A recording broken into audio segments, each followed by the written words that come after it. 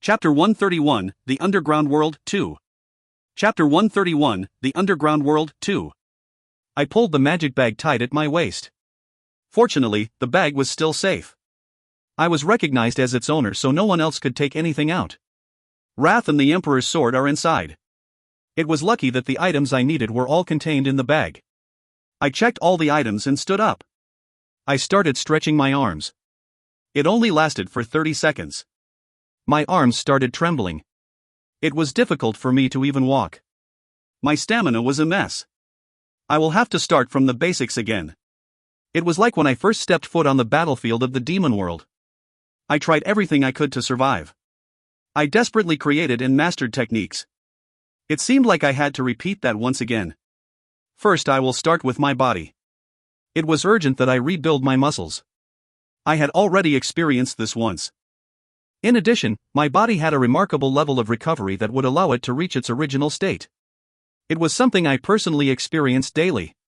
Despite having trouble walking on the first day, my muscles had recovered a lot by the second day. It isn't a simple preservative. In particular, the effects of the gelum branches were excellent. It rejuvenated my body and made it more resilient. My weakened magic power was also returning. It was only a matter of time before I could use a skill. Wrath. The Emperor's sword. Were they originally so heavy? I could feel the weight and had to hold one sword with both hands. Hook. It was like I had never held a sword before. I laughed as I recalled the first time I used a sword. This is the feeling. It happened when I was exactly 12 years old. I was forcibly mobilized for the war and received sword training. Approximately 30 demons of a similar age were gathered, but only 2 could survive to become proper soldiers. I tenaciously survived. I used every last bit of my strength to survive using the sword. At that time, I remembered looking into the instructor's eyes. I had confidence that I wouldn't lose to soldiers. Those eyes are filled with hate. After the victory in battle that day, I challenged the drunk instructor to a duel and killed him. Otherwise, I instinctively knew that I would be killed. I was committed to my survival. War was occurring everywhere in the demon world. Only those with true power could have freedom. That was the period when I grew the fastest. It also happened with a demon. The evil Brigzeal was a demon whose last name I took after killing him. Despite being sloppy, he was still one of the 72 demons. Following that, I put effort into becoming even stronger. My development slowed after meeting the Grand Dukes. But after receiving strength from Deathbringer's offer, was it really power due to my efforts? Of course, I couldn't deny all my efforts when touring the battlefields in the demon world. I was a little bit fiercer, but I was still responsible for the constraints on myself. I tried after going back. At the very least, I did better than my previous life. However, I still couldn't erase the feeling of being insufficient. I became complacent due to the memories of my previous life. This had become clear now that I thought about it. I needed to rely on true abilities rather than stats. The battle against Grand Duke Oculus had been a result of that pride. If I had made a little more effort on my own, then the story might be different. It was one of numerous possibilities, but, in order to do that, I needed to cross a wall. I need to recreate my body, so I might as well raise my pure strength. I wanted to rise on my own, without relying on anyone else. I gripped Wrath and the Emperor's sword again. Heian Moon. It was impossible to perfectly imitate even when using corruption. It was 99% similar, but a critical 1% was still missing. I would make the sword technique entirely my own. I glanced up at the sky. The moon is floating here as well. Late in the evening, I wielded my swords under the moonlight. My movements didn't stop until I felt exhausted and was about to collapse. This continued for 6 days.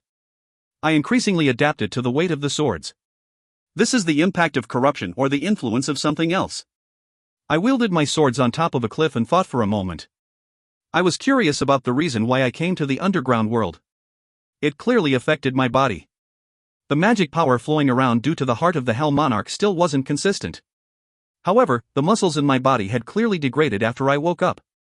It must be due to using corruption or dealing with Kenteganum. I couldn't use corruption again. It was too dangerous. I pushed those questions aside and focused on the recovery of my body. I turned my head and glanced at someone. Jeff. The undead Jeff. A short distance away, his sleek body was practicing with a sword. Asa. Urasha! He shouted out loud. He was learning quite well. Jeff had been repeating these actions since 2 days ago. After seeing me practice the sword and the talk of war, he would always come here. He cried out and would sometimes look over at me. He was asking, how are my skills? Certainly, his ability to handle a sword wasn't bad. It was clear in practice, but there was no knowing how he would fare in battle. Spar with me once. I walked over with my sword. My moderate stamina meant I could use the swords. There was one thing left. I needed to gradually get my body accustomed to fighting again. The corners of Jeff's mouth lifted. Is it okay? You have recovered quite a bit, but a sword fight. He had been watching me for a few days. Heian Moon's sword technique was complicated. From a third-party point of view, it was a hard sword dance. Moreover, I was going slowly through it step by step so misunderstandings couldn't arise. Jeff had noticed the deepness behind my sword technique. You can't do it? What? Me? Ha, no. I have killed hundreds on the battlefield. Jeff who killed 100 warriors. That's me. He hit his chest. There was confidence in his skills. And he also felt pride. I said calmly. Then let's make a bet. The winner will get whatever they want from the loser. How about it? The winner gets anything they desire? That's right. Jeff looked at my swords. Wrath and the Emperor's sword. They weren't plain-looking weapons. The magic power from them felt incredible. Anyone who inspected them would feel greedy. The swords looked great even when they were still. He started drooling once he saw them in action. There was a feeling of tension because the swords could kill. However, slowing down the movements was effective in showing the swords off. Now he was given a chance to obtain them. Jeff licked his lips. Those swords. Give me both of them. Randalph, do you still want to face me? Say that after you win. You should listen to me. Hoo. At the same time, Jeff widened the distance.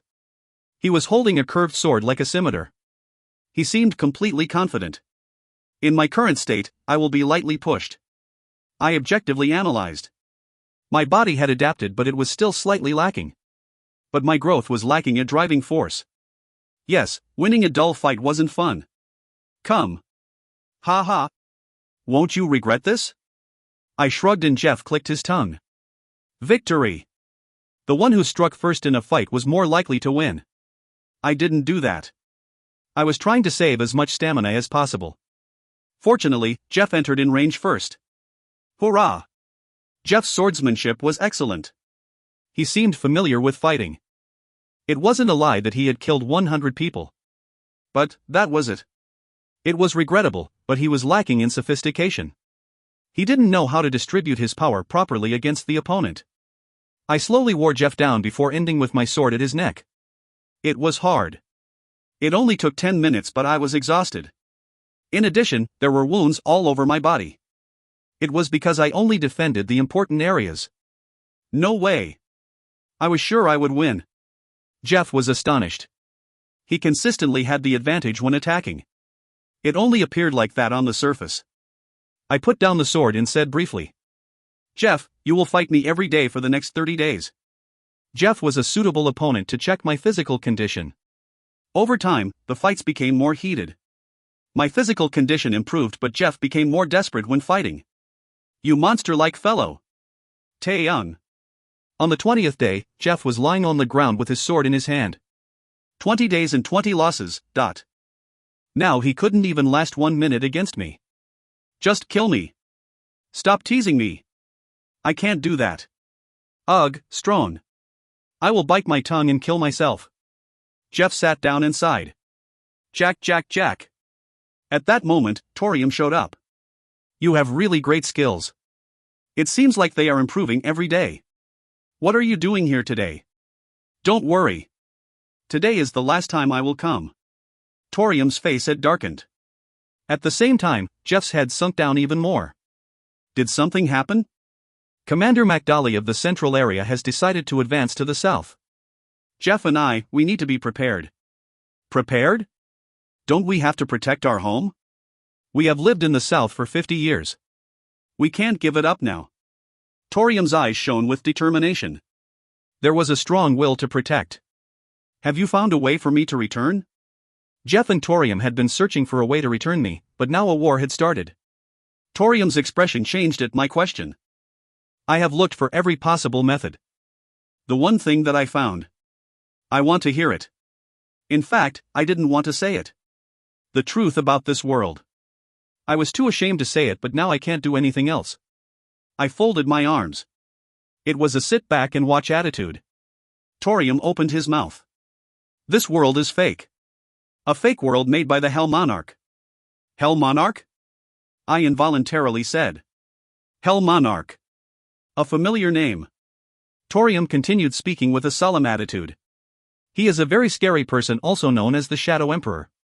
He is already dead, but we were tricked into coming to this place. In fact, Jeff and I have never seen him. At any rate, the commanders are meant to protect his treasures. Their role is to protect them until he returns to this world one day. However, they have become distorted over time. Torium sighed. They started competing against each other for the legitimate rights to the treasure trove. But, all the commanders agree that the treasure trove of the Hell Monarch should be opened. This is the only way to leave this place. It is self-explanatory that opening the treasure trove will cause a change in this world. Torium shook his head before continuing.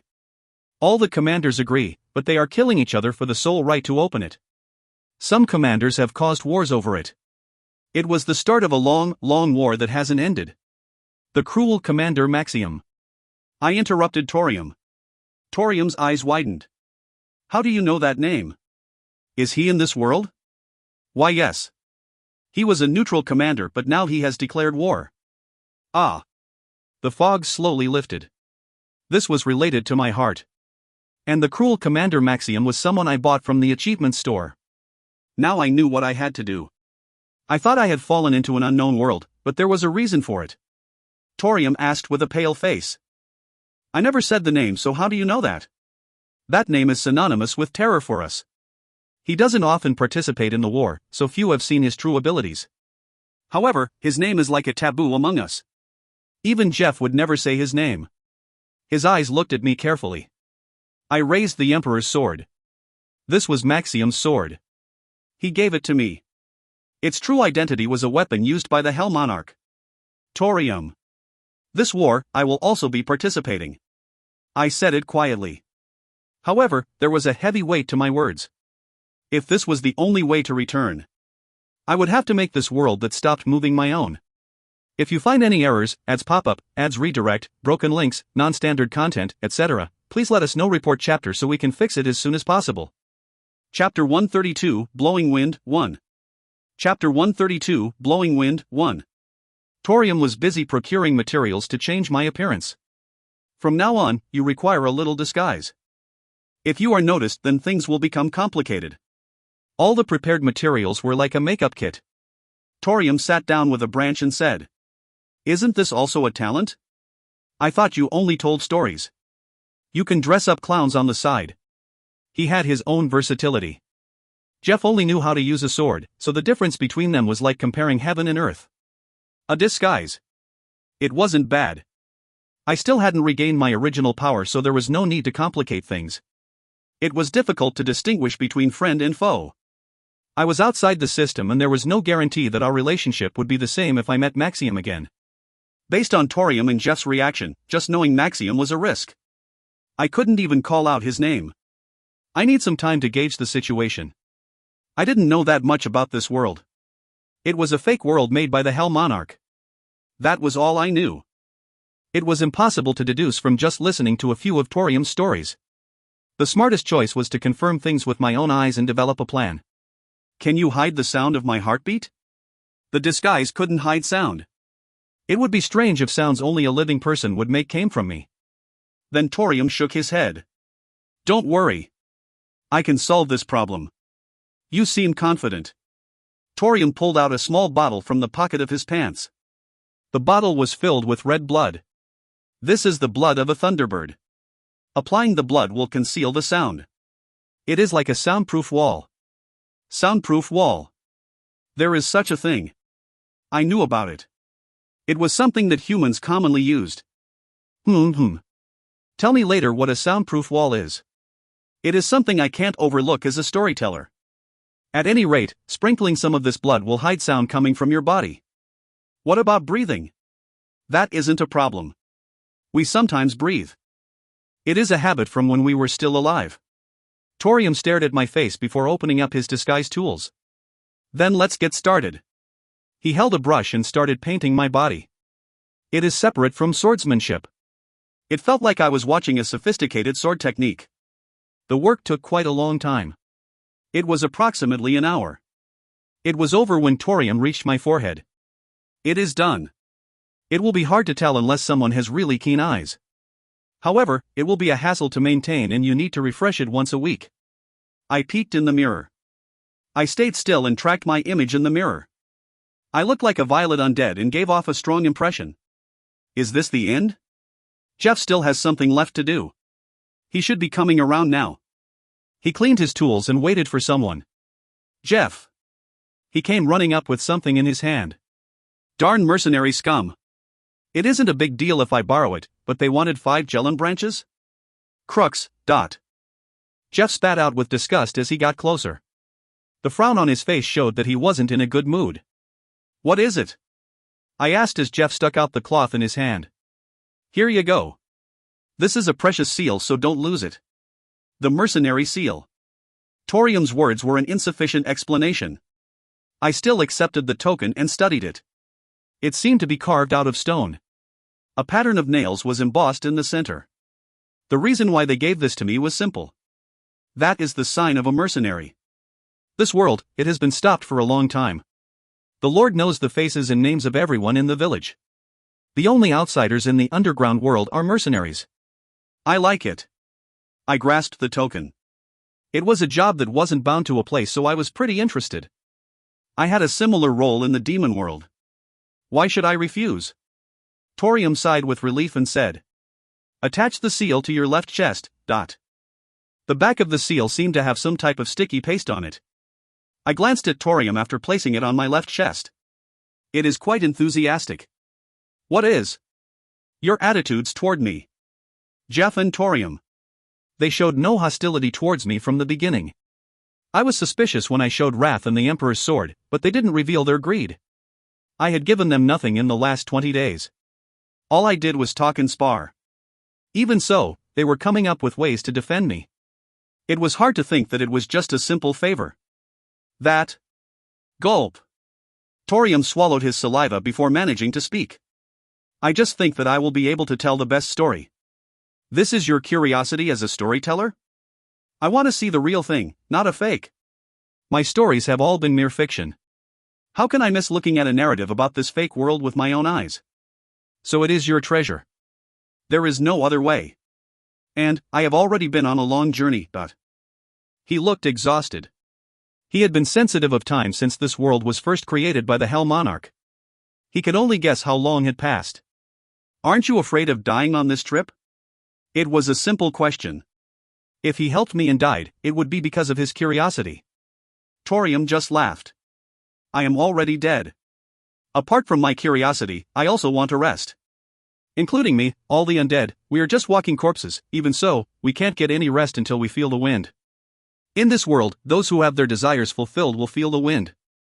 The wind, their dreams, hopes or something like that. Torium had to keep walking. One day, I had suddenly fallen here. He was filled with hope after seeing someone alive. I felt the heat from his dead eyes. Therefore, I slowly opened my mouth. Then I will hope for your death while traveling. Haven't I already died? Well, I will keep wondering about strange things.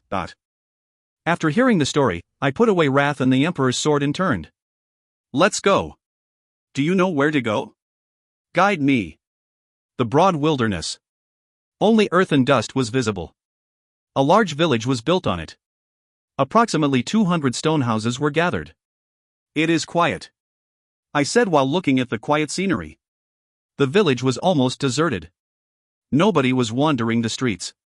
By now, they should all be gathered at the Lord's castle. Preparing for war? Correct. There are no children, so what reason is there to remain in the village? I nodded. Like Torium said, they were all undead. They had been in this state for a long time and couldn't have any children. The differences in roles between men and women had disappeared. Then Torium said carefully. I was wondering, can you change your tone? Why are you asking? Lord Nim and the generals won't appreciate it from a normal undead. I won't change my tone for anyone, but I kept this tone even in front of Deathbringer. Nobody could force me to change it. My resolve was firm.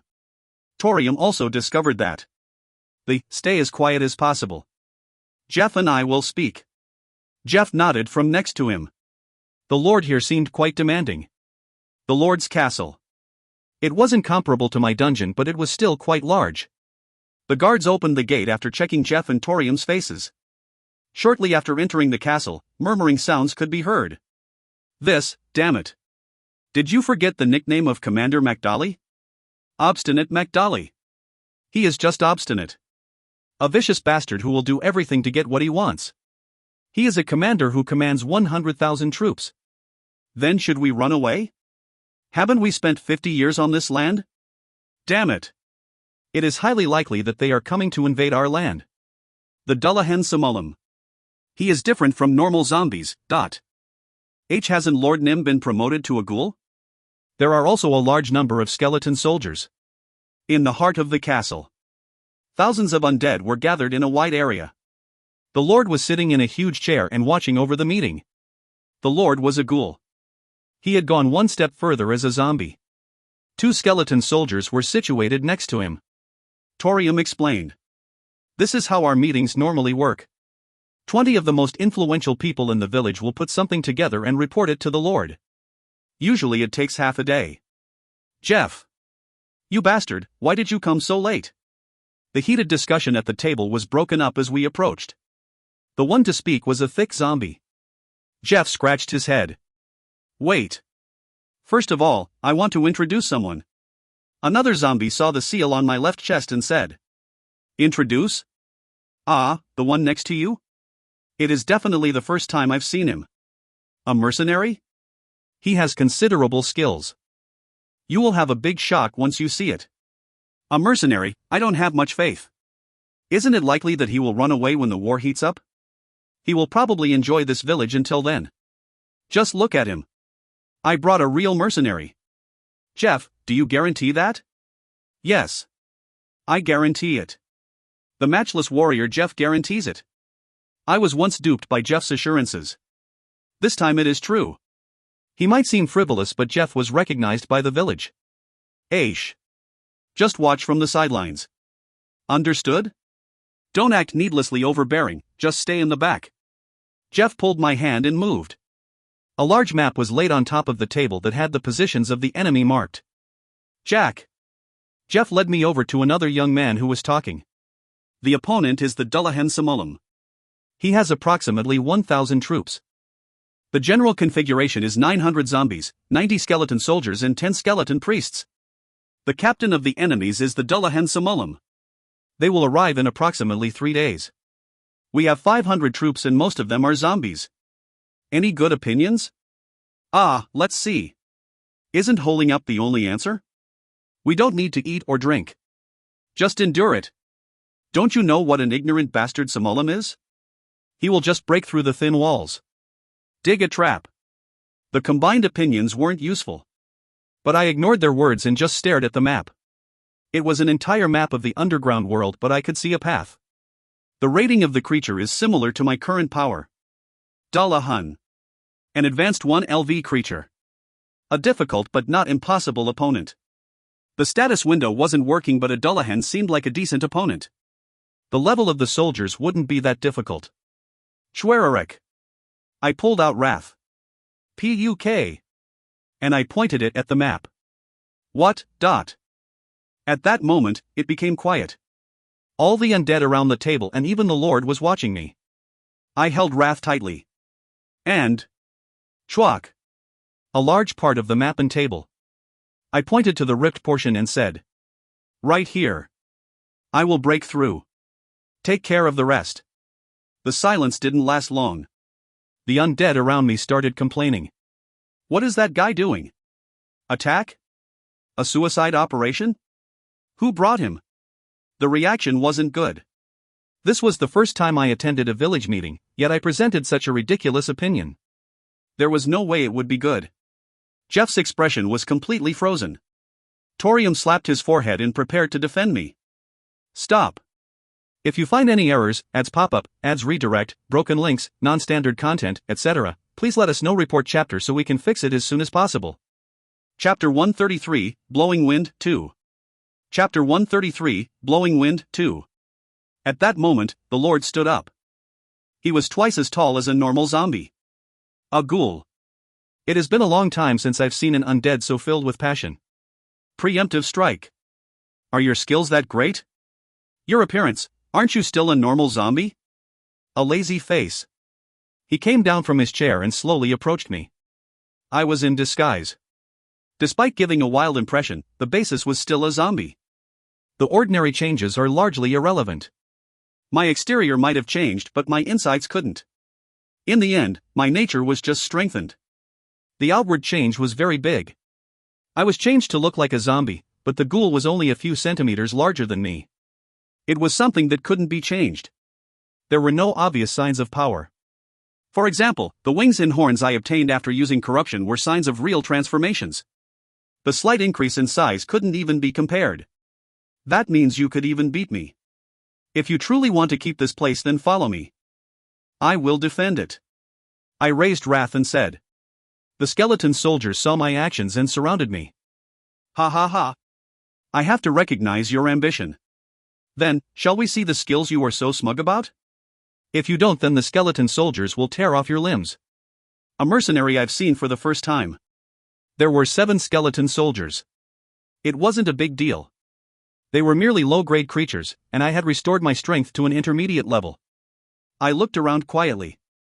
It would be hard to wipe out the incoming enemies alone. I needed the help of those who were here.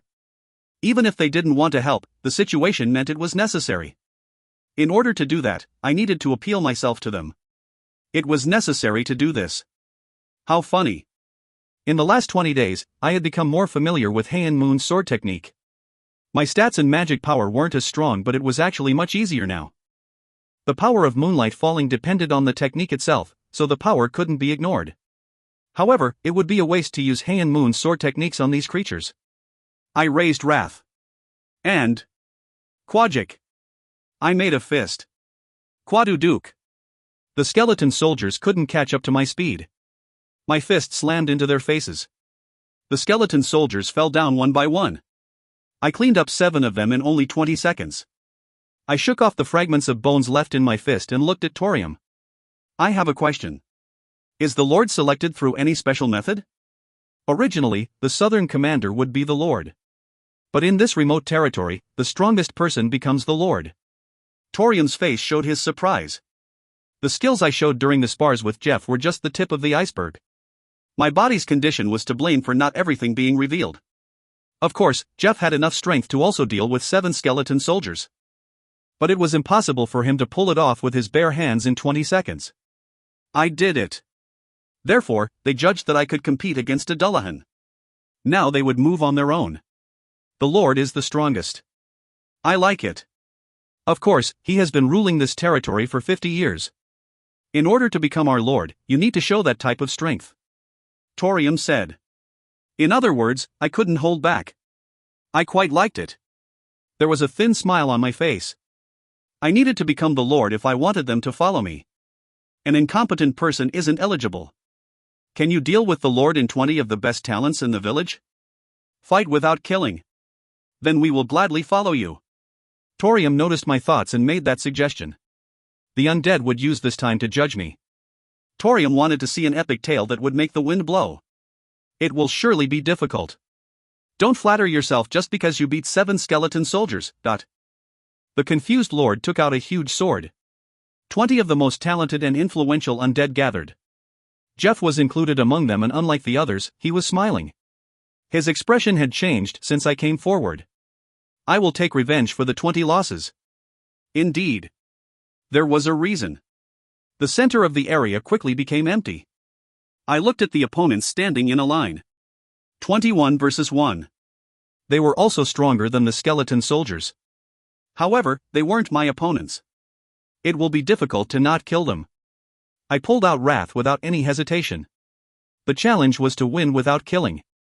Naturally, I would win, but I didn't know how good my control over my strength was. Dullahan. It was 3 meters in height and one of the top undead. I don't know MacDolly Nim's intentions in making me obtain a small territory like this. Samulam was a Dullahan who led 1,000 troops. He was someone who grumbled a lot when he didn't like anything. Commander MacDolly decided to push the south with simple power. However, he only used repeated raids to minimize his losses. MacDolly traveled around the south hitting it. The problem was that not all of the south was the same. Samulam sighed as he approached the target location. It is on the very edge of the frontier. Phew. Everything looked like a wasteland. That scene didn't change ever after a few days. Now it would only be half a day until he arrived. Commander MacDolly had ordered him to obtain this territory in the south. Samulam had no right to refuse. Will we give an offer for surrender? A skeleton asked. Samulam placed a hand on his face and said confidently. Offer? There is no need. I will sweep all my resentment away. Wipe out the enemy. He seemed to be releasing some of his feelings. Samulam was placing his huge sword on his shoulders when he saw something. Captain Samulam Nim. Something is approaching. I saw. Someone was quickly coming this way. He was fearlessly rushing alone towards 1,000 soldiers. Is he crazy? Samulam muttered to himself. The opponent didn't stop and came closer. The skeleton soldiers took out their bows. Arrows coated with powerful poison were fired simultaneously from the bows. But the person didn't stop. Rather, he was getting faster. They are crazy. Samulam laughed. One thing was for certain, he would never make it here safe. Quack-wang. At that moment, there was a loud sound and the soldiers were swept away. A line was created. I pierced through on my own. Faster. It was a refreshing feeling. I was using pure swordsmanship to overwhelm the enemies. There weren't any skills or reliance on my stats. I only used my physical abilities and swordsmanship. I wanted to push myself beyond my current limits. My muscles screamed as I accelerated. Stronger. Schwack. All my strength was placed into my sword. I wouldn't be able to fight for a long time, but I didn't care. Pushing myself more was training. It was a risky fight where the result was unknown. Risking one's life was the driving force to becoming stronger. I had only realized it again after being weakened. The Dullahan Samulam. He moved his heavy body while holding a greatsword. This guy. Don't even think about leaving here alive. I had slaughtered 200 enemies alone. The situation was reaching the turning point. But Samulam was now moving. This wasn't a big deal. Rather, it came at the appropriate time. My power had been used for a while and he was the strongest enemy. I would be able to feel a sense of growth if I won. Become much stronger. Ching. The sword and greatsword clashed. At that moment. Wah! Kill! Help Lord Nim! My army arrived through the hole that I had pierced. Samulam was 1 level stronger than a regular Dullahan. He was around an advanced 2LV creature. But this much was expected. Quang! In the confrontation of pure strength, I was somewhat pushed back. I was pushed to the ground and quickly rolled. Arrows from nearby skeleton soldiers pierced my thigh and chest. This is familiar. The wounds and pain were nothing. Such things couldn't stop me. I pulled out the arrow stuck in my thigh and chest. It was a little uncomfortable, but I was still in the middle of the fight. For MacDolly Nim! Samulam cried out as he raised his sword. Calling out the name of Commander MacDolly just reaffirmed his loyalty. I recalled a scene with Maxium. He had a similar attitude as he said, "Your Majesty." He thought I was the Emperor due to having his heart. That heart wouldn't stop so easily. It was similar to my nature. So there was no sense of difference. In moments of crisis, the heart also became stronger. Get rid of them! Victory was confirmed, but Samulam's expression was still rotten. He showed signs of fright as he looked down at me. And he started showing more signs of distress. Over time, it changed to a downright horrified expression. You! Hook! I took a deep breath and raised wrath. Then I cut off Samulam's head with it. In order to kill a Dullahan, the heart and head had to be destroyed. Now I need to remove the torso. I will kill you. Schwack! Samolem's head had been accurately cut in two. After that, I assaulted the body with a smile on my face.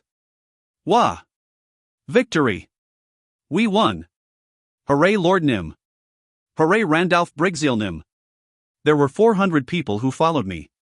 Of those, approximately 200 had survived. On the other hand, they only wiped out a few enemies. Victory!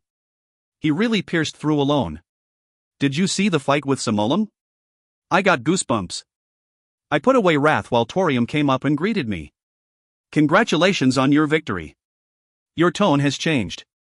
Lord Nim should say something to the General Undead. I remembered.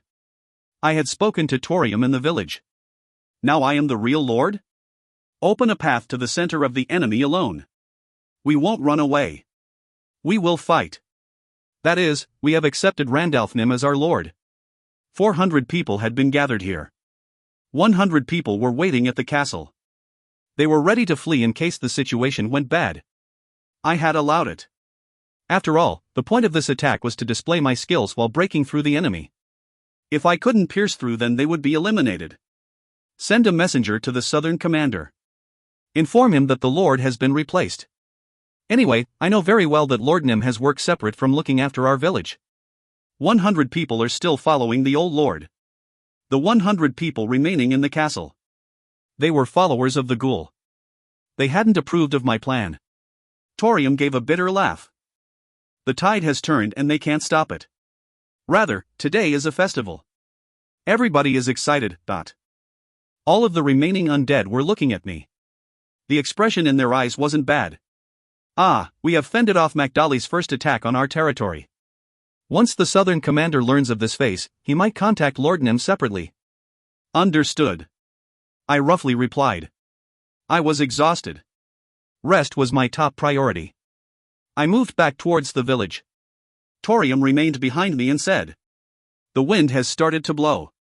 The wind that will bring rest to everyone. If you find any errors, ads pop up, ads redirect, broken links, non-standard content, etc., please let us know. Report chapter so we can fix it as soon as possible." Chapter 134, 7 Sins, Twilight Blacksmith Oswin, 1. Chapter 134, 7 Sins, Twilight Blacksmith Oswin, 1. 100 people were waiting at the castle. Most of them had heard about my victory. The former lord had listened with a stiff expression. He knew that there was no way out. The scent of victory was already coming from me. If he tried anything hostile, then it was highly likely that he would lose. That evening, there was a large party.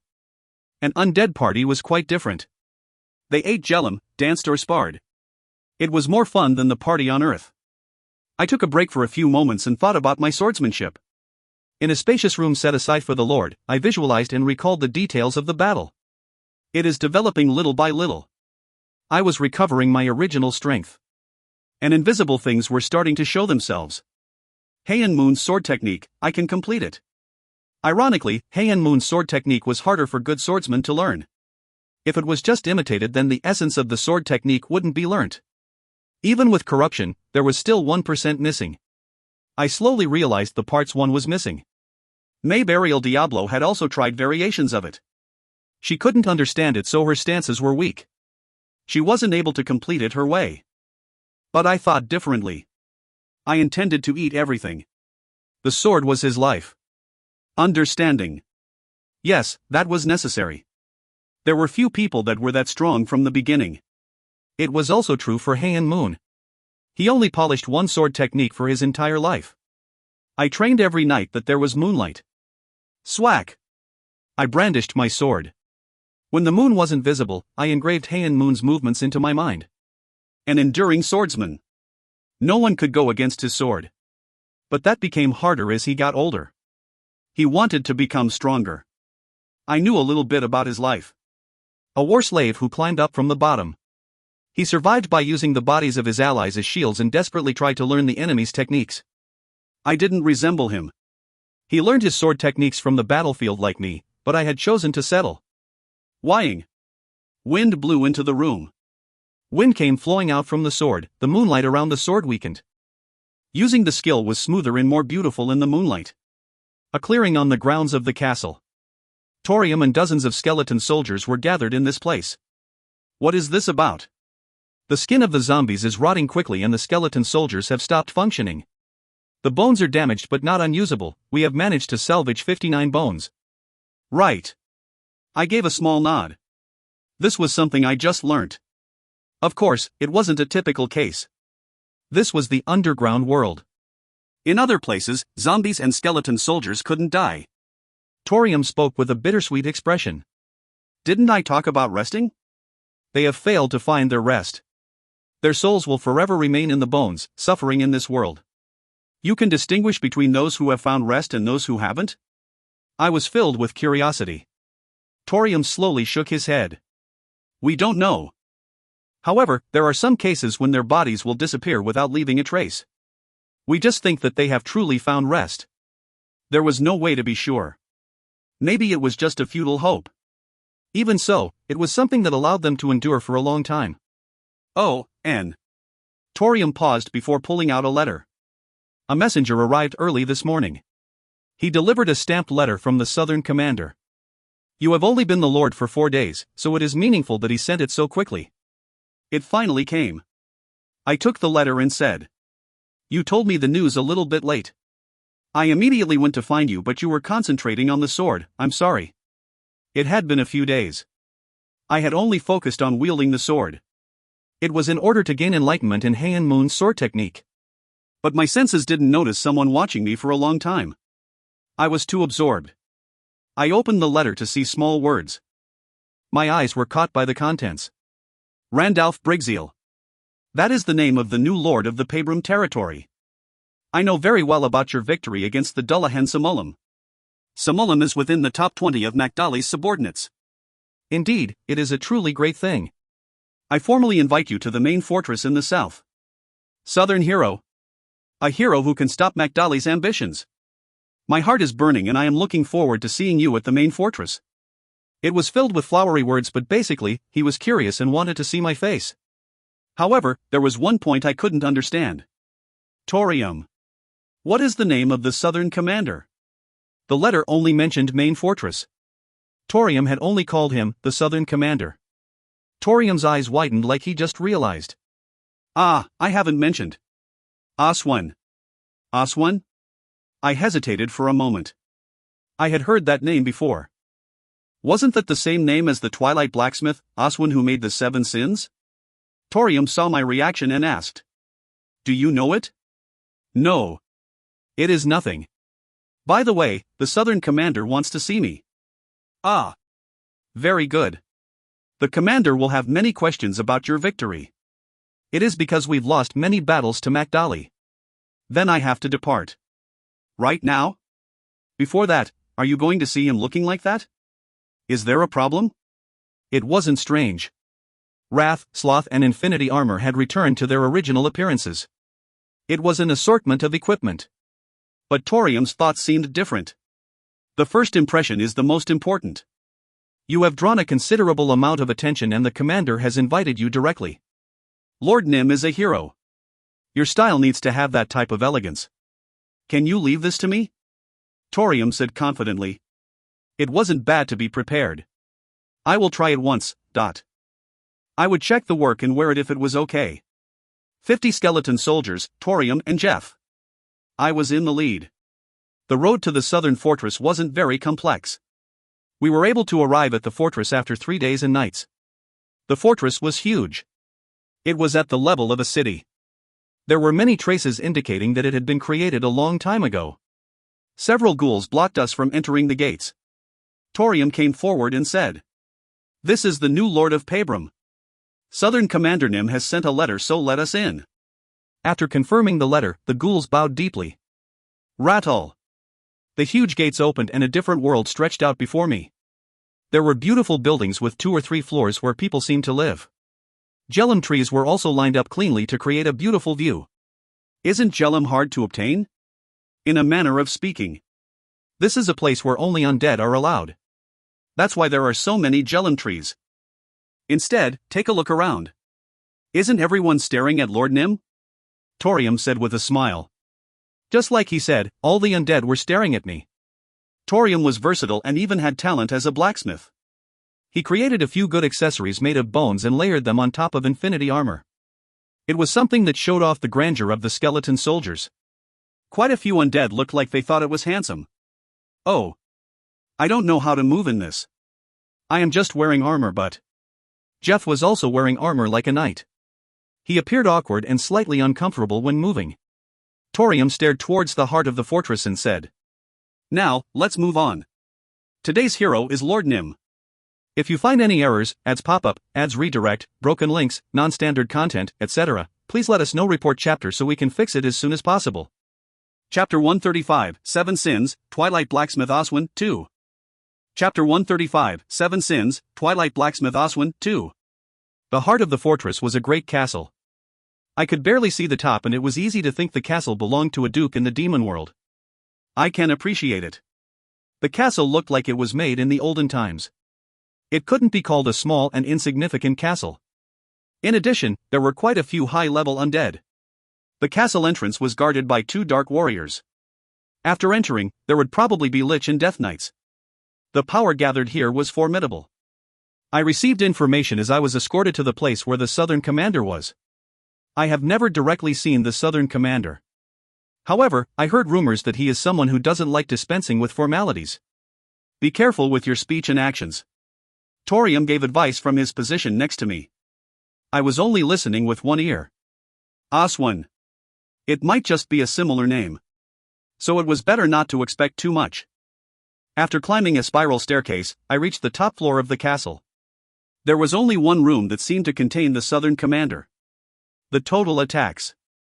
I'm tired of worrying and suffering. MacDolly should have some limits. There were loud noises as I climbed to the top floor. The Dark Warrior knocked on the door of the room and cried out, "Commander Nim. The new Lord of Pabram has come. Enter." A magnificent voice. I immediately entered the room as the Dark Warrior opened the door. 12 undead were sitting at a round table.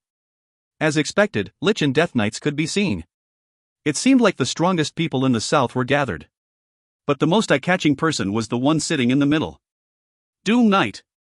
It was the evolved form of a Death Knight and a high-class 2LV creature. He had 6 hands. Bones protruded from the Doom Knight like wings. He was the Southern Commander Oswin. "Are you the Lord of Pabram? You look great." Oswin turned his head towards me and said. It was evident that he was surprised by my appearance. Torium's plan had somehow succeeded. However, I was keeping a close eye on the gloves he wore on his hands. My skills weren't working, but I had been using Mind's Eye for a while. At the very least, I could identify what it was. 7 Sins. I figured that the gloves Oswin was wearing were one of the 7 Sins. Was he really the Twilight Blacksmith Oswin? According to the description of the items, he was crazy. In the end, he had thrown away the 7 Sins. There was no way to know why he was in the underground world. So, I needed to confirm it. Chion. I pulled out a sword. Wrath. It was one of the 7 Sins, so I wanted to see Oswin's reaction. However, the response I desired wasn't there. "What are you doing?" He just frowned.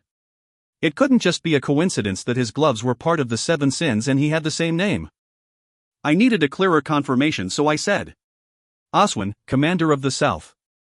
I, Randalph Brigzeal, challenge you to a spar." There was another thing. As soon as Maxium saw me, he had sensed the heart of the Hell Monarch. However, Oswin showed no signs of knowing. It seemed to be buried by the blood of the Thunderbird. There was a difference, even if they were both commanders. He would naturally succumb if I pulled out the Emperor's sword, but the situation was still uncertain. In fact, a Doom Knight was a high-class 2LV creature, so he wasn't an easy opponent even in my normal state. If he was seeking my life, then he wouldn't be easy to deal with. So I would let the situation ebb and flow. Many have come to this room, but it is the first time someone has challenged me to a spar in this main building. This was important. I slowly opened my mouth. I was originally a rogue mercenary. I've heard stories of the Southern Commander here and there. It was enough to make my blood run hot. The Dullahan Simolan is just a small fry to you.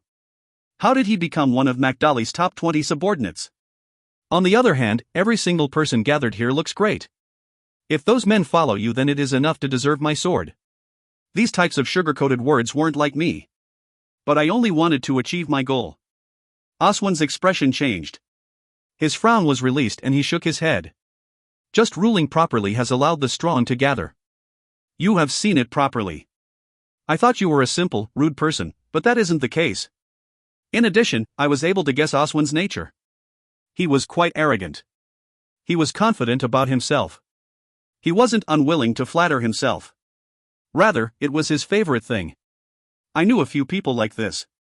I also knew how to treat them. I didn't hear an answer. Will you receive my sword? So, I changed directions. The spar had the dual meaning of accepting my sword. It was like listening to a knight dedicate themselves to a king. I had disparaged Macdali by defeating the Dullahan Samullam. Macdali could be directly contrasted against Oswin. It was a direct comparison, but Oswin didn't want to hear the words "you are not qualified." An exhibition situation. It would show his merits to everyone, so Oswin gave a satisfied smile. The new Lord of Pabram, Randalph Brigzeal. I will accept your sword. I have thought of a way to boost the morale of the South. Therefore, I will receive your sword in a friendly format. Oswin said my name for the first time. My plan had somehow worked. The first step. I would use the friendly spar to determine if he was Oswin. I shook his hand while the frozen Torium and Jeff recovered. What is Lord Nim's identity? I almost lost 7 lives. Torium said after entering the deluxe room we were assigned. Macdali wasn't just running and fighting. He had slowly carved away at the South's power. There hadn't been a single victory in a fortnight, so the morale of the South was the worst. Then I won. I reversed the situation against the Dullahan Samullam. I even beat Samullam in a one-on-one battle. A hero who reversed the situation.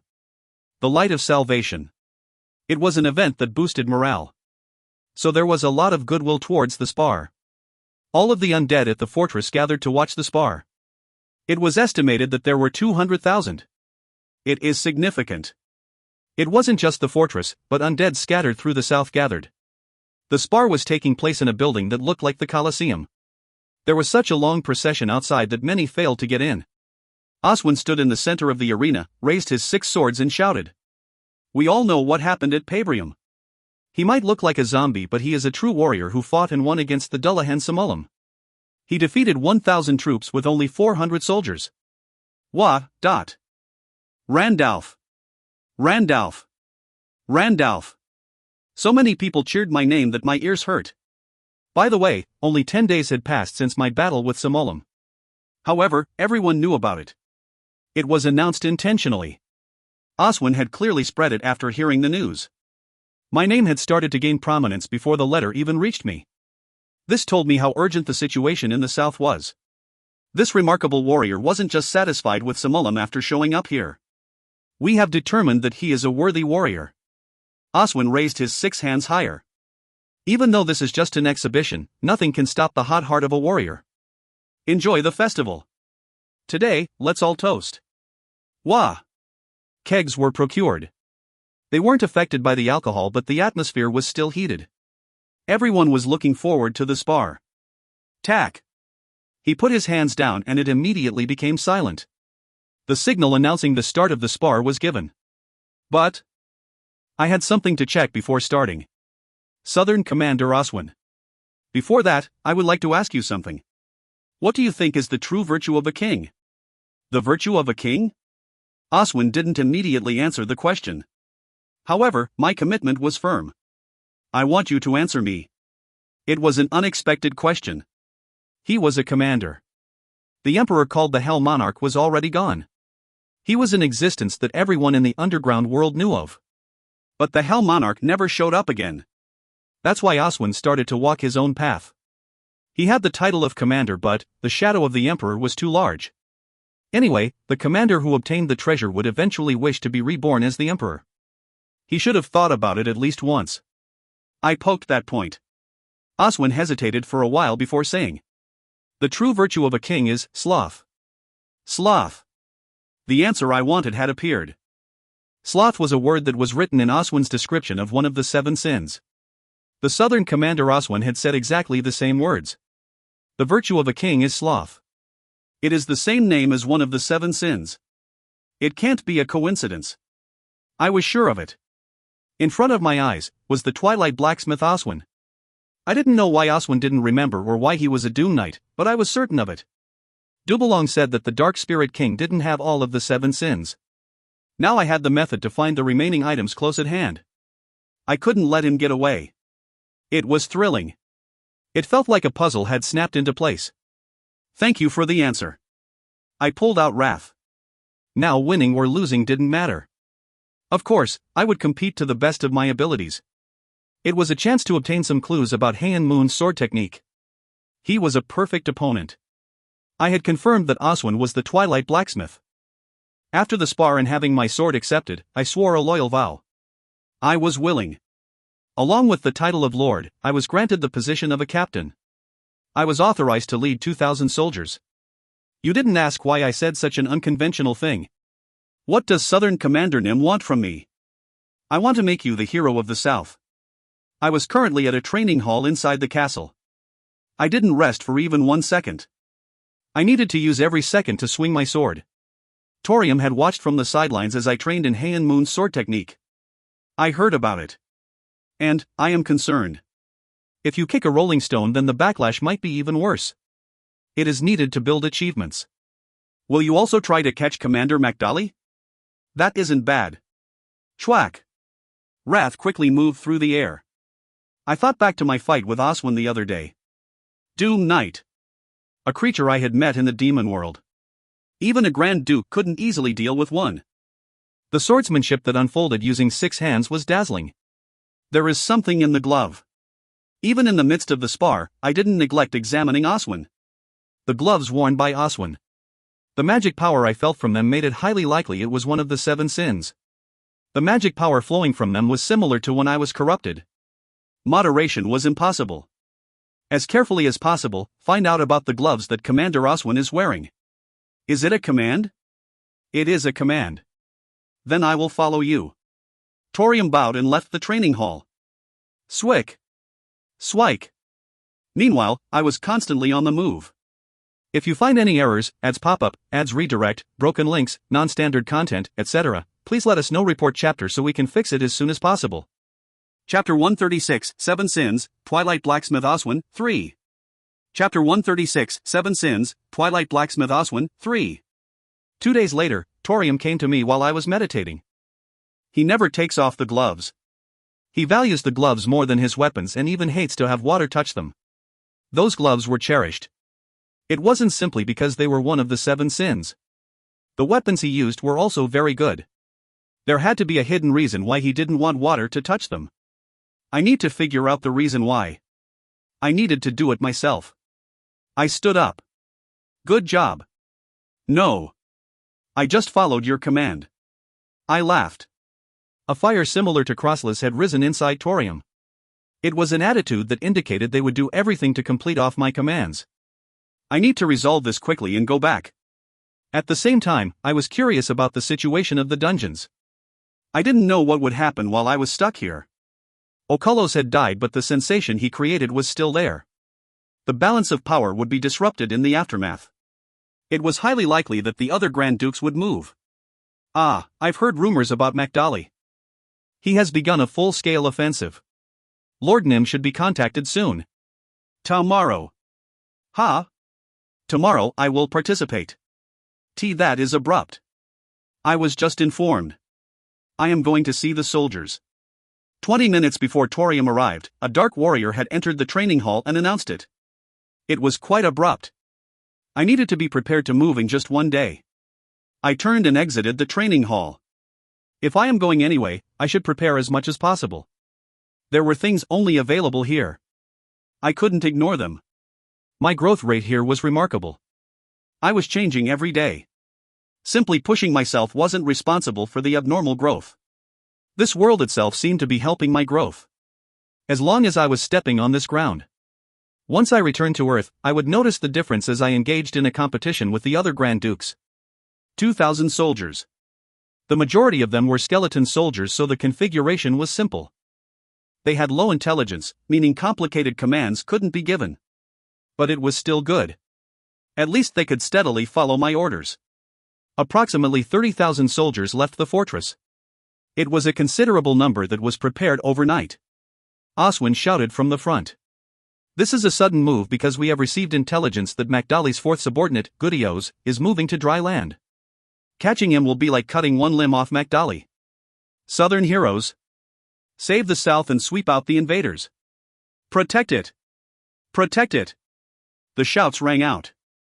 The remaining people in the fortress waved as we left.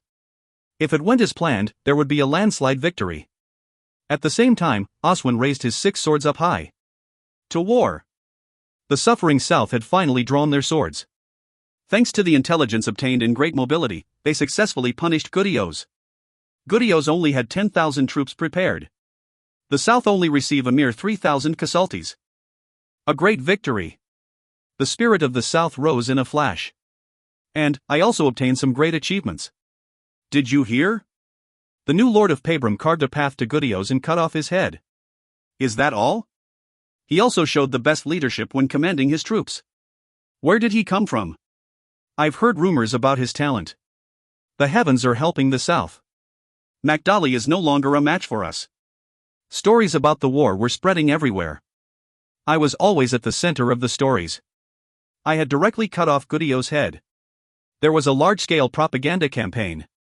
Oswin seemed determined to make me the hero of the South. Success can bring bad luck. I was authorized to lead 2,000 soldiers, and that number increased by a further 3,000. Oswin worried me. He seemed to instinctively be drawn to me. Maybe wrath and sloth were affecting him. Anyway, there was no harm in my authority going up. If I became a close associate of Oswin, he might sense the heart of the Hell Monarch or the Emperor's sword. He might try to stop me from climbing to the position of commander. The underground world was a place where I needed to be careful. Right now I was somewhat lacking and I needed to catch up to Oswin. I would continue to become stronger as he made me into an hero, causing more southern troops to follow me. In order to do this, I needed solid performances. The South continued to achieve victories. Magdali isn't a big deal. The South will take revenge, he will fall quickly. It was already the 5th one. Torium muttered from outside the fortress. The South had conducted 4 raids that succeeded. Magdali lost his 4th subordinate Gudio's as well as the 5th, 6th, and 7th subordinates. It is thanks to the spies giving us definite information. The previous 4 raids had taken place suddenly. Oswin moved quickly after verifying the information. Torium had a smile on his face. Well, those are just words. Lord Nim has become the hero of the South. Right now, the South is only talking about Lord Nim. Soon it will calm down. We'll see. The Southern commander is rising rapidly thanks to you. This has spread through the entire underground world. Then, will you stay in the South with the Southern commander? The value of Lord Nim will become higher. If things flowed smoothly, then it was likely to end up like that. However, that was only a possibility. I had no intention of being satisfied with my current position. When did the last commander die? I asked Torium, who replied. 150 years have passed. Indeed. I nodded. It had been stagnant for 150 years, with the wind of victory not blowing in this world. The wind started blowing out of hand once I arrived. Strange. Then I felt the surrounding atmosphere rapidly changing. The number of soldiers assigned to this battle was 40,000. The moving troops quickly fell silent. After crossing 2 mountains, something felt wrong as they stepped onto the wilderness. Originally this was a barren place. Torium said with confusion. I looked around and said. There are no soldiers in this location. The intelligence was wrong. The scouts will look around. There was no end in sight to the wilderness. It was necessary to have people scout around the entrance. Oswin raised a hand from the front. Just as people were about to scout around. Suraruk. One hand appeared through the mud and grabbed a skeleton soldier. Surak. Suraruk. Hundreds, thousands of hands rose simultaneously. Cursed souls. Why are they in this place? Torium was shocked. However, the danger hadn't begun yet. Sound could be heard in the distance. Soon soldiers arrived from the other side. There were more soldiers than I could estimate. They swarmed towards the army here. Magdali. This place. A trap. I took out Wrath. I sensed that it wouldn't be an easy fight. A dilemma. There was no place to escape. The difference in numbers, the geographic advantage, wasn't it too easy? The spies were caught, or they planned to give false information from the beginning. Everything had a cause. The previous victories might have been paving stones for this trap. But it was too late for regrets. It was wise to move before the situation became worse. Jeff. Block the rear with the soldiers. Jeff had been placed in the role of a non-commissioned officer. 5,000 troops couldn't operate alone. Lord Nim? That day. The day that Torium and others recognized me as a lord. Jeff's tone had changed. His tone became really awkward, but I left it alone. Anyway, I looked ahead. He is Makdali. Kuwa-ang. Makdali was a dragon. It was the first time I had seen a dragon, so I was amazed. He flew in the sky and his breath dissolved troops. Oswin was currently engaged in a fierce battle with him. But my role wasn't to help him out. The fleet-footed soldiers will follow me. We will eliminate the ones on horseback first. I chose the soldiers with great mobility. The quality of the troops was superior, but in a confusing situation like this, there was no control over the tactics. I started moving with 500 of the fastest soldiers. War wasn't a simple numbers game. There were bound to be dynamic changes depending on the situation of the battlefield. However, there were also irreversible decisions. I moved and succeeded in defeating 2 Death Knights and a Lich. A considerable number of skeletal horses and soldiers were removed, yet the situation was worsening. It is tough. I decided quickly. The battle had started less than 30 seconds ago, but the number of allies had dropped considerably. Without Oswin, there were too many enemies to defeat when running around alone. I quickly ran towards Oswin. Qua. You. Makdali. Oswin cut off Makdali's left wing. Oswin had lost 2 arms in the fierce battle. Did you think I wouldn't know about the spies? You shouldn't mess with me. Your fortress has already been decimated. Now return to the soil. Oswin. Korarung.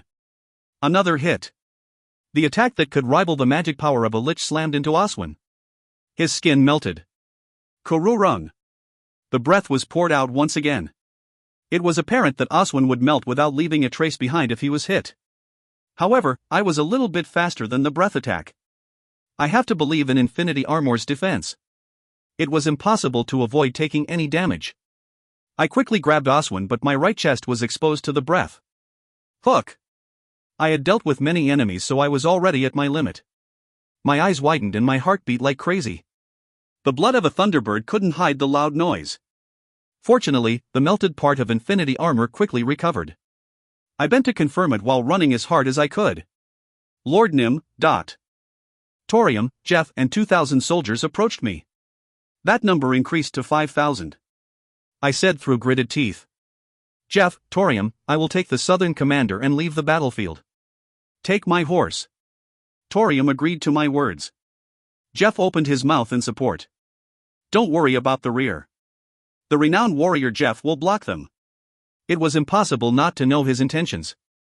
You won't live. Jeff just laughed. I am dead anyway. Why is it a big deal if I die again? That's right. And I have no intention of becoming a skeleton soldier.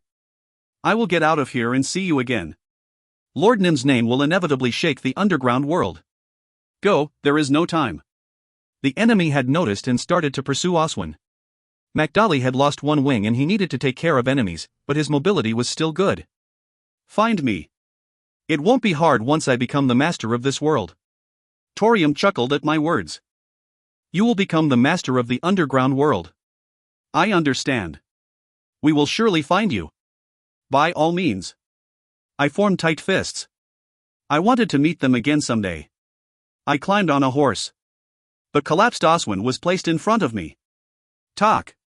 As my horse ran, I remembered Makdali's words to Oswin. The fortress has already been decimated. If that was true, then I couldn't head to the fortress. I have to modify the plan. Originally I had planned to help the south to test Maxium's reaction. But now the south was captured, so I had to choose the next best thing. First I will save Oswin. He had ruled for a long time, so he should have several hiding places in the south. And, the 7 sins. I looked down at the gloves. I tried to take them off, but they didn't budge. It was clear that only the owner could remove them. Kurung. Kururung.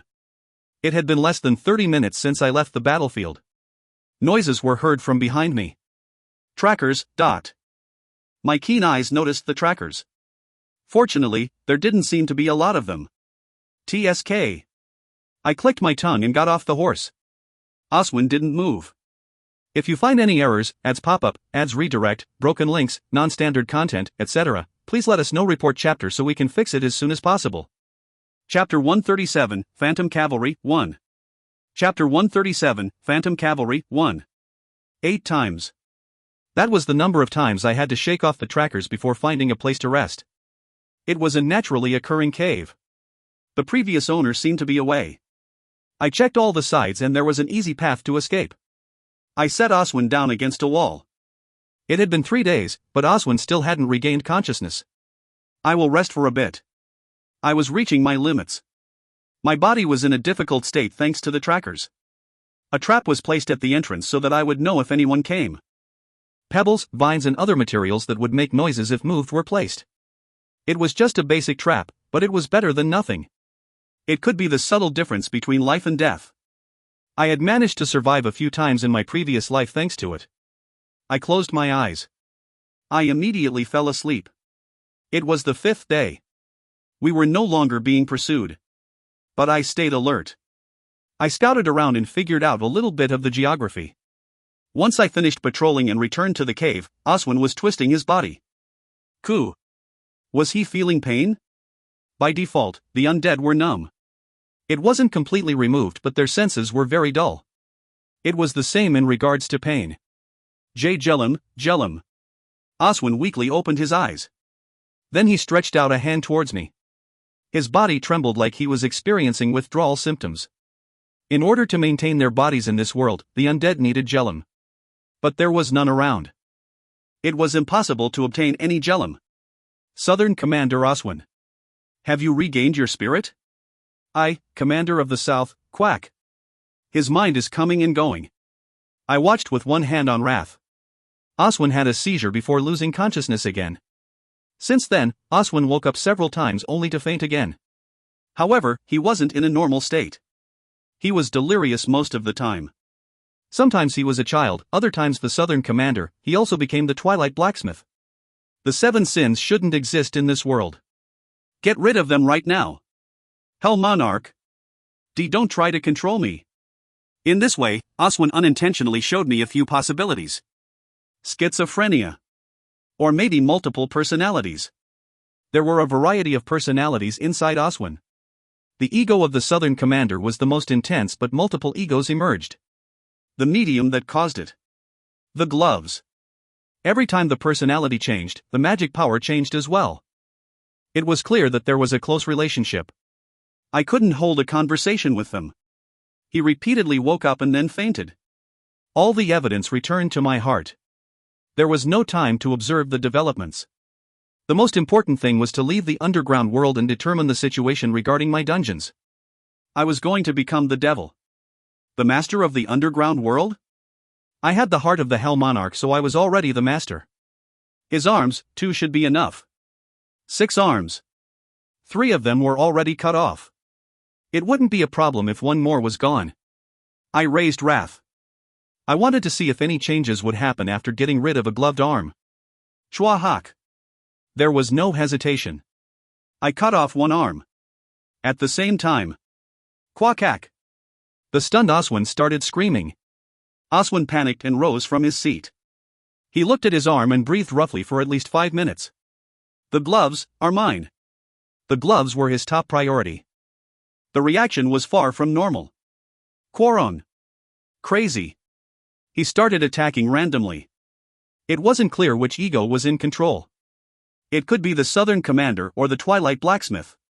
There was also a chance it was a new personality. What to do? I worried about it for a short moment. I had no choice. I either had to kill him or knock him out. My mind was inclined to the former. Oswin's gaze was fixed on the fallen arm that was still wearing the glove. It was reasonable to think that the gloves would fall off if the owner was killed. It can't be helped. I hoped to get some things from the Southern Commander. It didn't matter if his words were mixed. I had wanted to find information, but there would be no answers in this state. I held both wrath and the Emperor's sword. And at that moment, his crazy eyes vanished. That sword. He noticed it immediately. The personality in control knew the Emperor's sword. The enemy was gone. It is like the time with Maxium. There was no other way. The blood of the Thunderbird wiped away traces of the heart. I asked. Who are you? Hell Monarch. Have you forgotten me? Didn't you contaminate Oswin's spirit by placing me directly inside him? I don't remember. That is okay. Great Hell Monarch. You finally returned. The true God. Flop. Oswin fell to his knees. Now the underground world will become stable. The Creator will lead us. Oswin's ego knew some of the work of the Hell Monarch. In addition, there seemed to be very juicy information. Where is the real spirit of Oswin? I tore apart his spirit like Hell Monarch Nim commanded. The true Oswin is nothing now. Although this body is a mess, I will recover quickly to faithfully serve Hell Monarch Nim. No. Oswin's spirit still remained. I had heard his cries. This ego doesn't know about it.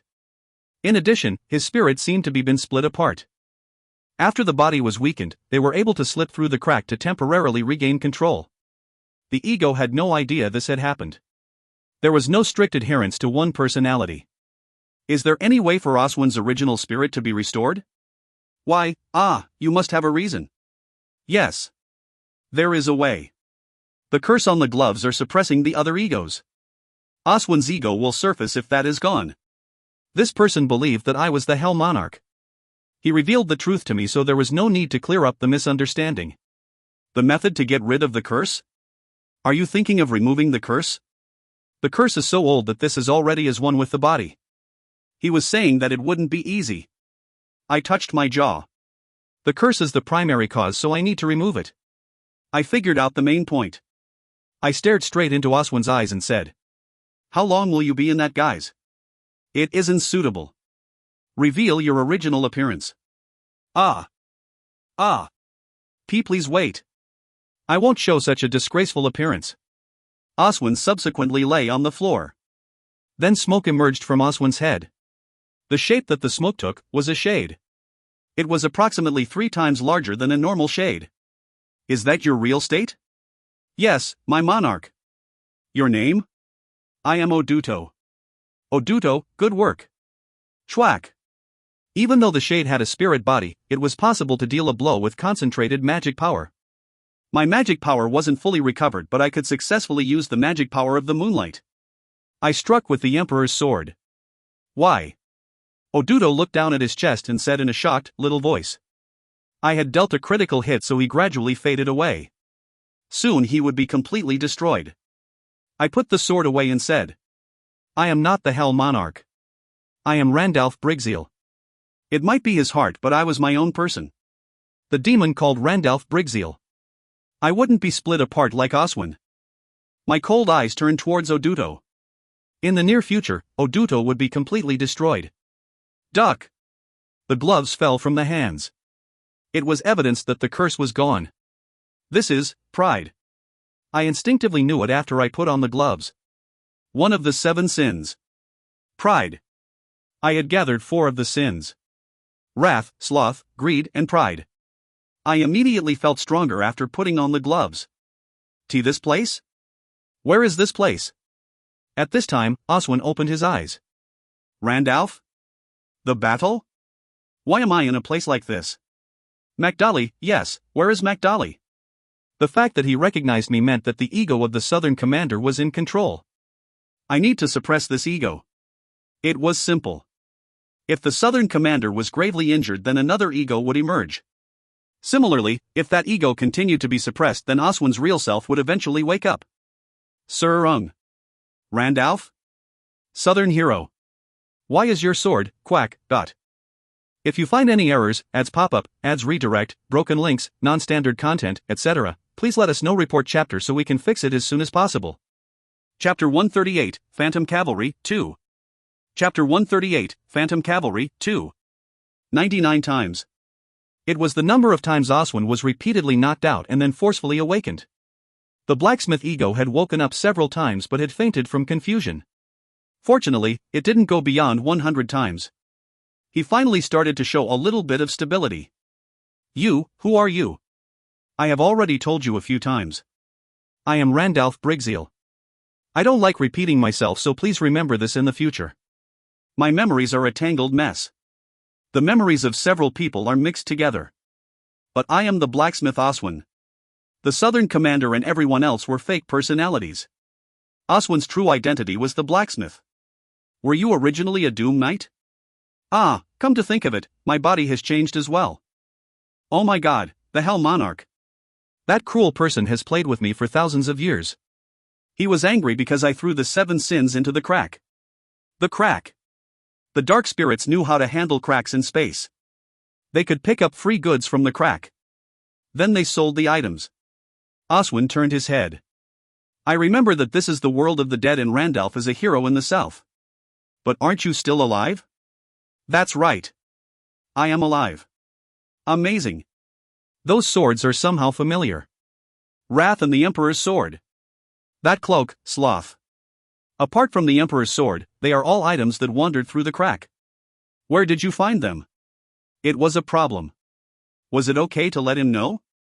The Twilight Blacksmith Oswin. I expected a lot from him. I wanted Oswin to follow me. If I hid the heart of the Hell Monarch from him and he learnt about it later on, things could turn bad. It would be better to inform him now. I explained how I obtained the heart of the Hell Monarch and the Emperor's sword. Oswin's expression changed as he listened to the story. Ah, something like that. Do you believe it? I can't not believe it.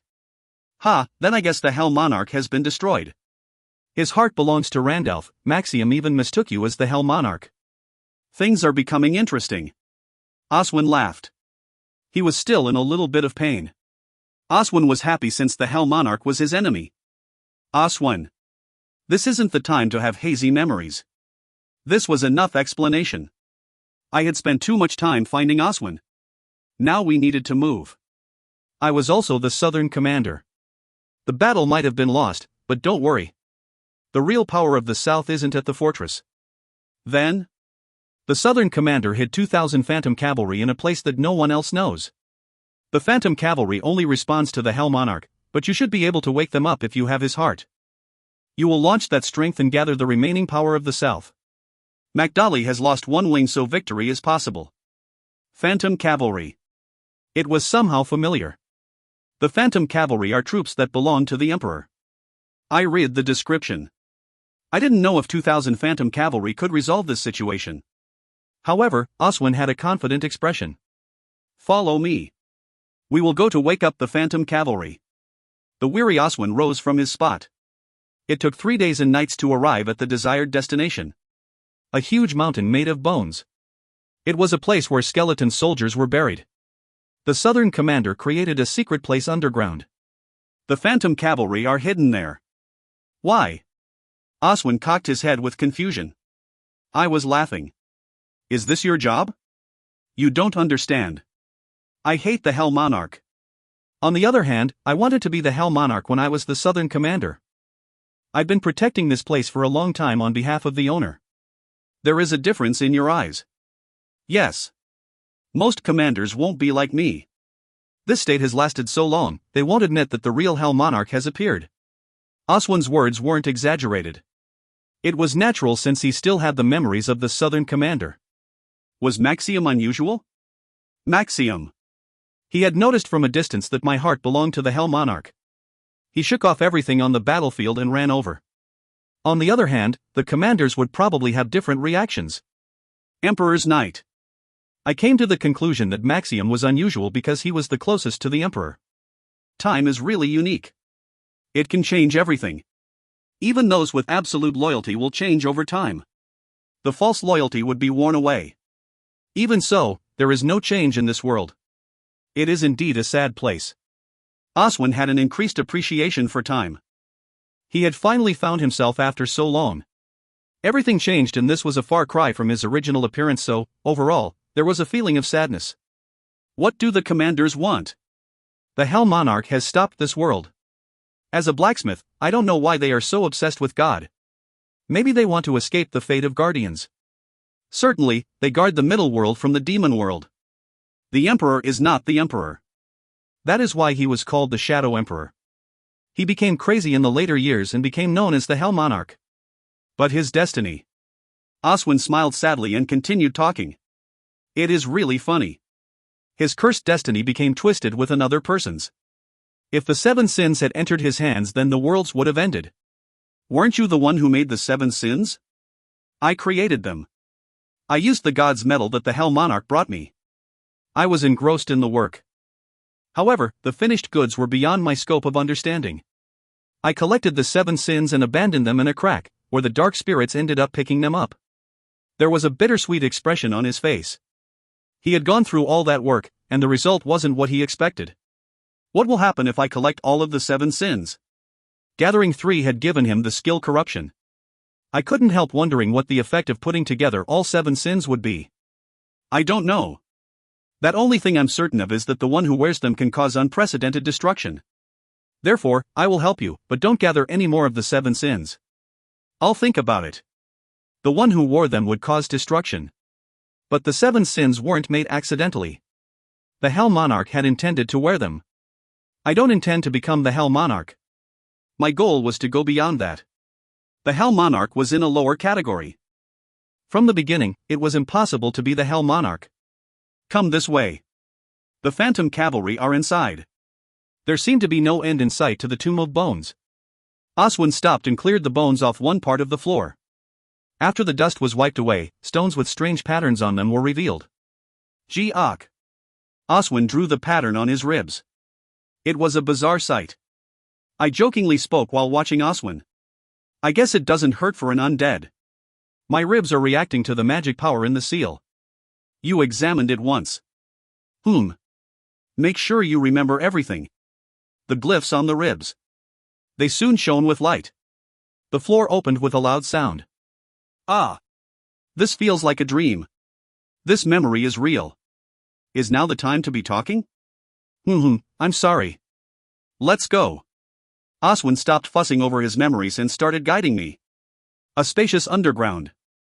A gigantic temple could be seen at the end. The inside of the temple. The skulls of 2,000 cavalry were lined up there. An ambient light was coming from the bones. They were self-illuminating. They even had expressions. The key is the Emperor's sword. Drip blood on the sword and order them. It wasn't a difficult procedure. I used the Emperor's sword to cut my index finger. Once blood flowed onto the sword, I slowly opened my mouth. Wake up. Kururung. The ground convulsed. Wayik. The wind made a moaning sound. Light shone and the ghost cavalry started appearing. She-ok. She-ok. They lined up and bowed. I couldn't help but raise my head higher at the majestic sight. Brilliant. There were 2,000 phantom cavalry. All of them would follow me. After all of the phantom cavalry showed up, Oswin approached me. I don't remember seeing them move, but it really is a great army. They are the best power that the Hell Monarch hid. He was full of admiration. I looked ahead and said, the main fortress isn't the only stronghold in the south. Other forts exist. We will go there. A good plan. MacDolly should have eaten everything by now. I know the locations, so moving there won't be difficult. If we capture other forts, our survival will be announced and the remaining power of the south will gather. Where is the nearest fort? 2 days running in the northwest direction. Then let's go. We rode on horses. 2,000 phantom cavalry followed behind me. MacDolly's third subordinate, Charung. He was a lich who captured one of the southern forts and raised the morale of the soldiers. He drank from a branch of Jelen while climbing the walls. MacDolly Nim will become the supreme commander. A commander hadn't returned to the earth in hundreds of years. But this time, the southern commander was removed. The wind was starting to blow and it was apparent that MacDolly would become the supreme commander. Apart from the cruel commander Maxium, the other commanders are no match for MacDolly Nim, but Charung also felt good about following him. He was currently third ranked and imagined getting a higher position. Opening the Emperor's treasure trove, he dreamed about receiving a significant portion of the treasure and becoming stronger. Ha! He noticed it while strolling the walls and receiving the greetings of the soldiers. Numerous lights could be seen in the distance. Is there something there? He raised his eyesight. He focused and could figure out the identities of the lights. Attack! Regroup! 2,000 soldiers on horseback were storming towards the fort. The charging power of the phantom cavalry was unimaginable. The particularly huge phantom cavalry aimed at the gates. Qua are you rung? The gates at the entrance were split apart. The phantom cavalry entered. The massacre began. There was no need for words. I like it. It was simple and ignorant, but I didn't dislike this way of fighting. I gazed around and found the lich on the walls. I quickly realized that he was the captain of this place. Who are you? The lich asked. I took out Wrath, the hero of the south. Thousands of soldiers were wiped out by the phantom cavalry. I engaged in battle with the third subordinate Charong and won. I received help from Pride, but my pure strength was also above his level. Of course, there was some damage. 300 phantom cavalry returned to the earth. Nevertheless, this was a clear victory. After enjoying the afterglow of the victory, Oswin said, "Spread the rumor. The southern commander and the hero of the south have arrived to reverse the situation. There is no time. As soon as the forts are stabilized, we will run towards Makdali. I'm not sure if we should recklessly run towards Makdali. I will send troops to check his place of power. Proceed as quickly as possible." Oswin moved to the side. I was aiming for Makdali, but this was a war. It was hard to see future aspects of a war. I didn't want to be stupid enough to move too late. Jeff, Torium. I stood on the walls and looked at the distant horizon. Spread rumors. I am alive, so come here. 1 month. In the meantime, I gathered up warriors. It was spread through the south and Oswin's followers came.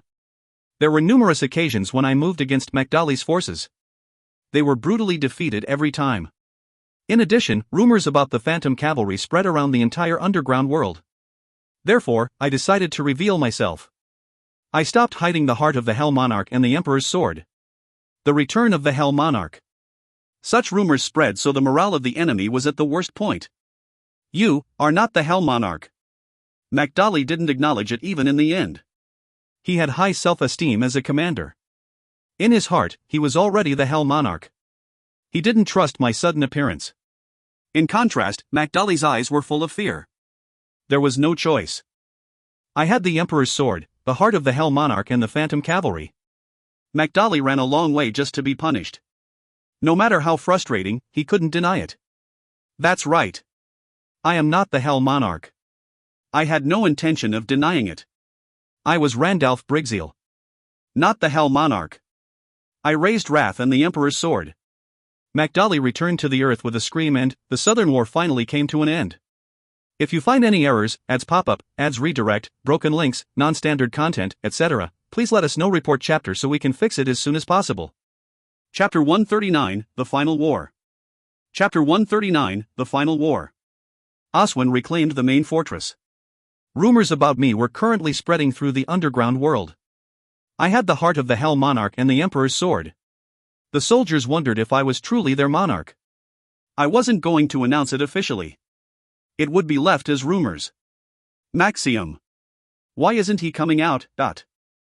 Unlike Makdali, the other commanders didn't move easily. Maybe they didn't believe it. However, one person should move after hearing the rumors. The cruel commander Maxium. He knew me. He gave me the Emperor's sword and pledged himself to me. Now I was out of the system, so I didn't know if Maxium still accepted me. Would he cheer and react like he did before? Or would he be hostile? Of course, I wasn't just waiting for his reaction.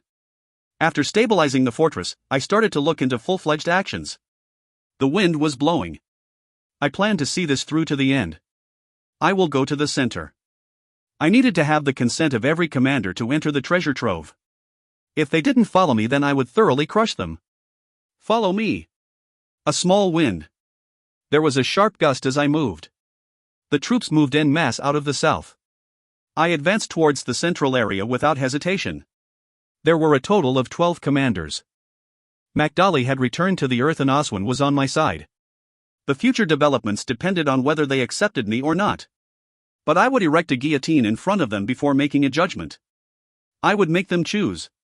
Along with Makdali's remaining troops that I absorbed, there was also the phantom cavalry. It wasn't an exaggeration to say that I had the best army. Eat the weak. This world was survival of the fittest. I made a decision to step on the weakest commander.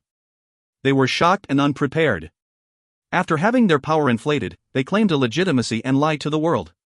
They are dogs that aren't worth leaving alive. It was like a commander raising their troops outside a warehouse. It was unfortunate that they presumed to become the emperor. It was similar to a dog wagging its tail at me due to extenuating circumstances. It was understandable. It wasn't easy to believe rumors that the Hell Monarch had suddenly appeared. Eliminating Magdali didn't mean that I was the Hell Monarch. Anguish and atonement. As time passes, the collar around their necks will tighten. However, those were just my thoughts. I sharpened my swords. They were also covered with poison that would be deadly with one prick. Additionally, I was surprisingly stronger on the battlefield. Time was completely on my side. I was triumphant. The commanders in the central area fell to their knees without hesitation. 3 commanders had already returned to the Earth. There were 8 commanders remaining. I needed to handle 7 of them. My army grew quickly. It was at a level where I could be a match for Maxium. But shortly after the 3rd commander fell, someone came to my fortress. He was Maxium. Your Majesty. Is it truly Your Majesty?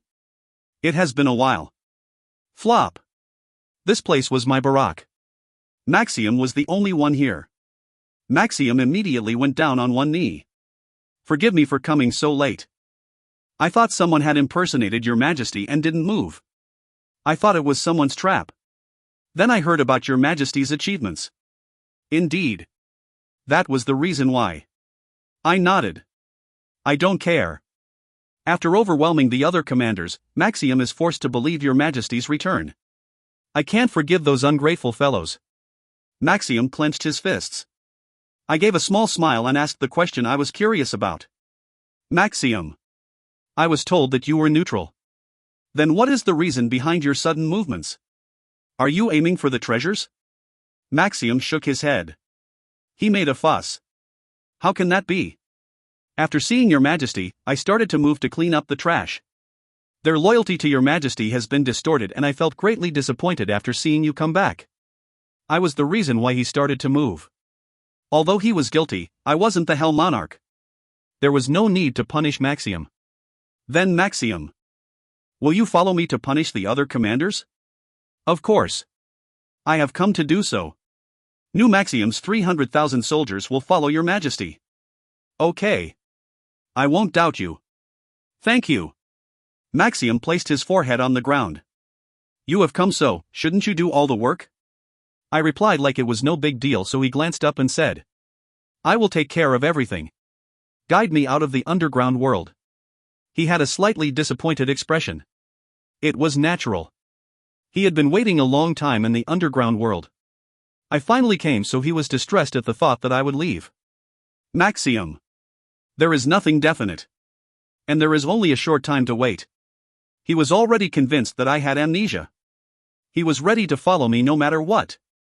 Furthermore, if there was a way to leave from the treasure trove, then there would be a way to return to this world. Maybe it would be possible to link this place to my dungeon. There were some possibilities, but I couldn't easily say them. New Maxium. I will help Your Majesty until I return to the Earth.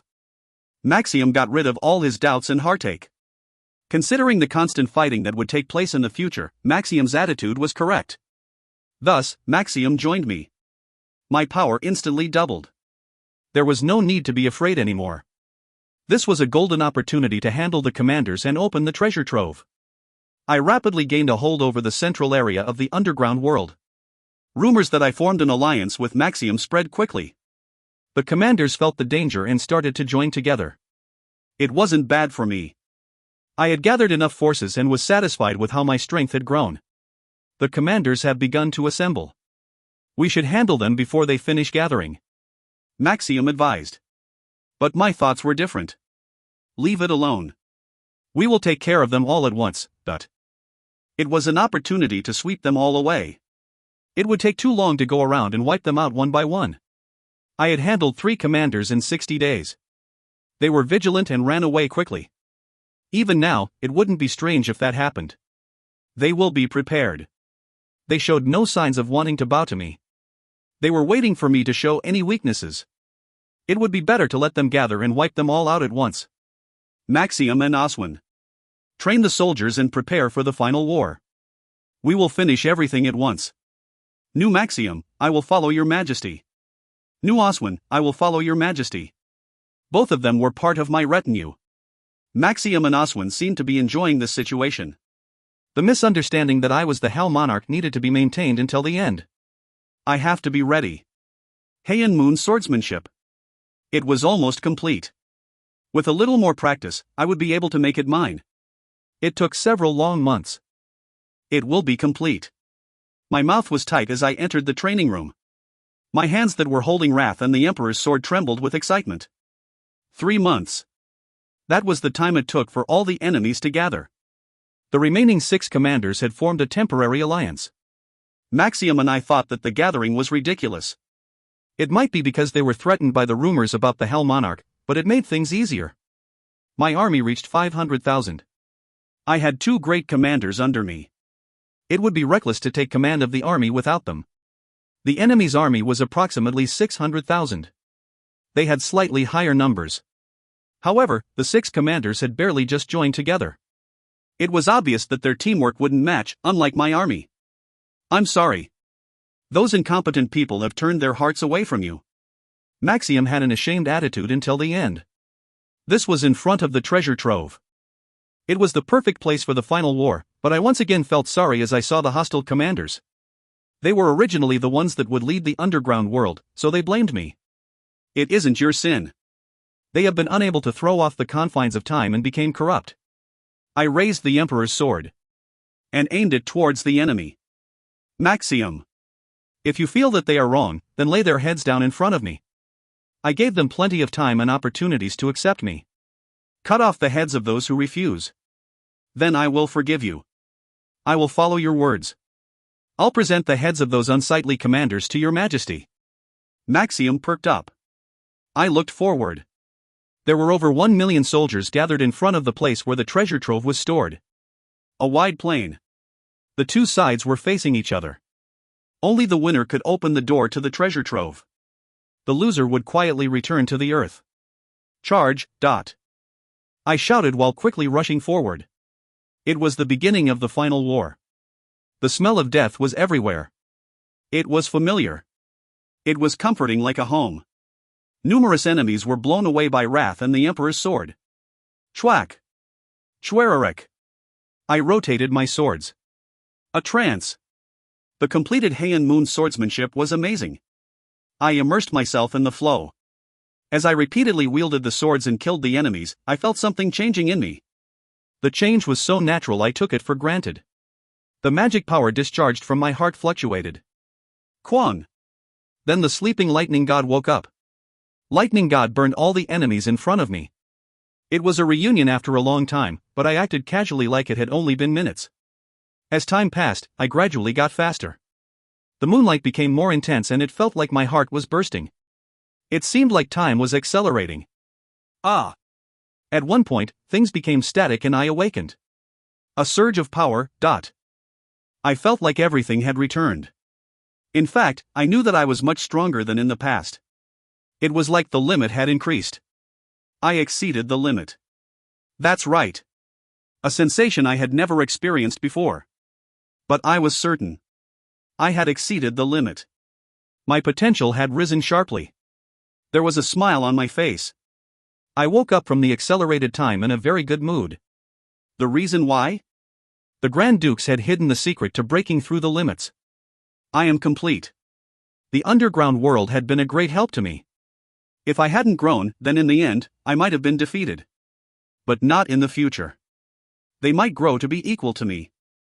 I needed to resolve this before it happened. I must end this war. It was coming to an end. If you find any errors, ads pop up, ads redirect, broken links, non-standard content, etc., please let us know. Report chapter so we can fix it as soon as possible. Chapter 140, Return, 1. Chapter 140, Return, 1. The war continued for 3 days. I was in a hurry to return, so I pushed them day and night. I was more powerful than before and was already the strongest in this place. Lightning God burned down the enemies around me as I aimed only at the commanders. Oswin and Maxium recognized my intentions and attracted the attention of the troops. As a result, on the evening of the fourth day, I was able to return all 6 enemy commanders to the earth. They spoke right before my sword sliced their necks. I want to forget everything. This is just a dream. The stopped world. Only time flowed. In the process, they became exhausted. Maybe they were waiting for someone to punish them. There was a look of peace on their faces before returning to the earth. They couldn't withstand the long years without the Hell Monarch. Once the commanders disappeared, the enemy's morale quickly deteriorated. The enemy ran away and those remaining were quickly cleaned up. Finally, my work in the underground world was finished. Shortly after the war ended, I stood before a huge mountain. This was the place where the Hell Monarch's treasures were hidden. There will be a way for me to return here. There had to be. My real goal was to become the devil. Ruling the underground world wasn't bad, but I didn't forget my goal. I needed to quickly leave here and determine the situation. After Oculus died, Earth was likely to have fallen into confusion. The key was how much time had passed. A little over 6 months was spent here, but the flow of time could be different depending on the world. Their souls were sucked in. I said while looking at the front. There was an enormous entrance in the mountain. The souls of the commanders who returned to the earth had been sucked in. Once a commander loses their body, their souls are meant to be sucked into the treasure trove. Your Majesty, Oswin and I will place my hands on the entrance. Once you place your sword in the middle, the warehouse will open. Maxium explained. I nodded.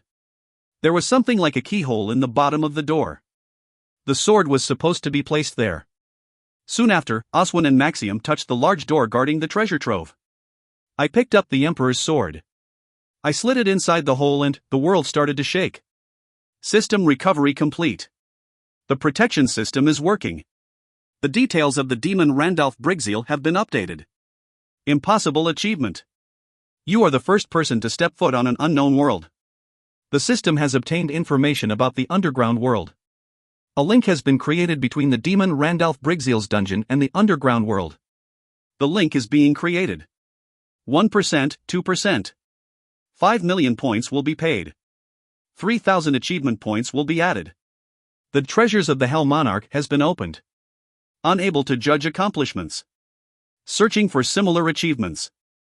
4 million points will be paid. 800 achievement points will be added. A list of treasures has been added to the achievement store. Incredible achievement. Surpassing the limits has been achieved for the first time. 1,500,000 points will be paid. 1,000 achievement points will be added. A remarkable achievement.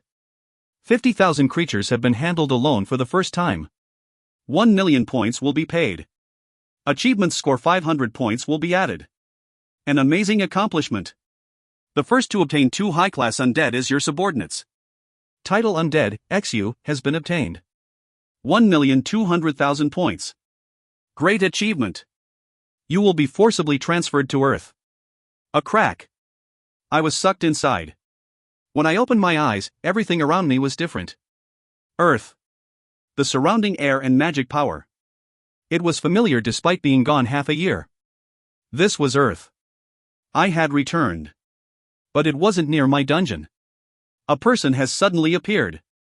Damn, what are you doing? Flee. Humans with extremely pale faces. The Caucasian people looked at me. I was on a street surrounded by tall buildings. Most of them were half destroyed and there were many humans killed. Monster wave. Creatures were moving in my direction. They drooled as they came closer. I was just about to pull out the sword when 2 people emerged from the crack in rapid succession. This place. Oh, Your Majesty. They were Oswin and Maxium.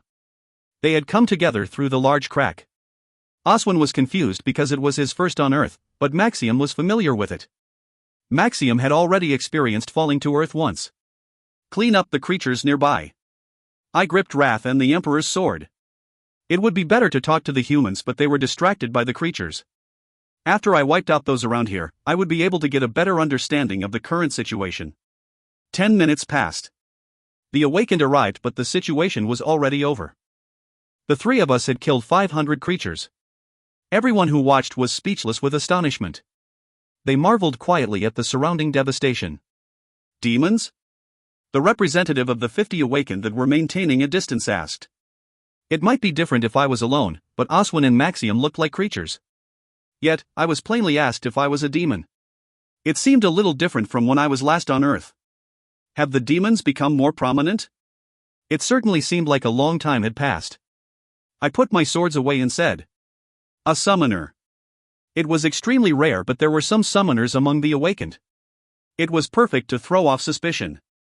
The representative nodded at my words. "Ah. You are a summoner. Can I ask where you came from?" "South Korea, Heaven's Will. I am the leader of the raid group Devil Hunters." "Is that all you need? South Korea, Heaven's Will?" The response was ambiguous. Distrust was in their eyes. I spoke with a frown. "I would like to know the current date and the year." "July 13th, 2021. 2021? Are you sure?" "It is certain." "TSK." I clicked my tongue. The flow of time was different. 1 year and 8 months had passed. If so, their attitude could be understood. The demons had started moving and revealed their presence. That's why I was asked if I was a demon. "By the way, are you really from South Korea? No one has come out of there for a while." The suspicions of the representative awakened weren't removed. His hands were placed on his sword. A sneaky action. In the meantime, the level of the awakened seemed to have risen. I'll open mind's eye. I almost forgot about it since the skill wasn't used in a while. I used mind's eye to grasp the level of the awakened. Name, Edgar Sheen. Occupation hero, warrior, title. Asterisk survivor, R, strength +4. Asterisk 1000 victories in battle, U, stamina +7. Stats. Strength 65, +4, intelligence 41. Agility 44, stamina 48, +7. Magic power 48. Potential, 246 +11/311. Uniqueness, none. Skill, deadly blow, U, mental focus, R. Most of the awakened gathered here had similar figures. It was surprising. I couldn't believe the changes in 1 year and 8 months. Their abilities had grown while I wasn't around. If I thought of them as the average, the elite would probably exceed a total of 300 stats. It meant that things had changed dramatically over time. What does it mean that no one has come out? Have you been living in the mountains?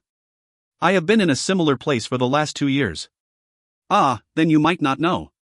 The representative of the awakened removed his hand from the sword. His doubts were almost erased.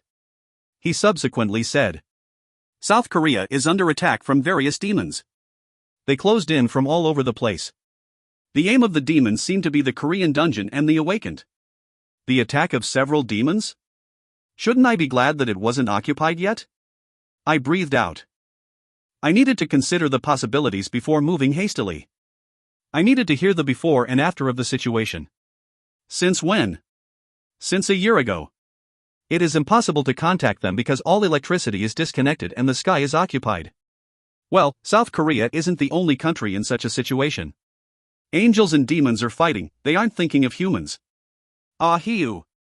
All of the awakened side. The angels. There is no time to waste. It was worse than I thought.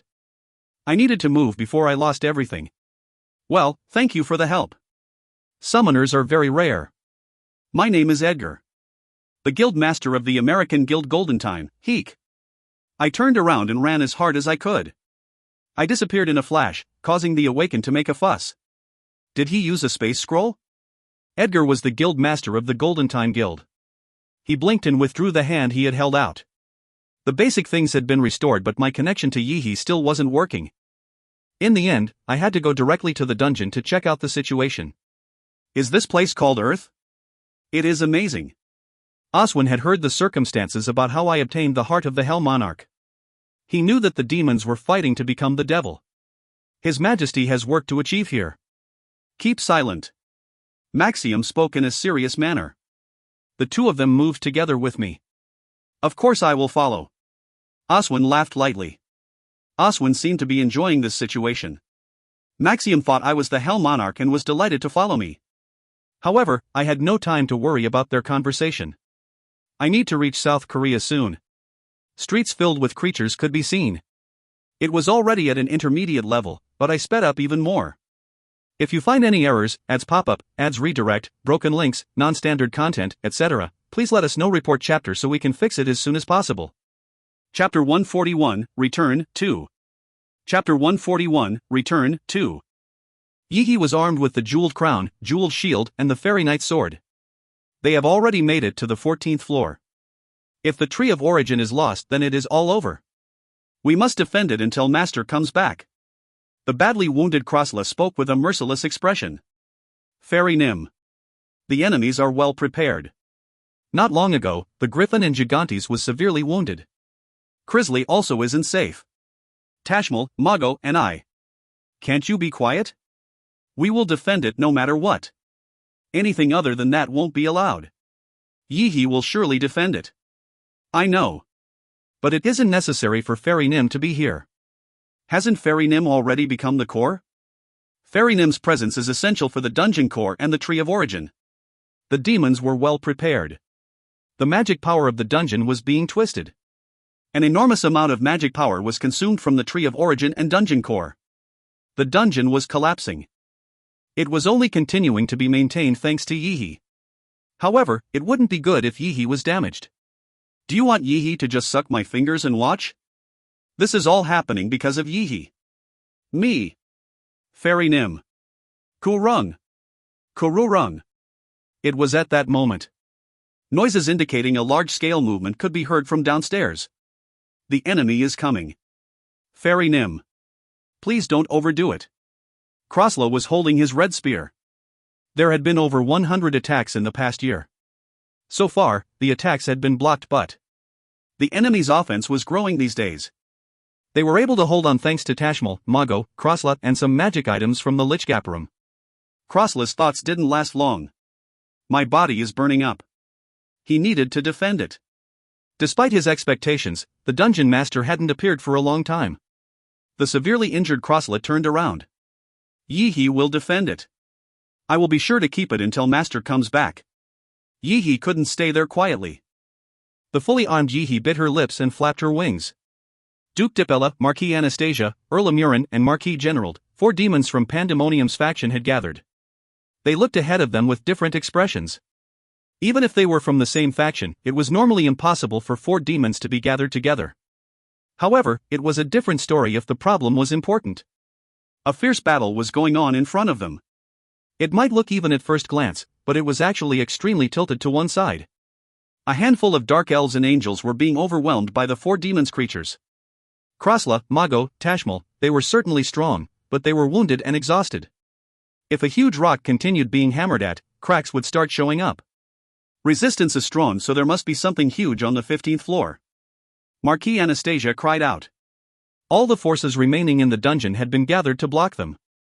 It was the first large-scale resistance since the early days.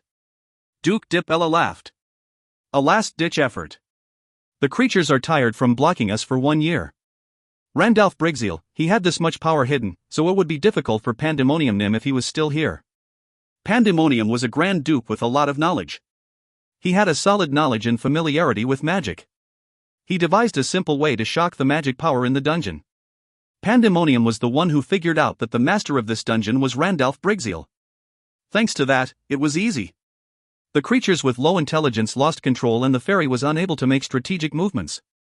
Even so, 1 year. Anastasia muttered with dislike.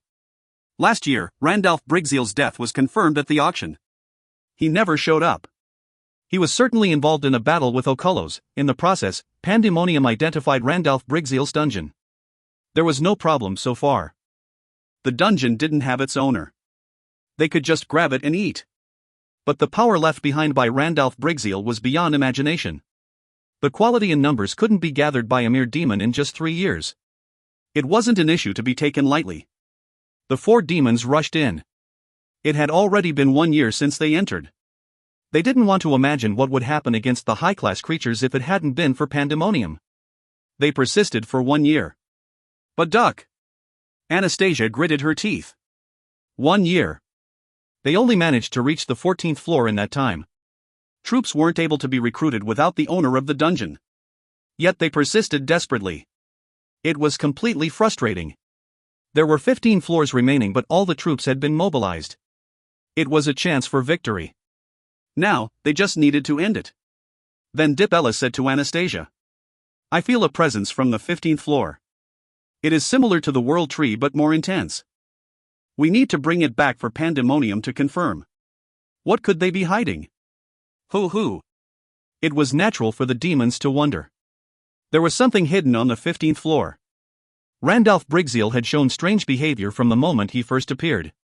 He had an overwhelming number of points that the other demons couldn't imitate. Oculus used a shortcut to imitate it, but he still fell short. The 4 demons thought the secret to Randalph Brigzeal's points was on the 15th floor. Let's end this. A giant followed after Dipella. Titan. A high-class 2LV creature. The entire body was covered with sharp armor. Gigantes was forced to kneel in front of the Titan. He was purchased at the last Demon World auction and his power was beyond expectations. He was perfect for piercing through the enemies. They won't last much longer. There were deep smiles on the faces of Dipella and the other demons. A red spear flew through the air. Thud. The body lost its strength and fell to the ground. Krosla. He was an unyielding warrior who encountered countless enemies since the demons invaded the dungeon. He had never fallen, but was like a rock slowly being chipped away. After Crisley was trapped by the enemies and suffered a critical injury, he drove himself even further. However, it was only up to here. I have to stand up. He placed his hands on the floor but couldn't gather any power. His back and shoulders were disabled due to some mistakes. As Krosla collapsed, a large number of creatures surrounded him. He was able to take down over 100 creatures alone, but he was immobile. I must defend it. Beyond where he collapsed was the path to the Tree of Origin. The Tree of Origin was the hope of the Dark Elves and a comfortable home. Crisley, who was being treated there, would die. No. They barely found this place. This was a place where everyone could settle down and start fresh, so he promised to protect it. However, Dungeon Master had died. He managed to survive 1 year without Master, but... Grr! A werewolf's teeth approached him. Krosla bit his lips. But his willpower couldn't transcend the limits of reality. Hiya! It was at that moment. Yi flew forward with the Fairy Knight's sword. Light shone from the Fairy Knight's sword and had the power to chase away evil. The werewolf stepped back. The creatures couldn't approach easily. Fairy Nim. Don't say anything else. Please protect Crisley and this place. You can't die. Yi won't allow it. You can't. Yi stubbornly shook her head while using the jeweled shield. Then she burst into tears. Yi felt responsible for it. She blamed herself and felt regret every day. There will be no more losses. Don't die because of Yi's mistake. Master will come back, Hying. The momentum was good, but she couldn't help feeling fear. Her hands quivered as she used the sword to assault the creatures around her. The saber tigers, Tashmal and Mago were fighting, but the Titan and demons irrevocably reversed the atmosphere. Tashmal? I had no idea that an angel had fallen. Randalph Brigzeal, he would be a nuisance if he was alive. The leader of the 4 demons, Duke Dipella, was playing with Tashmal. Soon, Tashmal fell to the ground. The massacre began. The rest of the demons put pressure on Mago, so the situation was the worst. Master. Yi was wrong. Yi closed her eyes. Everything happening around her was horrible. This was a punishment. It was natural to receive a punishment after sinning. Yi was wrong. But Yi wanted to see Master at least once. Even if he hated her, at least once. She begged and begged. She didn't know how much time passed. At that moment, there was a change in the surroundings. This is ridiculous. Randalph Brigzeal. The demons were shocked. Finally, that name fell from someone's mouth. Quararung. Lightning struck. Quang. A huge explosion occurred. Keek. Qua. Demons were screaming. That sound caused Yi to open her eyes. At the same time, Master. She couldn't believe it. A dream? Could it be an illusion created by her mind? No, it was fine if it was an illusion. Even if it was false, that was still fine. Master. Hying, Master. Yi flew over and wept. I raised Wrath and the Emperor's sword. The demons and the creatures. They had invaded up to the 14th floor of my dungeon. I felt dirty. They didn't have permission to enter. This was my dungeon and they were thieves. Thieves had entered the house, so the owner couldn't stay still. Your Majesty, what should we do? Maxim asked. What should they do? The answer was clear. The unauthorized beings, kill them all, but they coveted what was mine and it would cost them their lives. The other demons. They are my prey. I said curtly. There was no yielding. The familiar demons. They were my food. New Maxim. I will follow your Majesty. I will do my best. Maxim and Oswin left. I held Wrath and the Emperor's sword, kicking off against the ground. The demons managed to confirm my presence, but it was too late. I had grown stronger. Dark sword. Who won? My swords were covered with darkness. Moonlight was laid down on top of that. It was a sophisticated and perfected technique. Due to my overwhelming growth, I was already standing on top of their heads. It was a dicey situation, but it wasn't too late. If it wasn't too late, then it would be simple to reverse the situation. Qua are you Rung? Lightning God popped out.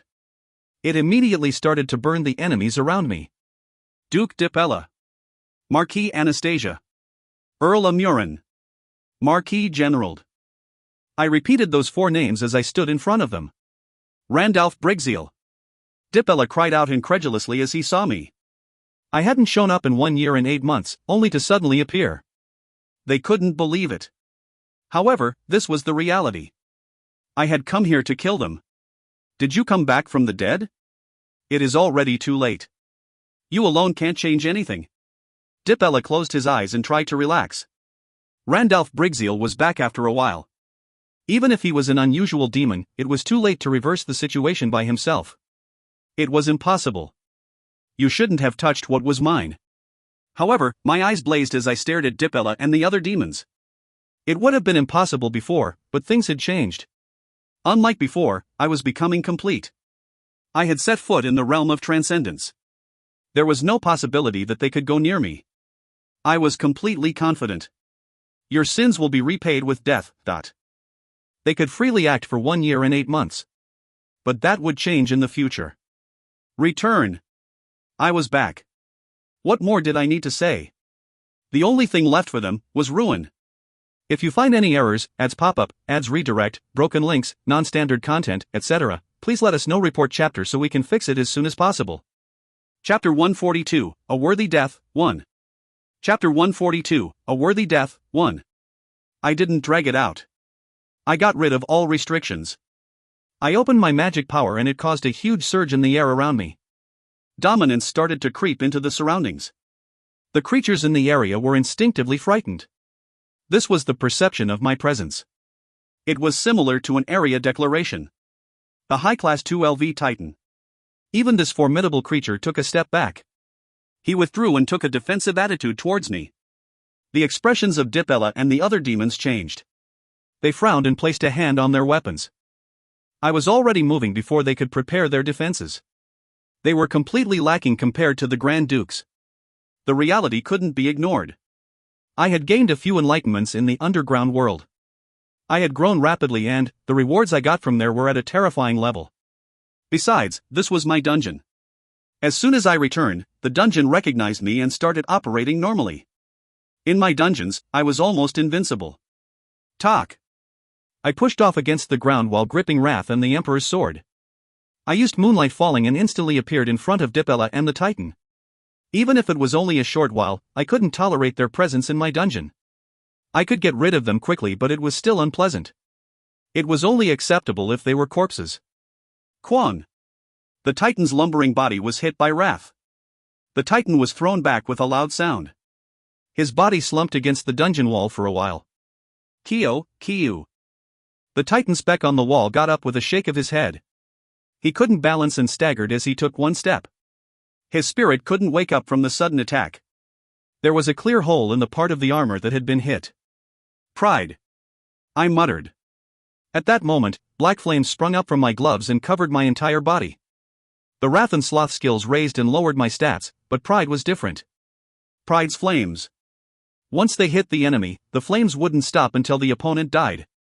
Of course, intelligence needed to be high for the skill to have this effect. I already had 1 foot in the transcendent realm. The flames at this level couldn't be avoided. Wararuk! I stretched out my hand and Pride's flames reached the Titan. Kiyok! Kiyok! The Titan was directly hit by the fire and groaned in pain. The flames penetrated the armor and spread all over the body. Seductive kiss. Dipella took the time when I was distracted by the Titan to attack me. Hundreds of mouths floated around me, unleashing a specific pheromone designed for bewitchment. But I was covered with Pride's flames. The skill was unable to touch me. Twilight Whip. Whips emerged from the mouths and started swinging. It was a bizarre sight and annoying for me. Pasak. Wrath itself was a strong weapon, but it was overpowered with the combination of Dark Sword and Moonlight Falling. It was possible to break everything that existed in this world. There was no reason not to use the skills against Dipella. The whips were cut off and couldn't be used again. Dipella watched this process and opened his mouth. The power of that sword. What is your relationship with Ariel Diablo? Don't compare me with her. Ariel Diablo's Abyss sword and my Dark sword were similar. However, hearing the comparison didn't feel that good. It was something that I purchased from the achievement store. All the whips around me were cut off and then I assaulted Dipella. The moonlight from Heian Moon's sword technique shone even in the dark dungeon. The magic of the moonlight eroded away Dipella's magic power. Dipella was baffled. Seductive Kiss and Twilight Whip didn't produce the results he desired. Originally it was normal to have hundreds of lips in whips. However, the ones that I cut didn't recover. It was due to the magic power itself being severed. Randalph Brigzeal. Flume. Dipella gathered his remaining magic power into his lungs. I knew exactly what skill was being used. It was Duke Dipella's patented skill, Breath of Darkness. Kwaong. A dark cloud poured from Dipella's mouth. It flew towards me while corroding everything it touched. I recalled Lightning God. Electricity and Pride's flames shot towards it. The two forces combined and collided with Breath of Darkness. Ho-o-wang. The dungeon shook. My flames smashing against Breath of Darkness caused a flare. It was only for a moment. This is ridiculous. How could he dream that his skill would be broken? Breath of Darkness was eaten by my flames. It couldn't resist and eventually gave way. In the end, Dipella was in its path. Quajajijik. The flames swallowed up Dipella. The flames and Lightning God wiped out Dipella without leaving a single piece behind. He evaporated like there was nothing there in the first place. The other demons hesitated and took a step back. Such a thing. Isn't he just an earl? That power, I can't believe it. The Titan was blown apart and even Dipella wasn't a match. It wasn't easy for them to accept. The most powerful one among them, Dipella, had been defeated. They realized that I was a lot different from the Randalph Brigzeal they knew. The power I showed at the Demon World auction was only my points in high-class creature. This was the first time I demonstrated my combat capabilities directly. It was a pity, but it was impossible for me to show generosity. It was the same for any demon. Weak people weren't wanted. They deserved to die. Wararuk. Pride's flames burned even stronger. Oswin and Maxium approached me while covered in blood. New Maxium. I have punished the enemies in the name of your majesty. New Oswin. It was the same for me. Maxium desperately accepted my words, but Oswin had strong principles. In the first place, he hated the Hell Monarch. As long as I walked a different path from the Hell Monarch, Oswin would follow me. He let me know it. Despite having 4 arms cut off, I brought Oswin along because his knowledge would be a useful thing. However, I wasn't paying attention to Oswin and Maxium. My eyes were fixed on one point. Dungeon Master. Krosla. He stared at me with one hand on his red spear. But there was no focus in his eyes. He lost his eyesight. His injuries were serious. His health was in a state of great deterioration. In other words, his life force was being gnawed at. It wasn't just 1 or 2 times, but dozens of times. It was amazing that he even survived this long. I'm too late. In this state, he wouldn't be able to live, even with an elixir. Really, Dungeon Master? Strange. It seems like I can't see. That's right. Ah. Krosla smiled. He had to understand that he would die soon. Even so, Krosla still laughed. It was a fact that I had returned. I recalled the first time I met Krasla. He had been trapped in a cage, and shortly after entering the dungeon, I had punished both him and the Dark Elves. Krasla was the one who most passionately imitated a dog. His sister Krisley became queen and his warrior's pride was revived. He swore his loyalty to me after Krisley survived due to the ceremony. He followed me and was never a disappointment. Please. Krasla painfully opened his mouth. His words couldn't come out correctly. Most of his energy had been lost. However, I knew what Krasla wanted to say. Krasla. You are weak. Weak and about to die. My words were heartless. On the surface, I seemed to have a blasé attitude. Krasla closed his eyes. His life would wane in a few seconds. I was sure that he would completely stop breathing in a minute. So, I said what Krasla wanted to. I will make Krisley stronger than anyone else. She will never die like you. Ank. Duck. Krasla's hands flopped down without any strength. His heart wasn't beating anymore. The flowing blood cooled quickly. However, the smile on his face didn't change. He was reassured by my words. I had been missing for 1 year and 8 months, yet he still blindly believed me. Hying, sniffle. Yihi's head was down as she wiped away the continuously flowing tears. Her expression showed her sincere sorrow and regret for the dead. I was still looking down at Krasla. He died without strength, but his death wasn't worthless. I had that thought and finally turned away. Bury his body next to the Tree of Origin. I will be checking the top floor. The dead creatures were buried near the Tree of Origin. The process didn't last long. It was natural for creatures to die. It was better to plan for tomorrow instead of dwelling on grief. In order to do so, I needed to figure out the overall situation of the dungeon. There is almost nothing left.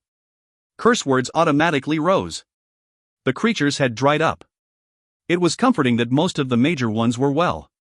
Although many of them were injured and couldn't move, they hadn't lost their source of health like Krasla had. Treatment was still possible. The China and Japan dungeons are safe.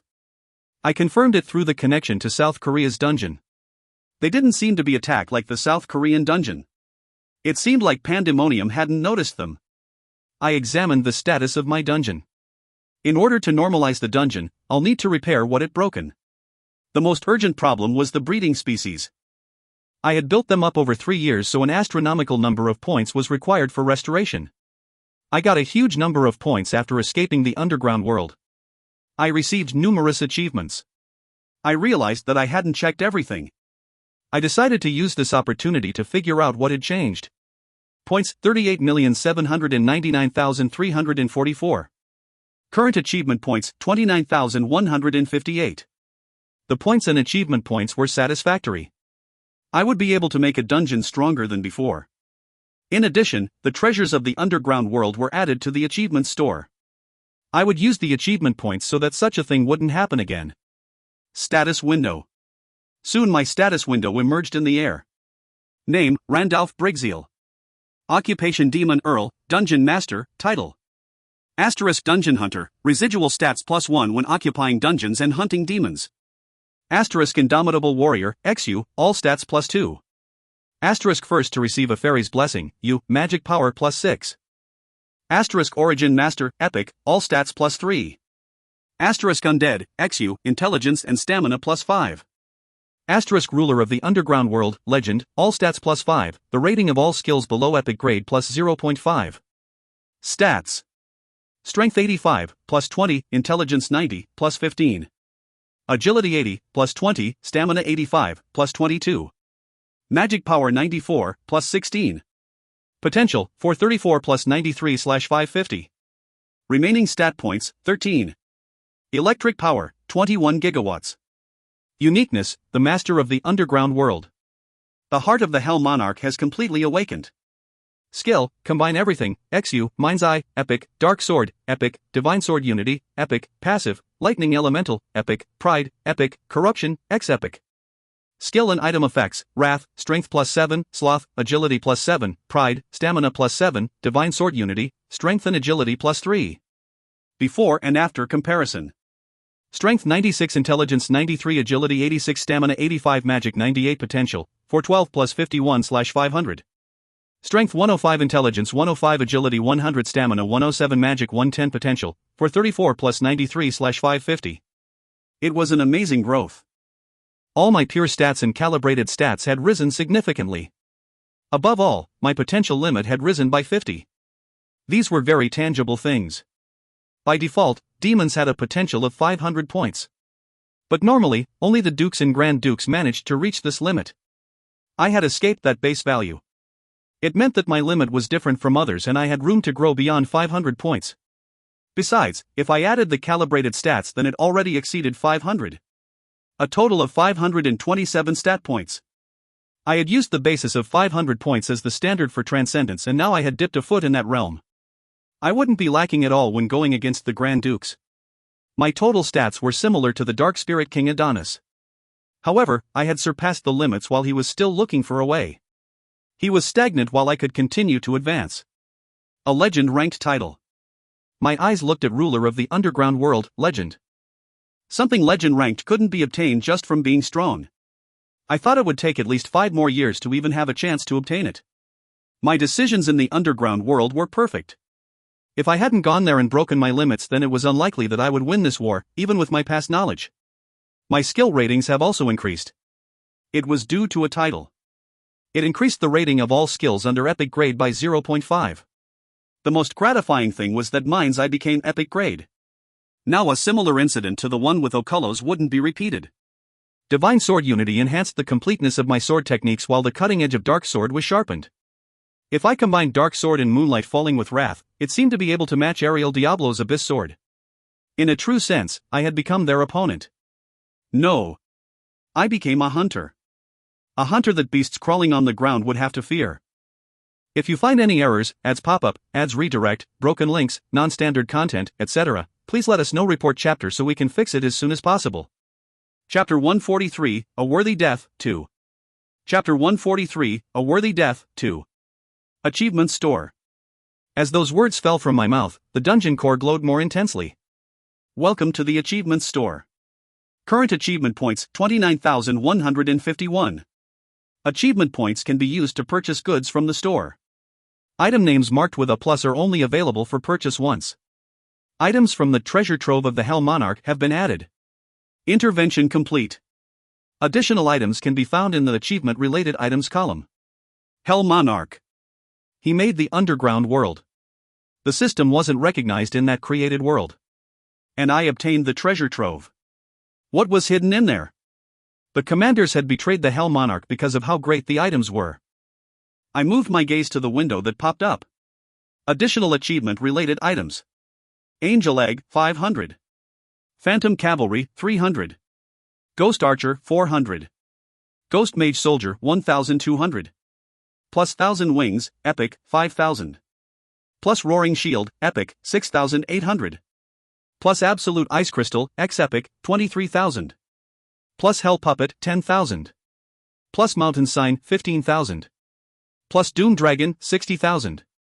Plus Advanced Training Room, May 5th, 8,000. Plus Utopia, Legend, 99,555. Plus Orb of Destruction, Legend, 99,555. The list was long. I couldn't confirm everything with one glance. Among them, there were 10 important things. Originally Aujin was the one with the most expensive price in the achievement store. Now more expensive things existed. Doom Dragon, Utopia, and Orb of Destruction. They were names I never heard of, but I couldn't simply ignore them. Doom Dragon was the first species while the other two had a legend rating. Legend grade items were very rare in my previous life. As far as I knew, there had been only 3 items. Just one could unleash incredible havoc and reverse the game. In particular, the human camp broke the defenses of a Grand Duke using the Celestial Wand. Of course, the user was one of the 10 strongest humans, but that strength was amazing. All of this, it is enough to call someone a god. Hell Monarch. The more I thought about it, he really was an unknown person. He entered the transcendent realm and climbed to a position close to a god. He wasn't actually a god, but he had enough strength to be one. He lost the gamble and that power was now mine. Using it properly could allow me to gain the upper hand. I would be able to purchase a decent item with my current achievement points. It is enough to check it. I nodded. I identified what was possible and what wasn't with my current points and achievements. The budget was sufficient to restore my forces. It was overflowing. With a little more time, I would be able to make my dungeon strong. My dungeon was safe despite being damaged. It was enough. The creatures were worthy of praise for holding out so long against the demons. As long as I was back, I wouldn't tolerate another incident like this. I shut down domestic mode. After that, I left the top floor and found Crisley. Crisley was in a serious condition. She was lying alone in a treehouse with a pale face and closed eyes. I grabbed Crisley's wrists and experienced some backlash as I poured my magic power into her. This was the first time. It meant the body was instinctively protecting itself from external intervention. At first glance, her source of life was quite compromised like Crossla's. There was a serious problem with her twisted-up magic power. Yee-hee. Since when has Crisley been in this state? I calmly spoke to Yee-hee, who was quietly watching me from the door. Yes, master. Exactly 58 days. Yee-hee remembers it clearly.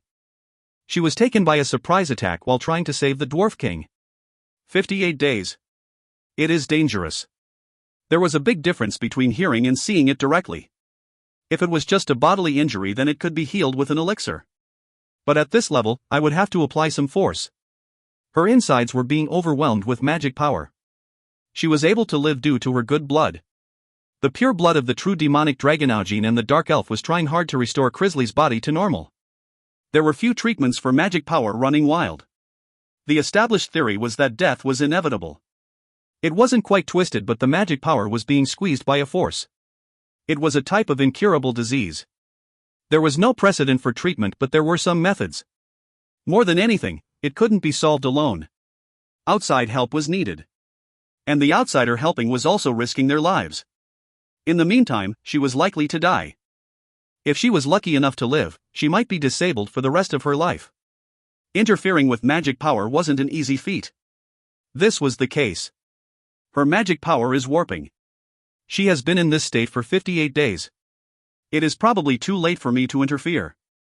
Her magic power would keep twisting until she died. It took an average of 7 days. Yet she managed to survive for 58 days? It was quite remarkable. A great thing.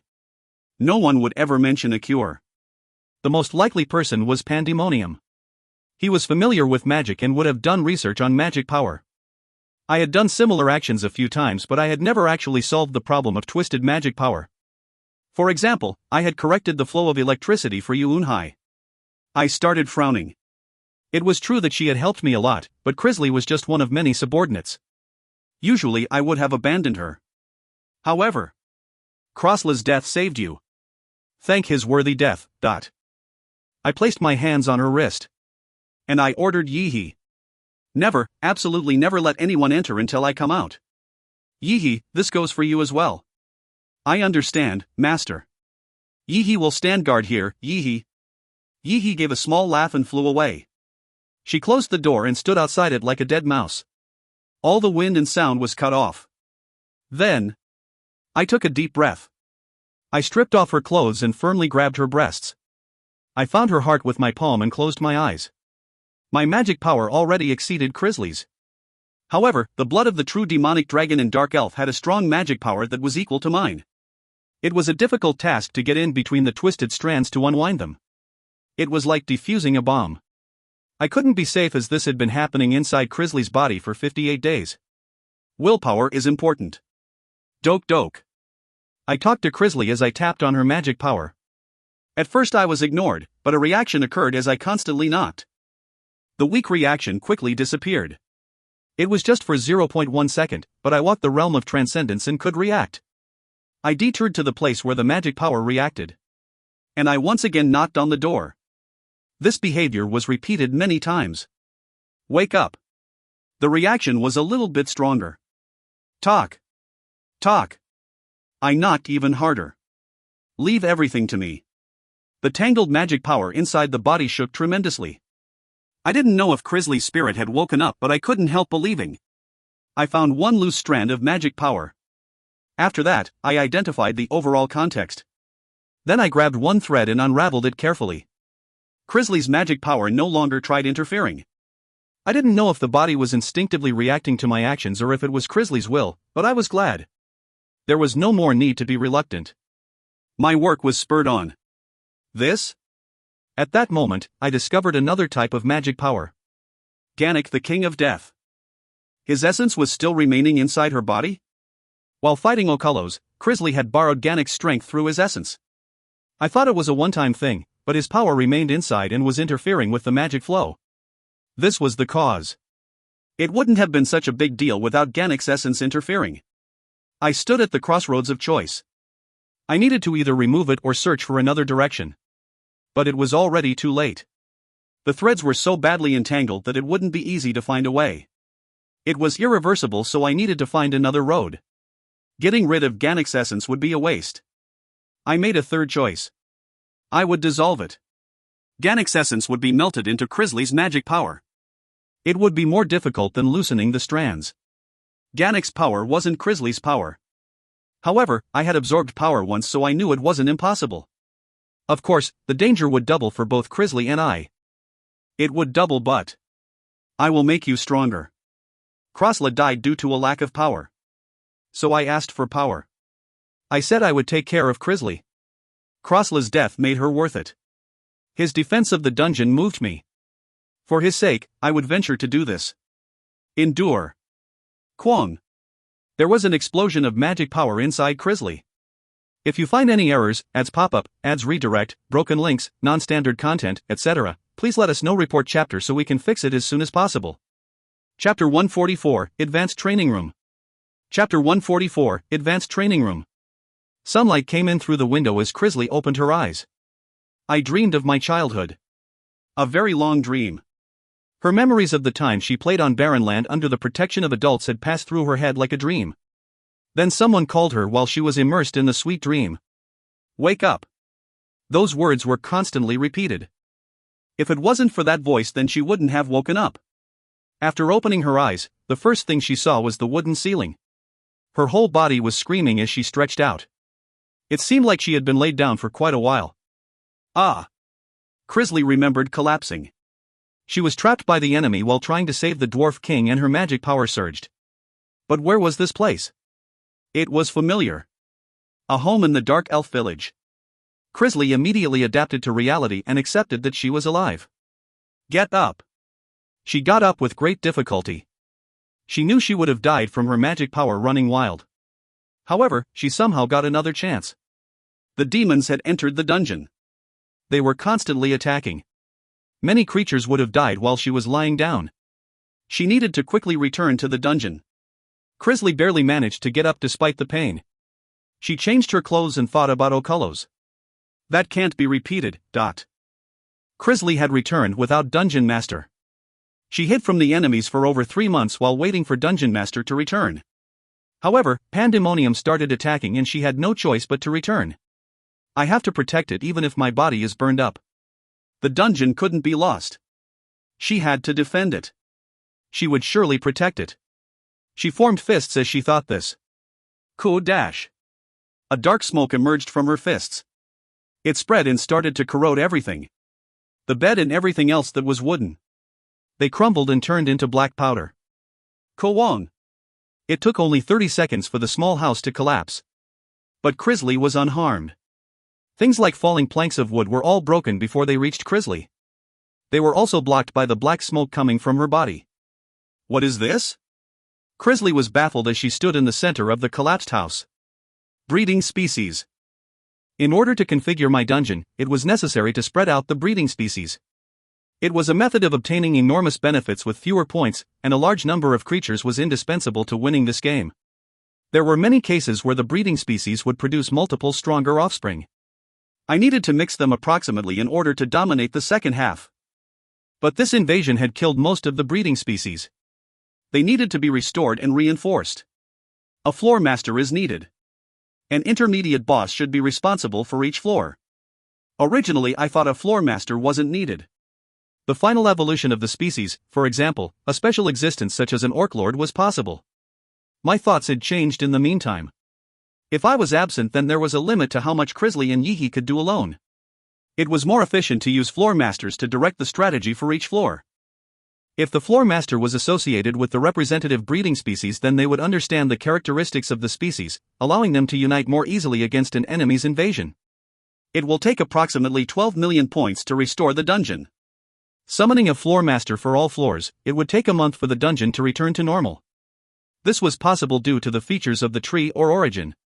After getting rid of the enemy, I restored the original functioning of the dungeon core and tree of origin.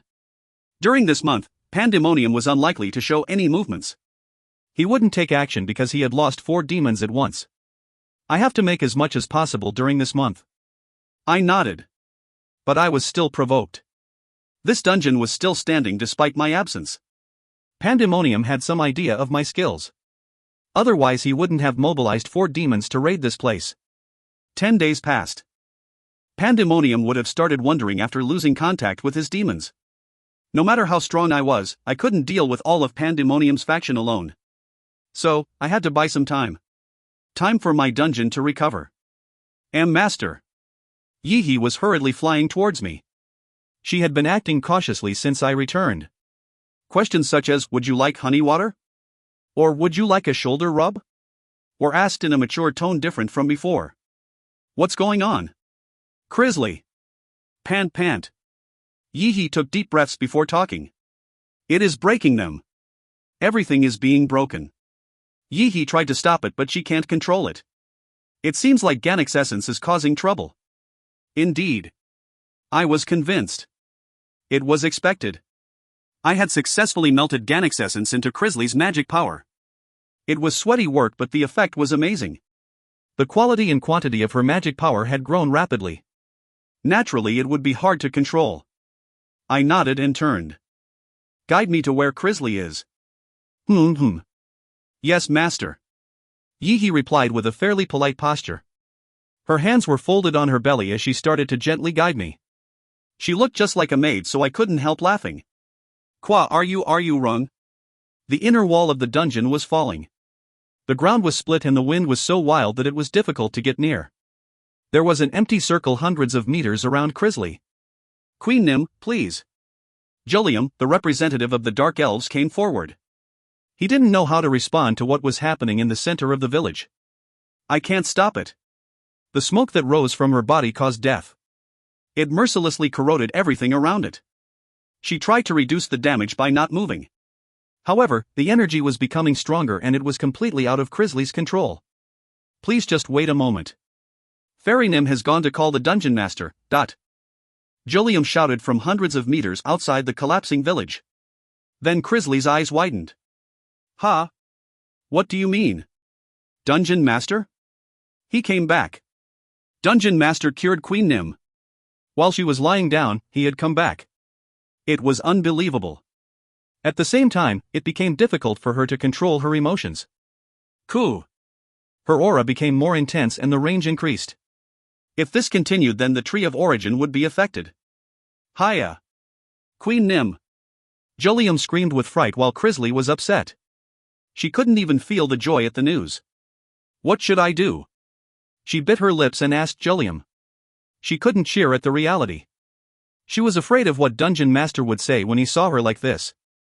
But Julium's fears regarding Crisley didn't occur. From a distance, flames started to eat away at the black smoke. Pride's flames. I deployed them in order to eat as much of that destructive smoke as possible. Pride had similar tendencies to me. It wouldn't tolerate anything entering its domain without permission. The flames had high attributes, so they wouldn't lost against the smoke. My dungeon master. Don't come any closer. Crisley shouted louder. In the midst of her joy, she was worried that the uncontrollable aura would eat me. But I just slowly walked forward. Ganix's essence. I had a little bit of understanding after experiencing it. Time. Garnak, the king of death. The true power he used was time. He could speed up time and cause corrosion. My prideful flames refused to be fast-forwarded by time. It was blocked. It has been a while, I said as I stood in front of Crisley. Crisley painfully opened her mouth. My dungeon master. Her eyes were filled with complicated emotions. Her feeling of regret was the strongest. She seemed to have blamed herself after I disappeared in the battle against Ocullos. Go to sleep. When you wake up, take steps to control your power. Duck. I placed my hands on Crisley's forehead. Then Crisley closed her eyes and slumped down. After that happened, Crisley became moderately stable. But I didn't know when Gannick's power would emerge again. I had to take action before that. Therefore, I went into the achievement store and bought one item. It was a parchment-style contract that had various languages on it. I confirmed it with mind's eye. Name: Advanced Training Room, May 5th. Description: the user will be moved to a place where training can be done in earnest. Time and spirit can be used to balance the body. It won't have any effect on those on the way to completion, but it is possible to see a sizable effect for those in a transition period. Asterisk can be used a total of 5 times. Asterisk, please note. Time in the room will move 100 times slower. Asterisk, entrance isn't allowed if the total stat points exceeds 450. Asterisk, there will be hidden compensation in accordance to the clear time. It was an ideal place to train Crisley. In addition, I was very curious about the hidden compensation. I wasn't allowed to enter, but it would be good for Crisley. I called Crisley as soon as it happened. Tashmul. I didn't call you. Tashmul arrived with Crisley. She was a fallen angel with 6 pairs of wings. She was a major contributor to defending the dungeon. However, I had only called Crisley. I didn't know why Tashmul had followed. I know. But I need to be strong. Did you hear from Crisley? She told me that it would teach her how to control her magic power. However, Dungeon Master, haven't you stepped into the transcendent realm? If you tell me the secret to transcendence, then it will help me become stronger. I never said anything, but Tashmul seemed to have noticed. I quietly shut my mouth as Tashmul continued. Angels have come down all over the world. Although I have fallen, I want to defeat the demons before they are all sacrificed. I have protected your dungeon for 1 year and 8 months, so I think I qualify. Tashmul had originally promised to end me. While I was gone, she had helped protect the dungeon for 1 year and 8 months. The influence of the dungeon core had weakened, so she could have escaped outside to the angels. Okay. I will allow it. I coolly accepted it. Her qualifications were sufficient. The parchment had been split into 5 pieces. I ripped 2 pieces and a large door was made. Go inside. Then Crisley will be able to gain stability and Tashmul strength. I didn't know how much they would grow. However, this was from the Hell Monarch's treasure trove. It was enough to give it an entirely different feeling. There was no need for doubts. Something from the treasure trove definitely wouldn't be ordinary. Soon Crisley nodded. Her eyes were red-rimmed and looked sad. I quickly figured out the reason. She knows that Crosslight is dead. It seemed that someone had told her the truth. Yet it was evident that Crisley had become more determined. Crisley entered the room with strong fists. Tashmul entered next to her. The door closed with a loud sound. Then, I quietly stared before turning around. Now it was time to take advantage of the next month. If you find any errors, ads pop up, ads redirect, broken links, non-standard content, etc., please let us know. Report chapter so we can fix it as soon as possible. Chapter 145, Roy, Rose, 1. Chapter 145, Roy, Rose, 1. The thing I needed most was information. I needed a clear understanding of what I missed in the world. The dynamics of power. It wasn't possible to move without knowing the movements of the demons, angels, and humans. And the Lich Gaparum was the best person to ask about this. Gaparum. I remembered. He was a lich researching life. Wasn't his goal to create a complete homunculus? I am fulfilling the promise, despite being late. It's okay. It isn't involving the homunculus, but I've made my own progress. Building a workshop. I promised to provide support so that he could continue his study into the homunculus. However, I had unintentionally spent 1 year and 8 months in the underground world. Points weren't available, so he couldn't do his research. Even so, Gaparum wasn't upset. He understood and didn't seem to care. I turned my gaze to the 2 children next to Gaparum. These children? I have been teaching the children these days. They are bright and their learning speed is amazing. Now, shouldn't you introduce yourselves? Dark skin and pointy ears. The 2 children were dark elves, approximately 4 or 5 years old. It was unusual that they were twins, but they looked familiar. Among them, the girl walked out first and bowed. Hello, Dungeon Master. My name is Rose. I heard that Dungeon Master gave me the name Rose. It is an honor. I am Roy. Unlike Rose, Roy had a timid nature. They are already so big. Now I could remember the two children. Not long after the children were born, I had named them. I had roughly named them, but now it felt different. Rose looked up at me with wide eyes. Queen Nim asked us to look after Dungeon Master if there are any problems. Rose is still young, but I want to learn quickly to be helpful to Dungeon Master. Me too. I gave a small laugh. The little girl was saying funny things. In particular, I liked Rose's unyielding eyes. I expected that she would be a confident heroine once she was older. It is brilliant. Correct. These children only have each other and are learning faster than others. The children will be a lot of help in my research. Roy's character is a little bit timid, but can't that be gradually fixed? In the third Demon World auction, I had purchased a skill book called Twins Mental Rapport. I was convinced after checking the two children with mind's eye. It was obvious that the skill had been successfully learnt, causing a rise in their abilities. Gaparum. I heard that you could help me. How can you help? It was the reason I came to talk to him. When I asked seriously, Gaparum handed me a thick book. First, please take this. It is a book where I noted down my past work and my thoughts. You should be able to fill some of the gaps with it. I opened the book and saw things like daily changes, things that happened in the dungeon, and external exploration. Even details about the weather were written down. Gaparum said with a warm smile. I am a researcher. I like to keep a record of everything. It isn't just limited to the dungeon, as this place called Earth is also very interesting. There isn't a fixed topic, but it should be enough to fill in the gaps for you. It will help. This much information. It seemed like it would take a few days to finish reading. I was scanning through the book when Gaparum quietly muttered. And, do you remember M3? The artificial golem I purchased at the Demon World auction? I turned and answered. He was the completed version of M1 and M2. The name was a golem, but he looked more like an artificial knight. Of course I remembered him. However, I didn't know why that name would be mentioned right now. He didn't suffer a severe wound like the other high-class creatures. Gaparum sensed my confusion and continued. I have been repairing and improving him every time he is broken. Tack. He clapped and a silver knight with red eyes emerged. However, he was covered with soot.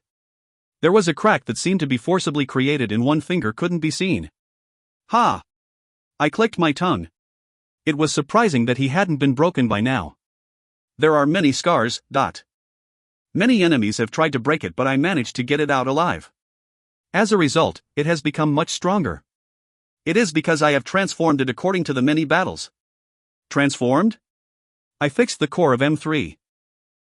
I used a little bit of the knowledge of humans. Connecting multiple nuclei would allow for more power. I touched my jaw. Gaparum's story was very interesting. There were certainly some great parts about the technology of humans. However, I never thought about taking advantage of it. There was no need to bother, but now Gaparum had tampered with that technology.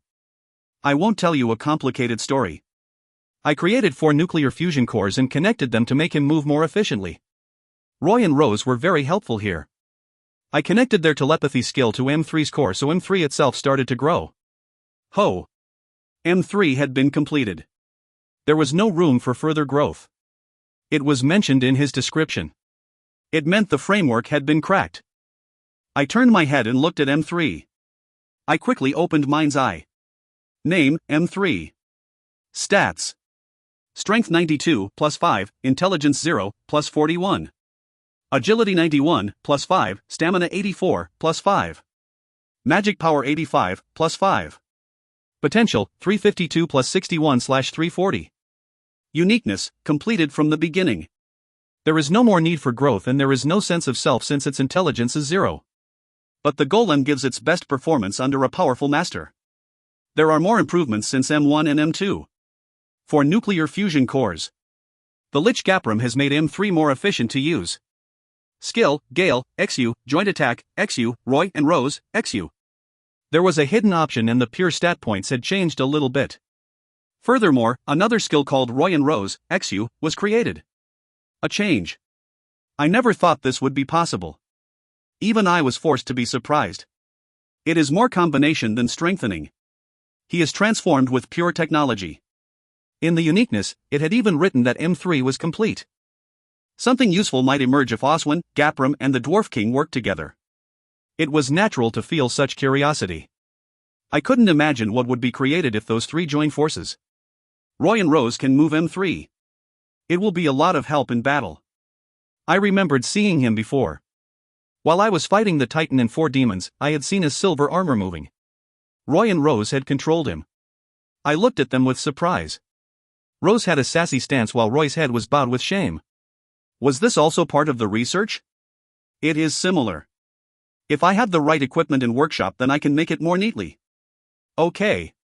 Then I will invest 3 million points. Gapram flinched. He knew the weight of 3 million points. He had no help for 1 year and 8 months, so this excited him. Really? 3 million points. Of course, it wasn't just an investment. Instead, you should work with Oswin and the Dwarf King. Help each other out. Gapram snorted.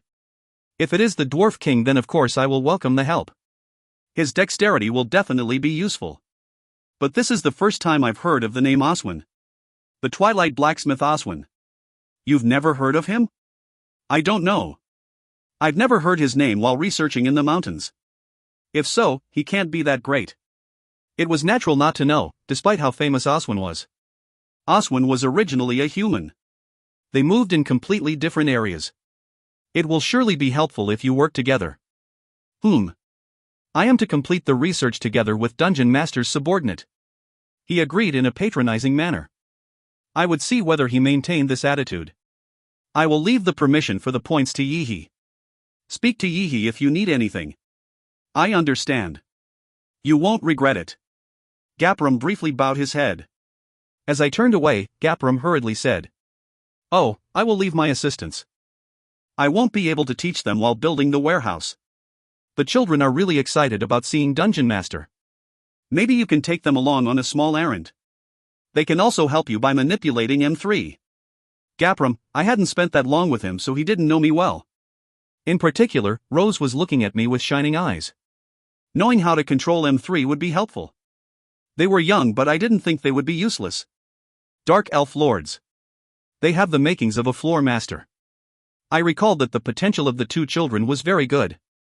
As expected, I checked with Mind's Eye and they had grown well. If I helped them a little bit, then they would grow into powerful creatures in the future. Leave them behind. I spoke curtly. I will immediately begin building the workshop. Then, Gapram politely said before leaving. However, the two children didn't easily move. Follow me. Yes. Rose responded with a laugh. Roy. He answered in a small voice and followed behind me. There was a huge amount of content in the book Gapram handed over. It was neatly arranged by date so the information entered my head well. The short summary was something like this. April 5th, the Pandemonium noticed the dungeon and his faction started the offensive. He had left a watcher around Okolo's dungeon. We will likely have to retreat. April 9th. The second battle. It was safely blocked. The demons have entirely surrounded South Korea. Their movements have been blocked many times. May 18th. The human counterattack has begun. The attacks of the demons have slowed. The humans called Awakened who joined together in guilds have declared war against the demons. August 23rd, South Korea's capital Seoul was taken. The supply station has been formed and the demons are carrying out the full-scale dungeon invasion. December 31st, tens of thousands of angels have descended all over the world. Archangels are confirmed to be present. The demons, including Ariel Diablo, left their dungeons and announced their existence to the world. South Korea is still being devastated by 4 demons and the 7th floor of the dungeon has been breached. July 3rd. A small number of human awakened are being treated as points livestock by the demons. They would force the humans to grow, earning more points that would allow them to summon powerful creatures. The angels have attacked the dungeons. On this day, the 12th floor of this dungeon was breached. This was the information contained in the book. It was written with blood onto flesh. Based on this, I was able to get some idea of the circumstances. I didn't move for more than half a day. Once I set down the book, I noticed Rose sitting on her knees. Roy was rubbing his feet with a red face. What are you looking at? I was watching Dungeon Master. The answer naturally came from Rose. It wasn't the end to Rose's words. I want to know about Dungeon Master. Her expression was so intense that it was burdensome. It seemed like she had heard a lot of stories about me. She wanted to know about me. She truly was very smart. On the other hand, Roy's expression seemed to be the opposite of her words. If they heard about me, they would know how resolute I was. He was worried about Rose making a mistake with her words and being punished. I didn't care as long as they wouldn't rebel against me. And I was going to raise them both as floormasters anyway. I stood up and said, I will leave the dungeon. Make preparations and follow me. If you find any errors, ads pop up, ads redirect, broken links, non-standard content, etc., please let us know. Report chapter so we can fix it as soon as possible. Chapter 146, Roy, Rose, 2. Chapter 146, Roy, Rose, 2. Near Seoul. 50 awakened searched around with resolute determination. The slightest negligence was dangerous, so they couldn't breathe easily. A place that had been a huge city 1 year ago was already in ruins. Skulls were scattered all over the place as crows cried out. The cracked asphalt roads, abandoned cars, and broken windows. It was a place with no life. Only the sounds of death could be heard. Stop. The awakened in the front raised a hand. The 50 people simultaneously stopped.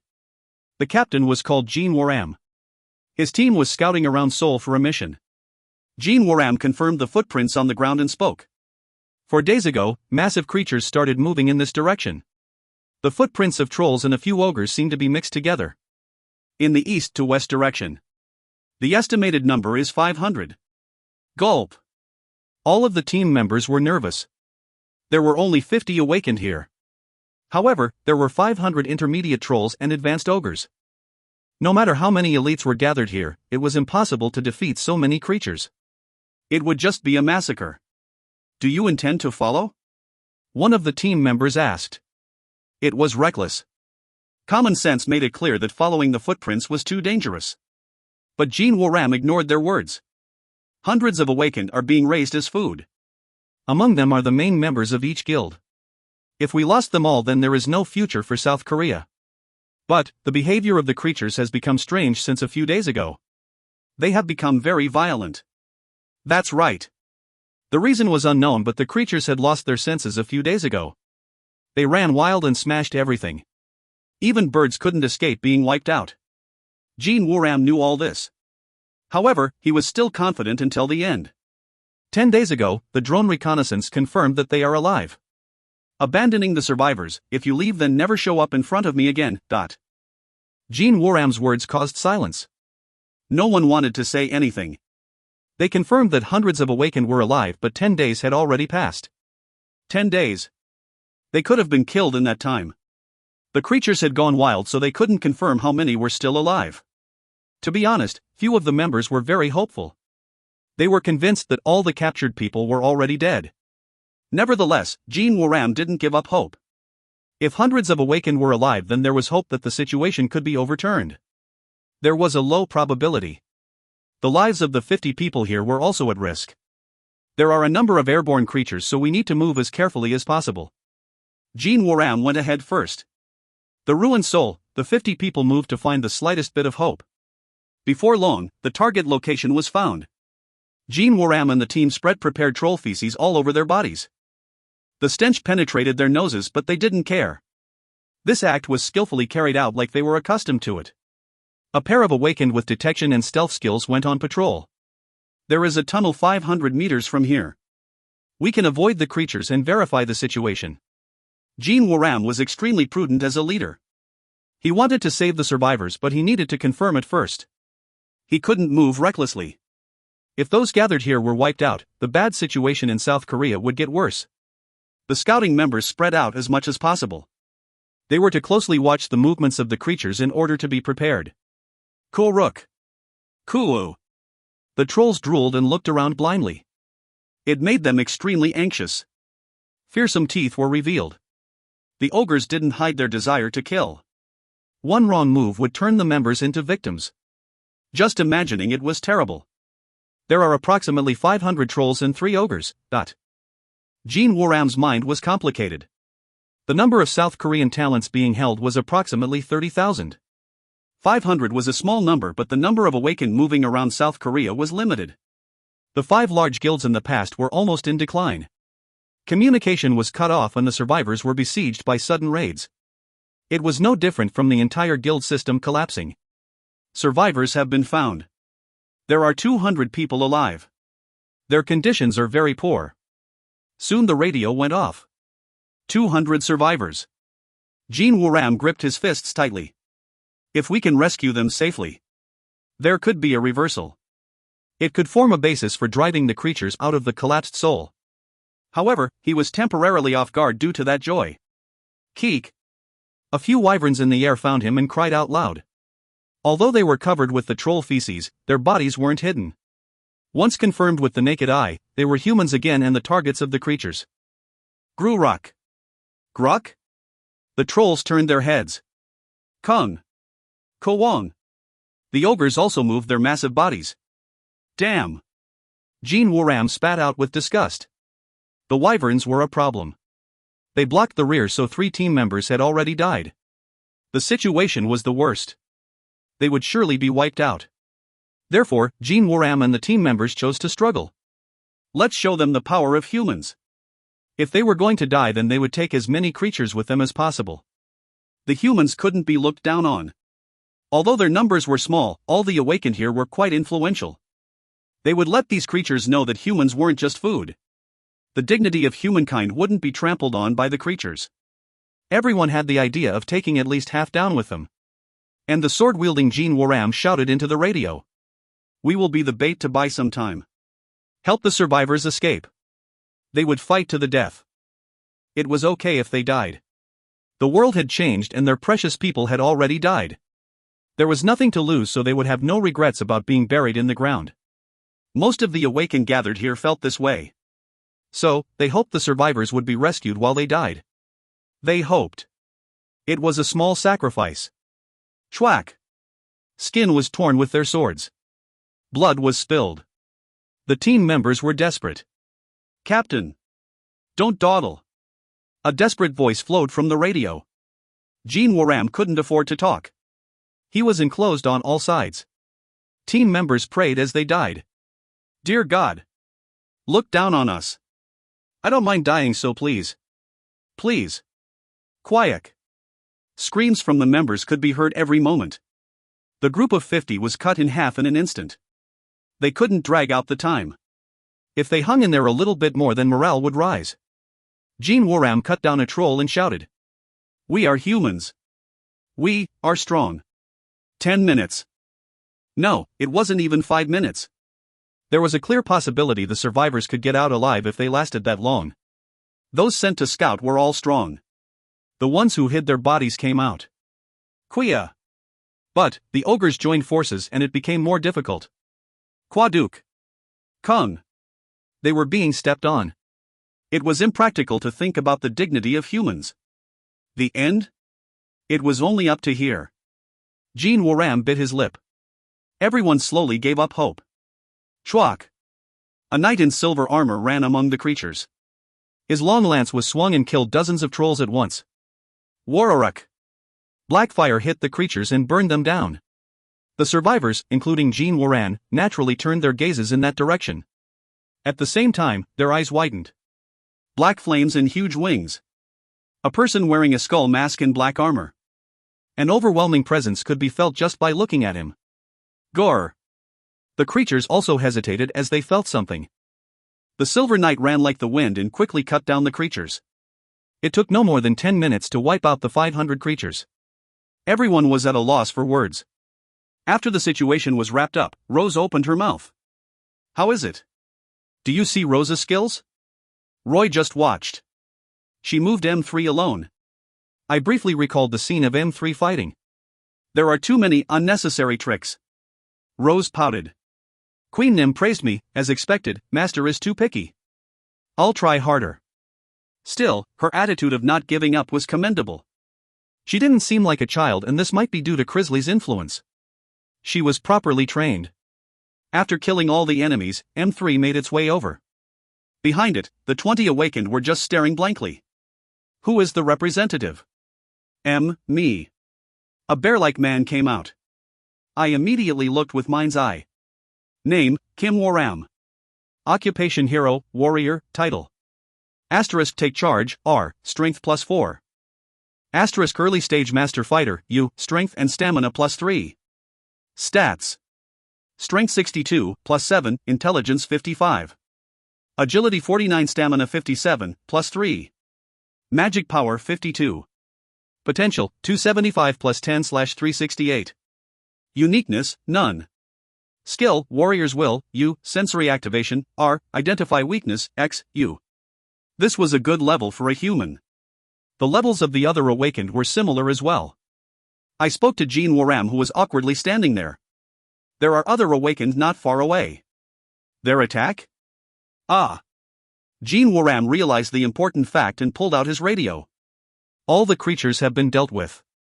Join us. That, are you serious? There was external assistance. I understand. We will immediately depart. After a short radio conversation, Jean Waram turned towards me. Thank you so much for saving us. I am a member of the Mithril Guild, Jean Waram. It was familiar. I frowned and asked. The top 5 guilds? That's right. Although now we are mere scraps. Of course, everyone gathered here doesn't belong to the Mithril Guild. I knew a few points. It was because Gapram's book contained some details mentioned. But this was the first time I had seen a living awakened in South Korea. Are you moving to rescue the survivors? I didn't think this type of force still remained. We have a base in Yongan. Do you mind if I ask who you are? A hunter. Ha? Jean Waram and his team showed signs of alarm. However, I was reluctant to admit that I was the leader of the Devil Hunters raid group when I was accompanied by Dark Elves. Things were occurring different from my previous life, so there was a possibility of pandemonium using the humans. Maybe the fact that I was the Devil Hunters captain had already been identified. It would be different in my past life, but Oculus had already broken the taboo. There is nothing wrong with being careful. It was hard to see ahead. The stereotypes needed to be boldly broken down. I cleaned up my thoughts and murmured. I have no intention of harming you. I'm sorry. If you don't reveal it properly, then I can't easily believe you. Besides, the identities of the 2 dark elves beside you are very suspicious. Thank you for saving us, but we can't let our guard down. Jean Waram explained with restless eyes. It was like I expected. On the other hand, Rose exploded. Queen Nim's words are correct. Humans really are stupid. Why do they doubt Master who saved them? I would have killed them already if I wanted to. Stay still. Yes. Rose's cheeks reddened. Roy just fidgeted and looked between Rose and I. Both of them were cute like Hee, but now wasn't the time to appreciate it. I am going to the south. I will be getting rid of any creatures I meet along the way. You can follow me or go your own way. I turned around after saying that. Rose poked her tongue out at the humans before following behind me. Captain Nim. Shit. Jean Waram frowned as one of his team members spoke. After the 200 survivors joined them, the group would have to lead them back to Yongan. If they encountered any creatures while heading to the south, then there could be massive amounts of victims. Jean Waram glanced at the surviving awakened. They couldn't even rebel properly and were almost wiped out by 500 creatures. It was difficult to think of that person as a human. He had never heard of dark elves following a human before. Should they follow the mystery man or try to head to the south with their own strength? After a moment of thinking, Jean Waram made a decision. Follow. They had no choice. If you find any errors, ads pop up, ads redirect, broken links, non-standard content, etc., please let us know. Report chapter so we can fix it as soon as possible. Chapter 147, Guardian Deity, 1. Chapter 147, Guardian Deity, 1. The demons who entered my dungeon. Half the creatures they brought had been removed from the dungeon. They were released all over South Korea and hadn't yet been cleaned up. It was ridiculous that there was such a large number of creatures. Other demons. Or it might be aid from pandemonium. I touched my jaw. By now, the demons would be aware that there was a problem. They would be planning their next move. So, I planned to wipe out all the creatures while making them aware of a strong presence. I would use it to confuse pandemonium. A special event.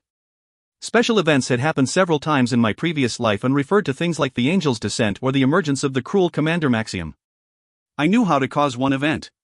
I wouldn't have even dared dream of it before stepping into the realm of transcendence as well as obtaining the treasures of the Hell Monarch. I formed a small smile. Wararuk. A pair of large black wings fluttered on my back. They were slightly different from the ones I received when corruption was used. They were an item transformed after eating Pride's flames. I recalled the brief description of the item called Thousand Wings. Name: Thousand Wings, Epic. Description: wings that are said to be capable of holding thousands of different types of magic power. Asterisk: the user can absorb and store the magic power of creatures that they kill. Asterisk: the color will change depending on the type of magic power absorbed.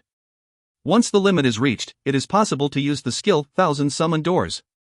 The amount of stored magic power 445,344/1000000. It was an epic item with no stats, skills, or titles. If I couldn't see the hidden options with Mind's Eye, then it would have been a trash item. It certainly wasn't worth paying 5,000 achievement points for. However, the hidden options were remarkable. There were restrictions, but it was an item that enabled the use of an exceptional epic skill. Besides, I was familiar with the skill. Name: Thousand Summon Doors, X Epic. Description: a unique monster can be summoned, depending on the specific place or time. The summoned creature won't follow the summoner's commands but will act according to its own uniqueness. It was ambiguous. But I knew a similar skill that had been triggered. As a result, something happened. It was a half-step lower skill called Traditional Summoning Door, Epic. A human had used it to reverse the destruction in South Korea. Immense wealth and great sacrifices were exchanged to summon a guardian deity. I didn't see the summoning with my own eyes, but it was enough to stop the demon's invasion. Thousand Summon Doors was a higher-rated compatible skill. If I collected enough magic power, then it was possible to open the summoning door without any restrictions. Of course, I didn't intend to use the magic power to summon something evil. It should be helpful to humans. Wake up a guardian deity to protect South Korea. A guardian deity. It was still a creature. At any rate, I intended to wake it up in order to counterattack against Pandemonium. If I wanted to do that, I needed the magic power of creatures and the origin of humans. The three-legged crow. I looked through my memories. At that time, the three-legged crow had been summoned. At first glance, it resembled a crow. It was bigger than the griffin and could cover the sun. I wasn't certain of its strength, but it seemed to be between a high-class 3LV and 4LV. The problem was, it didn't listen to the summoner. The three-legged crow certainly defended Korea, but it was fickle. After consuming the invading demons and creatures, it demanded more wealth. It liked flashy things and accumulated all types of jewels and goods on top of him to Baekdu. It caused things like tsunamis as a joke, so the humans suffered. In the end, it was cleaned up by Grand Duke UPA. However, the strength and will of the guardian deity was apparent.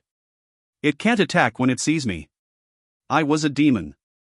There couldn't be instinctive recognition. It wouldn't have been easy before the underground world. Now I could easily defend against the guardian deity. Master. A lot of humans have come along, Rose said as she glanced back. This was the third day. I had traveled through half this land without any rest. Meanwhile, thousands of people had seen me taking care of the creatures. Many people were following behind me. Some were civilians and a large number were awakened. I didn't rest for even 1 minute or 1 second and managed to move up to here. Despite being slow, the humans desperately tried to follow me. Their mouths were foaming as they chased after me. I need their origins in order to summon the guardian deity. Hundreds of people weren't enough. Thousands, no tens of thousands were required. Otherwise, the creature I wanted was unlikely to be summoned. Take a small break. On a small hill.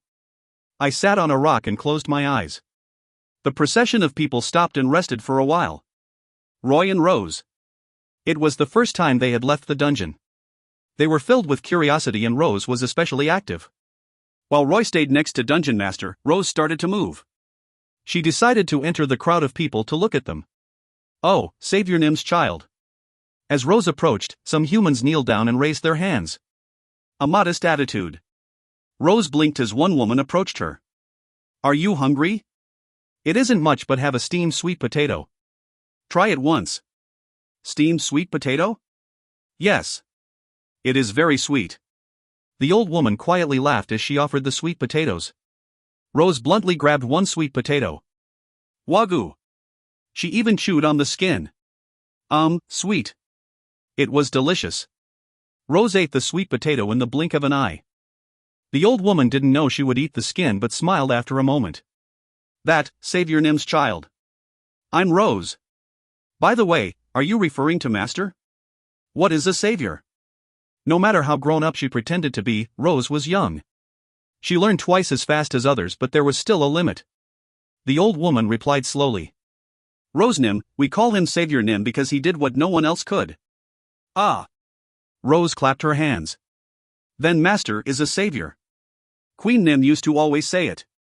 Nothing is impossible for Master. Master was taken away by evil, but he came back to save us all. I knew it. Master is really great. Rose nodded. Every day was really new. Queen Nim, Crisley's words weren't wrong. Her confidence in that idea grew. From all evil. He will save us. Finally. Finally. The humans interpreted it a bit differently. There were good reasons. A person taken away by evil. He came back to destroy all evil. Popular lines seen somewhere before. It was natural for him to be deemed a god. Before she knew it, thousands of people were gathered around Rose. They created a circle and listened to Rose's conversation. This was the first time Rose experienced so much attention. It was natural that she would feel flattered. You don't have to worry. I don't know why, but Master is trying to help you.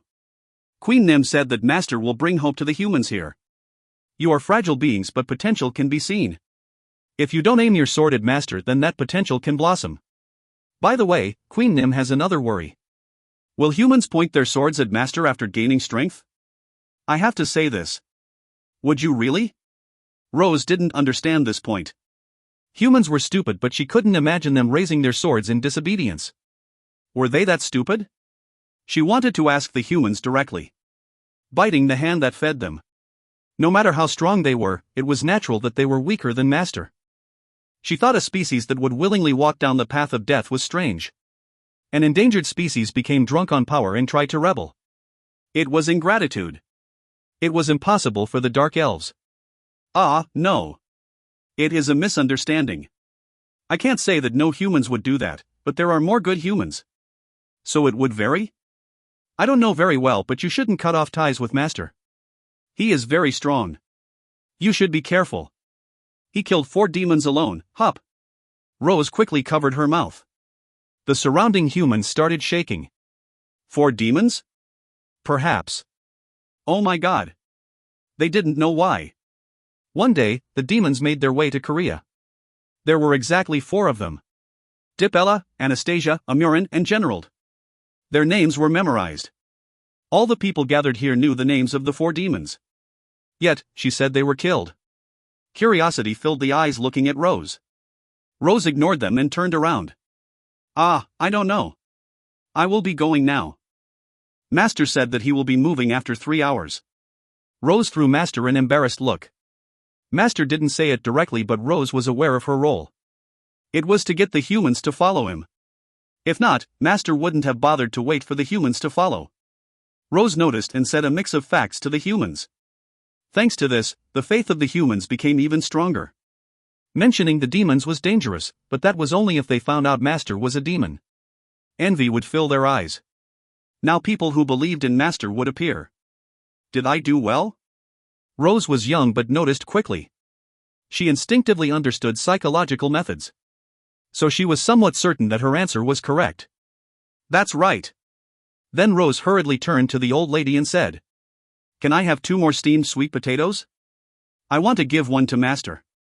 One was for Master. She would eat the other one. She didn't think of Roy.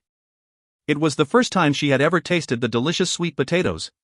If you find any errors, ads pop up, ads redirect, broken links, non-standard content, etc., please let us know. Report chapter so we can fix it as soon as possible. Chapter 148, Guardian Deity, 2. Chapter 148, Guardian Deity, 2. A large difference. I collected 800,000 of the required 1 million magic power. The number of creatures had shrunk, so they were much more difficult to find now. The number of humans joining increased steadily. It already exceeded 20,000. Some became tired in the middle and dropped out. They wanted to know about me. But I had an invisible wall around me and nobody could approach. There is no need to reveal my identity. It wasn't necessary to reveal that I was a demon or the captain of devil hunters. The important thing was the mystery. A veil was needed in order to sublimate my existence. In that sense, Rose was quite helpful. She maximized their curiosity and I became a religious figure for some humans. Putting their faith in a demon. It was funny, but it wasn't bad considering what I needed to do in the future. Their origins were essential for summoning the guardian deity I desired. The guardian deity would move to a certain extent in accordance with the origin of humans. If they followed me even more, I might be able to exert influence on the guardian deity. I followed this plan and more of the faithful gathered as I moved. Late in the evening. Once a full moon hung high in the sky, I discovered a group of people fighting. Water boom. Torpedo sword. Chwerarek. Quajijing. There were 50 humans present. All of them were awakened, engaged in battle against a number of creatures. I stared at some faces among them. Hai. Behind you. Leave the Orc Lord for me. Edward, damn. The familiar names rang in my ears. The Devil Hunters raid group. I moved my eyes over the creatures. There were quite a lot left. There were common orcs, orc shamans, orc warriors, and orc lords. There were a staggering 1,000 orcs. However, the humans had the numerical advantage after my appearance. There were over 10,000 people behind me. I raised my hand to tell them to stay still. At the same time, Wararuk. Pride's flames were created in the air. I pointed my finger and a black fireball flew towards an orc lord. Quararung. A huge explosion. The orc lord and the nearby orcs evaporated without leaving a single trace behind. Oh, Savior Nim. Savior Nim. Many of the humans following me kneeled down and watched. They had been marching for a few days. Their stomachs were hurting and their stamina was low. It was the same for the awakened. The driving force that moved them was their faith in me. To them I was a messenger of God, or maybe God himself. A person who would punish evil. The defender of justice. It was clear that I was a deep existence inside their hearts. A savior who appeared after 1 year of suffering. It didn't matter if he dragged both dark elves and humans with him. Rather, the inhuman appearance made their faith even stronger. The more cruel and cold I was, the more attracted the humans became to me. It was a little odd, but in the end, they wanted a monster. A real monster to annihilate the monsters. It fits me. A hunter should know the monsters well. So I should be a monster. In that sense, I would fulfill their faith. As far as I knew, humans have never put their faith in a demon. Demons normally made them feel anger, fear, etc. It was a funny feeling, but it wasn't bad. Wayak. The wings that absorbed the magic power were exquisite. They already exceeded 5 meters in length. Once I injected magic power into the wings, hundreds of small fireballs would pop out. The skill Pride and 1,000 wings could be used together. Kwang. Kwang. Korurung. The fireballs hit the ground. The ground shook like an earthquake was occurring and there was a thick fog. Queek. Quayak. 200 orcs were wiped away at once and the attention of the orcs turned towards me. An orc lord whose body was burnt enough to see the bones ran over with a big sword. The devil hunters were busy dealing with their own opponents, but the orc lord never reached me. Chaeyoung. Poke. M3 consecutively took down 2 orc lords. In the aftermath of the fight, it was tired and injured, but M3's strength was quite amazing. How dare an ugly orc run towards Master? That's right. Rose puffed angrily with both hands on her waist. Next to her, Roy gave a small nod. In the meantime, the Devil Hunters raid group was still moving. Despite being pushed numerically, they used wise and resourceful methods. Being able to grasp an opportunity was a skill itself. Hai. Water boom. Electronic shock. The water magician Li Ji-hai. She used a huge ball of water to form a bomb. Hai followed with an intense burst of electricity. The combination caused a significant explosive power. Kwaong. Quajajijik. The water bomb exploded and then the electricity hit the water droplets on the orcs. The electricity penetrated their bodies and 30 orcs shook before collapsing. Edward jumped between the panicking orcs. Every time he swung his long sword, an orc's head flew into the air. The other team members weren't as good as these 3. Out of the awakened I had seen so far, they were the best. Great growth. After unintentionally leaving, devil hunters had become more solid. I decided to stop intervening in their battle and used Mind's Eye. Name, Hai. Occupation Hero, Lightning Magician, Title, Asterisk dozen lightning strikes, R, magic power plus 4. Asterisk enlightened lightning spirit, U, magic power plus 7. Asterisk laid the foundations for a magic swordsman, U, strength, agility and stamina plus 3. Stats. Strength 55, plus 3, intelligence 78. Agility 63, plus 3, stamina 61, plus 3. Magic power 66, plus 11. Potential, 323 plus 20/423. Uniqueness, has received the protection of the spirit of lightning. A state received after being hit by lightning and standing in the doorway between life and death. Skill, lightning sword, XU, electronic shock, U, enhanced strength, U, passive. Name, Li Jihai. Occupation hero, water magician, title. Asterisk walking on water, U, intelligence and magic power plus 4. Stats. Strength 33, intelligence 75, plus 4. Agility 29, stamina 32. Magic power 75, plus 4. Potential, 244 plus 8/277. Uniqueness, none. Skill, water barrier, XR, water boom, U, water mind, XU. Name, Edward Windsor. Occupation hero, warrior, title. Asterisk warrior pushed to a corner, XU, strength plus 8. Asterisk weapon destroyer, U, strength and stamina plus 4. Stats. Strength 67, plus 18, intelligence 49. Agility 60, stamina 74, plus 4. Magic power 41. Potential, 291 plus 22/441.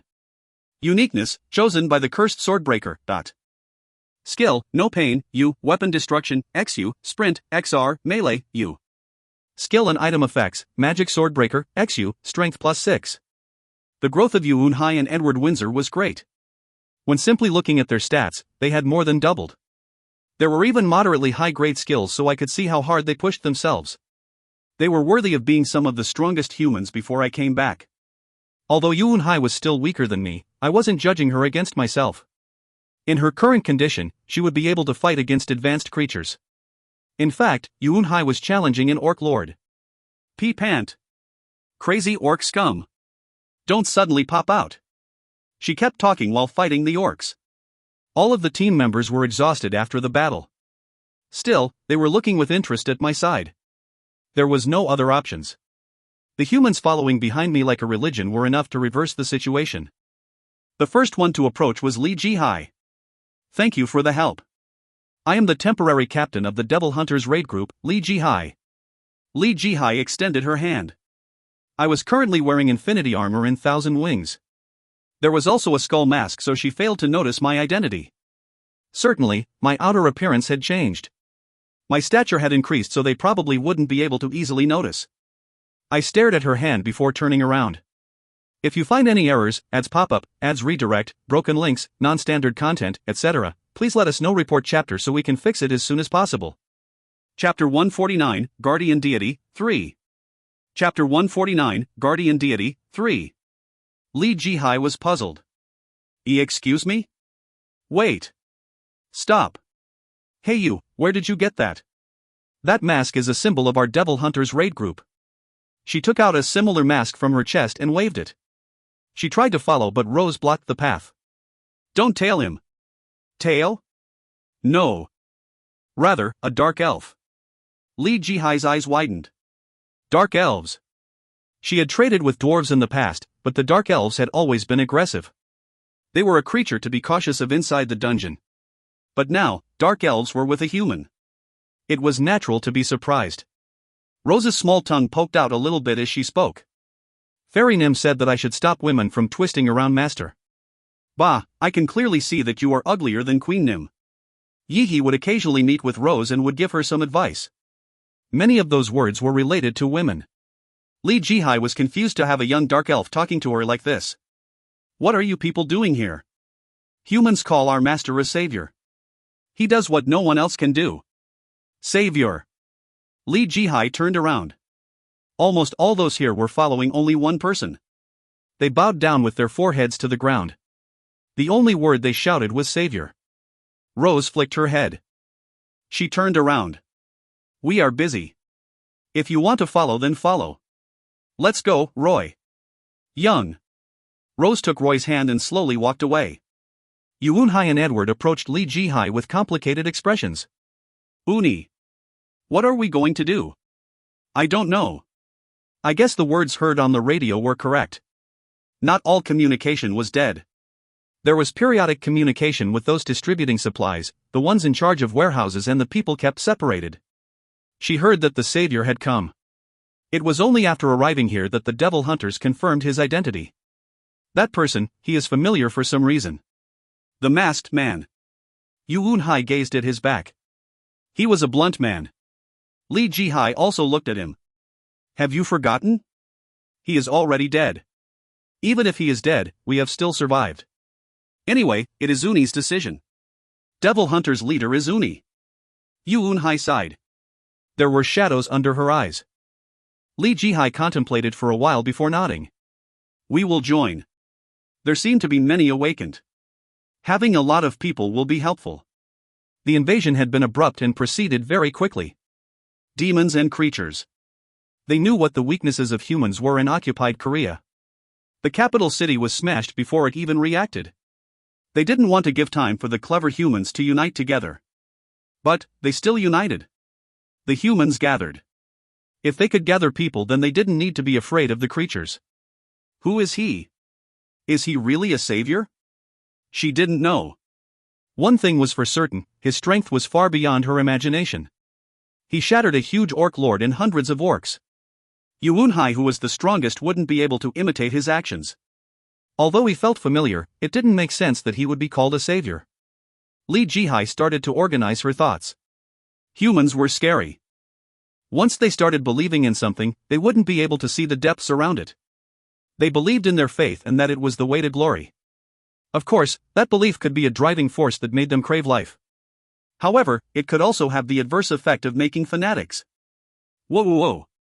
Whoa. Small sounds filled the area. It wasn't an orderly song. It was more like bizarre moaning. People are strange. Edward said while looking around. It isn't strange. Yuunhai denied his words. At the moment, they were walking in the rear. Only those with a strong belief in the savior could stand near him.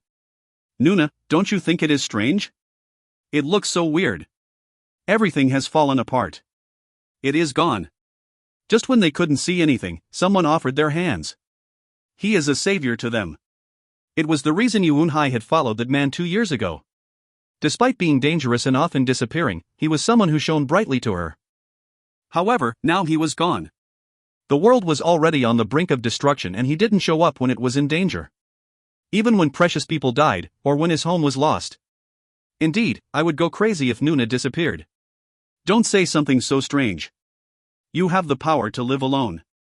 So what if I have power? I don't want to, hee hee. Edward laughed with a playful expression. The atmosphere just then had seemed somewhat depressing. Next to him, Li Jihai gazed at the long procession and asked, where are we going? The answer came from elsewhere. The land of heaven. Savior Nim is leading us to a place with no worries. A passerby said while shedding tears. But Li Jihai refuted these words. Don't you see the angels? They believe that it is more important to destroy the demons. Humans aren't a high priority.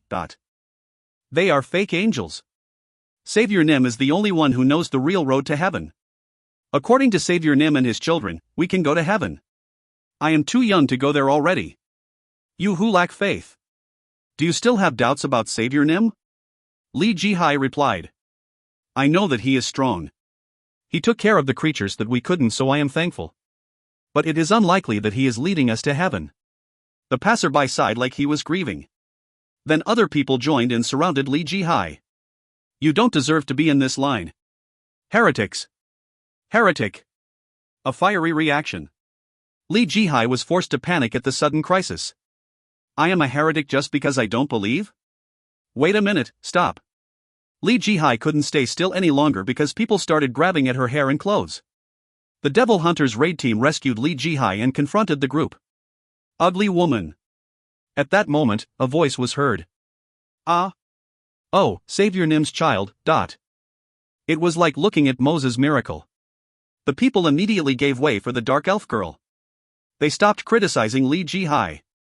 The girl stood in front of Li Jihai and the Devil Hunters. Master says we are moving. All the people around you as well. However, Rose won't forgive you if you stab Master in the back.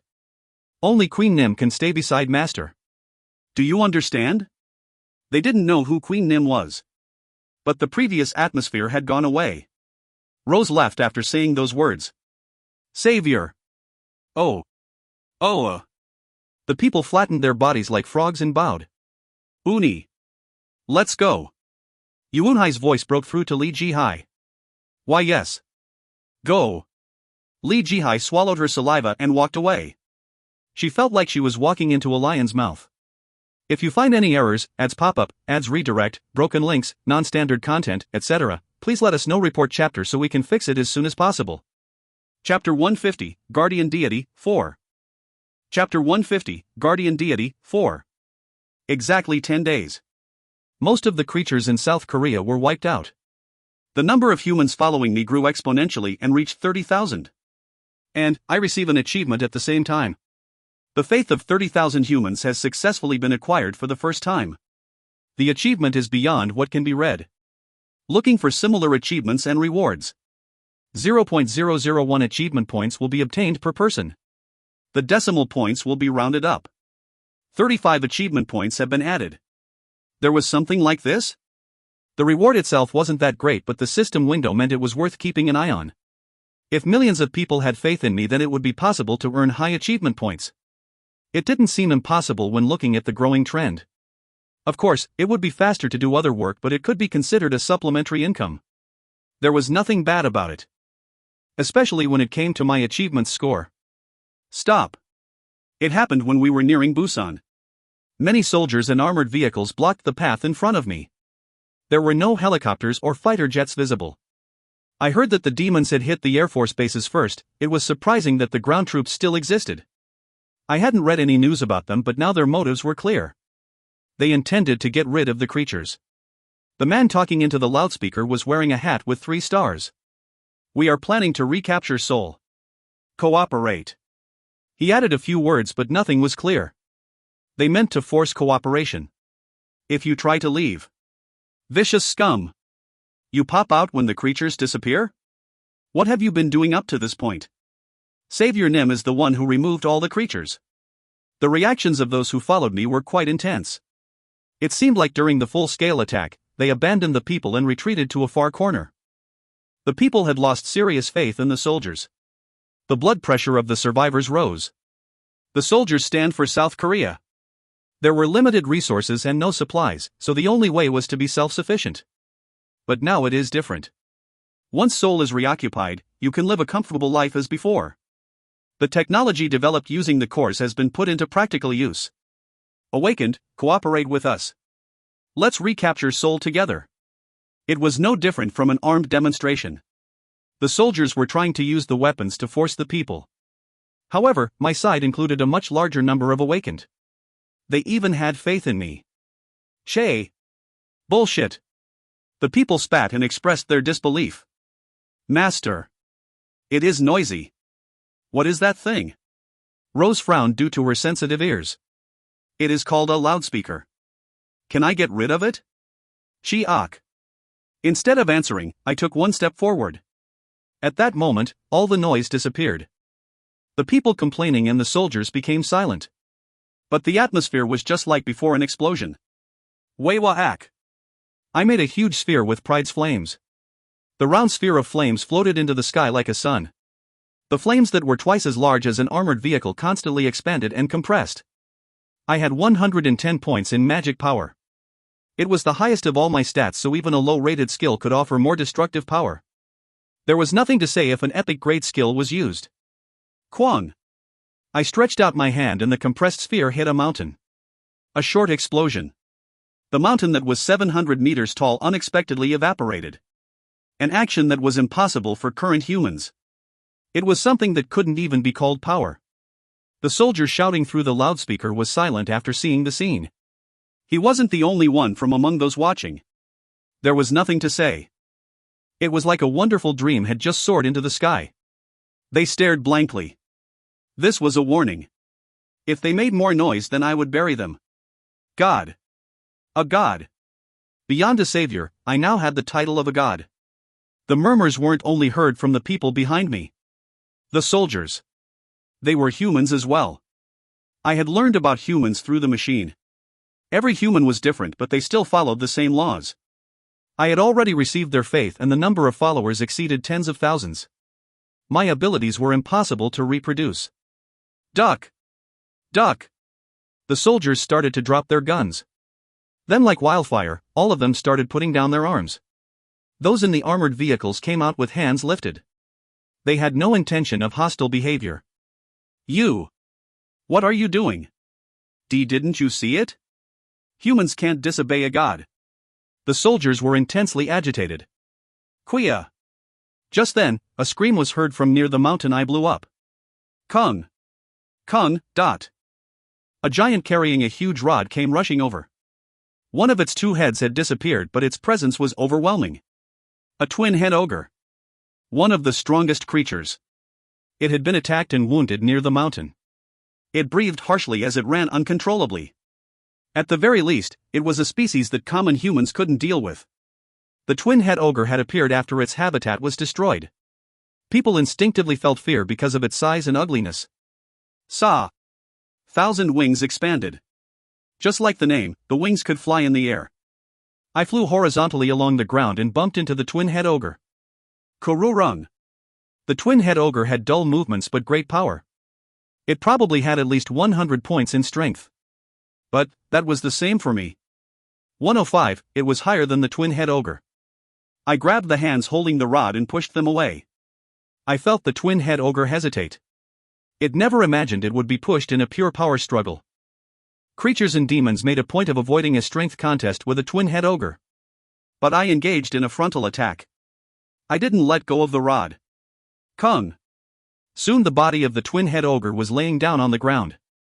It tried to get up, but it was off balance due to losing one head. I pulled out the Emperor's sword. And my sword cut through its neck. Phew! Blood spurted, but I didn't care. The twin-head ogre stopped breathing. God! A guardian deity. Similar words emerged from their mouths. Guardian deity? That name didn't really suit me. I shook the blood off my sword and turned away. Then I walked towards the soldiers. Gulp! All of the soldiers were tense. I moved slowly and didn't stop as I got closer. Words weren't necessary. The soldier in the very front stepped aside. The other soldiers saw it and quickly moved their legs. The dense group of soldiers parted and formed a road. As I walked through the center, people started to follow. I gathered all the required magic power for the wings. The creatures had dried up and the number of people increased to 40,000. It is time. Now it was time to open the summoning door. In my previous life, the three-legged crow had emerged. I knew the place where he was summoned. If I went to the same place and used 1,000 summoned doors, it was highly likely that I would see the three-legged crow. The result of 1,000 summoned doors depended on the specific time, place or object. At the very least, I needed to adjust the location. I crossed the border to North Korea. The situation in North Korea was worse than South Korea. I couldn't see any people at all. There was no one to block me, so the march was much quicker. The few creatures I encountered were wiped out.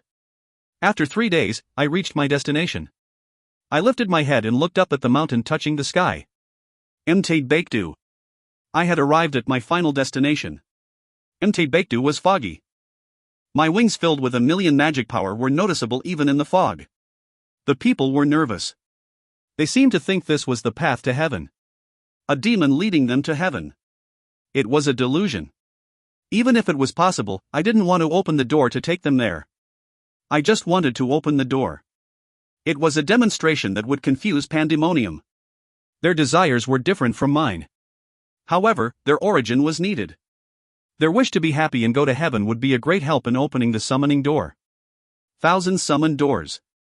I used the skill near a lake. At that moment. Wing! The wings scattered in every direction like smoke.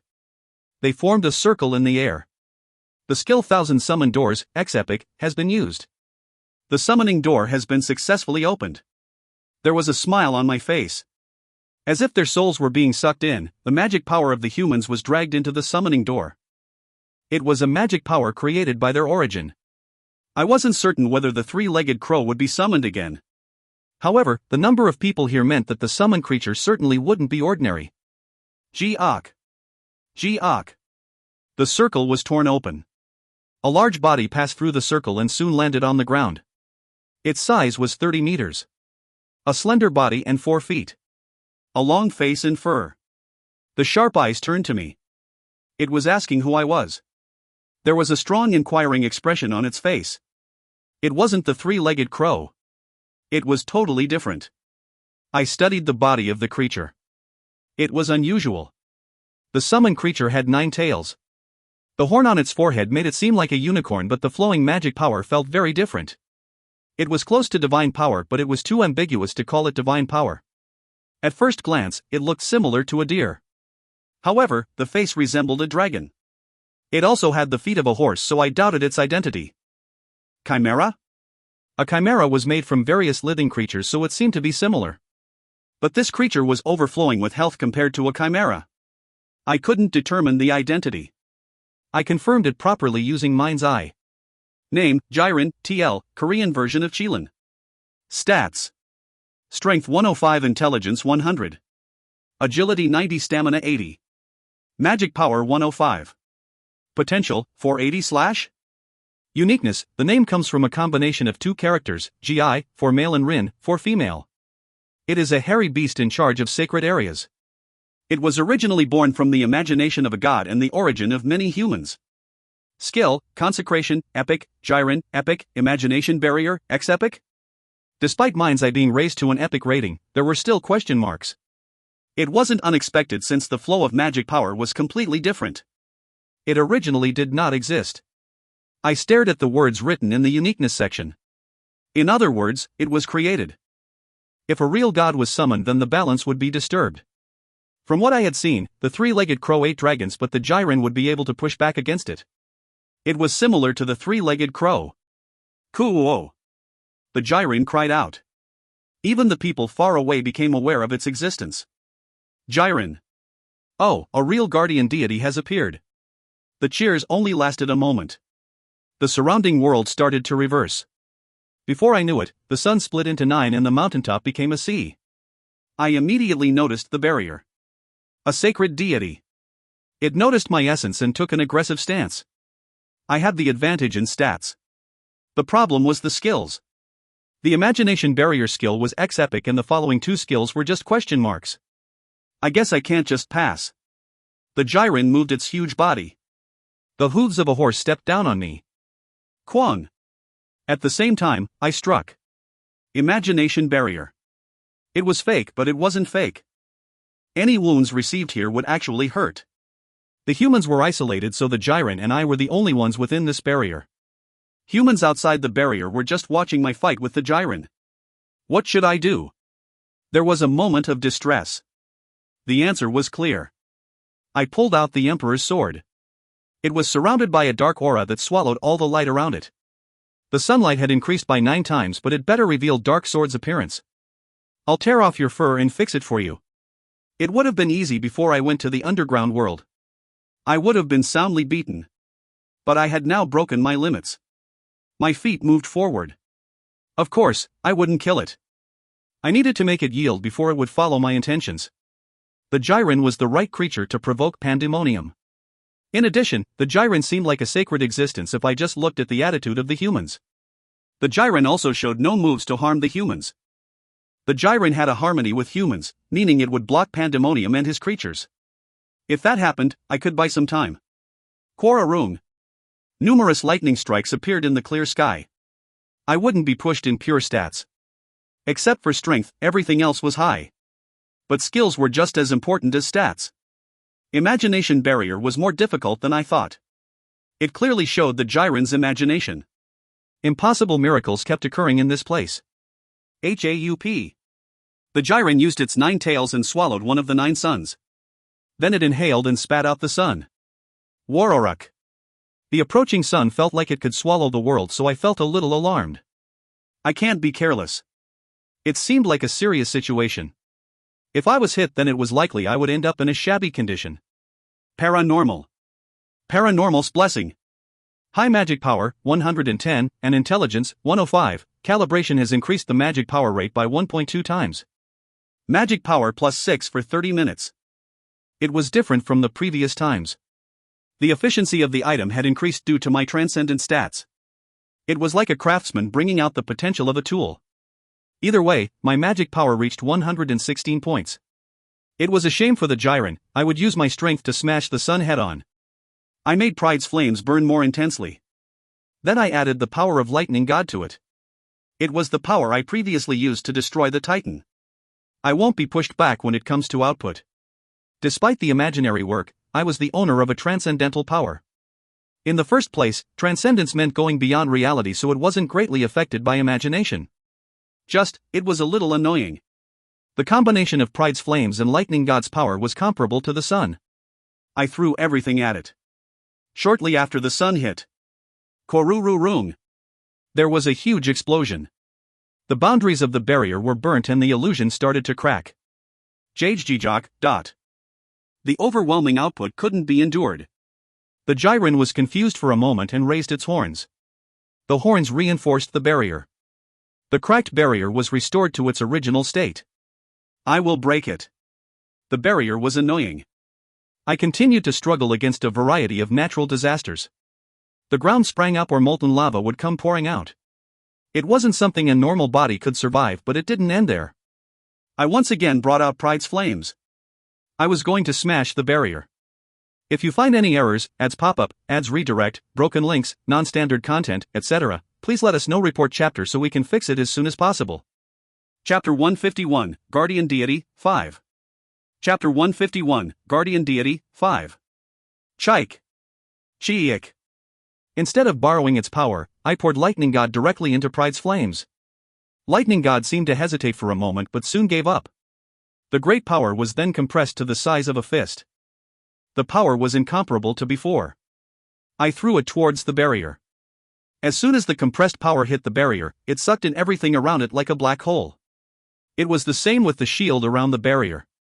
Everything was absorbed into the sphere. The Gyron's horn shone intensely, but the recovery rate was slower than the breakdown rate. It would soon shatter. Stop. At that moment, the voice of a woman resonated in my head. I quickly realized that the Gyron was communicating with me. If this power escapes, then all the humans out there will die. Aha! She judged that it would be hard to fight against me and established the barrier. Now it seemed like she was worried about the people outside. Wasn't she a divine being born from the origin of humans? It seemed like she was capable of communicating. Things had become easier. I wanted to know her true purpose. Do you want to protect them? Evil one. Why do you want to kill all these innocent people? I don't know what you are talking about. You were the one who attacked first. I was just defending myself. Still. I spread my wings. I laughed as I confronted the Gyron. They are vagrants. They lost their homes, their jobs, and reached this place because of me. Didn't their origins reach out for you? Do you truly want their lives? No. Most of the humans followed me here in order to feel comfortable. They didn't want any more suffering. That's why they followed me while dreaming of heaven. They didn't care about their own lives. They didn't know that their origins had been absorbed by the Gyron. I turned my head and looked at the shaky humans. They don't care about that. Even if I am evil, they will follow me if it means revenge.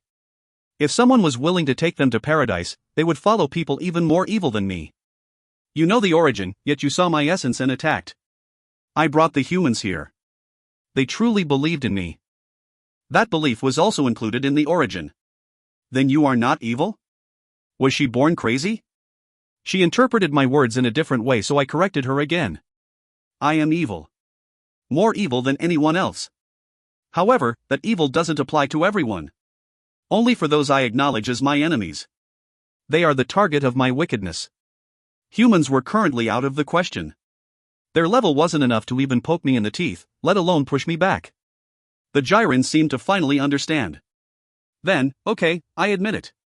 So stop your act of breaking the barrier. I don't know how to reclaim the power once it has left. You take care of it. I folded my arms and became a bystander. The Gyron that reached 30 meters in height turned her head with fright. and she concentrated on the barrier. The barrier was lifted and the Gyren descended to the ground. Her hostility towards me had disappeared, but she looked quite tired. The Gyren didn't stop moving until she arrived in front of the people. The Gyren's whole body was covered in flames and she started to gradually transform. Soon a naked woman appeared where the Gyren was. The dreamlike woman had burning red hair. Apart from the horn on her forehead, she looked no different from humans. But the humans were stunned by her appearance. "My name is Rin. I came here due to your origins." Gulp. The people swallowed their saliva. Everyone was focused on the woman. She wasn't just beautiful.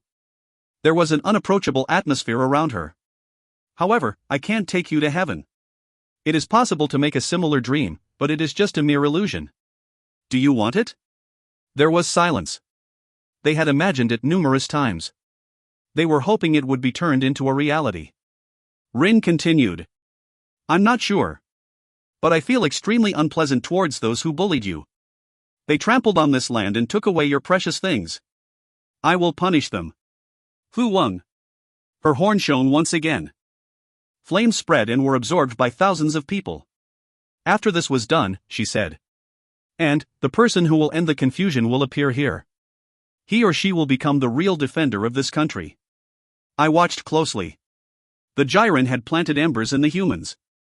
I wasn't sure what type of fire it was, but it was probably the Gyren epic skill. The embers would manifest once they experienced a certain occasion. In addition, there would eventually be a leader.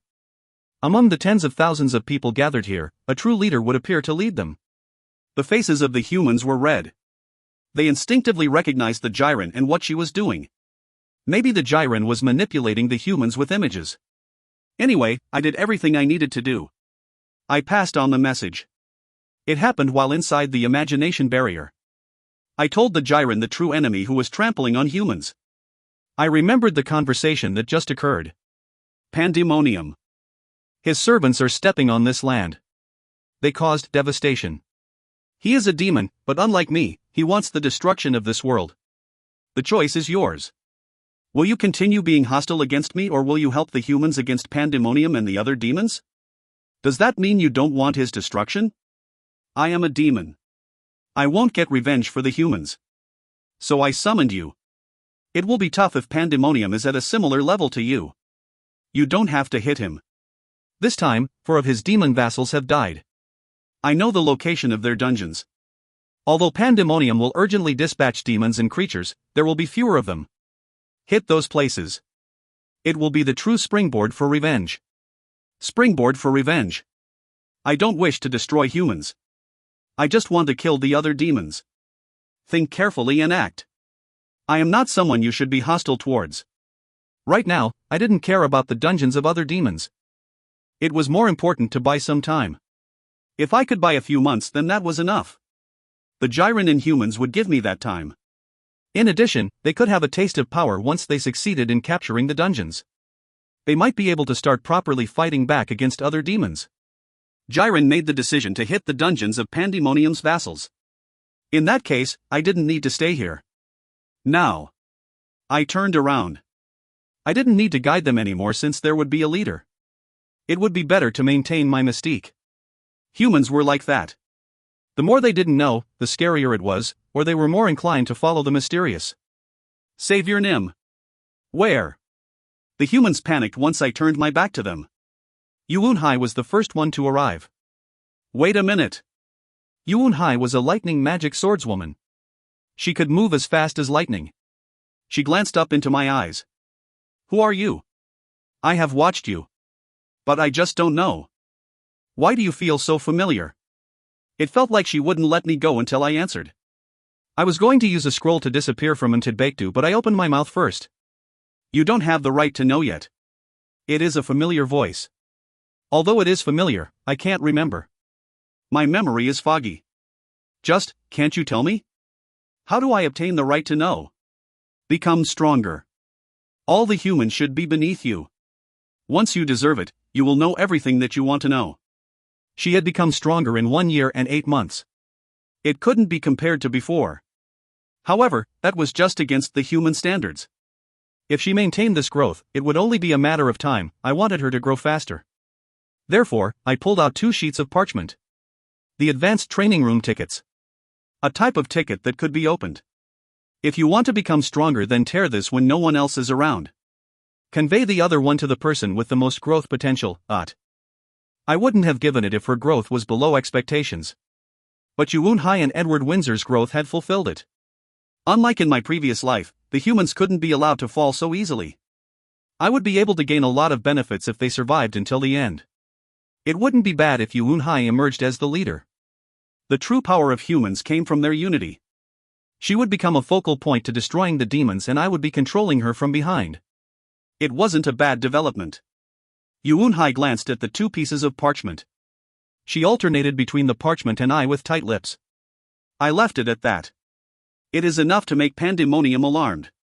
He didn't know that I had returned. So it was possible he would send a large force after having contact with his demons broken. If the empty dungeons were raided, then he would have to move. In the process, there would be human casualties, but the numbers wouldn't increase significantly. Even if they were close to extinction, Yuun Hai and Edward would live. The moment they entered the training room, they wouldn't be able to come out until they cleared it. Roy. You will remain. Yes. I made one more preparation. I would leave Roy here to watch. If the situation could be determined through Roy, then it would make planning tactics much easier. Rose placed her hands on her waist and scolded Roy. Didn't you hear what Master said? And don't you know that Master hates repeating things? Roy, I will take him 3. Will you use me as a crutch every time? Fix that timid nature of yours. Even though he was her twin brother, Rose was heartless. Roy seemed like he was about to cry. He couldn't refuse, so he just stood there. Master. Are we going now? Rose showed no signs of being shaken at all. I nodded and Rose handed me the scroll. I tore it. At the same time, light flashed and both of us disappeared from Mtbaekdu. Yi-hee was the first to greet me after I returned to the dungeon. You came, Master. She bowed and smiled. She was quiet, but the awkwardness couldn't be erased. It was unconvincing acting. Have Crisley and Tashmol returned? Yes. They arrived 2 hours ago. Yi-hee carefully looked after them. She covered her mouth and gave an oh-ho-ho laugh. It was different from her usual Yi-hee. I felt like a bug was crawling on my back. Before that, Master. Aren't you tired?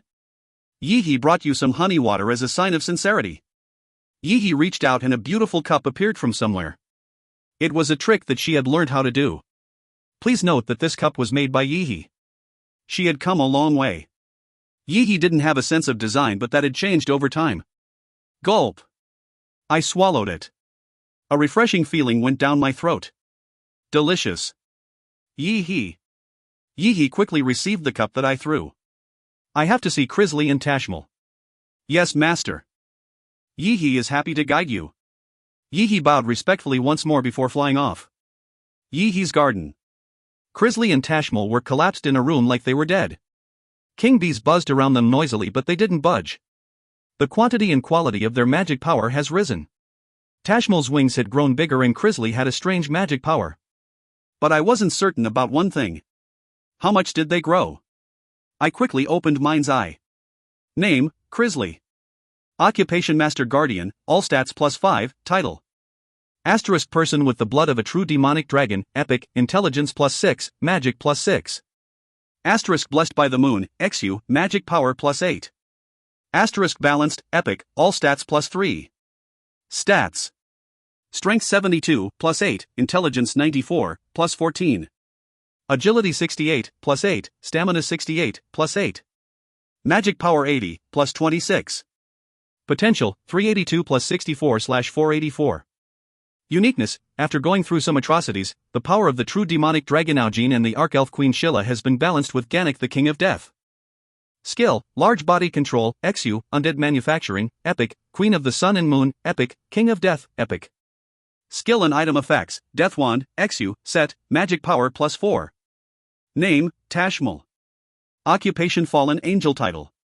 Asterisk Angel of Light steeped in darkness, epic, intelligence and magic power +6. Asterisk Suffering and Awakening, epic, intelligence and magic power +5. Stats. Strength 88, intelligence 88, +11. Agility 90, stamina 83.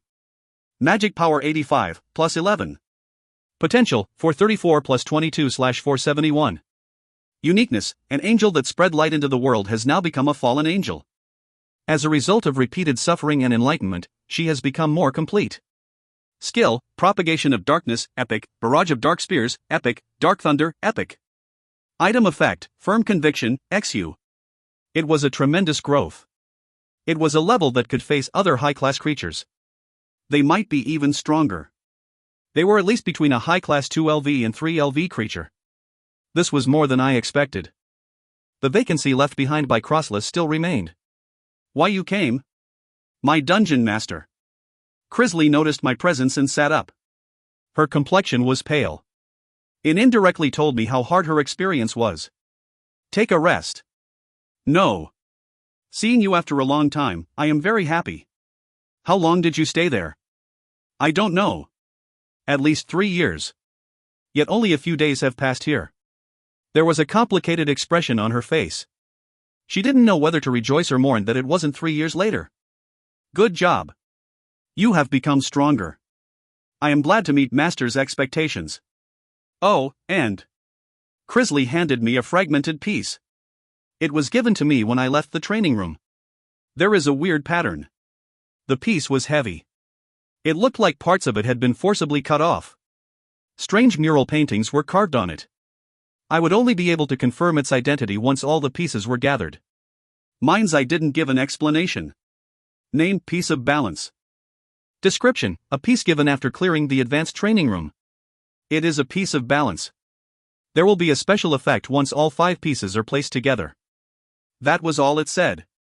Either way, I needed to join the 5 pieces together. There was a similar piece in Tashmul's arms. A piece of enlightenment. I had gathered 2. 2 tickets were given to Unhai, so I would have to recover them later. At that moment, Crisley unexpectedly fell to her knees.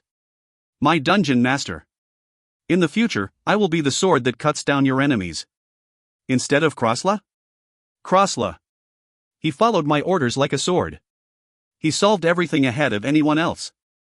Yes. Indeed. The vacant position had to be filled.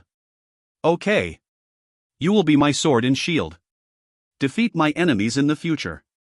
And I will give you Pandemonium's head. Thank you. Crisley bowed deeply. Crisley had lost Crossla and many dark elves due to Pandemonium finding my dungeon and attacking. The death of 4 demons couldn't fulfill her desire for vengeance. It was just something small. Heal your body. I will be busy. My dungeon master. Can I hear your next move? I said with a laugh. I have to prepare for the Demon World Auction. Demon World Auction. Now that I had time, I needed to restore the dungeon and prepare for the Demon World Auction. If you find any errors, ads pop up, ads redirect, broken links, non-standard content, etc., please let us know. Report chapter so we can fix it as soon as possible. Chapter 152, Demon World Auction, 1. Chapter 152, Demon World Auction, 1. If my memory was clear, there was 3 months left until the 5th Demon World Auction. I skipped the 4th one due to the underground world, so I needed to establish a strategy. The 3rd Demon World Auction is when it fully started. Mago appeared, causing the atmosphere to change. I didn't know what came out in the 4th year. There was the Titan, but that wouldn't be all. There would be instruments of power that could reverse the situation. It was different from my previous life. The speed was rapidly increasing. I had no recollection of such speed in my previous life. The demons who suffered in the 3rd and 4th Demon World Auctions were more likely to bid higher this year. The angels appeared and Ocullos had died. They started to sweep the land in earnest. All the hidden cards. They were likely to be found at the Demon World Auction. The demons in Ocullos' faction. I don't know what happened to them. Ocullos was dead for sure. But I didn't know what happened to the demons in his faction. There was a chance they survived, but there would obviously be an impact. And if they were alive, I couldn't rule out the possibility of them being absorbed into the other factions. I had to make plans with all that in mind. In many ways, this will be the basis for the 5th year. Drastic changes. There was no reason to be stuck in the dungeon. Those who progressed slowly would be eaten right away. At this moment, Pandemonium was raising and killing awakened. The collected points would be used to reinforce the dungeon as well as for the Demon World Auction. I didn't know what strategy Ariel and UPA had set up. There are certainly variables. If I don't want to be shaken by the variables, something unique is required. In fact, everything around me was a variable. Right now, I needed to remain low-key and create my weapons. Points alone isn't enough. The time to use points to make my presence known was gone. Although I still held an enormous amount of points for an individual, it would be difficult to exert influence over the factions like before. I needed something else. I had to make them nervous about my presence once again. I will make changes. I nodded. The answer itself was simple. If it wasn't what I desired, then I would overturn the plate and try again. The problem was actually overturning the plate. Dobelong. I clicked my tongue. If I could contact Dobelong, then it wouldn't be difficult. Besides, the spirit world thought I was dead. I needed to contact them at least once. Their permission was required to access the demon world auction. However, getting to the spirit world was another problem. There was no way I could get in contact with Dobelong here. If I wanted to go there, I have to open a crack. There were still many unclear parts about the cracks. There was no guarantee that the other side would be where I wanted to go. But I had the token that Dobelong gave me. The small stone was insufficient. I needed to open the crack in order to get the communication working. There was no need to cross the crack directly. The crack was a type of circuit. It would allow me to open the line of communication with Dobelong. At that time, a name popped into my head. Aswin. At that time, he had said. He made the 7 sins and then threw them into a crack. In other words, it meant he opened a crack himself. It was the only clue. I immediately moved my feet. I have to see Aswin. I hoped he had the answer. A crack, you say? Aswin was making his arms in Gapram's workshop. He originally had 6 arms, but 4 were cut off. Therefore, he was making fake arms to replace them. Gapram and the Dwarf King were nearby, but I wasn't interested in them. I only looked at Aswin as I spoke. If you threw the 7 sins into a crack, then you must know how to open it. I know, but there is a risk. And I can't do it alone. What do you need? Aswin closed his eyes. He pondered for a moment before sighing. After forcefully opening a crack, it is possible that unknown things will pop out of it. For example, spirits from the spirit world or existences trapped in nothingness. There are many old existences stuck in the crack. They are very destructive and unreasonable. Do you think I won't be able to deal with them? Even if a transcendent presence came out, I was confident. My resolve was firm.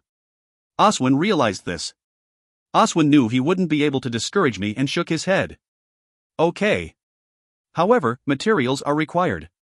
To create the device, I also need Gapram's help. Tell me what you need. I'll get everything ready. First, lend me Wrath. I need to create a framework for the device. Suck. I handed over Wrath without hesitation. Aswin looked at me like he was a little surprised. You are just giving it without any questions? It is something that you made in the first place. I don't remember how I created it. At any rate, Wrath isn't the only thing I need to borrow. That item called 1,000 Wings is wonderful. It is perfect for storing massive amounts of magic power. 1,000 Wings was detachable. Once the supply of magic power to 1,000 Wings was discontinued, it would fall off. Ah! The paranormal ring. That as well. The irregularity of the item is good for the crack. Anything else? Your Majesty. Have I lied to you? It was unclear, but Aswin still had knowledge in this field. It was dubious in my previous life, but now I had strength. My subordinates meant I could move more efficiently. I will tell you the rest. Building the frame will take quite a bit of time, and the device is single-use only. The consumption of other materials is beyond imagination. Do you really want to open the crack? He asked for confirmation. I nodded. Open it. Okay. Then, Gapram, will you be my assistant for a while? Gapram, who was watching from the side, opened his mouth with slight disbelief. Can you really open a crack? How long have you lived? It seems like you have been living comfortably in the mountains for a long time. How could you not know? The Dwarf King here is giving me a look of respect. Indeed, the Dwarf King was looking at Aswin with infinite respect. He was paying more attention to Aswin than the Dungeon Master. In contrast, Aswin was a little upset that Gapram didn't know him. Despite being in different fields, artisans should know each other. I admit that you seem knowledgeable and fairly dexterous. TSK. Wait and see. I'll push your haughty nose down properly. There was a strange war of nerves. I interrupted them. What is the estimated time for completion? At least a month. Report the progress to Yihi. Tell Yihi if you need anything. I understand. Oswin agreed. There was a way to open the crack. It would take time, so I had separate tasks to do. A remarkable achievement. For the first time, 10 lizardmen villages have been created. 200,000 points will be given. 300 achievement points will be added. Great achievement. For the first time, the number of angels has increased through breeding. 400,000 points will be given. 500 achievement points will be added. Huge accomplishment. The origin seed has been collected for the first time. However, seeds from the tree of origin won't grow into the tree. Instead, a world tree can be germinated from the origin seed under certain conditions. 1 million points will be given. 1,000 achievement points will be added. The best way to gain points was to have many achievements. In order to fulfill my plan, I needed special achievements and special items. I had the origin seed, essence of origin, angel tear, and several other items that could only be bought from the achievement stores. My points recovered to 30 million in just 1 month. This was after restoring the dungeon, building Gapram's workshop, investing in research, and opening the crack. And I finally received word from Oswin that the device was completed. I will return Wrath to you. Once the crack opens, Wrath and the device will act as strong transmission equipment. At first glance, Oswin's device looked no different from Wrath. Of course, the magic power was completely different, but the appearance was the same. The crack shouldn't be opened for a long time. Your Majesty is obviously strong, but you might become overwhelmed if numerous beings emerge. It is only for a short time. I understand. Then I will open the crack. In addition to recreating Wrath's outward appearance, there were a few more strange items. A compass, a grey 1,000 wings, and paranormal. They were the same but looked uglier. Oswin had made all of them. Oswin put on 1,000 wings and the ring. He infused the power of Wrath into 1,000 wings. Wewa-ak. At the same time, all types of magic power started flowing. There were flames, ice, and occasionally harsh winds. It was chaos. Light rushed and a dark passage appeared. The light was distorted by the passage. It seems that is how the crack will appear. I knew about it. It was similar to what I expected. Soon the distorted passage disappeared and the crack replaced it. It is opened. Once the magic power is removed from 1,000 wings and the ring, the crack will disappear.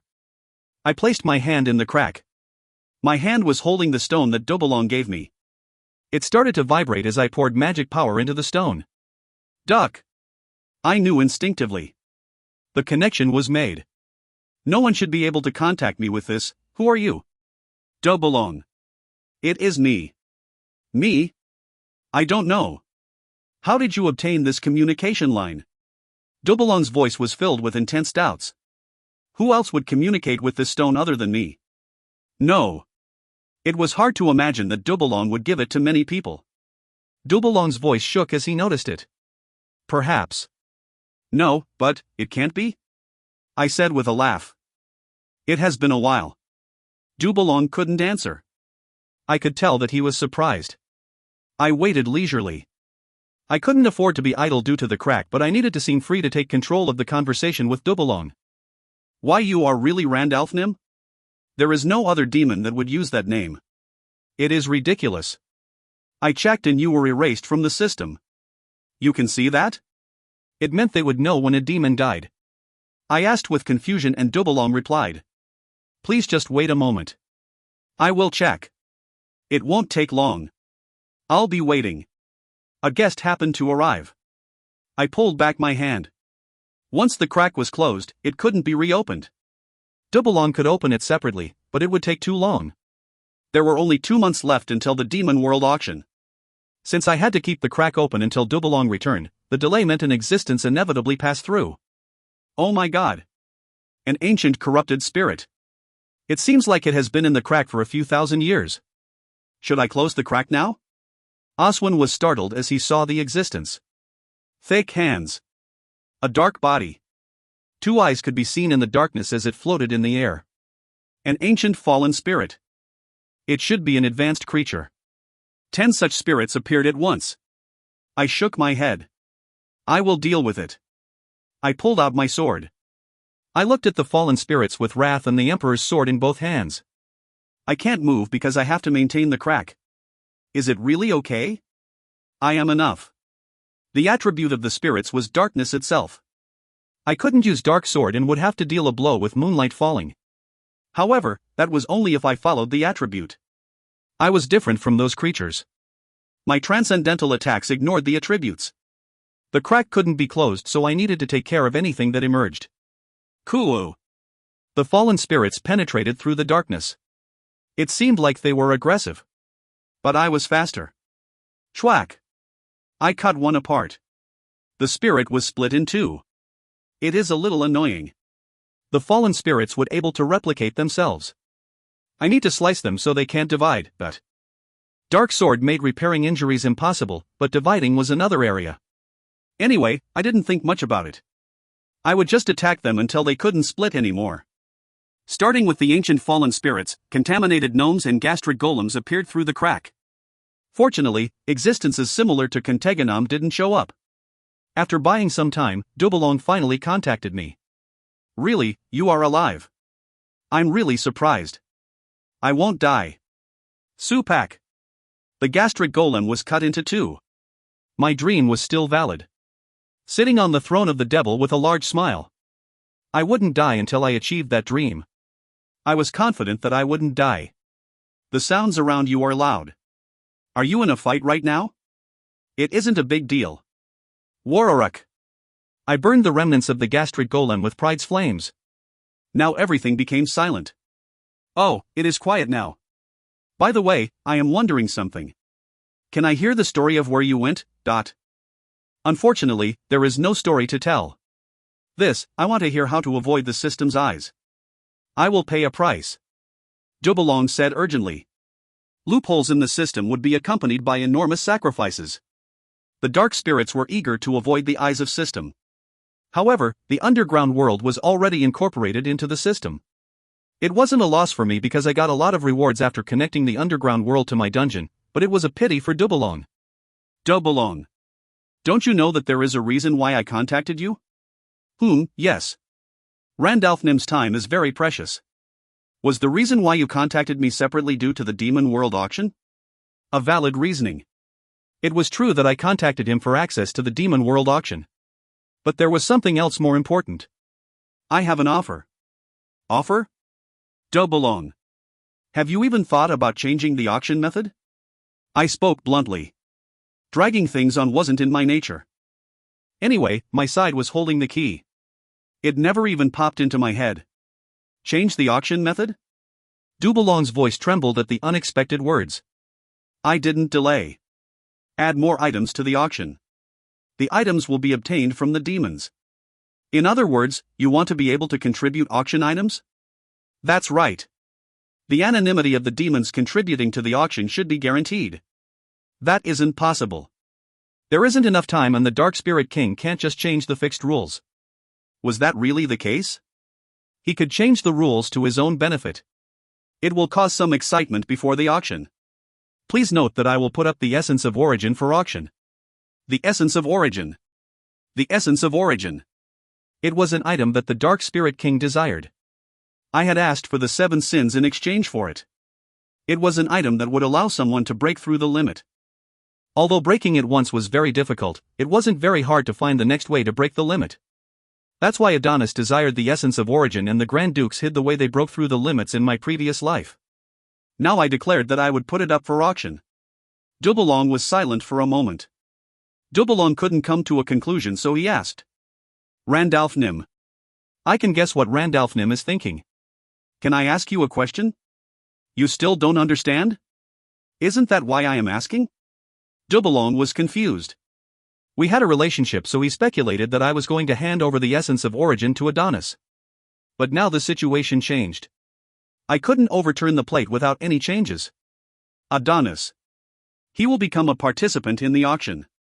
I spoke like it wasn't a big deal, but it was an unprecedented proposal. It would overturn the plate. I intended to drag Adonis to the surface. He would no longer be able to watch from the position of a bystander. Crazy. The Dark Spirit King is the head of the Demon World auction.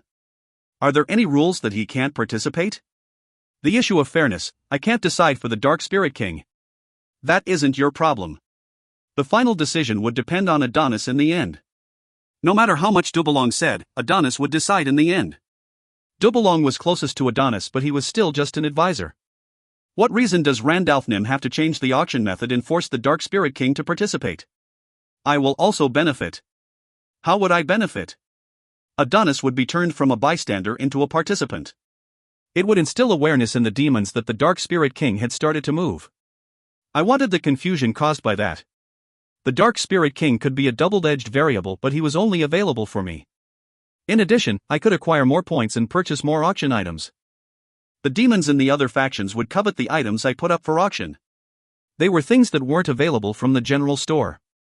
It was because they were all from the achievement store. Okay. I will tell the Dark Spirit King. And Randalph's survival is very sudden, so giving you the list of auction goods in advance will be tricky. It doesn't matter.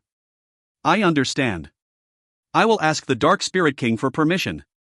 Then all the demons will be told of the change in auction method. Don't expect much. I'm looking forward to it. Duck. The signal cut off. If you find any errors, ads pop up, ads redirect, broken links, non-standard content, etc., please let us know. Report chapter so we can fix it as soon as possible. Chapter 153, Demon World Auction, 2. Chapter 153, Demon World Auction, 2. I had old memories. I identified the alignment of Adonis and the other demons. Adonis would respond to my deal, so I started to move in order to prepare for him.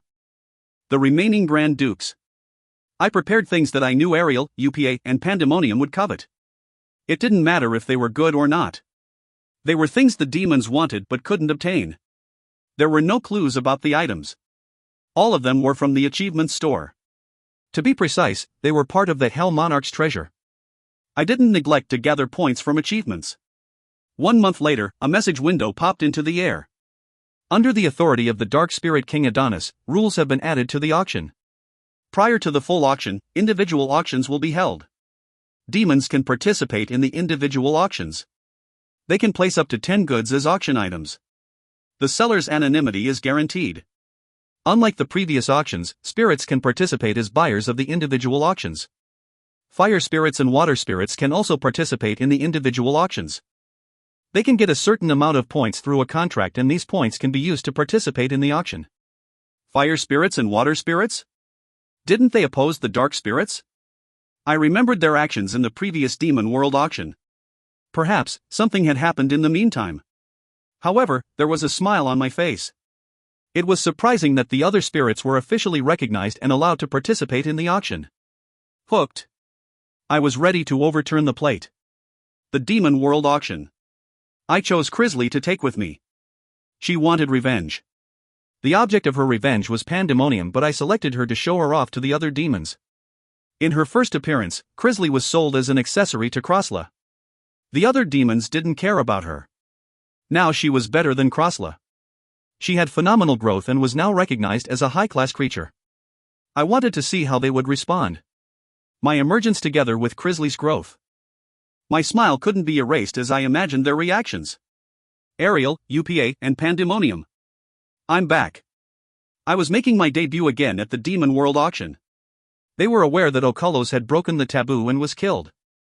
However, I became more complete in the underground world. I had set my feet firmly in the realm of transcendence. On the other hand, what about them? Was their growth comparable to mine? I felt a strange anticipation as I entered the crack and arrived at a familiar room. A dark spirit in the form of a gnome was waiting for me. Kohal Hull. Randalph Nim. It has been a while. The dark spirit that I always saw when traveling to the auction greeted me. It was obvious that he had heard in advance. It was good. This auction had changed in many ways. There was a limit to figuring out things on my own. I would be able to get some information from my guide. He was perfect to fulfill my curiosity. Have you been well? That's impossible. I felt very sorry when I didn't see you last year. In fact, I obtained the position of Randalph's guide after much difficulty. I had a lot of fun. The dark spirit sighed. His expression was truly sad. I haven't seen any changes. Hull. I am telling you now, the competition was intense. It is because it is possible for us to raise our standings. It is a rule that the guides won't change if the participants in the auction don't die. When the third year passed and Randalph continued to show your true worth, a lot of people asked me to change. Then I didn't appear the next year.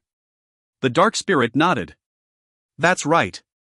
Dubulon couldn't find you in the system. Usually, this only happens when the target is dead. I was saddened. But then, surely, Hayu.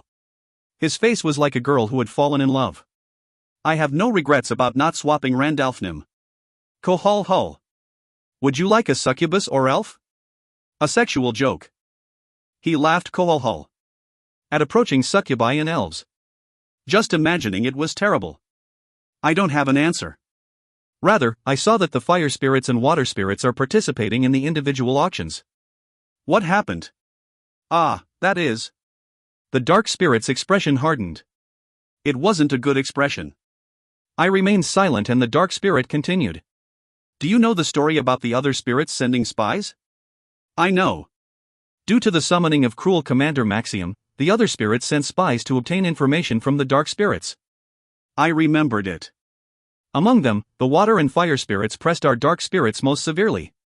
This time last year, the secret of the Demon World auction was finally revealed. The Dark Spirit King made a deal in exchange for secrecy. Was it to participate in the Demon World auction? No. They showed interest in the system created by the devil. However, we don't know anything about the system either. We just made a deal and the authority was given to us. The devil's system, no one could figure it out. This path hadn't been shown in my previous life. No one had bothered to figure this out. The system itself was already complete. However, the other spirits looked at it from another perspective. Then, once the contract was made, we succeeded in buying some time. Then a few months ago, the other spirit kings decided to participate in the auction. They are limited to the individual auctions, but that was all. I didn't need to know any more of the story. Adonis. He accepted my offer, but what else is he aiming for? It was a question that naturally came up. Adonis wouldn't have made the decision suddenly. The risk was too big for that. He wasn't dumb enough to risk his destruction just for one essence of origin. He responded to my request because of a separate idea. How many demons are participating? There are 54. Hull, it is tragic since only 5 years have passed.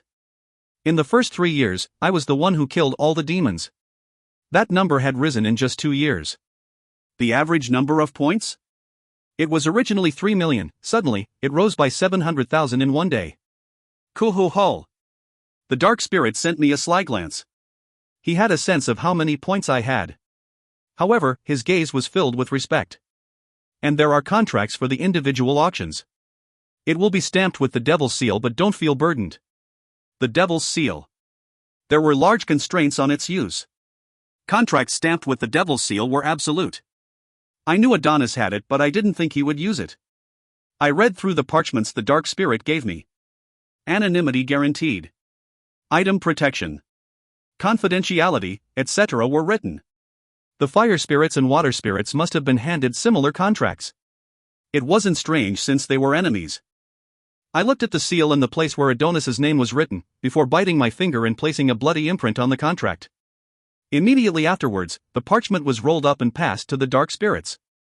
The contract has been completed. Would you show us the items being sold at the individual auctions now? We need to see them before the auction starts. I untied my magic bag. Exactly 10 items. I placed the things I would sell at the individual auctions on the floor. The eyes of the dark spirit shook as he saw the items. Ha! An exclamation escaped from his mouth. After this was over, the dark spirit guiding me said, "The involvement of the fire and water spirits means there are changes from the previous years. It was possible to see the items before the auction started, but not anymore. It is for security reasons, so please understand." Then we are proceeding straight to the auction? No. Don't we have to give some time to adjust? You will be given half a day of free time. I frowned. Half a day of freedom seemed simple, but it was actually a serious problem. Demons and the spirits didn't have a good relationship with each other. It was highly unlikely they would ignore each other if there were encounters. It wouldn't be good. As well as, there was enough time if they wanted to do something. So far, there had been no time to do anything. The auction proceeded immediately, and once it was over, I would return to my dungeon. There was minimal time to adapt. From the beginning, the demons were feuding with each other. Unlike my previous life, everything was going much faster. There was a rule that only their creatures could fight, but that didn't apply to the spirits. Furthermore, the act of using Pekin Griali as a scapegoat for UPA was unprecedented. If they could kill some core people of the opponent's faction, it might be worth it. There must be a lot of confusion. TSK. I clicked my tongue. In many ways, it seemed like this demon world auction wouldn't be able to progress as normal. Maybe this was what Adonis had been hoping for. Kohol Hull. Randalph Nim, I need to carry out the auction procedure. Then, I will see you after your free time. The dark spirit opened the door and left. There were some high-class spirits waiting on the other side. My dungeon master. What will we do now? Crisley roughly grasped the situation. This might be her first time, but she didn't feel awkward. What would you like to do? There were no correct actions. If I didn't move carefully, then there was a high chance of receiving damage. So I asked Crisley. It wasn't bad to move according to Crisley's opinion. Crisley briefly thought for a moment before saying, "This is the conclusion I came to with my current knowledge. First of all, we should get in touch with the spirits." The spirits, Contacting the spirits first. It was surprising. I thought you would want to look at Ariel Diablo's side first. Crisley cleared her throat and said, "The demons are still unaware of Master's survival. If they know, I'm sure there will be a lot of actions during the next half a day. Especially when it comes to pandemonium. Are you saying we should stay with the spirits so they can't take action?" I was strong. However, there were limits to what I could do alone. I couldn't deal with all the factions alone. Still, I was skeptical. Even if the spirits weren't hostile, they were likely to ignore me if I approached. At that moment, Crisley confidently declared, "My dungeon master. The blood flowing through my body is very compatible with them. Please leave this to me." The true demonic dragon Augine and the dark elf Shilla. They had strong attributes of fire and water. There was a chance the spirits could feel an affinity with it. Certainly, it was reasonable. There was no need to refuse. Okay. I will follow you. But I will choose the side first. My dungeon master. I will follow your words. Crisley kneeled beside me. 2 feet lengths. In the past, she only walked 3 feet lengths behind me. However, I was satisfied after the training room. So I allowed her to narrow the distance. We will go to the fire spirits first. I will follow. Fire spirits. They were sent to an area filled with dark spirits, so they would have high standings. Furthermore, fire spirits had a vigorous and valiant nature. It would be better to speak to them than the water spirits. If you find any errors, ads pop-up, ads redirect, broken links, non-standard content, etc., please let us know. Report chapter so we can fix it as soon as possible. Chapter 154, Demon World Auction, 3. Chapter 154, Demon World Auction, 3. It wasn't difficult to find the fire spirits. It was enough to go to the place where fire magic power was gathered. The strange thing was that I didn't meet any demons in the huge castle. It seemed like the demons had gathered into their factions after arriving at the Demon World Auction. The Grand Dukes aren't idiots. It was clear they wanted to talk to each other about the items they would sell at the auction and develop a plan. I moved as an individual instead of a faction, so I could take one step faster than them. The security is poor. The most suspicious thing was that the security level of the castle was very low. Unlike before, the dark spirits were hardly visible. The spirits of the other elements were inside the castle, so their intention was to stand by. My dungeon master. Is the interior of the castle supposed to be this quiet? No. It is quieter than usual. Why, I feel animosity everywhere. That's right. I couldn't trust anyone other than Crisley here. The demons and spirits felt a similar way. Of course, it wasn't just hostility. Soon Crisley and I arrived at the place where the fire spirits were staying. There was a huge door comparable to the one at the auction. Is this information true?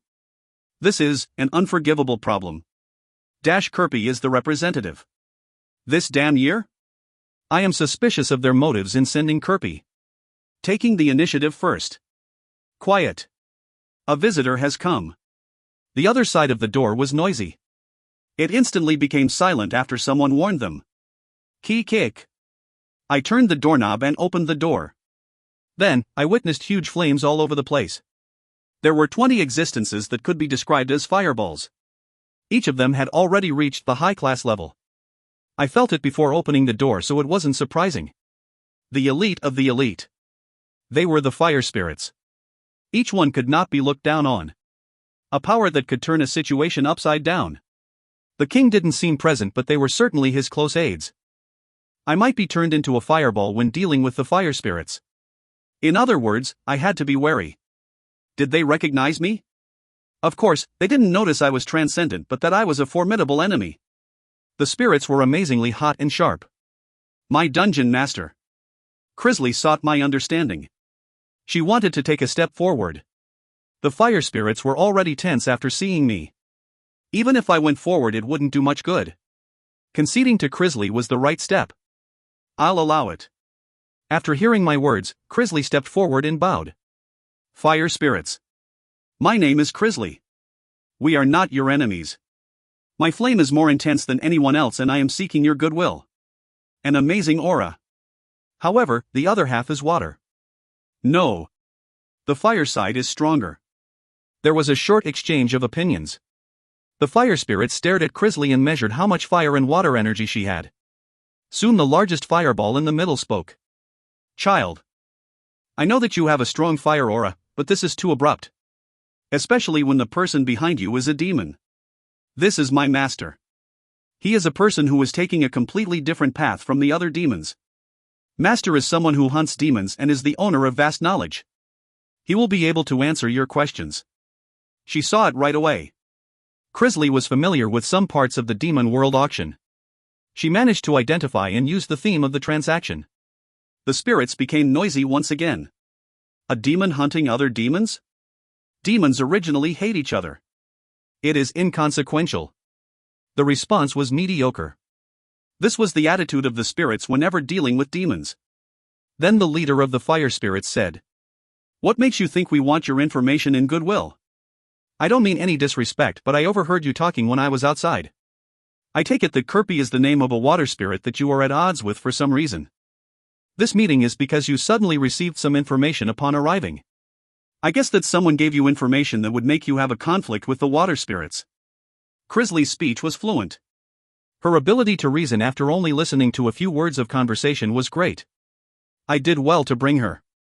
Showing her off to pandemonium wasn't the only reason why I brought Crisley along. She was quick-witted. I acknowledged that she was a better delegate than me. There was nothing wrong with that. Recruiting great subordinates was also a talent. Bringing her was the correct answer. Oh, so you can solve our problem? Before that, I would like to hear your story first. If it can be solved, then we will do it. No, from the beginning you said you came here out of goodwill. If we accept right now, then will it achieve your goal? I'm not the type to shamelessly accept without giving anything in return. Who won? The flames gradually weakened. A moment later, a man appeared in the flames. A man with red hair. His eyes flashed and he opened his mouth. Okay. I will tell you. Anyway, this is a problem that we can't solve alone. The man looked back. Everybody take your other forms. These guests aren't enemies. Who won? The 20 fire spirits changed forms. Instead of fireballs, they took the form of men and women who gave off strong impressions. Once all the transformations finished, they sat down at the table. Crisley was naturally seated on the other side. I was sitting next to her to hear the story as well. The rest of the spirits stared at our side. I'll just say it once. We received information that the Great Fire Essence would unexpectedly appear in the auction. The Great Fire Essence is one of the 9 fires we worship, and was stolen from us thousands of years ago. And we assumed that the water spirits were the culprits who stole one of our 9 fires. This is because the water spirits greatly expanded shortly after the fire was stolen. Yet the stolen item showed up here. That's right. The fire gods will never cease to exist, but 20,000 years have passed already. Little by little, the power will weaken. They intend to sell it here before it loses all its power. Indeed, it is unacceptable behavior. But only demons can contribute to the auction goods. Bah! There is no rule that the water spirits can't cooperate with demons. Just like you and your master coming to us. Maybe, you came directly here in order to manipulate us. At first glance, there was nothing wrong with their thoughts. There was a chance that water spirits could form an alliance with a demon in order to sell items at the auction. But it was all without evidence. Even the part about who stole it was just a guess. What was the reason for the water spirits stealing it 20,000 years ago? Maybe it was because they were afraid. But no one could say for sure. The same was true for the second part. It was ridiculous. Crisley also seemed to notice this. Once you start to suspect your surroundings, there will be no end to the doubts. I want to make one thing clear first. Who told you that information? Dubelong said it. He told us that everything was in place for the sale of the Great Fire Essence. Dubelong. His name came out. I really couldn't trust anyone. Crisley opened her mouth. Did the water spirits really do it? Why else would they appear here? Crisley closed her eyes for a moment. She was thinking very hard after hearing the fragmented story. Crisley frowned and declared, I would like to hear more about the Great Fire Essence. What do you want me to say? It is an eternal flame. One of the 9 sacred flames. To be specific, the Great Fire Essence is in charge of domination. Thanks to this power, the water spirits suddenly expanded their power. Now, have you come to a conclusion? If not, we have to make a decision.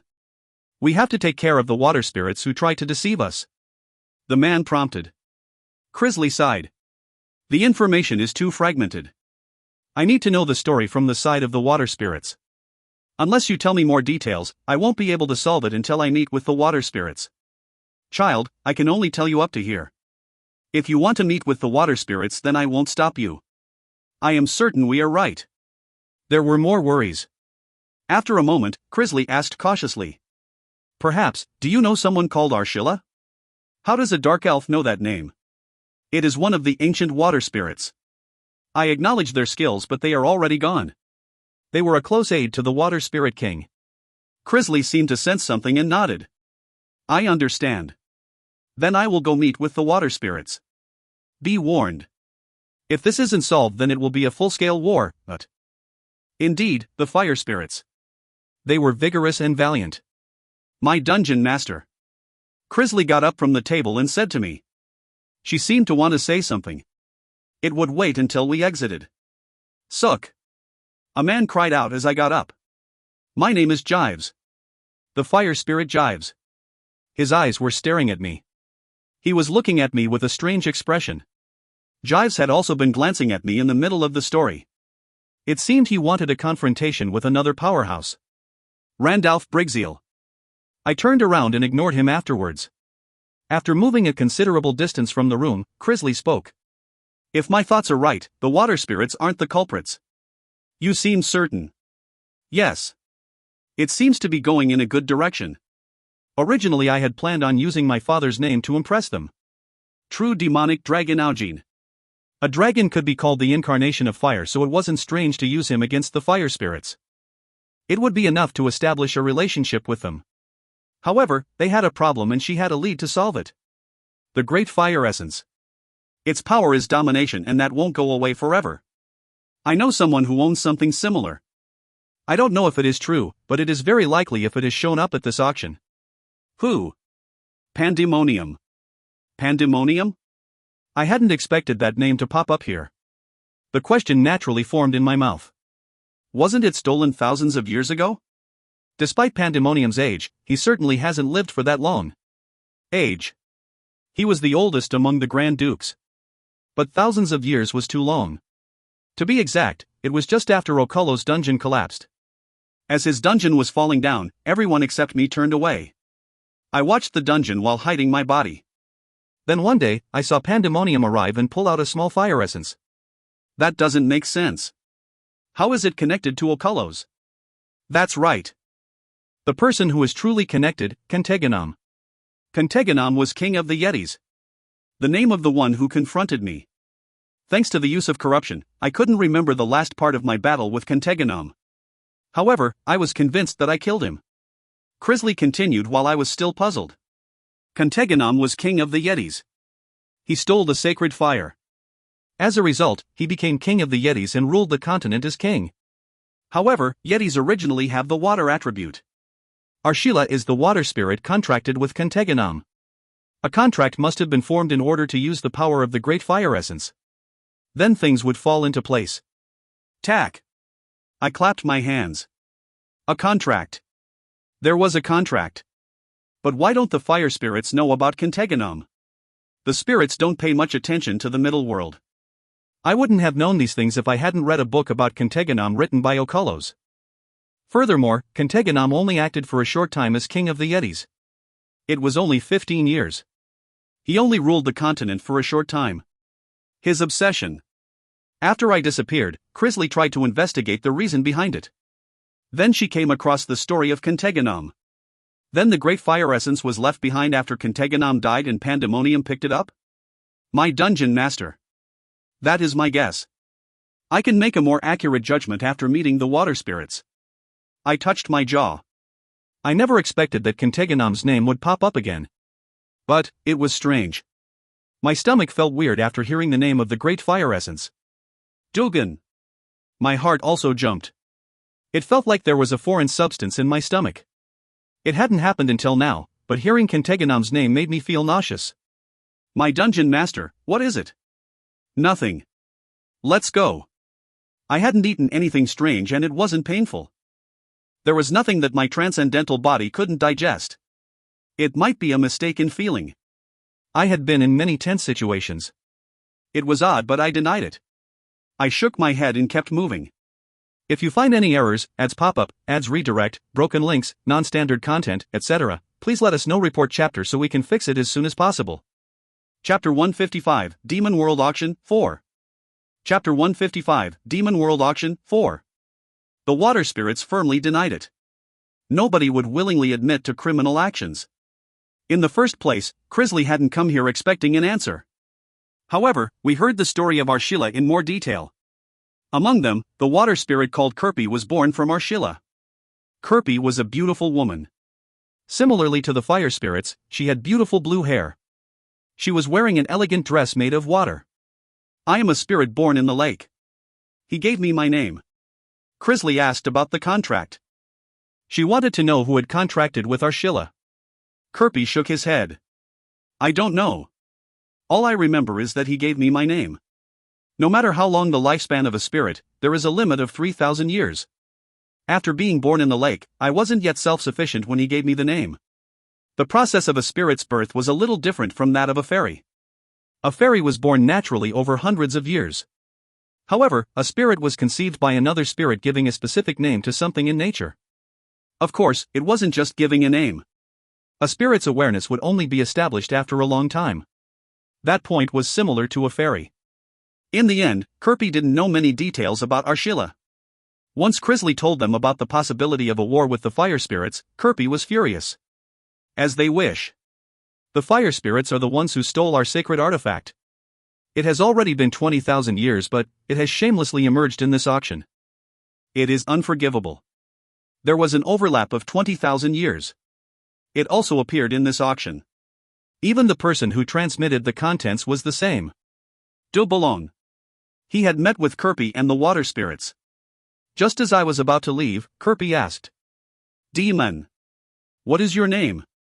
I feel a great sense of discomfort. I certainly don't remember, but I can feel Arshila. I am very disconcerted for some reason. Water spirits had penetrating eyes. There was a difference between each individual, but they had a reputation for being moderately accurate. Kirpi was a high-class water spirit, so she felt something. Randalph Brigzeal. I answered briefly before closing the door. Anyway, I had heard the stories from both sides. Did you come to a conclusion? I asked after closing the door. I had decided to leave this entirely up to Crisley and I would follow her opinions. Crisley replied coolly. The spirits are simpler than I thought. Originally, spirits don't have very good minds. The dark spirits are strange. The dark spirits had an incomparable knack for trickery. In some ways, they were similar to demons. Faithful to their greedy instincts, it was probably why the devil made the auction offer to the dark spirits. It is no wonder that Dubalong is in the middle of this. The spirits know it as well. However, there is no evidence that the dark spirits had anything to do with it. The thefts happened 20,000 years ago. Perhaps Jives and Kirby stopped thinking at this point. They played a part in increasing the conflict between the two sides. When digging in deep, anger will emerge. The spirits were simple, but that didn't mean they didn't think. However, the relationship between the fire and water spirits was very bad. They both believed the other side stole something sacred from them. It was more desirable to accuse each other than to assume someone else was involved. Emotions ruled over their rationality. The fire and water spirits had natures similar to their elements. It was obvious that they wouldn't stay calm. My dungeon master. We have to choose. Between water or fire? Crisley shook her head. The dark spirits, fire spirits, or water spirits? Dubalong was confident that the other spirits were dancing to his tune. The results of his work would be revealed.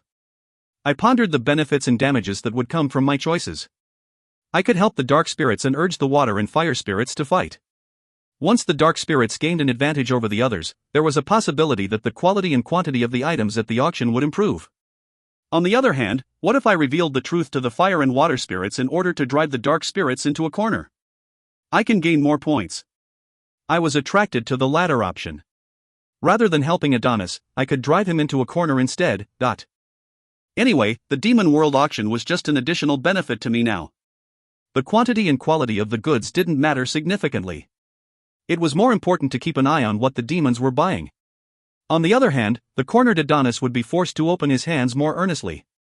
It wasn't easy to make them collapse due to the devil's protection, but points from the demons were essential to raise the power of the spirits. Adonis was able to face the spirits based on that power. The opponents couldn't oppose him due to the power accumulated so far. In fact, Adonis had dominated most of the spirit world in my previous life. The balance was a little twisted. Even if I took action, he wouldn't be able to go against me. I spent more points than anyone else. An existence that was like a miracle to them. It would be better to tell the truth to the fire and water spirits. The calculations were finished. My heart leaned to one side. Crisley nodded after I answered. So, we just need to discover the identity of the sellers. If Pandemonium put up the fire essence, we should be able to find out who had the stolen water essence. It is tied up with the devil's contract. It will be difficult to find loopholes. My dungeon master. The demons are the ones who signed the contract. The preparations weren't ready, so the guides were the ones who received the goods. In other words, we can get information from the guide in charge of Pandemonium. If all the preparations were ready, then it would have been impossible. Even the guide wouldn't know the contents. However, the auction had suddenly changed, so there was no time to prepare. So I could move directly. I would aim for the loophole. Is it possible? It was too dangerous, so I had to handle it quietly. I didn't know what would happen if I was noticed. If I tried a direct attack, then it was possible our relationship would turn hostile. Right now, Adonis showed no signs of urgency. He thought everything was moving as he planned. Crisley said quietly. I have acquired a new power from Ganek, the King of Death. Ganek was a crazy black magician who tried to completely dominate death and darkness. However, his specialty was manipulation. I can manipulate the dark spirits. Although there are some prerequisites. Then it isn't difficult. All the guides will be gathered near the auction display. My dungeon master. The demons are the biggest variable. Won't it become complicated if they get involved? The fire and water spirits were placed far away from the auction location. They must have been placed on the premise that they would fight each other. Thus there were few dark spirits nearby. In contrast, the demons were close to the center of the castle. Once the demons moved, the dark spirits were likely to become nervous. Becoming a guide could change their status. But I shook my head. No, if there is some confusion, then they won't even notice the guides are gone. Then, we need to know the exact location of the guides before acting. It is a simple matter. It was for me. There was no one who could hide from me in the castle. Crisley stared into my eyes. There was an infinite amount of trust in her eyes. If my past memories were correct, there was a separate place for the guides to gather. They shared information about the demons they were responsible for and boasted of their accomplishments. And my memory was accurate. He was alive? Ha! Dubalong was very confused, but there seemed to be an error in the system. Hiya, I wish. Won't you be promoted next year? The items he is selling are also great. Half-germinated seed of a world tree, essence of origin, isn't our king also participating in the auction? Kuhu-hul. I hid behind a wall and listened to their stories. Most of the guides were gathered here. It was a rule that they needed to be in this place except for guiding their charges at the end and beginning of the auction, and emergency situations. This was due to confidentiality.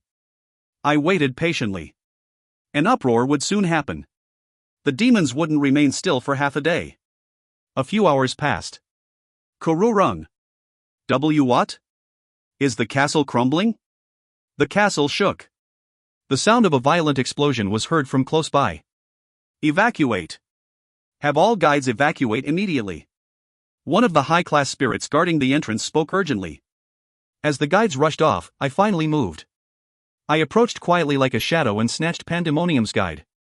Yoop! The guide let out a small cry of shock. I quickly took him to a space that no one could see. Crisley was waiting with a giant crow next to her.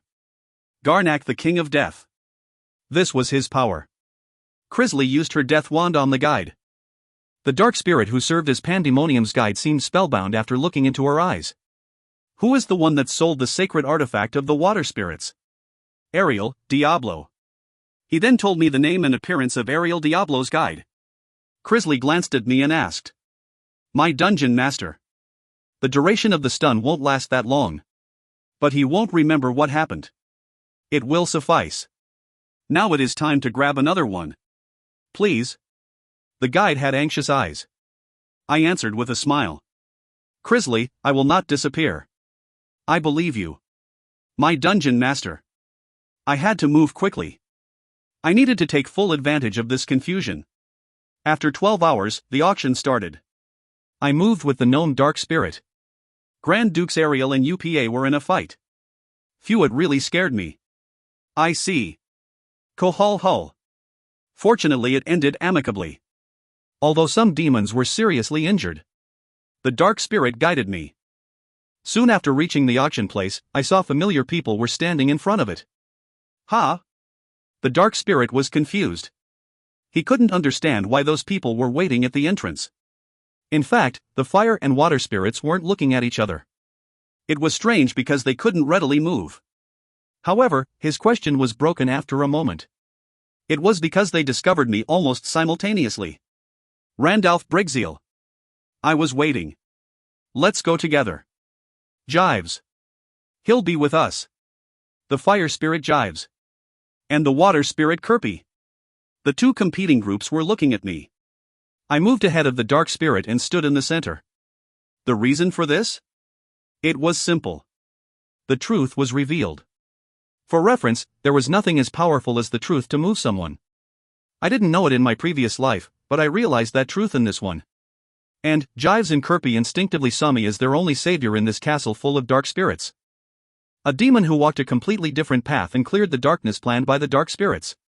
The whereabouts of their sacred items, that was another type of transaction. A relationship will develop if I obtain the items for them. The scope of the work increased. At first, it was a fight between demons, but now it had spread to the spirit world.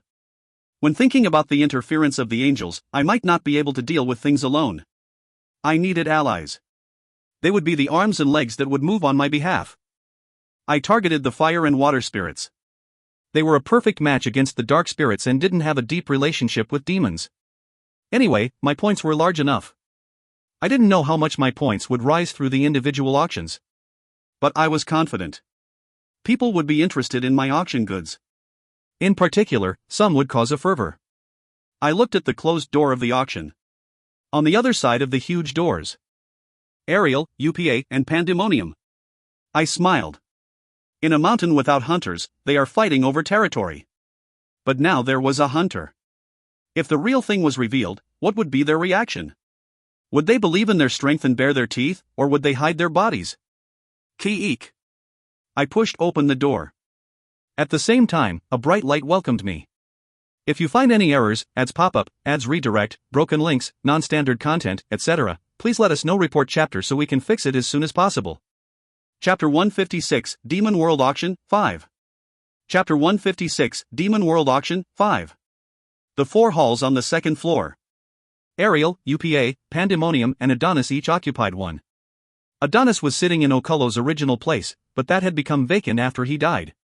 It was surprising that some of Ocullo's demons could be seen. It seemed like they had all been absorbed by Pandemonium. Even though I killed 4 of his demons, he had more subordinates than other factions. Ariel had 15. UPA's faction had 18. Meanwhile, Pandemonium had 20. Including me, there were 54 demons gathered in this place. It seems like the balance has been destroyed after Ocullo's death. Pandemonium had the most people, but 7 among them originally belonged to Ocullo's. Ocullo's had died after using soul assimilation, but it seemed like the effect was less than I thought. At any rate, I was somewhat surprised by Pandemonium's quick response. I didn't think he would absorb the power as soon as Ocullo's died. No, they felt like dolls that he was controlling. It wasn't impossible for Pandemonium, who was familiar with magic. But his eyes were currently watching me with shock. That wasn't all. Ariel and UPA were the same. They hadn't expected me to show up at the Demon World auction. Everyone thought I was dead. Dubelong had announced it. Yet I returned. Of course, I wasn't the same as before. My strength couldn't be compared. I had reached the domain of transcendence, but they weren't at that level yet. Their growth was remarkable compared to their previous lives, but they were still inferior to me. I ignored their gazes and sat down in the central hall on the first floor. It was the place where I had sat alone in the first, second, and third years. All the other demons were seated on the second floor. However, now I had the fire and water spirits beside me. It was natural that I would stand out in their midst. Randalph Brixiel. Ariel Diablo. Her voice could be heard. At first she was confused, but now she was watching me with intense interest. I wasn't emitting magic power, but Ariel had unusually keen eyes. She realized that I had transcended or something similar. The strong curiosity of the other demons couldn't match hers. Right now, she was more focused on me than the auction. I glanced at her. My mouth was in a thin line. Relaxation. Now I could confidently feel on the same level as them. In the past, I always felt something lacking, but now I had broken through the limits. We were equal in all respects. I used Mind's Eye to look at Ariel's status window. Name, Ariel Diablo. Occupation Demon Grand Duke, Dungeon Master, Title. Asterisk Devil's Descendant, Epic, Magic Power plus 10. Asterisk Weapons Master, Epic, All Stats plus 3. Asterisk Victorious over Chaos, Epic, Strength, Agility and Stamina plus 6. Asterisk Path of a Ruler, XU, Strength and Magic Power plus 4. Stats. Strength 84, plus 15, Intelligence 92, plus 3. Agility 89, plus 11, Stamina 85, plus 11. Magic Power 87, plus 17. Potential, 437 plus 57/500. Uniqueness, one of the 4 Grand Dukes. Governor of Underhell and was the master of 18 demons. She realized chaos and started to walk along the path of a true ruler. Skill, Weapon Cheat, Epic, Abyss Sword, Epic, Power of Words, XU, Water Spout, Epic, King's Blessing, Epic. Skill and item effects, Rain Sword, Strength, Agility, Stamina plus 2. Before and after comparison. Strength 75, Intelligence 76, Agility 81, Stamina 73, Magic 87, Potential, 372 plus 20/500. Strength 99, Intelligence 95, Agility 100, Stamina 96, Magic 104, Potential, 437 plus 57/500. It was a growth that couldn't be compared to when I first saw her at the Demon World auction. Her total stats were 494 points and the strongest sword technique, Abyss Sword, was completed. In my previous life, Ariel didn't have such growth in the first 5 years. It was a testament to the fact that things were moving as quickly as possible. However, it was insufficient. When it only came to stats, I was superior. The effect of her skills couldn't exceed the insurmountable wall of transcendence. My growth was also more excellent. Ha! UPA had a different reaction. My emergence was utterly unexpected. His eyebrows narrowed at the thought. Unlike Ariel, he couldn't grasp the truth about me. Pandemonium, he was staring at me. He was convinced I was the reason behind his demons disappearing. However, he couldn't move carelessly due to the alliance of humans and the Gyran.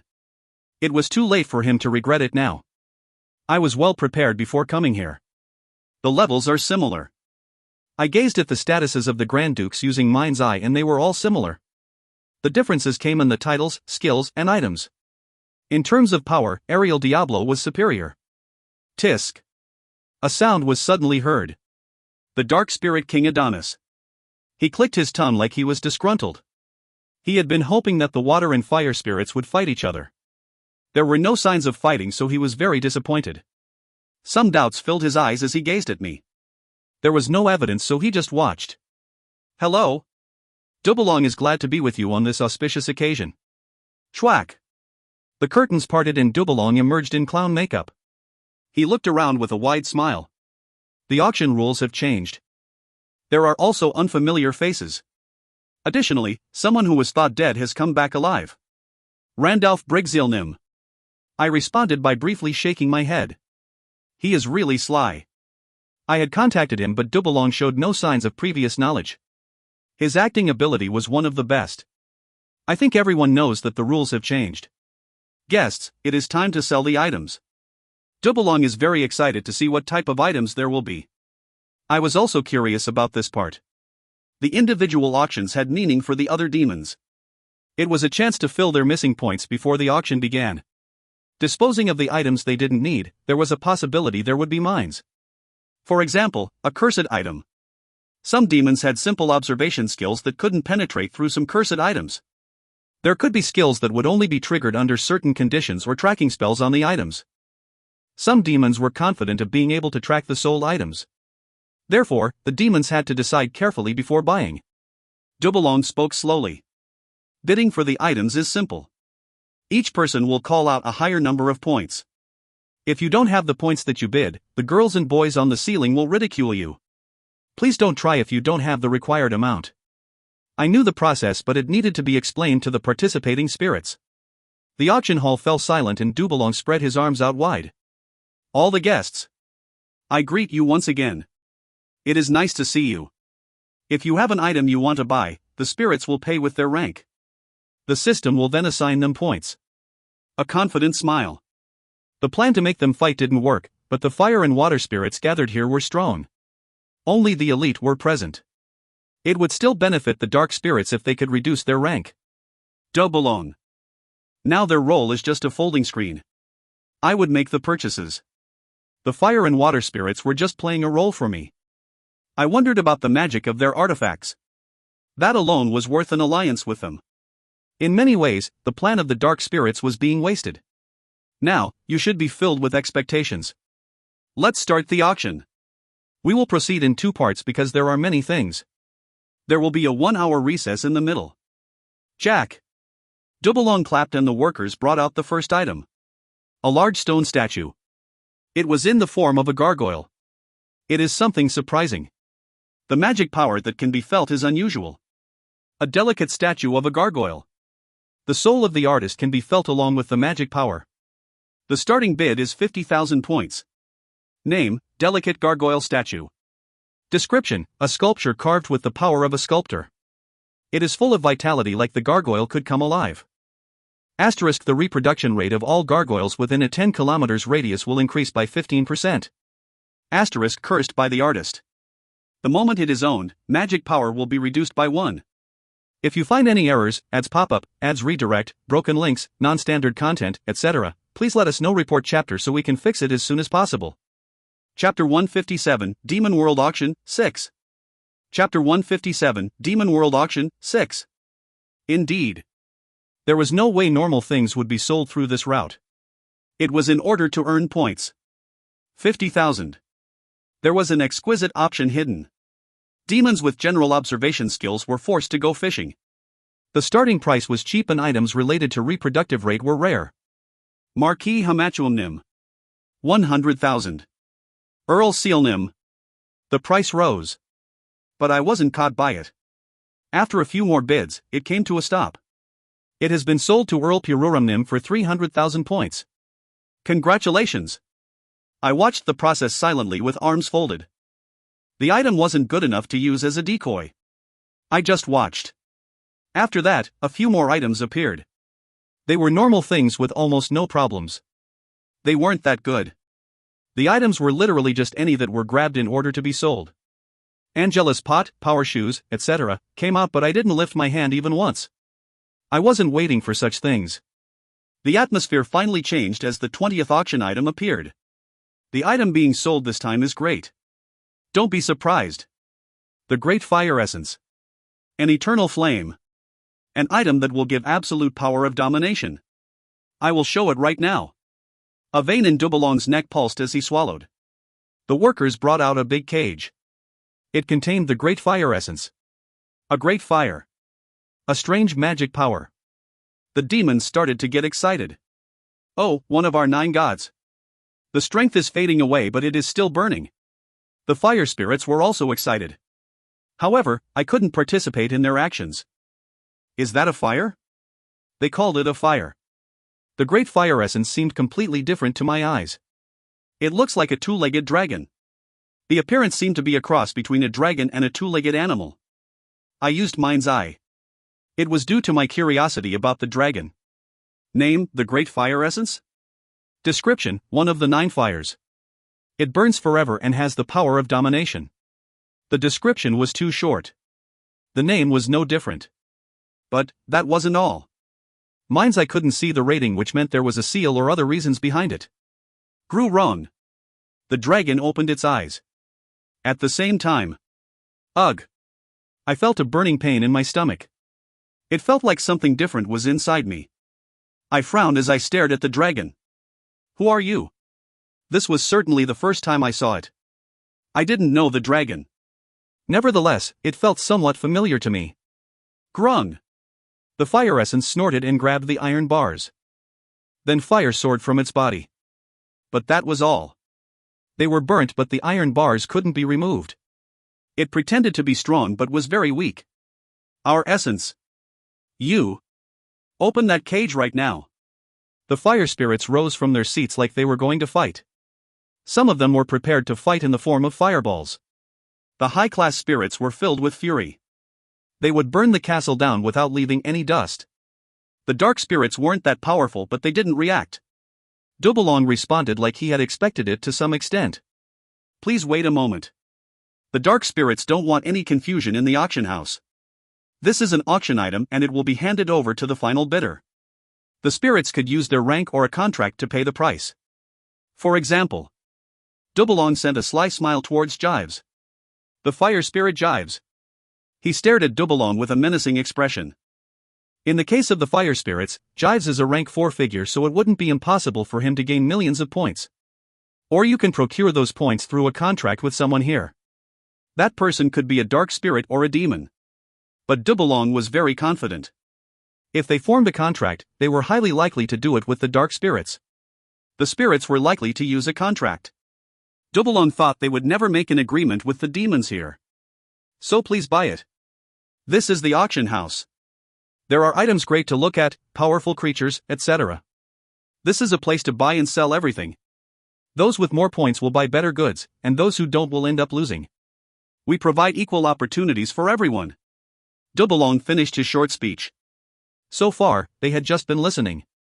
The gap between each person wasn't equal, but no one deliberately challenged him. They had already agreed by entering this place. No 2 demons were the same and the spirits required contracts. They heard in advance how much points they could get through their rank or a contract. We will proceed with the auction again. The Great Fire Essence. One of the 9 fire gods with the power of domination. There are many parts that haven't been revealed yet. Starting at 5 million points. The demons had an average of 3 million points. That fact that it was so high meant they didn't want to sell it to demons at all. It was for the fire spirits. Do you want to buy it? Then this is the price. Or contract with us. Either way, it would benefit the dark spirits. The power of the spirits would be reduced, or they would enter into contracts that could set up several strategies. Dubulong and Adonis had satisfied smiles on their faces. They were saying, you can't buy it. 5 million points. It came out. 5 million points. Randalph Brigzielnim. His voice trailed off. He stared at me. I knew that he was slightly frowning. I had touched a nerve since my appearance with the other spirits. However, Dubulong. There are no eternal allies. From the beginning, I had worked for my own benefits. The deal with Dubulong to preview auction items in advance was beneficial. I also had something to gain from the fire and water spirits. I didn't think of it as betrayal. A game for the final winner. My past experience showed that there were no eternal enemies or friends. It all changed depending on the situation.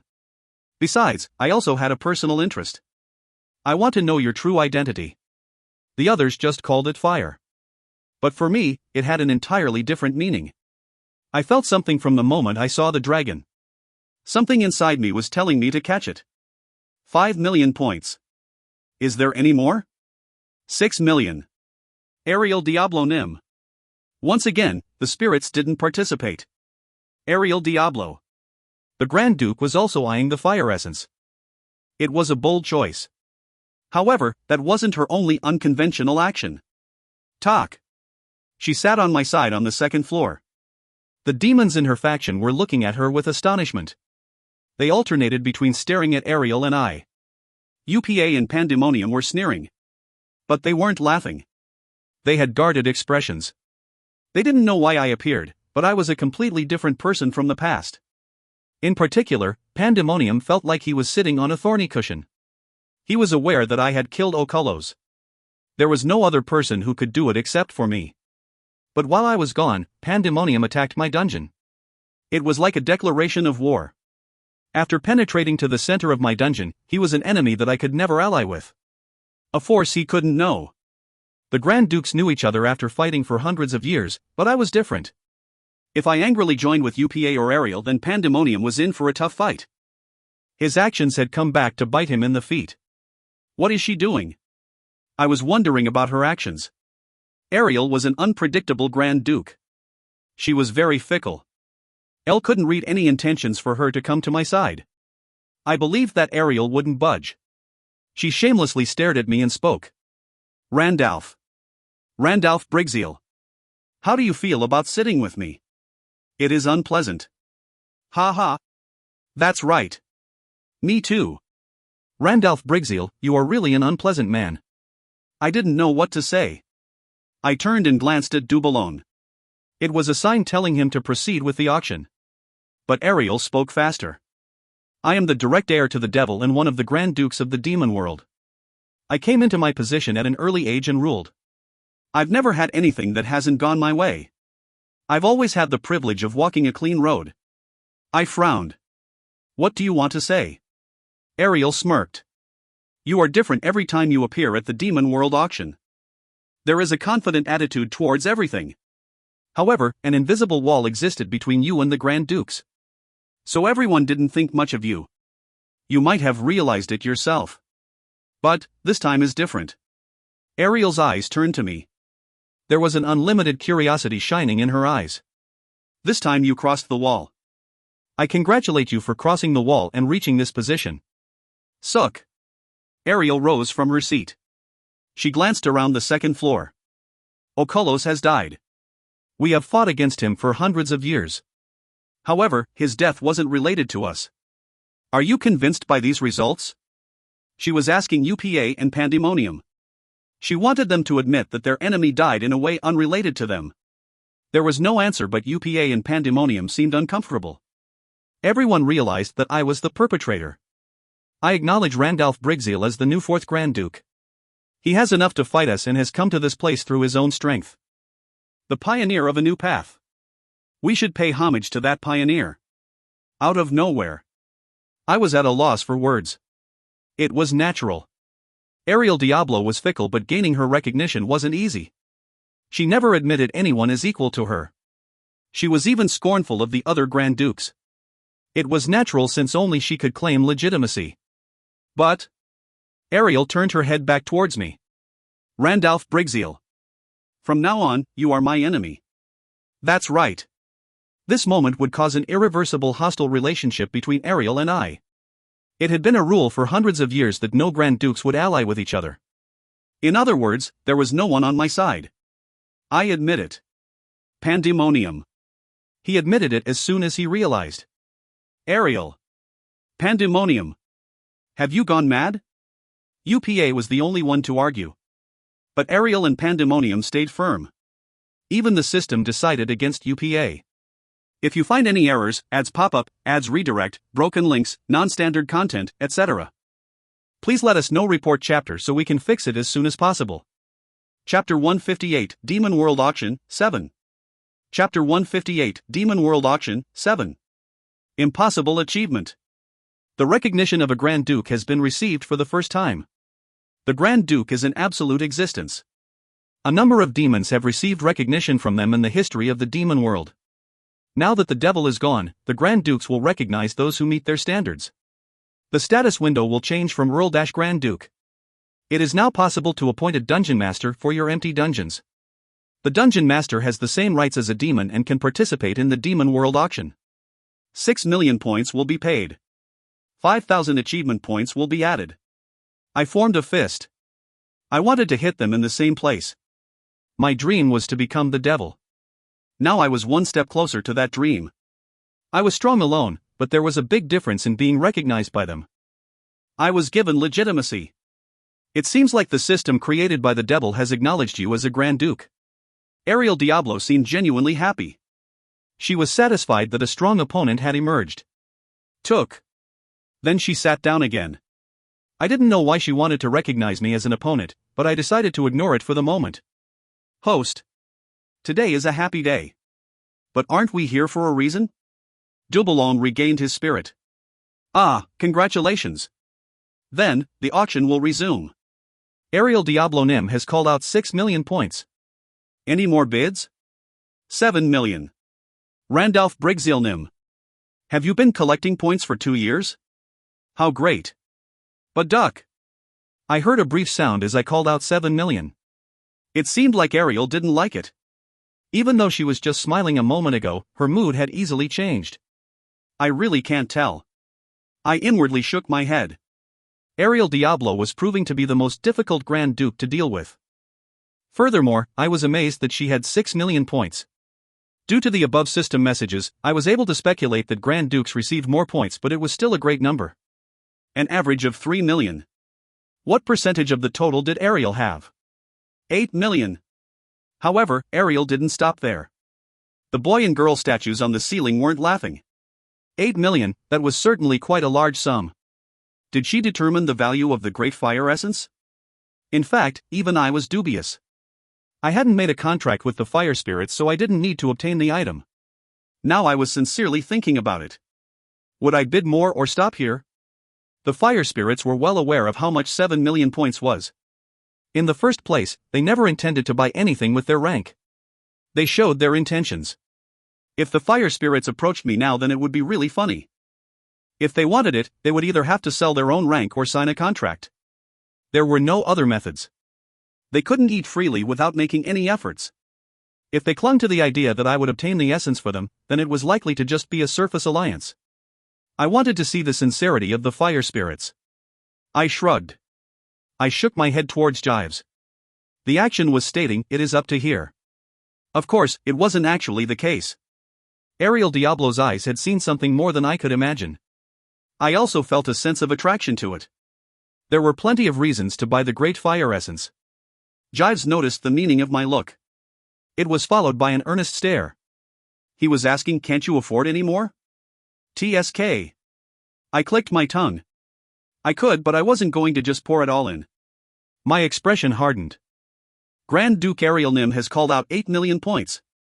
Is there anyone else? Great Fire Essence is one of the 9 fires of the fire spirits. It is unexpected that the fire spirits wouldn't make any bids. I will now count to 5. Dubalong sneered at the fire spirits. The dismissive tone showed that the item would go to someone else if they continued to sit still. Jive's frown became deeper. He had learned about Dubalong's plan due to me, so he was angry at the dark spirits. His words weren't wrong, so I became more impatient. What are you going to do, Jives? I took a leisurely stance. My crossed legs and raised chin showed a casualness about the situation. Jives was conflicted as he glanced between Dubalong and I. He only had 2 options. Sell his rank or sign a contract. 5, 4, 3, 2. Jives shouted just as Dubalong was about to say 1. Form a contract. I am the fire spirit Jives. Dubalong's smile widened. It is worth more if Jives is the one signing the contract. But it should be more than 8 million points. It will be difficult if there is no one in this room. Dubalong sneaked a peek at Adonis. Adonis was probably the one with the most points to spare. The Dark Spirit King. Head of the Demon World Auction. The points that had piled up in 4 years were significant.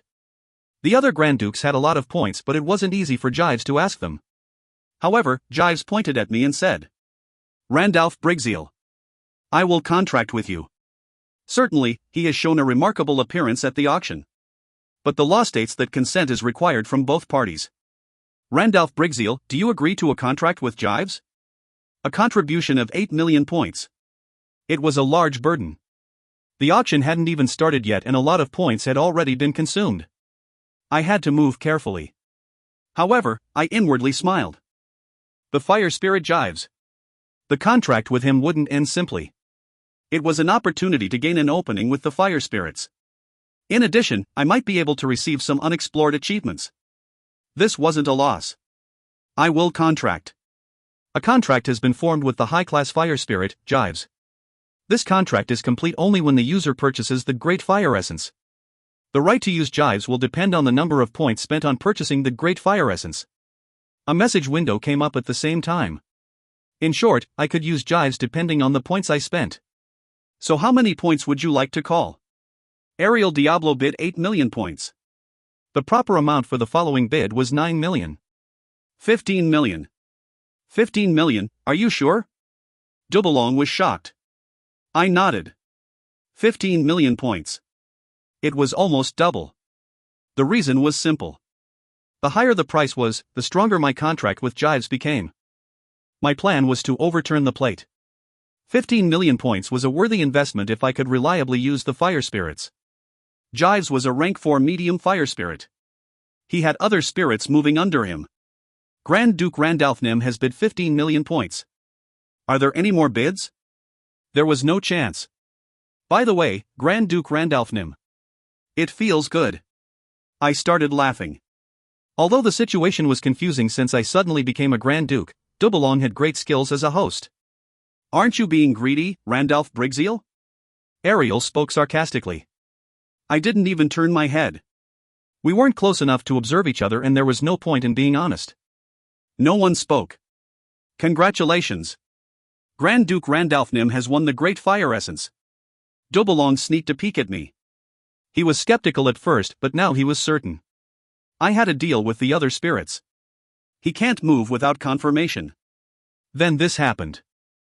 I didn't violate any of the rules, so he couldn't drive me out of the auction house. Even if they did have conclusive evidence to move, my points were too precious. Weakness. That was my purpose. Jives looked at me and bowed humbly. It was his way of saying thanks. He can thank me later. I intended to thoroughly use him. That's why I had invest 15 million points. All that remained to be seen was if he could keep up with the gratitude. Dubalong opened his mouth with a slightly tense expression. The next item to be sold is the Essence of Origin. Then, I couldn't help smirking. Finally, the time I had been waiting for had arrived. Now it was time to retrieve some points. If you find any errors, ads pop-up, ads redirect, broken links, non-standard content, etc., please let us know. Report chapter so we can fix it as soon as possible. Chapter 159, Demon World Auction, 8. Chapter 159, Demon World Auction, 8. 15 million. 16 million. 17 million. 20 million. The Essence of Origin has been awarded to Adonis. Even if Dubalong didn't explain the Essence of Origin, all the demons had observation skills. There were no hidden options, so the demons instantly wanted to buy the essence. It was an item that would allow them to break through the limit. Everyone knew the value of it. The Grand Dukes followed closely to around 10 million, where it became a battle between Adonis and I. Adonis had a lot of points that the Grand Dukes couldn't match. Adonis had no choice but to bid, despite knowing I was intentionally raising the price. As a result, the Essence of Origin was sold for the overwhelming amount of 20 million. Minus 20 million points will be paid. The contract was effective immediately, so I received the value of the item straight away. Quadu Duke. The sound of teeth grinding could be heard in the auction house. Adonis was the source. He looked at me like I was a traitor, but I didn't care.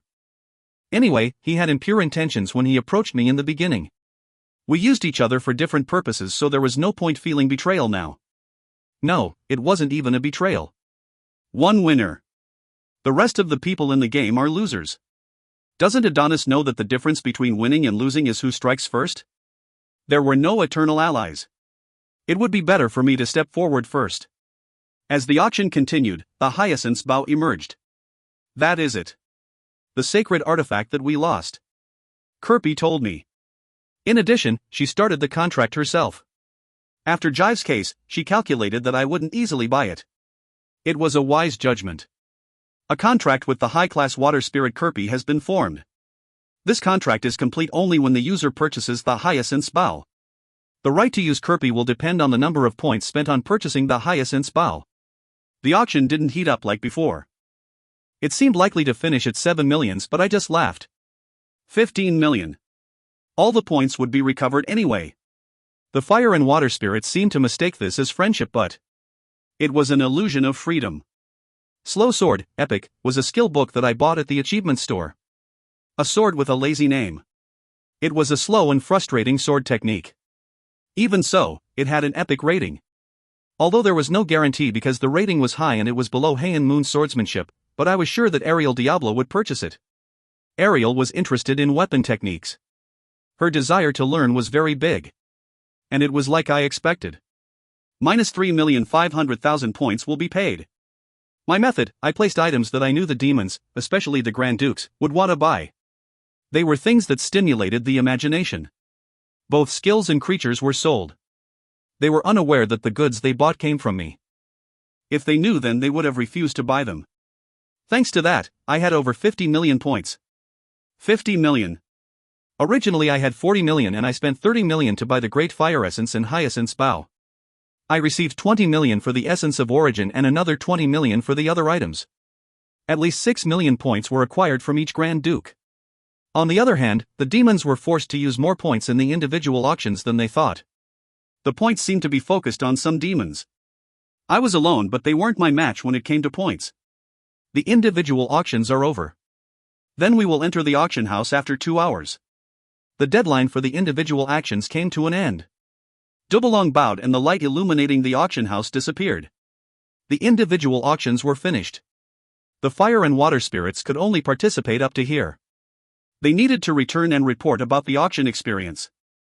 Will the auction items be sent back to the dungeon? Before that, I will report to the king first. Randalph Brigzeal. I will be sure to tell the king your name. We have a contract, so if you call my name, I will show up wherever you are. Jives told me excitedly. For the first time, they hadn't suffered under the dark spirits. They were now on the verge of reclaiming their god lost 20,000 years ago. I'm not sure what the Fire Spirit King will choose, but he wouldn't stay still. The Demon World auction and points. Their rank could be raised or lowered as a result. A significant number of goods were sold to the demons, so it didn't make sense to stay calm. Using the dark spirits or becoming hostile towards them, the latter seemed more likely. And the dark spirits knew it. The dark spirits' original purpose had failed. The path won't be flat. I spoke honestly. Jives gave a small laugh and said, I came to this place with the elite troops. We were prepared to attack at any moment, and the fire spirits won't be easily beaten in an all-out war. Even if they attack us, there is a sea of hope. You seem confident. Jives shrugged. All the fire spirits present were high class. This power was enough to get away from the dark spirits. Jives looked at me and declared, Now I will call you Contractor.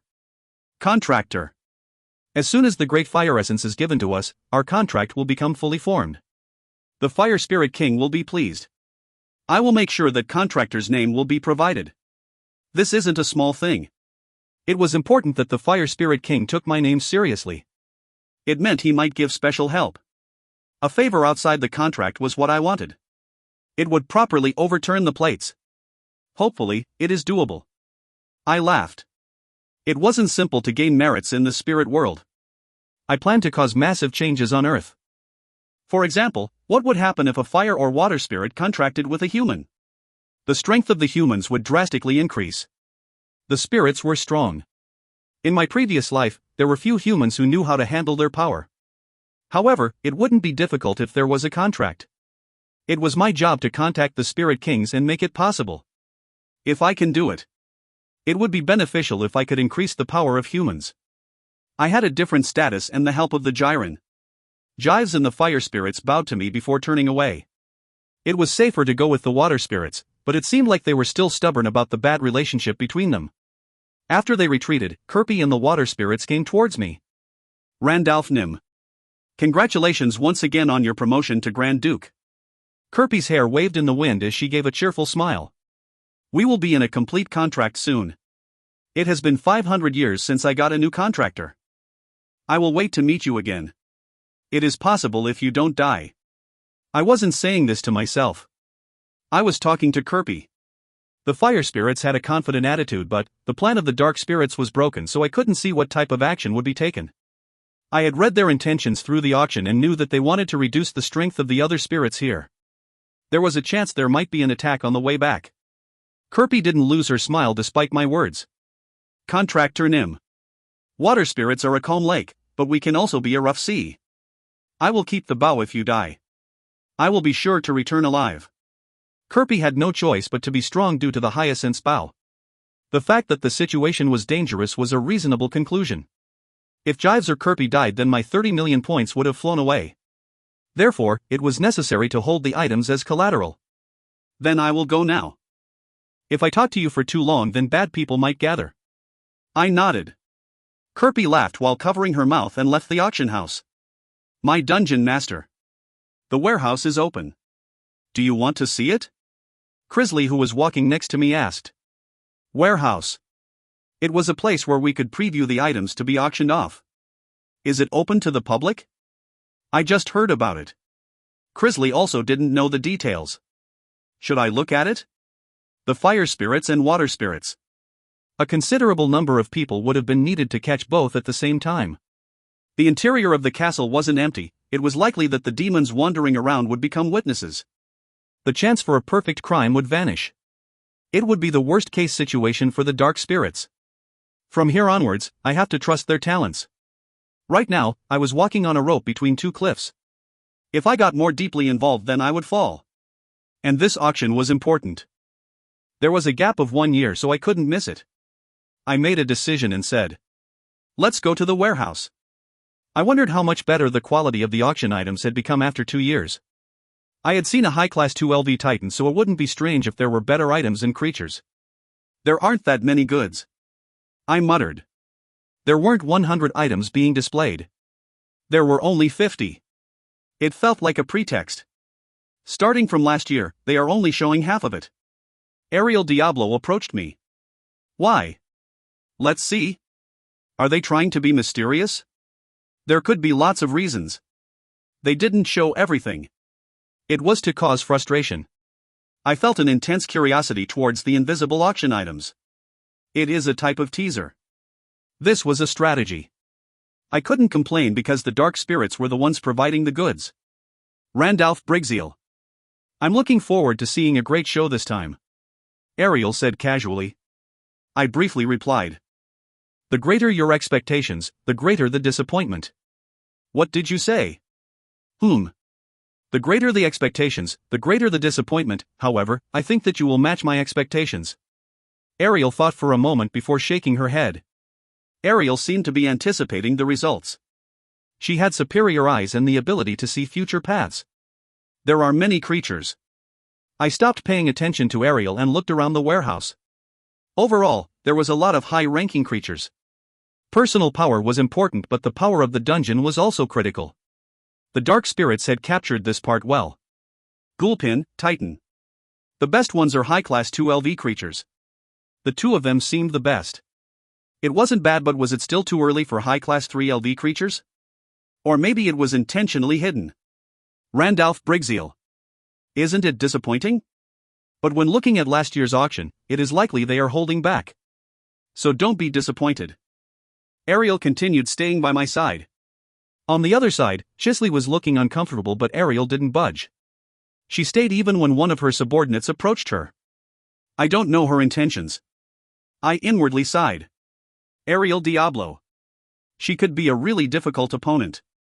If you find any errors, ads pop up, ads redirect, broken links, non-standard content, etc., please let us know. Report chapter so we can fix it as soon as possible. Chapter 160, Demon World Auction, 9. Chapter 160, Demon World Auction, 9. 2 hours after the individual auctions were over, the main auction began. The interior of the castle was quieter than usual, so it seemed like a large number of dark spirits had left. Jives. Kirby. I hope you don't disappoint me. If they couldn't escape the dark spirits, then I was stupid to spend 15 million on a contract with them. If my eyes were correct, they would be able to leave without difficulty. My dungeon master. Sit here. Crisley guided me towards a seat. Ariel, who had been stuck to me like gum, finally moved to the second floor. Crisley. Have you been paying attention? Yes. I remember the faces of those who will become Master's enemies. What do you think? One thing is for certain. Crisley turned and looked at the second floor.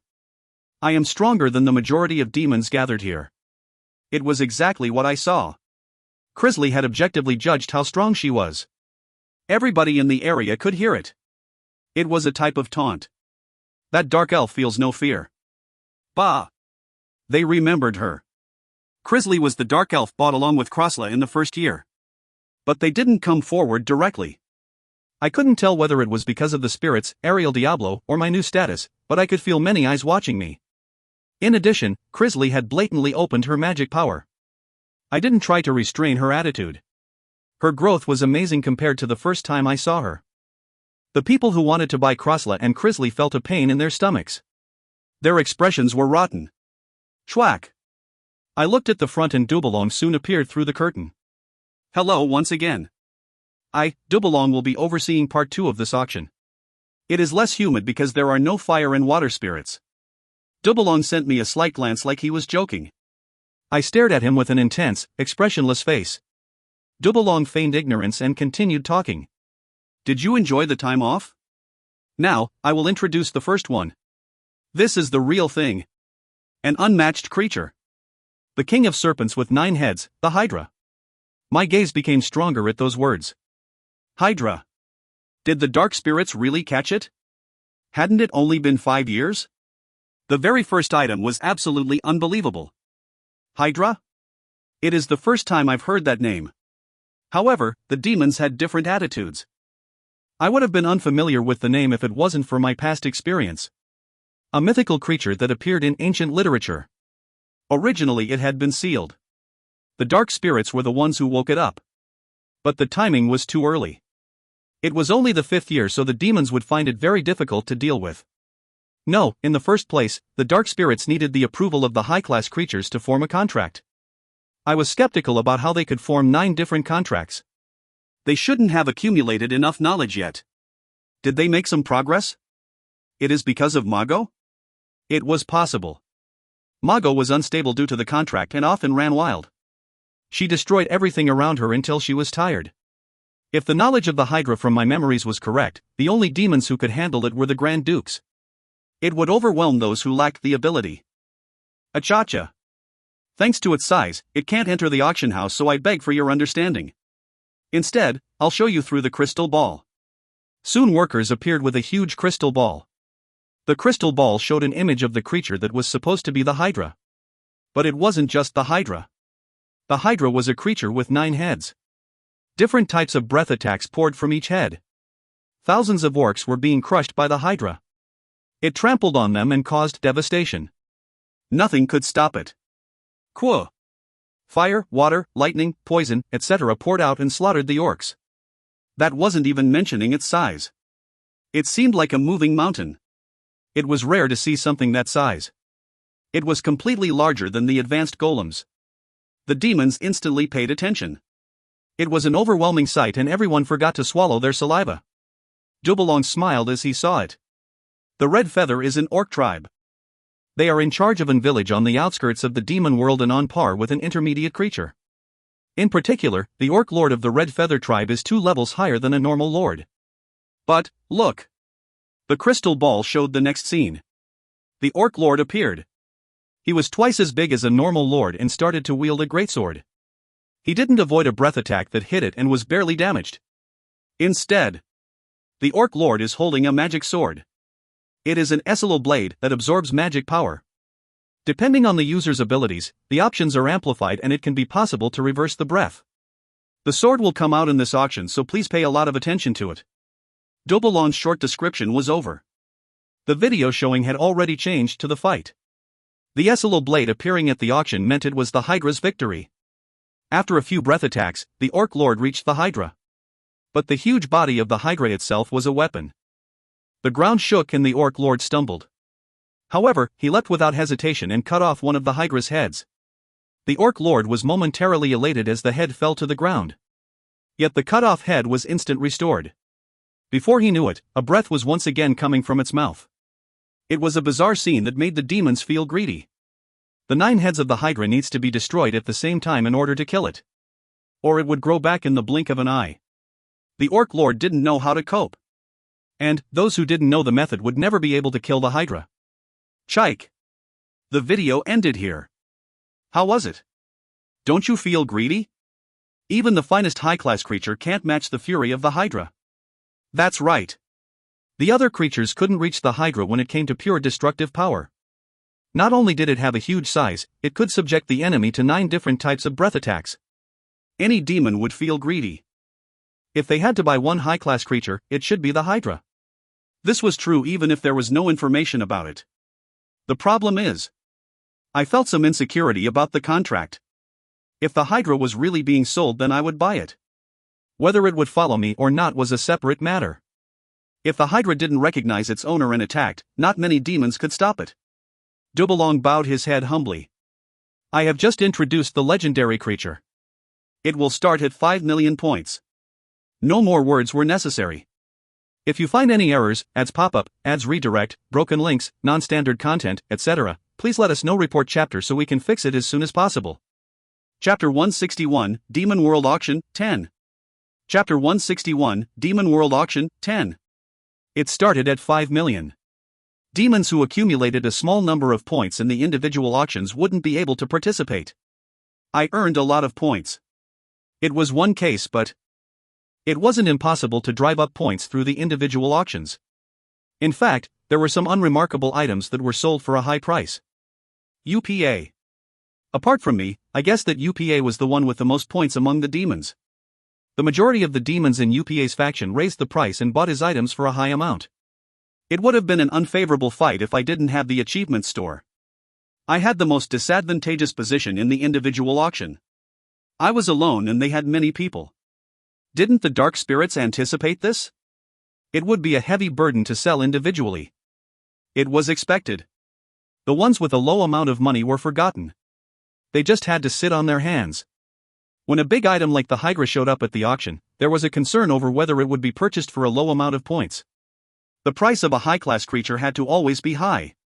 The price needed to be adjusted. However, it was doubtful whether the system would stay still. The neutral system always sought equality. There was no way it would let the balance fall. The starting bid takes this into consideration. The dark spirits and Adonis were certainly aware of it. I looked around. It wouldn't be easy to come forward. Participating would prove that they had that much points. Ariel Diablo and I were the only ones revealed. However, I used a significant amount at the individual auction so they didn't think I could participate. 5 million. It had been silent for many seconds. While everyone was worrying, someone opened their mouth. Grand Duke UPA Nim. I commend your great taste. 5 million points have come out. UPA was the first player. The number of points he had could be speculated. He was followed by Ariel. 6 million. Grand Duke Ariel Nim. You are as determined as you are beautiful. 7 million. Oh, UPA Nim. You rarely participated in the individual auctions, but now you are going full steam ahead. 7 million points have come out. UPA seemed to have decided to buy the Hydra. The auction had just started, so there were likely to be more good creatures and items. Yet UPA seemed highly focused on purchasing the Hydra. Perhaps he tentatively determined that the Hydra was worth more. UPA's judgment was somewhat valid. It was hard to imagine something comparable to the Hydra emerging in this auction. Pandemonium? It was a competition between UPA and Ariel. That alone was enough for Pandemonium to make a move. Yet all Pandemonium did was close his eyes. Was he waiting to see if something similar to the Hydra emerged in the second half? 8 million. Ariel Nim. Will you get it this time? It might not stop here. 9 million. A destructive power comparable to a meteor. He has enormous financial reserves. Grand Duke UPA has bid 9 million points. It was on the verge of reaching 10 million. Ariel sighed. Her expression showed she didn't like it very much. The Hydra was being snatched away by UPA. The relationship between UPA and Ariel wasn't very good. It was a relationship where they couldn't defeat each other. The one who purchased the Hydra would have their strength rise vertically. And UPA was likely to aim for Ariel. Ariel didn't want that to happen. Doubalong opened his mouth in this tense atmosphere. 9 million. Is there anyone else? That is still low when considering the value of the Hydra. Pandemonium didn't intend to participate at all. The points were centered around the Grand Dukes, so if Pandemonium abstained, it was likely that the Hydra auction would be finished. Doubalong wasn't very satisfied, but he shook his head and said, "Then I will count from 5. 10 million. I leisurely interrupted Doubalong. It wasn't a large or small voice. However, there was a heavy weight to my words. That alone was enough to make Doubalong jump. Grand Duke, Randalph Nim. 10 million points have come out. Humph. Ariel cleared her throat. She had a strange smile, like she was delighted. If I participated, then it was highly likely that I would obtain the item. Besides, Ariel preferred that I obtain the Hydra instead of UPA. UPA frowned as he glanced at me. I had spent 30 million points, yet I was once again involving myself in the auction. 11 million. Grand Duke UPA Nim. Should I stay out of it? How exciting.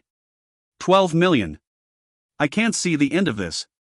It is like a spring that won't dry. Grand Duke Randalph Nim. UPA gazed at the boys and girls on the ceiling. But they weren't laughing. Tisk. UPA clicked his tongue. In contrast to UPA's expression, Ariel's smile widened. He has quite a lot. It was clear that UPA had driven all the points of his faction towards himself. I had a lot more points available, so UPA needed to think about it. I wasn't present last year, but he learnt after his experience in the first 3 years. I was on a different level from the other demons. Is there anyone else? 12 million points has been called. Then, I will count from 5. Doubalong didn't like it, but UPA couldn't bid anymore. I knew UPA's character to some extent. UPA had stopped running. I was certain of it. However, the nature of the auction meant that time needed to be given. 3, 2, 1. Congratulations. The Hydra now belongs to Grand Duke Randalph Nim. I had succeeded in getting a big one. Many auction items appeared afterwards. I was amazed at how the quality of the goods improved in just 2 years. However, none of the items captured my heart. I focused more on observing what the demons purchased. Whether they focused on items, creatures, or skills, I could infer some of their situation by looking at the items they bought.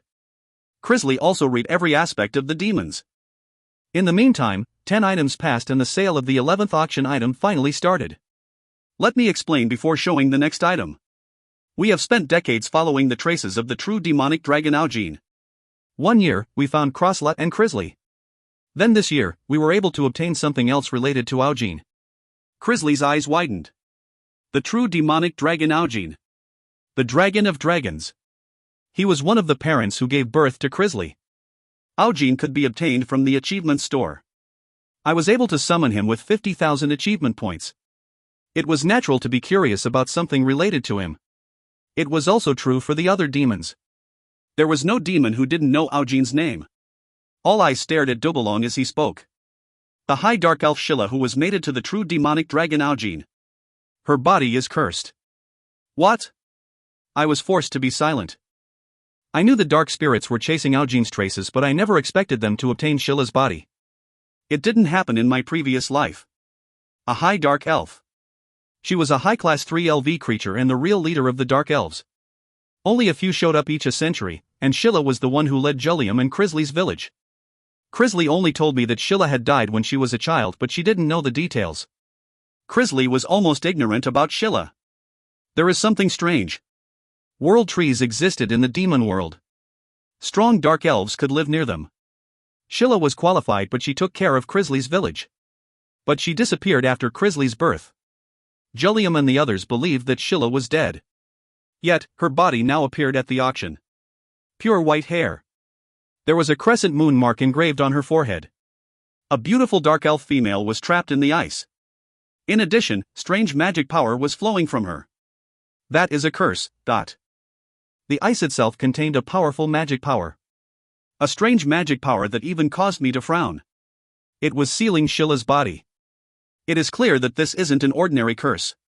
It has the power of ice that is opposite to Aujin, but the power is comparable. We've been investigating this curse but haven't found anything so far. It is really strange. An unknown strength. Dubelong was excited. Aujin was a true demonic dragon. Different from a normal dragon. A creature that had supposedly jumped into the realm of transcendence. Incredibly, the magic power had a similar strength. It was binding the high dark elf Sheila. It is strange for that type of strength to be unknown. I touched my jaw. If this was true, then the Grand Dukes wouldn't be able to easily deal with the mystery. In the demon world, Aujin was treated as an insurmountable wall that couldn't even be touched. It might be possible to defeat him if all the Grand Dukes led their troops, but the damage would be beyond imagination. It hurt their pride, so they never mentioned Aujin at all. There was a non-aggression agreement with the Grand Dukes every time Aujin became involved. Then, this had a similar power. An unknown creature. The high dark elf Sheila fought against this curse and died in the process. How can you use the body? Ladies and gentlemen, this is a high dark elf. It is almost impossible to see the corpse of a high dark elf because they are normally buried at the World Tree. But, it is now right in front of you. What type of power would an undead made from the body of a high dark elf have? The power of this curse will make a more powerful undead. It made a lot of sense. The power of this curse was extraordinary. Originally undead had Een attributes, so strong curses would make stronger undead. A high dark elf had endless possibilities when turning it into an undead. Usually high dark elves lived near the World Tree, and would become its food after dying. It was impossible to obtain their corpse. Maybe the strongest undead might emerge. Depending on the skill of the creator, a great creature could be formed. I turned my eyes towards Crisley. Is this really Sheila? Was my question.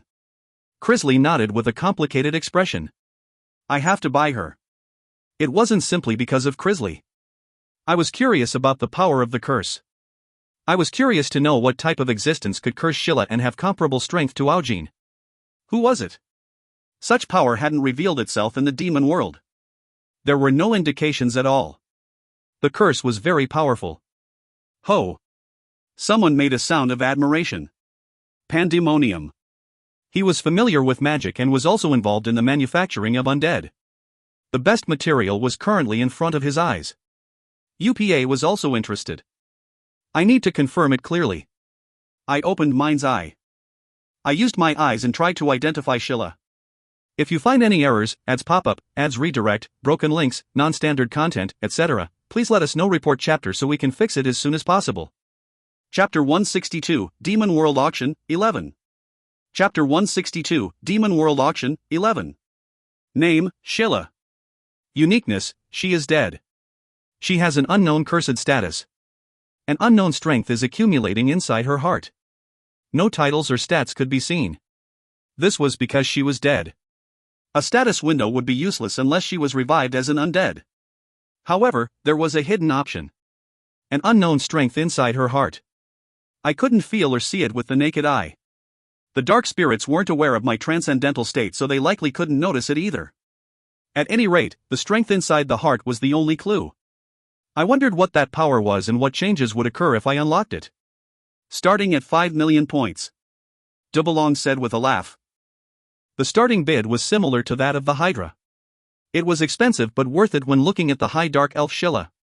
5 million. Grand Duke Pandemonium Nim. As expected, you can appreciate its worth. 6 million. Grand Duke UPA Nim. I hope you win this time. Ariel didn't participate. She had no interest in making undead. It was the body of a high dark elf, but it seemed like she showed no desire to participate in the auction of this item. UPA and Pandemonium growled as they looked at each other. Both of them specialized in the undead. It was obvious that there would be competition over such a material. 7 million. He is finally pushing out his points. Grand Duke Pandemonium has called 7 million. I didn't know about Pandemonium. UPA had a little bit more than 10 million points. His points were revealed thanks to the Hydra. Even so, he was confident enough to pick the fight. When the Grand Dukes fought over an important item, the winner would be delighted while the loser would be red-faced. Points were a type of power, so it showed that they were lacking. UPA and his faction mainly participated in the auction when it came to strong creatures. It was evidence that he was elevating his strength. Scylla's corpse was perfect for that purpose. Pandemonium didn't pay attention to that fact. His face showed his confidence in winning. 8 million. 9 million. UPA called 8 million and Pandemonium raised the bid before Doubalong could even talk. UPA frowned fiercely. A close match. My body is trembling. This is possible due to the value of a high dark elf corpse. From the perspective of the host, I am grateful that something so good is being treated well. Grand Duke Pandemonium has bid 9 million points. Any more bids? Doubalong was trying to maintain the atmosphere. I stopped for a moment to ponder. Indeed, Scylla's body was worth more than the Hydra. In fact, the skill of the creator was very important when it came to the undead. It wasn't guaranteed to get a decent piece of work based on the materials. In relation to the creation of undead, it was true that UPA was ahead of Pandemonium. If it was made by UPA, then a high-class 3LV creature might be born. Pandemonium's mouth curled upwards. It was the expression of a winner. He was convinced he had won. He was caught off guard at this moment. I opened my mouth. 10 million. I couldn't fall down in this fight. I finally bought Scylla's body for 12 million points. The problem was whether Crisley was willing to revive Scylla as an undead. Of all my subordinates, Crisley was the one most familiar with making undead. She would do what the dungeon master told her to. However, it was unclear if the work would be carried out with sincerity. The mother who gave birth to her. Although Crisley had no memories of her mother, she was likely to feel complex emotions. It was called revival, but an undead was no different to making a doll that could be commanded. Depending on the degree of damage to the body, memories might be lost. Or there could be a different personality and she might not even remember she was Scylla. She still has to do it. Crisley's expression was dark. She was sitting patiently in her spot. Perhaps, as a clever woman, she already noticed what I wanted. Now I will introduce the next item that I am proud of. It is Puragamo's flute. I turned my attention back to the front. Anyway, I wouldn't receive all the items until after the auction was over. It was time to concentrate on the auction. I bought the Conqueror's Ring, mindset of a puppeteer, Gajuniak's Echo and Essil's Blade. It was the middle of the auction and I had already bought 6 things. I had approximately 25 million points remaining. There was still room to spare. The points used had already exceeded 100 million, so other demons had used a lot of their points. This might not be over. I continued to watch the auction. It wouldn't be bad if I settled on these 6 items. I could invest the remaining points in my dungeon and the leftovers would be used in next year's auction. However, my expectations would stay until the end. The dark spirits had driven up the points in the individual auctions. Many of the auction items were large, so I was expecting special measures to be used. If so, it might not end with the Hydra and Scylla's body. I was sure there was something else prepared. I watched carefully as the auction progressed. Finally, an item that met my expectations appeared as the 54th item. Please pay attention.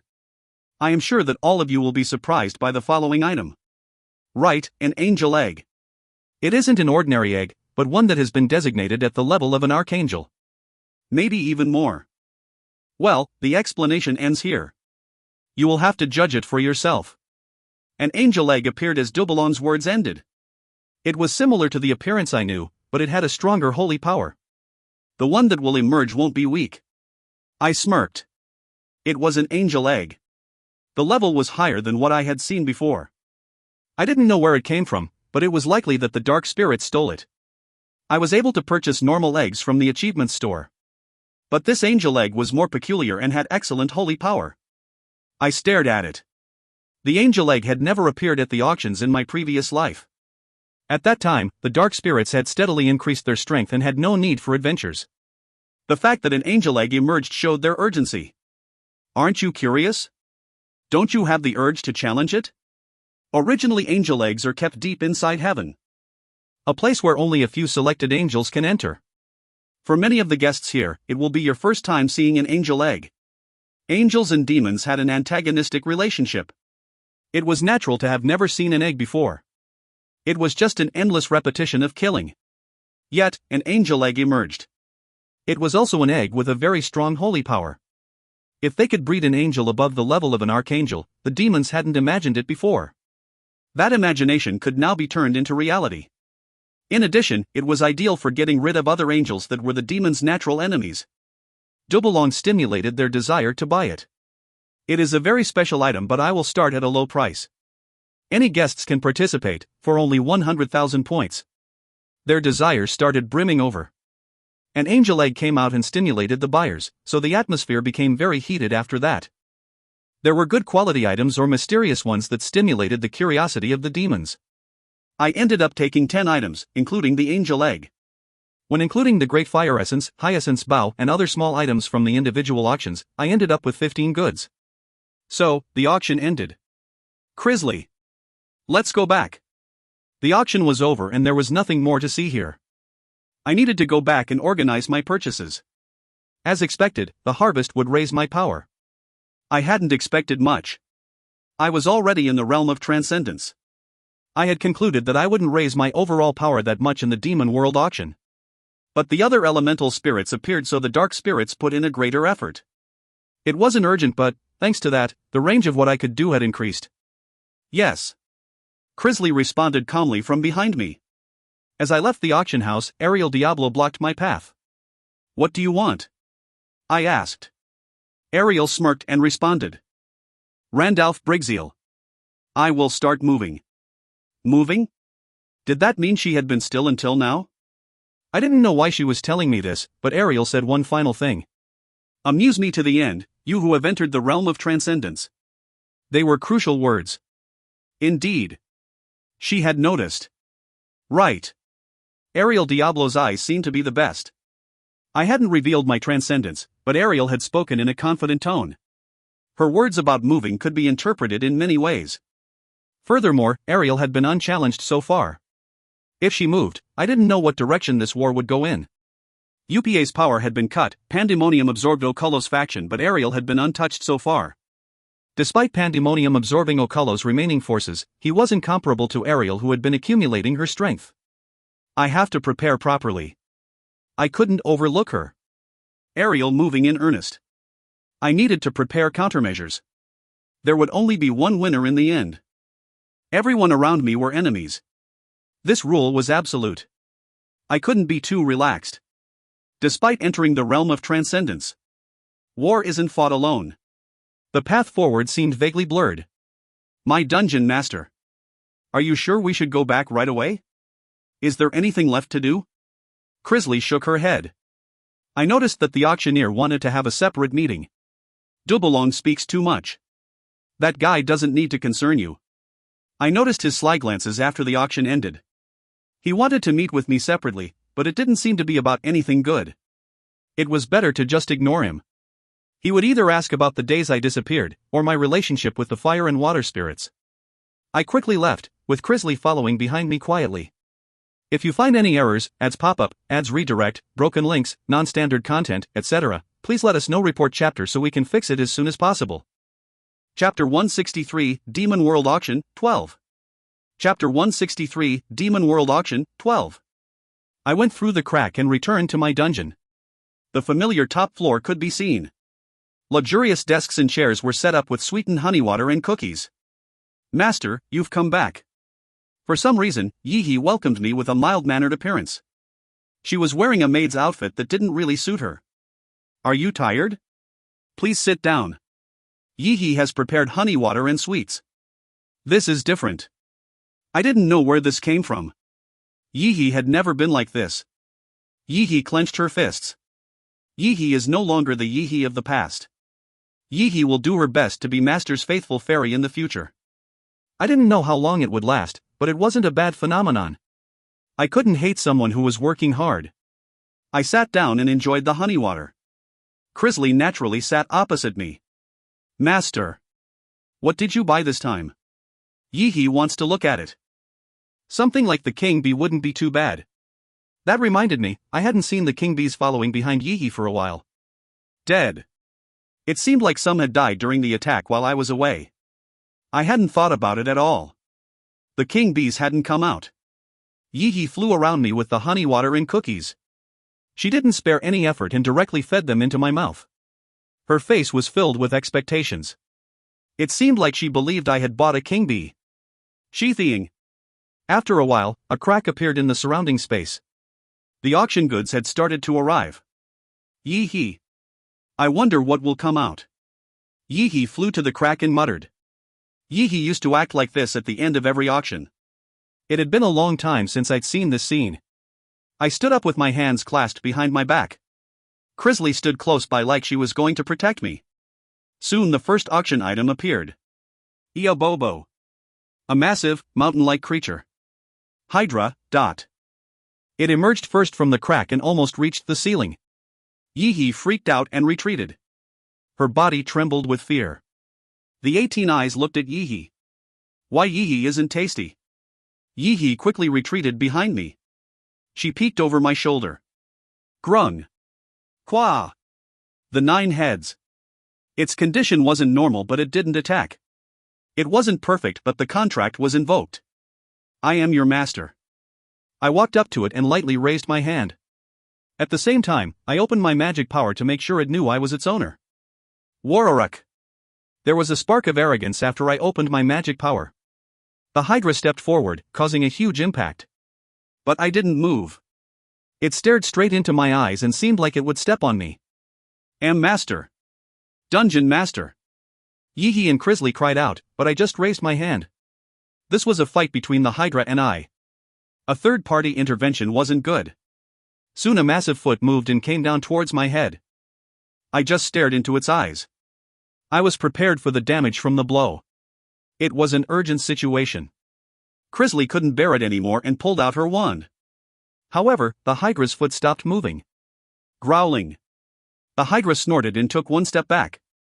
It was restless and bewildered. But everything was decided with this one act. You will be a great sword to kill my enemies, I said with a smile. No matter how great the Hydra was, I was the master and it was under my control. Next, I decided to appoint the dungeon masters. I obtained this privilege after becoming a Grand Duke. In the meantime, the other dungeons hadn't been operating that efficiently. There was only one of me, so I couldn't see the situation of the dungeons in real time. But now it was different. Those appointed as dungeon masters would have the proper permissions to make changes. A fairy alone had limitations, so it was better to take care of it quickly. Crisley. Take this. This is an item purchased at the auction? Mindset of a puppeteer. It was a skill book suitable for Crisley to create and manipulate the undead. I will leave the dungeon in China to you. This item is a gift from me. Now you will fulfill the duties of a dungeon master. I, a dungeon master? Crisley opened her eyes wide with disbelief. You are qualified enough. The method of appointing a dungeon master was simple. I had to acknowledge them and give them something as a token. The effect was activated after Crisley received mindset of a puppeteer. The dark elf Crisley has been appointed as the dungeon master. Her loyalty is very high. Status: blind devotion. Under the patronage of Grand Duke Randalph Brigzeal, she will destroy his enemies from the forefront. She was under my control, so I could see her status. But I didn't only have the China dungeon. There was also the one in Japan. Tashmul. Are you leaving the dungeon to me? She asked as her 6 black wings flapped. You will take Japan's dungeon. Raise the angels and forces there. It is a great place to build up power. Tashmul was calm as she received Gajuniak's echo. Depending on the magic power, it was a harp that could give off a strong melody. In particular, the effects of angels and saints would rise significantly. Despite her corruption, Tashmul would be able to use it effectively. I won't refuse. Tashmul coolly accepted Gajuniak's echo. The fallen angel Tashmul has been appointed as the dungeon master. Her loyalty isn't bad. Status: you are an enemy of her enemy, good feelings. She won't hesitate to exert herself for the Grand Duke Randalph Brigzeal. If you find any errors, ads pop up, ads redirect, broken links, non-standard content, etc., please let us know. Report chapter so we can fix it as soon as possible. Chapter 164, Ifrit, 1. Chapter 164, Ifrit, 1.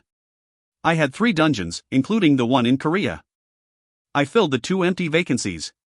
Crisley and Tashmul's abilities meant they would be good dungeon masters. And I had one more thing to say to Tashmal. Do you recognize this? I presented something I bought from the auction to Tashmal. Tashmal's eyes widened as she saw it. An angel egg? It is already blessed in the egg stage. Oh my god, where did you obtain this? The Demon World Auction. You can also go there next year. The dark spirits have touched the heavenly soul. Tashmal's body trembled. Although I could purchase the angel egg from the achievement store, the dark spirits had to steal it. I promised her that I would save the humans from the demons. In fact, that was a promise I made to the gods when they returned me to the past. I didn't care what the conditions were, as long as I had the chance to return. It was a miracle. Still, I wasn't the type of person who would turn my back on a promise. So I gave the humans some opportunities. Anyway, Tashmal willingly joined me, but the dark spirits were different.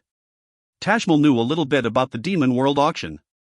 She understood that the dark spirits sold items and creatures for their own benefit. It was the same for the angel egg they sold. Her anger was natural. Don't worry. This was the only one. Tashmal's anger calmed down a little bit. This egg, it is a special egg that has the blessing of the celestial ruler. I know that the celestial ruler blesses the eggs that are designated as advanced angels. She explained the item. Tashmal, who was a Dominion's angel, had only been intermediate rank. What capabilities would the advanced angels have? Tashmal. You will raise it. It is nonsense. It is a sacred egg that I have to return to the angels right now. Tashmal hastily refused. It was an honor just seeing an advanced angel. She was anxious just holding the egg. But I laughed. To who? Aren't the angels now on earth? Do you think they will take the egg from our hands? They can't return to heaven. They are always being attacked by demons, so it won't be safe. I knew a little bit about an angel's physiology. Angels wouldn't accept an egg that had been touched by a demon and a fallen angel. It was the same even for a blessed egg. The situation also wasn't good for them. Tashmal was silent. I had struck a sore spot. The only safe place to raise it is Japan's dungeon. Do you understand? If not, this egg will just be neglected.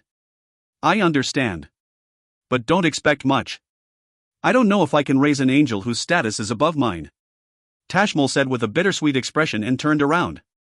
If she couldn't do it, then nobody could. Most of my knowledge about angels came from her. Although she had fallen, her essence was still an angel. I have roughly 12 million points remaining. The appointment ceremony ended. It didn't matter if they acted separately. The important thing was their performance. I will wear this ring. It was the Conqueror's ring that I purchased from the auction. I looked at the explanation using mind's eye. Name, Conqueror's ring, epic, set. Description, a ring that only a conqueror can wear. It is a paired set, and if the other ring is worn, a great power can be exerted. Asterisk, the dignified effect will be proportional to the wearer's magic power. Significantly increases the recovery of magic power, plus 10% per conquered territory.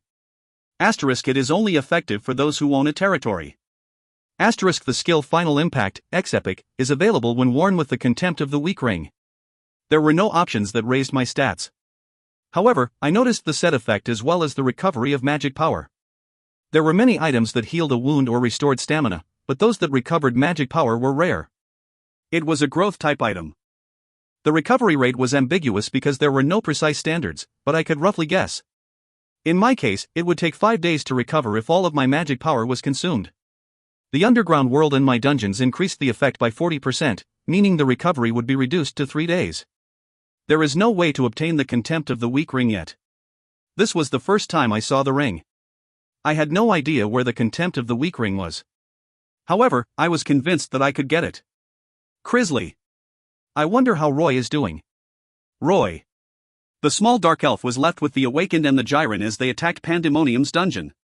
The raid should have taken place by now. I was curious. I will bring the crystal ball. Crisley nodded and left. After a while, she brought a crystal ball that was the size of her body. I poured magic power into it and could see Roy's surroundings. Damn! One of the Awakened spat with disgust. He looked terrible. He gritted his teeth and forced his tired legs to move. We were nearly there. The dungeon core was right in front of us. I didn't think there would be reinforcements. The dungeon capture was a failure. They were forced to retreat just before capturing it. If it wasn't for the Gyron's barrier, they would have been wiped out. This will do for now. Serious damage was dealt to them. If we go home and rebuild our strength, there is some hope of eliminating them. The Gyron in the form of a female spoke from the front. Although it was a failure, it was still a valuable experience. The suppressed awakened had managed to counterattack. This experience would help them grow quickly. That's right. Next to her, Roy gave a small nod. Roy also fought on the front lines. There were injuries on his body, but he had a pretty reliable face. The words from both of them reversed the atmosphere. Yes. Savior Nim's child agreed. We need to raise our strength. Please help us, Dot. Please. The eyes of the awakened lit up. They had been on the verge of capturing the dungeon core. It was a remarkable achievement for the awakened. An unprecedented event. Their confidence climbed. In the midst of the turmoil, the Gyron spoke to Roy. Child. Their willpower alone won't be enough. If your master goes out it will be easy, but since he isn't here, you should go. Me? I subtly suggested it to them. My Gyron skill will bring out the temperament of a king in some of them. However, a suddenly created tower can collapse. A means of control is needed. Can't Gyron Nim do it? I am their guardian deity. My skills are based in belief. If I punish them, a king won't be born. Even if they were born, they would just be a tyrant. Roy hesitated before saying, I have to obtain master's consent. The Gyron laughed. He will agree. I called Rose. Roy was alone in this situation. Rose would help him walk the path. Rose. Go to Roy and hand him this sword. Isn't this a really cool looking sword? The Essilol blade. It is a sword that will prove Roy's worth. Rose's eyes shone.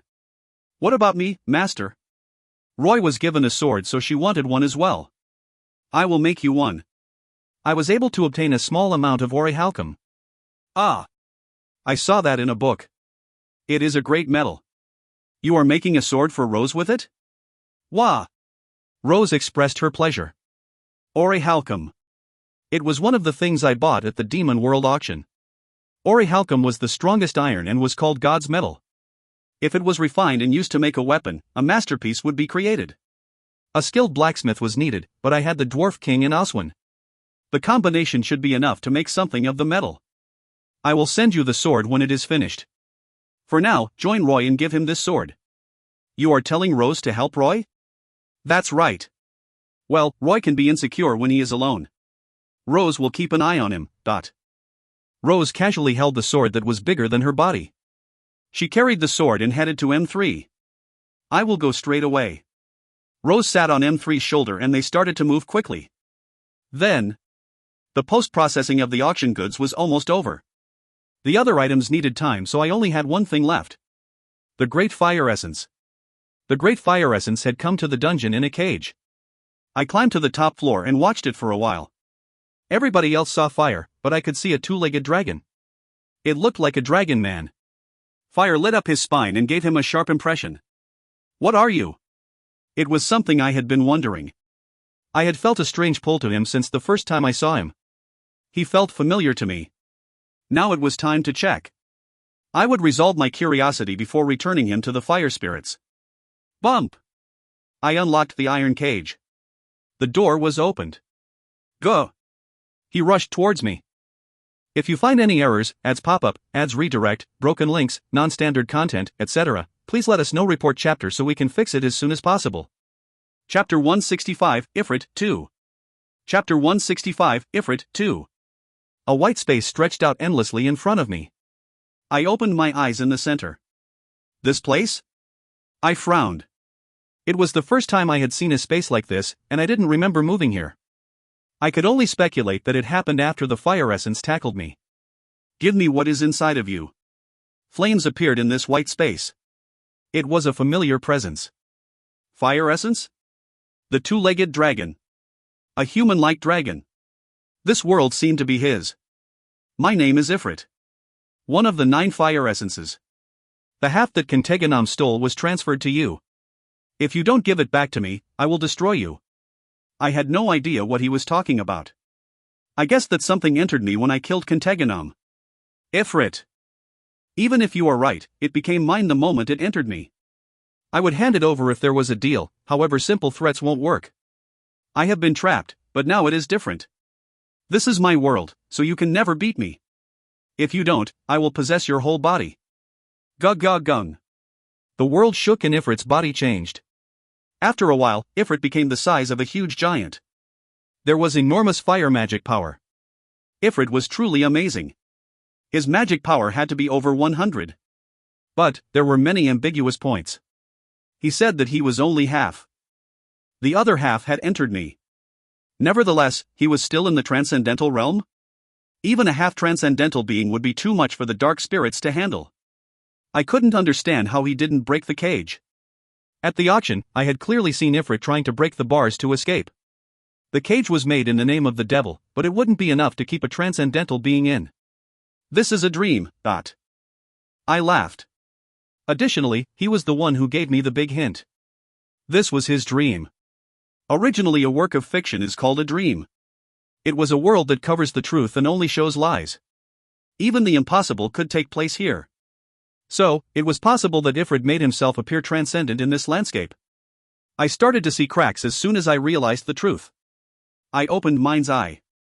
I would be able to reveal all of the truth if I used Mind's Eye. Name, Ifrit. Stats. Strength 90, Intelligence 88. Agility 87, Stamina 85. Magic Power 90. Potential 440/500. Uniqueness, one of the 9 fire essences. Their role is to act as guardians for the fire spirits. Currently, he has lost half of his ability to dominate. Skill, Image Implementation, Epic, Power of Fire, Epic. I knew it. The stats that I saw with Mind's Eye were considerably less than mine. The feeling of oppression was due to his manipulation. How about it? I will spare your life if you give it to me now, Ot. Ifrit thought I was wavering due to his words. A laugh emerged from my mouth. I never thought that the great fire essence would try to scam me. The fire spirits worshipped him, but he was nothing more than a scammer. You talk too much. I said curtly. There was no need to start a conversation. It was something I developed over my long life as a demon. There was a winner and loser. The winner had the right to take everything. Words weren't needed. It was a sign of insecurity.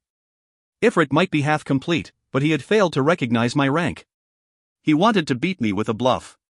The attempt was good, but I didn't bite that easily. I will give you a chance. I hate using force when it isn't needed. Ifrit still hadn't stopped talking. There was a degree of bravado. So I opened up my magic power and concentrated it on my throat.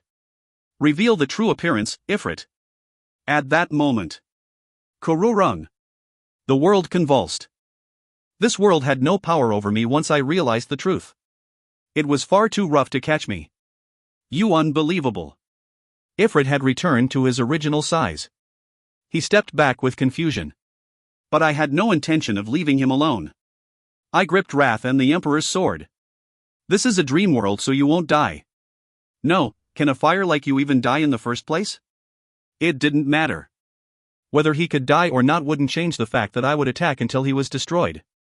Ifrit shouted in surrender. Stop. I lost. I'll acknowledge it. But I still struck. I used my full force. This was a world of dreams, but a strike from a transcendent person would still deal a significant blow. From the beginning, this place was meaningless to me. Yet he still had that attitude. You've maintained your consciousness. I thought he needed more punishment. Please. Ifrit's flesh was stretched out like a rag. The dream world tried to restore Ifrit's broken body, but my damage surpassed the regenerative power. It couldn't keep up with the speed of destruction, and now Ifrit's body was strange. His hands were on his head while his face was at his feet. I gave a low laugh. I smirked and once again split apart his body. The flames around Ifrit's body were weakened. Stop. Stop. Ah. Screams echoed through the entire space. Ifrit lay on the ground in pain. I will destroy you. Once I die, the power inside you will run wild. Don't think that you will be safe. Stop talking. Every word from your mouth is a lie. And, this is also a bluff. It was easy to distinguish the second lie. Even if Ifrit was correct, there was no reason why I couldn't control it. A little force would allow me to overcome it. Quadjik. I stepped on his mouth. After one more hour of beatings, Ifrit's attitude changed. Spare me. I can't be destroyed yet. The reason, I haven't met my son in 20,000 years. Do I have to continue listening to a dog? I clicked my tongue. By default, Ifrit was fire. It was impossible for him to conceive. It seemed like I needed to hit him a few more times. Ifrit cried out desperately as my sword flashed. The ninth fire. The fire that symbolizes courage is derived from me. I haven't seen him in 20,000 years, so he must be heartbroken. So I should give you back unharmed? That's right. It was new information. I thought about it for a moment. The great fire essences held important meaning to the fire spirits. A total of 9 had been born since the creation of the fire spirit world. This meant he had access to the fire of courage. Needless to say, my influence was rising. Ifrit continued nervously. I can work directly with the Fire Spirit King. If I can communicate with the Fire Spirit King, he will reward you. The Fire Spirit King can't ignore it if both my son and I speak to him, but I will give you back. I interrupted him. Ifrit was delighted. Really? However, I won't hand over what is inside me. There is also no way I will let you go so easily. Ifrit stiffened. He instinctively realized that my tone wasn't normal. I aimed my sword at him and declared, "Come inside me. I have no intention of eating you like Kenteganam. You are a type of spirit, so a contract is available." That. I randomly stabbed a spot. I didn't hesitate to inflict damage. A contract. It wasn't comparable to a contract with an ordinary spirit. If I made a contract with the higher fire essence, the fire spirits wouldn't be able to deal with me. I would also be able to use his power. Anyway, half of him was inside me. Not only that, I was looking forward to meeting the fire in charge of courage. I will give you 2 choices. Destruction or a contract. Pick which path to walk on. It is unprecedented for a great fire to contract with someone. I acknowledge your strength, but this is completely different. Then you will be destroyed. I erased my smile and took an attacking stance. He had chosen his own death. It seemed like there was no other way. I would make an excuse to the fire spirits, maybe by blaming Pandemonium and Kenteganam. Ifrit sensed my determination as I raised my hand. Wait. Although there is no precedent, there is no rule against it. Contract, I will contract with you. However, this contract will be automatically destroyed if the fire spirits are harmed. I will only act if they point their swords at me first. I shrugged. I had to maintain the alliance with the fire spirits for a while. One of my goals was to incite them to move. They would pressure the dark spirits. I will give you the source of fire, so don't reject it. Wararuk. After his words ended, an intense fire sword from Ifrit. The fire swallowed me up. It isn't hot. It felt strange. It was more warm than hot. The great fire essence Ifrit wants to form a contract with the demon Randalph Brigzeal. Do you accept? I nodded and a new window appeared. The contract has been completed. Impossible achievement. For the first time, a demon has formed a contract with a great fire essence. In the future, the fire spirits will give Randalph Brigzeal even more preferential treatment. 3 million points will be paid. 2,000 achievement points will be added. It was better to form a contract than to use force. This seemed like the right path when looking at the future. I can't return to the spirit world, unlike normal spirits. I have no choice but to make a home in your body. Ifrit spoke in a gloomy tone. Where is your other half? The heart. It is hidden there. It was in the heart of the Hell Monarch. I wondered why I couldn't sense its presence. The contract is absolute. Ifrit won't be able to kill me. Furthermore, the heart of the Hell Monarch was powerful. If Ifrit tried something, then the heart wouldn't stay still. It would become a true prison for Ifrit. Others might feel a little panicked, but I was different. My body also contained Lightning God. There was no way I wouldn't know if Ifrit made any strange movements. Okay. Go to the heart. Kururung. After that, the fake world started to crumble. When I returned to reality, I couldn't see the fire essence in front of me. Under the contract, he had already moved to my heart. At the same time, the two forces combined. Is this the power of domination? Ifrit. He was the fire essence responsible for domination. I could subtly feel the power inside me. The split power of Ifrit has been successfully combined. The power of Ifrit has been forcibly combined with the heart of the Hell Monarch. Ifrit's power of domination has settled in the user Randalph Brigzeal. What was this? Combined power? The contract could exert power on the target. Yet it had forced a combination and made an alternate form available to me. Ifrit is shackled by the heart of the Hell Monarch. I roughly understood. It was unexpected, but it wasn't a bad thing. Once I looked at my status window, a skill had been added. Name: Power of Domination, X Epic, Passive. Description: you can dominate opponents that are in a critical state. The success will depend on the user's magic power and the opponent's intelligence. If the opponent is dominated, they will gradually lose their ego and follow you. Invalidates the territory declaration. If you find any errors, ads pop up, ads redirect, broken links, non-standard content, etc., please let us know. Report chapter so we can fix it as soon as possible. Chapter 166, Fire Spirit King, 1. Chapter 166, Fire Spirit King, 1. A skill that overpowered the opponent and made them follow me. The power of domination was indeed amazing. It really was a skill for me. The utilization is high. It was a great ability, but there was a hidden option. Invalidating a territory proclamation. The meaning of this wasn't simple. It meant the domain of angels or dungeons of other demons wouldn't be able to affect me. Some nobles automatically had their own territory. Or it might be due to a skill. Being able to invalidate a territory was worthwhile. Talk. I gently patted my heart. Thanks to Lightning God, I could feel the trapped Ifrit.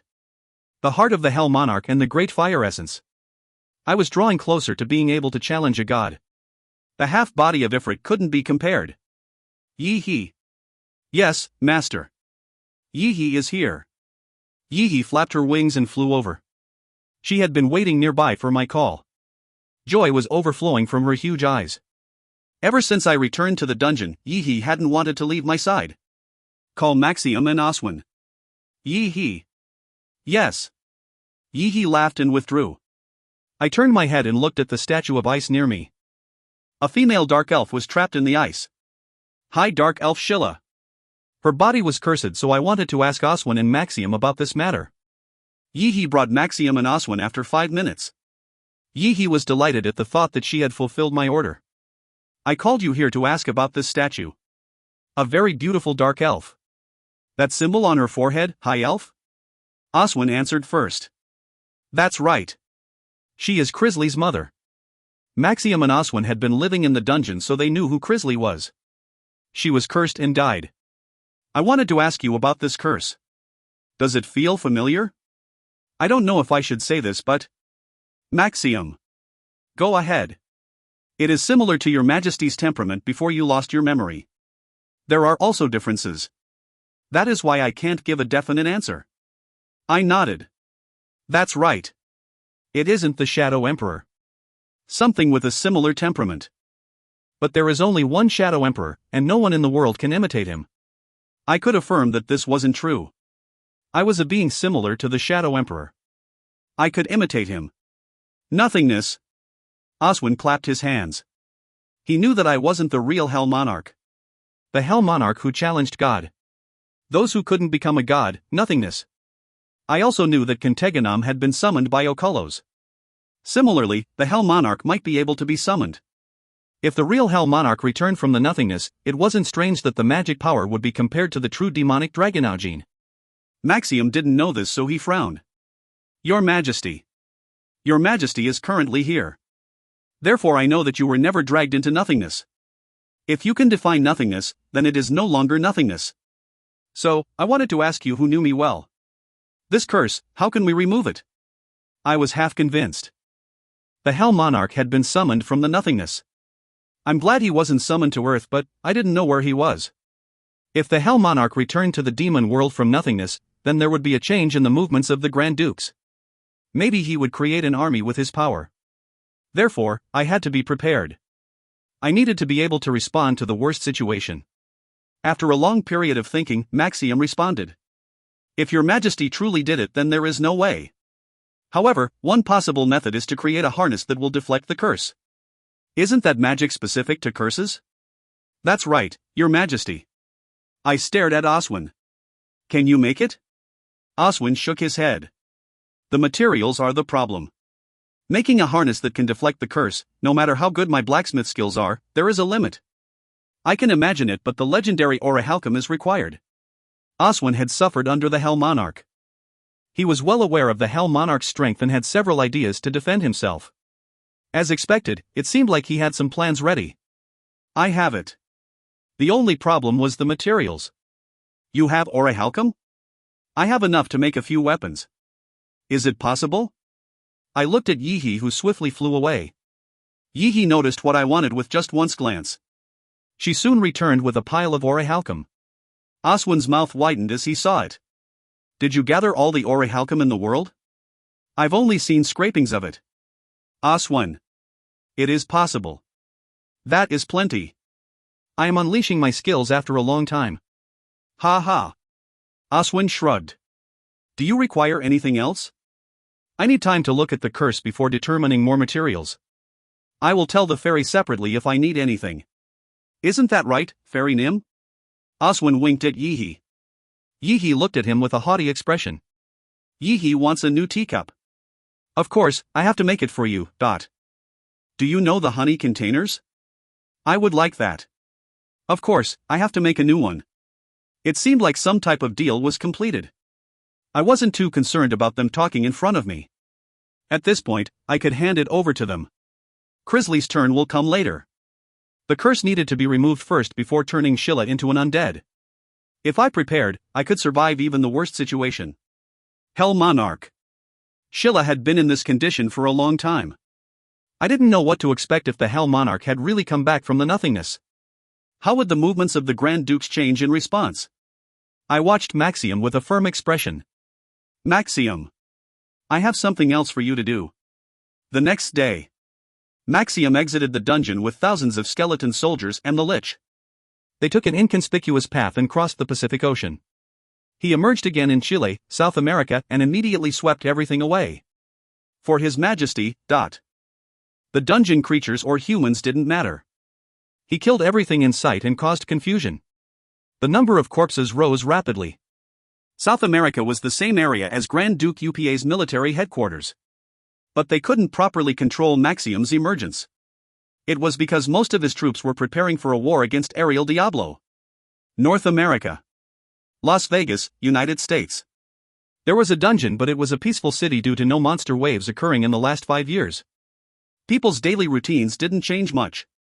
Rather, they gathered together due to the damage other people in the world received. The people were complacent, thinking that this routine wouldn't change. The United States was called a large resort. In fact, monster waves rarely occurred from any dungeons in the United States. At least, until today. 200 Death Knights. 500 Dark Warriors. Numerous ogres and Cerberus. Other advanced creatures appeared from the dungeon. And Ariel Diablo was riding the high-class ranked Dark Horse. The moment she appeared, the noisy Las Vegas became silent. I am Ariel Diablo. I will wipe out humans and destroy the earth. A dazzling beauty. She had large horns on her forehead. The overwhelming atmosphere caused some people to lose their spirit. The creatures suddenly disappeared, but her presence was truly outstanding. Ariel was a Grand Duke and demon. She didn't care about the eyes of the humans. Rather, she was sick and tired of humans. Ariel Diablo looked around and said coldly, "Kill everything." Hi-hing. As the Dark Horse ran wild, Ariel Diablo raised her sword. Wah-wah. Dark stems flew out from her sword and penetrated the heads of the Death Knights and Dark Warriors. It was the King's blessing, epic, skill. At the same time, the dark magic power became stronger and the Death Knights and Dark Warriors were shrouded in a black fog. The humans hadn't been completely unprepared for this situation. There was always some awakened waiting nearby. However, Ariel jumped down and struck the ground with her sword. At that moment, Kwaong! A blast that stretched out a few hundred meters from Ariel occurred. The ground cracked and a huge storm occurred. The elite awakened couldn't withstand the aftermath. Many awakened died without leaving any traces of their bodies behind. In the midst of that, Ariel spoke with an expressionless look. It is time for your end, humans. If you find any errors, ads pop up, ads redirect, broken links, non-standard content, etc., please let us know. Report chapter so we can fix it as soon as possible. Chapter 167, Fire Spirit King, 2. Chapter 167, Fire Spirit King, 2. I got a clue about Sheila and Maxium was currently outside causing confusion. Therefore, it was time for me to prepare. Jives. Kirby. The fire and water spirits. I had to check if they had escaped from the dark spirits. After I called both of their names, the contract was implemented. Small cracks formed and both of them appeared near me. Contractor. You finally called. It is great to see you again, Contractor. Jives and Kirby simultaneously greeted me. They looked similar to humans, but were a little bit fuzzy. Both of you are injured. Damn dark spirits. I will return this grudge 100-fold. Me too. I will make them realize how scary the water spirits are. The two antagonistic spirits had joined forces. It was all thanks to the dark spirits. At that time, the fire spirit Jives stared at me and asked. But Contractor. I feel something very familiar from you. What on earth happened? I formed a contract with the Great Fire Essence. What? A contract with one of our 9 fire essences? Wait. Kung Kung. Jive sniffed me before stepping back. It is unbelievable. It is definitely a contract. It is also the highest one. What will you do? I promised to return it, but the fire essence has made a contract with me. I immediately cut to the chase. Jives frowned and said, I will tell the king. I can't decide this alone. I will wait. Swaying. Jives hurriedly left. Contractor. Have you touched our artifact? Don't worry. I handed the hyacinth's bow over to Kirby, who carefully accepted it. Thank you. The Water Spirit King will be very pleased. Oh, and as a reward, Kirby handed me some small stones. These are old stones from deep inside our lake. They are spirits that will soon awaken. If a contract is signed with them, they will grow rapidly according to the contractor's tendencies. They are children that the king highly prizes. I took the stones and examined them carefully. They certainly felt strange. In short, these stones were the seeds of a spirit. Well, I have to go back quickly. The king is waiting. I will come back with good news, Contractor. Quebec. Kirby bowed her head and left. Jives returned as she left. Jives had a determined expression on his face. The story is over. The king wants to see you. Fire Spirit King. I didn't know a lot about him. Except for the dark spirits, none of the others were involved with the fight between demons. Their enemies were the other spirits. Although I had heard some rumors, it wouldn't be as helpful as seeing him in person. I know Adonis tried to take over. The light and lightning spirits put up the most resistance. Adonis had broken through the limits and managed to occupy half of the spirit world through a fierce struggle. One of his enemies was the Fire Spirit King. His name? Garash. I nodded as I remembered. I couldn't help feeling a little nervous about finding out the difference between rumors and facts. The king doesn't like waiting. He might be a bit rough, but please understand. Don't worry. Rough words and behavior could easily be overcome. From the beginning, I wasn't the type of demon to pay attention to the tone of my opponent. I wouldn't become aggressive just because of the tone. Contractor. We need to climb the stairs in the fire spirit world to meet the king. All outside presences have to climb these 3,600 stairs. There was nothing in the air. Then I could see countless stairs made of flames going up. Not long after passing through the crack, I arrived at the place. It seemed that climbing the 3,600 stairs was a trial. The glowing red stones kept burning. It seemed like some sort of magical measure. The Fire Spirit King would be able to climb it without any incidents. Anyway, flames like these couldn't harm me. Chike. While climbing the stairs, I heard something frying. Indeed. If my intelligence was only 80 points, then it would have been painful. However, my intelligence had already surpassed 100. Jives was surprised that I could climb the stairs so casually. Even intermediate spirits find it hard to climb this easily. Is it due to the contract? It is easy even without a contract. The contract with the essence of fire did give me a feeling of comfort, but I could easily climb up even without the contract. Outside existences have been climbing this staircase for a long time. Other spirits also watched this place with curiosity. Why don't you shake their hands? As I climbed the stairs, I noticed numerous eyes watching me. Numerous fire spirits were solely focusing their attention on me. I had wanted to talk to him quietly, but it seemed difficult to keep this a secret. The water has already been spilled. I should cement the relationship. That's right. After helping the fire and water spirits, the water had already been spilled. My intention was to block Adonis from rising up any further. It wouldn't hurt if I could construct a relationship with the fire spirits. I shook hands with the fire spirits around me. They rose up from the ground to my level. The spirits are delighted. Contractor has an affinity to fire, so they are more enthusiastic. Is that so?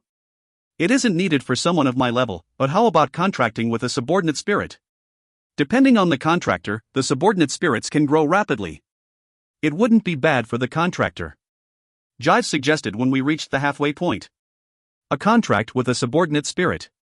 Kirby had also handed me some stones containing spirits. They wanted me to raise the spirits. I don't have interest in training spirits, but Jive's words were correct. It wouldn't be bad. I had stepped into the realm of transcendence, so contracting with a few spirits wouldn't matter. At best, they would only gnaw away at a little bit of my magic. Even this would be offset by the Conqueror's Ring. As the magic power recovery efficiency increased sharply, it would exceed what the spirits consumed. Let me think about it. I briefly replied. Jive smiled with satisfaction. Maybe you can mention it to the king. Ask for a spirit seed. Contractor will be able to raise a very special and wonderful fire spirit. I will raise it as a bad person. Ha ha.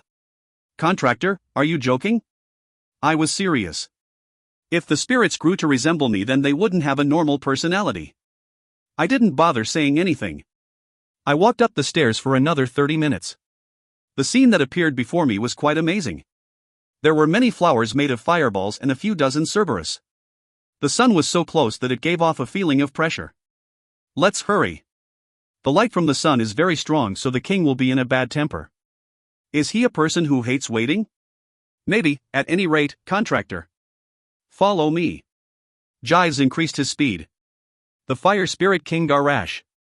He looked like a sturdy man with red hair and a beard. He wore a red cape, 10 rings and expensive necklaces. However, my perspective was a little different. Most of his items are epic grade. I inwardly panicked after examining Garash with mind's eye. It was the first time I met him, but he was wearing really good items. Did he wear better items due to a prejudice against the Dark Spirit King who controlled the Demon World auction? Maybe Adonis would be perplexed by his appearance. His stats are the strongest among those I have seen. My heart jumped quickly. I thought I was the strongest after returning to the underground world. I couldn't let go of my tension. Name, Garash. Occupation Fire Spirit King title. Asterisk Ruler of Flames, X Epic, all stats +4, full immunity against fire. Stats.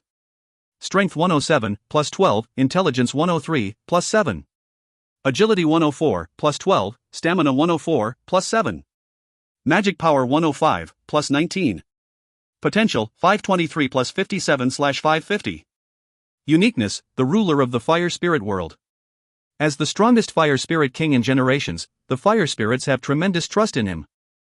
Skill, Spring Sun, Epic, Sun Shield, Epic, Majestic Fire, Epic, Photosynthesis, Epic, Hellfire, X Epic, Advent of the Sun King, X Epic. Skill and item effects, Sun Ring, Epic, Magic Power +5, Hellfire, Epic, Strength, Agility and Stamina +2, Burning Power Ring, Epic, Strength +5, Siren's Necklace, Epic, Intelligence +2, Agility +5, Majestic Shorin Armor, Epic, Magic Power +7, Ring of Last Breath, XU, all stats +1. Relative comparison. Garash.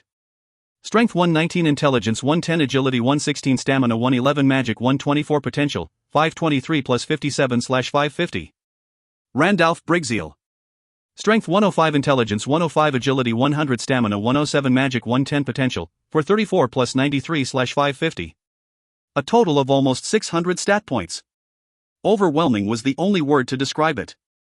Even if Adonis managed to break through the limit, it would take a lot for him to catch up with Garash. It wouldn't be impossible, but Garash was rapidly expanding his sphere of influence. That is why he is so rushed. Adonis. He wasn't the strongest among the Spirit Kings. I could feel the difference after seeing Garash. In addition, the reason why the dark spirits were moving so hastily was explained. It was possible that they could pressure the dark spirits. Therefore, Adonis had to feel impatient. Seeing Garrash explained everything. The sky above the sky. It was surprising that the Fire Spirit King was the strongest. I hadn't expected a presence that would surpass me. This was why I couldn't be complacent. I had to walk further along the road while holding the reins. You contracted with a great fire essence? Garrash laughed with his hands clasped behind his back. That is correct. HRMM. Your contract with Ifrit is relevant to us. Welcome. Shi'ak. Garrash extended his hand. I am grateful for your welcome. From the beginning, I had thought about maintaining a favorable relationship with them. After a short handshake, Garrash said, I will speak briefly. Cancel the contract. My eyebrows furrowed. It wasn't unexpected, but I never thought he would immediately ask. It seemed like he was rude and impolite, just as Jive stated. I started to talk quietly. Ifrit is located in my heart. You will have to use force if you want me to cancel the contract. If the contract was forcibly cancelled, there would be negative effects. In particular, he was located in my heart, so there was a chance he could be caught up in the aftermath and die. Garrash puffed up at my words. Fire filled the spacious room. Amazing magic power. Even I felt some pressure. It had been a long time since I experienced something like this. I had hardly felt such tension since returning to the past. However, my intelligence and magic power weren't low. It was enough to strike back against Garrash. Pride's flames emerged as I stepped closer to Garrash. I was challenging him to try it. Anyway, he can't hurt me. This was the Fire Spirit world. The current location was its heart. If there was a battle with Garrash, then many of the spirits I saw whilst climbing up here would be destroyed. As well as, I was a benefactor to them. Garrash had to know this. In these situations, the king needed to act with dignity. Every word and action had value. He wouldn't kill me after I returned something to him. This was a type of test. It was to check if I was a worthy person to contract with Ifrit. Jack. Garrash clapped his hands. At the same time, the intense aura in the room disappeared. He spoke in an admiring tone. How great. A demon who has already stepped into the transcendent realm, however, it seems like it isn't a perfect transcendence. There is a strong feeling of imbalance. Not all of my pure stats had crossed the wall. Maybe that was what he was referring to. I turned off Pride's flames. The test is over? Garrash laughed. You pass. You are a worthy contractor for the Great Fire. I don't like that you are a demon. But based on what I heard, aren't you taking a different route from the other demons?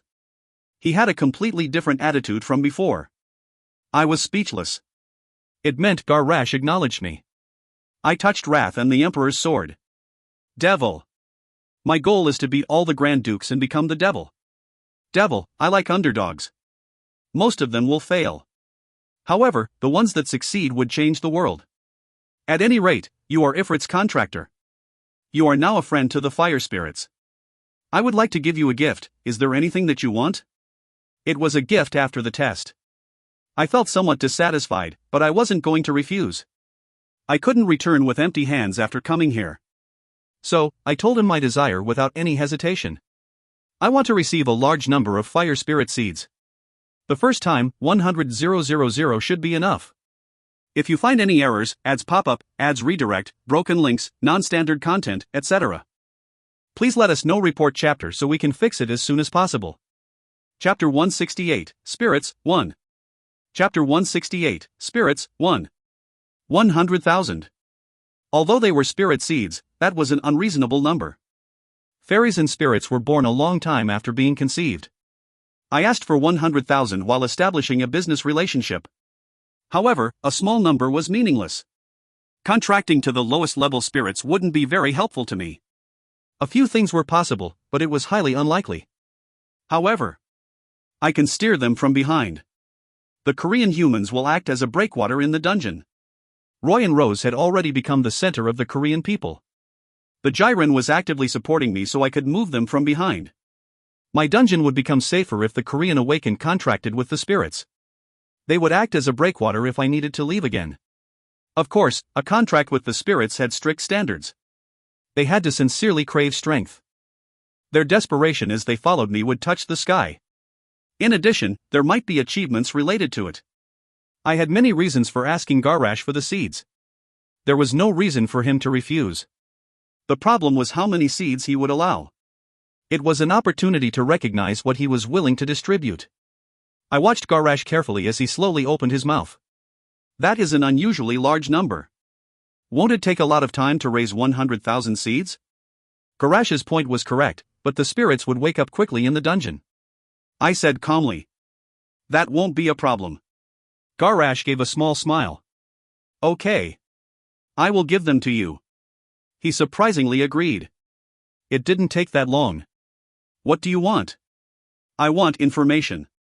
The Dark Spirit King. No. Adonis, what is the ultimate goal of the Black Frog? The Black Frog. It clearly showed how Garash thought about Adonis. It wasn't strange, even if they were both kings. Is he asking because he really doesn't know? Apart from that, I frowned at his question. Was Garash asking because he really didn't know why the dark spirits attacked the fire and water spirits at the auction? Control of the spirit world. I threw a fastball. Garash just hummed. He shook his head and declared. It is a primary goal. I wouldn't call it the ultimate one though. I wanted him to show me the system, but he kept it a secret. Raising and lowering the rank, opening cracks, etc. The system is very unrealistic. I want to know what Adonis will ultimately do with that system. Ah. I remembered hearing something similar. After summoning the cruel Commander Maxium, the seal around Earth was shaken and the fire and water spirits noticed the system. Garash seemed to have a lot of interest in the system. The dark spirits. In particular, Adonis is trying to use the system. I hadn't thought about it. The system applied to everyone involved in the game and couldn't be owned by anyone. In my previous life, I never heard rumors about Adonis trying to use the system. But, to be honest, it didn't make sense that Adonis would try to control the entire spirit world in the first place. The spirit world was wide. The number of spirits was immeasurable and there were many types. There were at least 20 spirit kings discovered. On the other hand, Adonis was alone. Even if he used the system to break the limit, would he be able to cope with the entire spirit world alone? He had the help of the points from the demon world auction, but it was still unreasonable. Unlike the demons, the spirits didn't pay much attention to their enemies. If the contract benefited them, then the spirits would work together. So, what if he tried to truly unite them using the system? I never heard of Adonis associating with other spirits, so it was truly strange. The dark spirits are always eager to find loopholes in the system. In particular, they looked for things related to the crack. They had previously used a loophole to open a small crack to contact me. What if it was possible for them to freely open and close the crack? It would be possible to separate each element. An alliance between spirits would become impossible and they would be defeated. It wasn't impossible to open a hole in the world with a crack. In my previous life, Adonis had ruled the spirit world like Ariel Diablo ruled the demon world. I didn't know what happened after that. Maybe Adonis and the spirit world started a war with Ariel, who became the devil. Was it an assumption? Even if it wasn't the same, he would have achieved it in a similar manner. Now I realized that Adonis was acting in a more complex manner. Ruling the spirit world was just a primary goal. I suppose he wants to become an all-powerful god. God. That was it. Although I didn't know anything about gods, it wouldn't be a strange achievement for him. It was possible to become like a living god. Adonis. He had quite a strong greed. You see it as well? Garash's eyes flashed. He continued. I am ignorant about the system and the game that all of you are playing. So I had to guess what Adonis' ultimate goal was. He was now convinced. Garash's expression seemed like things had become more interesting now. As I said, I like looking at an underdog. It would be very exciting to see them show off their power while facing me. It isn't ripe yet, I will have to wait for him to break through. In other words, he was waiting for Adonis to break through the limits. I couldn't understand his way of thinking. He also isn't normal. Why would he allow an enemy to threaten him? I couldn't understand it. I would have struck the enemy before they became equal to me. Yet he was deliberately allowing Adonis to grow. No matter how I thought about it, Garash really wasn't normal. There was a moment of silence. In the end, Garash said. Randalph Brigzeal. I will send the seeds through Jives. I had a good time. And, it is sad news for Ifrit, but the ninth fire has entered the consciousness to make his flames stronger. He will be asleep for the next 3 years. So a great fire essence isn't complete? The ninth fire was the last to manifest. At any rate, you can ask Ifrit the rest. Ifrit was currently trapped by the heart of the Hell Monarch. I was hesitant to take him out because I didn't know what would happen. It wasn't important, so there was no need to take risks. I am expecting the 100,000 seeds. I turned around at these words. Garash stared at my back and murmured. An interesting demon. I will watch your path. I reflected on the meeting after returning to my dungeon. I don't have a good feeling. Garash. He was strong. A strength that could match the heights of the Grand Dukes in my previous life. However, he wasn't fierce towards Adonis. In the end, Garash gave Adonis a chance to eat him. Adonis. By now, he should have broken through the limits using the essence of origin. Time was needed to break through the limit and fill up the potential. Based on Garash's attitude, he would give Adonis that time. If Adonis started a full-fledged attack, would Garash really be able to stop him? I just thought about becoming the devil. It definitely made sense. I would laugh as I became the devil. That was my dream and it hadn't changed. I had never thought about what would happen after I became the devil. It was in the distant future, so I hadn't prepared for it. But now it was different. I had time to prepare as much as possible. Adonis was likely to be a potential enemy. I already turned him against me to a certain extent through the contracts with the fire and water spirits. There is only one conclusion. My eyes shone. I gripped Wrath and the Emperor's sword. I have to become stronger than I am now. The shock from encountering Garash was still fresh in my mind. I might be the strongest among the demons, but that might not always be the case. It was just like the situation with Okulos. So, I had to keep becoming stronger until there were no more enemies left. Then I would have nothing to fear from Adonis and the spirit world. Garash seemed to have acknowledged my strength. In just 3 days, he sent 100,000 seeds through gyves. Most of them were half-burned tree branches or leaves that had a weak vitality. Contractor. Don't treat these children badly. If they are raised properly and sent back to us, then you will receive a huge reward. Gyves lectured me. It was a sign of his affection for the seeds. Is it necessary to return them? The basics will be according to the contractor. However, think carefully when deciding. We have a lot of treasures.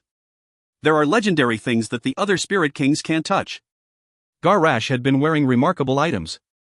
By the way, it was a little surprising that there were legendary ranked items. He is trying to entice me. I knew the effect of legendary ranked items, so I couldn't help being attracted. Understood.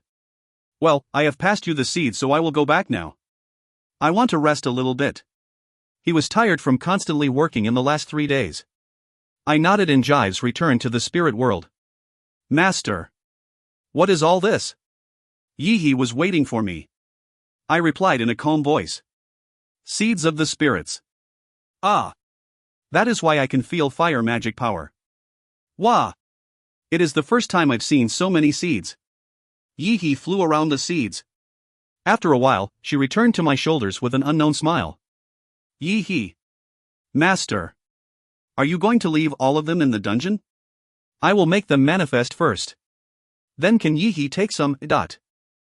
I was nervous about what Yi-He would do, but there were plenty of them. Take only 3. Just in case, I limited the number. Yi-He. Then can Yi-He pick the seeds? I shrugged and said. Go ahead. Yi-He. Yi-He's laugh filled the dungeon. If you find any errors, ads pop-up, ads redirect, broken links, non-standard content, etc., please let us know. Report chapter so we can fix it as soon as possible. Chapter 169, Spirits, 2. Chapter 169, Spirits, 2. I was an amateur when it came to birthing the seeds of the spirits. They would wake up eventually, but a portion of it depended on the composition of the environment. I immediately called Crisley. She was the only one who had information about spirits. Yi-He seemed like she was familiar with them, but I didn't want to ask her. It would be better to listen carefully to Crisley. Fire spirits.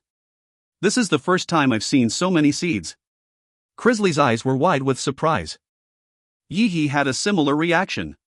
However, Crisley stared straight into my eyes and said, My dungeon master. Will you give birth to all of them? That's right. What's the matter? If so many spirits are born simultaneously in one place, there might not be any magic power remaining. The magic power of the dungeon is sufficient. The rating of the dungeon had risen due to the Tree of Origin. It could handle quite a lot of magic power consumption. But Crisley shook her head. The total magic power might be fine, but the fire magic will evaporate greatly. If the balance goes down, then there will be many problems maintaining the dungeon. Indeed, I was convinced by that. The dungeon was made up of various types of magic power. I needed to consider all the properties of the magic power. If one of them was scarce, the balance would collapse and affect the creatures. What should I do? I asked her directly. The other person was Crisley. Her mind was quite good, her skills reliable, and she often helped me. Right now, I didn't have any clues about the situation. Crisley responded without hesitation. Master should stay next to the fire spirits. Originally, Master has Pride's Flames, and now there is the Fire Essence. Both are pure fire magic power.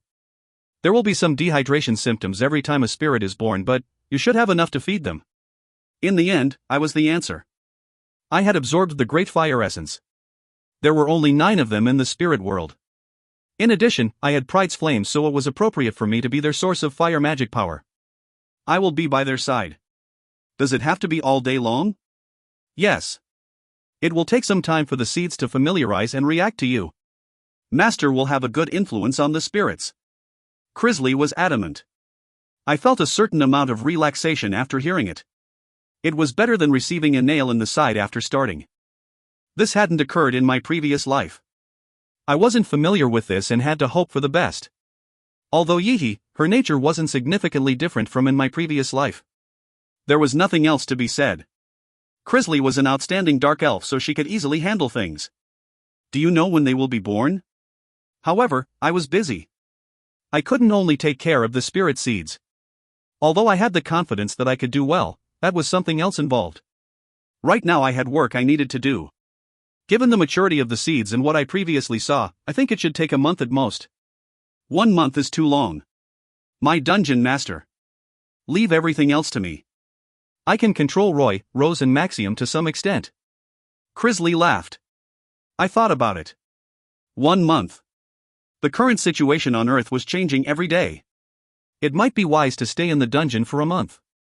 I won't be exposed and I might be able to beat a tired enemy. It was a strategy. Furthermore, I could believe in Crisley. The spirits are worth it. 100,000 spirits. It was worth staying for a month when thinking of the benefits that would be given when they were born. In the meantime, I might be able to develop myself. Crisley. I will leave it to you. You have to closely manage them. Maxium should be okay, but there are a lot of variables involved with Roy and Rose. In particular, Roy and Rose needed to be carefully watched. Even though Rose was smart, she was still a young dark elf. They were variables that I had no knowledge of. Right now, Korea was rapidly changing. Many people were gathering and Seoul was recovering again. Technology was replaced with those powered by the cores and a new government and country were being built. It was possible to move the humans in the desired direction with Roy and Rose. That's why I gave Roy the magic sword. I gave them instructions, but it was unlikely that the work would be completed before the spirits were born. My dungeon master. Don't worry. Everything will go in the direction that Master wants. I will trust you. This was enough. Afterwards, Crisley withdrew. I turned my head and glanced at the seeds. Then, the faster the spirits were born, the better it would be. I needed to put all my effort into it. I spread fire magic power around the seeds. I was dubious but would try this method first. I sat down in the center of the seeds. I slowly covered the seeds with the power of Pride's Flames and the fire essence. Randalph Briggsle's fire magic power has been applied throughout the floor. The seeds of the spirits have responded. Their egos are slowly awakening. Awareness rate, 18.5%. The power of fire is too strong. 358 spirits have been destroyed without being born. The power of fire is too weak. The awareness rate has dropped. The power of fire is adequate. The awareness rate has increased significantly. Awareness rate, 19.9%. It was harder than I thought to maintain the magic power. It was important not to apply too much or too little. In particular, I frowned when the message stating that spirits had been destroyed appeared. It is hard. I would rather wield a sword wildly. It was annoying to sit still and control my magic power. It was no different from torture. The awakening rate is slow. Besides, that was another point. Crisley had said a month, but 2 weeks had passed and the awareness rate was only approximately 20%. At this rate, it would take more than 2 months. Especially as the awareness rate decreased when the percentage rose. My concentration plunged slightly after 14 days. I realized how hard it was to steer the magic power. I have entered the realm of transcendence, but it is only halfway. Currently, I am no different from a strong child. My ability to move magic power efficiently is weak. I had to admit it. I thought I was slowly growing stronger, but I wasn't at that level yet. I needed to raise all my stats over 100. I was ignorant about how to control this strength since I had never experienced it in my previous life. Originally, I naturally controlled my magic power while fighting.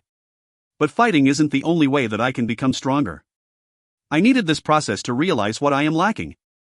It was possible to have a breakthrough when there was enlightenment.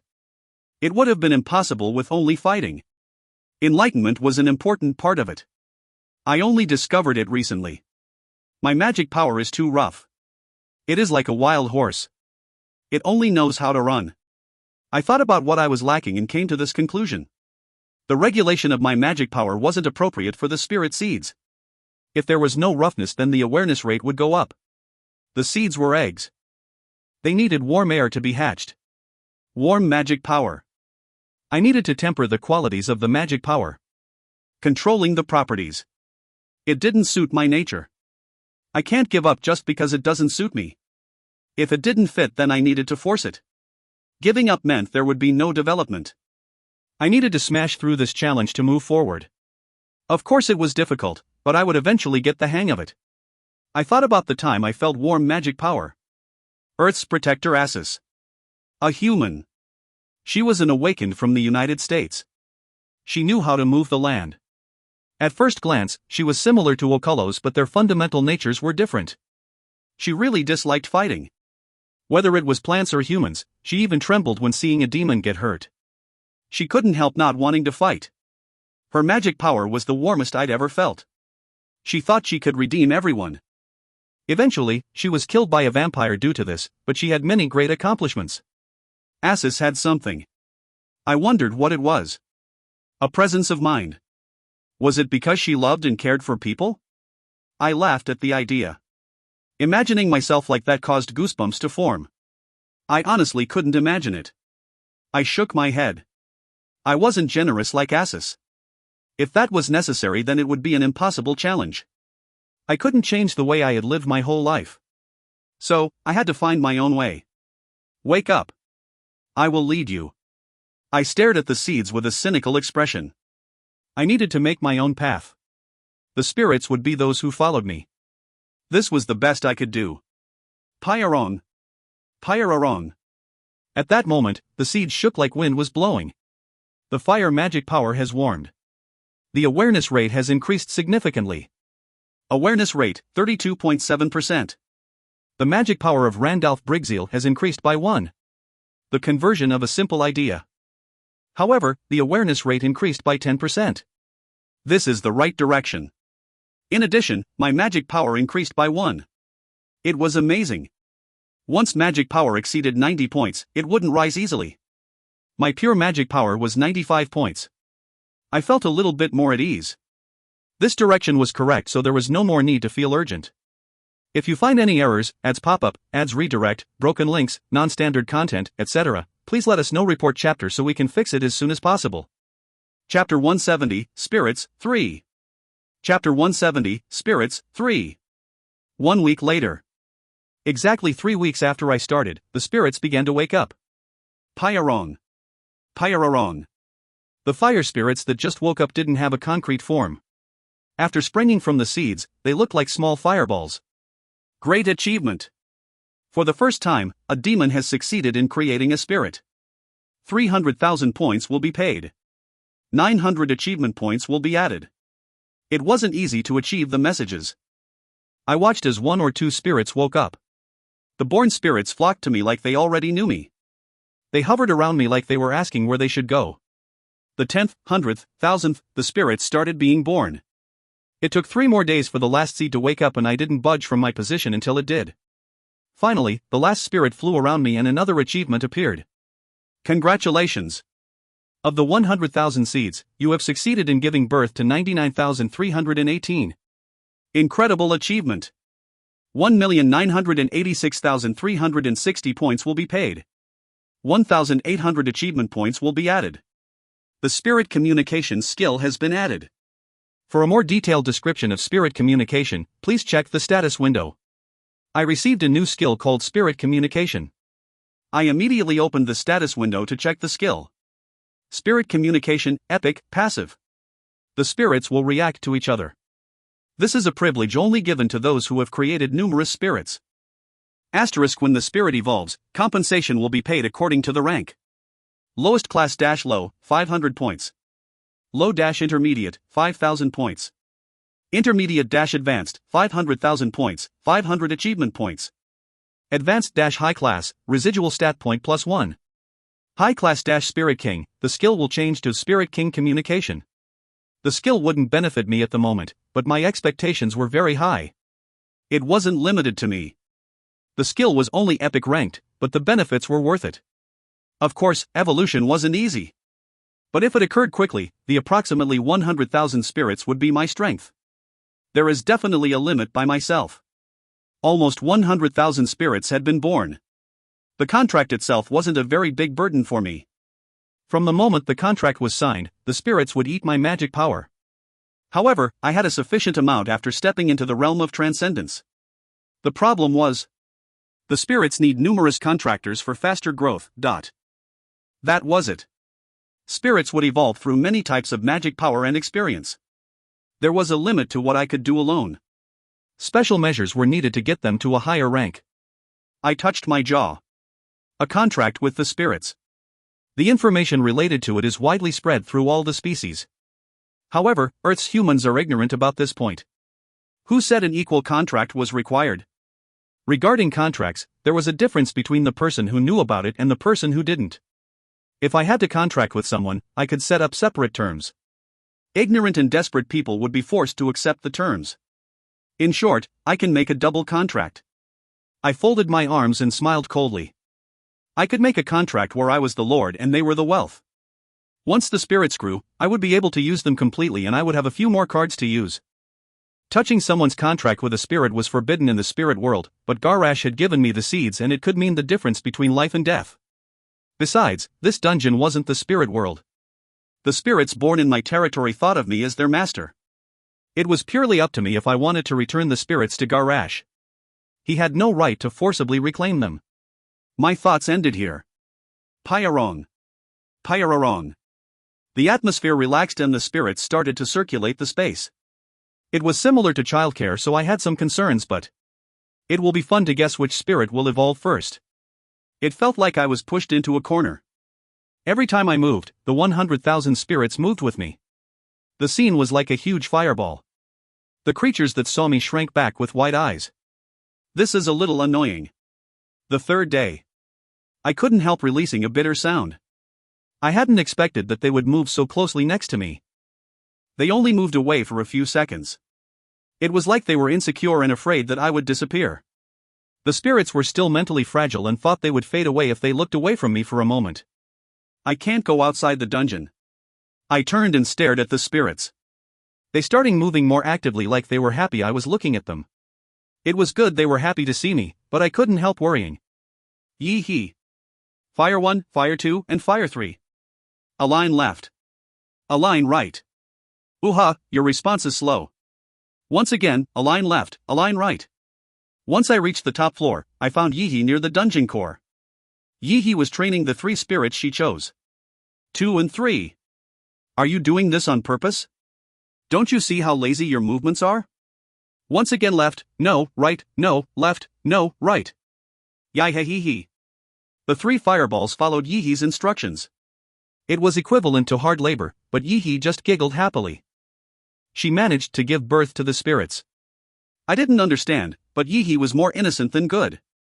Her definition of evil was small and she was just concerned with playing. It was also a type of warmth. This is fun, Yi-hee. The three brothers are following Yi-hee. Now, do it faster. Start. Shoong. Yi-hee flew quickly in the air. She was followed by 3 fireballs. The fire spirits were still unfamiliar with flying, but Yi-hee was merciless. Duck. Yi-hee hit my chest while looking at the spirits following her. Yeah. Yi-hee rubbed her forehead and pouted. Aish, what the? What are you doing? Master. Yi-hee blinked her large eyes. She quickly cleared her thoughts and pointed at the fireballs following her. I am training them. Training? Yi-hee is teaching the children to fly. This was what she meant by training. Although it was unreasonable to expect something, I turned and looked at Yi-hee's spirits. Their growth is very fast. They could already fly faster. Compared to the 3 of them, it was like my spirits were crawling. It was unexpected since Yi-hee birthed them in a similar time period. Yi-hee. Do you know anything about the growth of spirits? Yi-hee doesn't know much. Well, the Tree of Origin loves spirits. He told Yi-hee to move them like this. Tree of Origin. I couldn't communicate with the Tree of Origin. But it became possible for Yi-hee after she was promoted to an Origin Fairy. I needed to consider that the Tree of Origin had an effect on the growth of the spirits. Master. Do you want to use Yi-hee's training? Yi-hee is very capable, I can train you. There is no need. I replied. Yi-hee was unlikely to be very helpful. Hying. Say hello to Crisley. If there is progress, then report it to me. A showdown was being built up in Seoul, Korea. When the humans came to Seoul, they divided into the group that followed Roy and Rose and the group that didn't. I couldn't leave the solution to them, so Crisley had been dispatched. Yep. Master. I moved after Yi-hee's reply. It was to see the Tree of Origin. Once again. Align left, align right. Roll around once. Good. Yi-hee-hee-hee. The sound of Yi-hee's laughter rang through the dungeon. There was no malice in it, but it was like a disaster for the 3 spirits. The spirits moved more actively as I neared the Tree of Origin. The branches and roots of the Tree of Origin shook, embracing the spirits. It looks good. They played well. I climbed to the top of the Tree of Origin and watched them. Hopefully I can move further apart from them. I didn't look away from the spirits. They still didn't move far away, but it was better than usual. At that moment, the spirits moved in unison and started looking for me. -17 spirits are filled with anxiety. Please be careful. It is highly likely that a spirit without an ego properly formed will disappear from the anxiety. If you find any errors, ads pop-up, ads redirect, broken links, non-standard content, etc., please let us know. Report chapter so we can fix it as soon as possible. Chapter 171, Spirits, 4. Chapter 171, Spirits, 4. It isn't working. I descended the Tree of Origin to an uproar. Wororuru. Approximately 100,000 spirits flocked at once. The small fireballs the size of a baby's fist moved in unison. However, it was a bitter sight for me. The contract hasn't been formed yet. Was it because it was shortly after they were born? Or the way they were born had an influence? It could be both. It can't be helped. This was an investment for the future. It would ease a little bit once a contract was signed and they developed ego. Right now, the spirits were too unstable without the contract. I stood still and stared at the Tree of Origin. Then the spirits started playing with the Tree of Origin. Name. Give me a name. 4 days afterwards. Once the spirits had been born for exactly 1 week, 2 thin voices were heard in my head. It will appear in the future. 2 of the fireballs had formed children's faces. They were twice as big as the other spirits. There was certainly no comparison. Give me a name. I would love to have a name. The 2 fireballs spun in the air. Their attitudes seemed desperate. Does it originally take so long to give them names? I tilted my head to the side. This was the process of naming for a spirit. It took a very long time after the spirits were born to be given a name. Weird. At any rate, I needed to name them. Ray, Sarah. The spirits starting to run around while saying their names. I like it. Ray. My name is Sarah. Wei Kak. Shortly afterwards, the two fireballs blazed with an intense light. Names have been given to the spirits. The lowest class Ray and Sarah have risen one level. They are the first spirits to be given names. They will have a larger growth than the other spirits. If a contract is signed, Ray and Sarah will follow you more sincerely. 1,000 points will be paid. After the short message, I noticed change in the two spirits. After a while, the two spirits greeted me with changed appearances. They looked like little children. Their size was still smaller than Yeehee, but they definitely had egos. Ray, Sarah. Let's make a contract. The only thing left was to make a contract.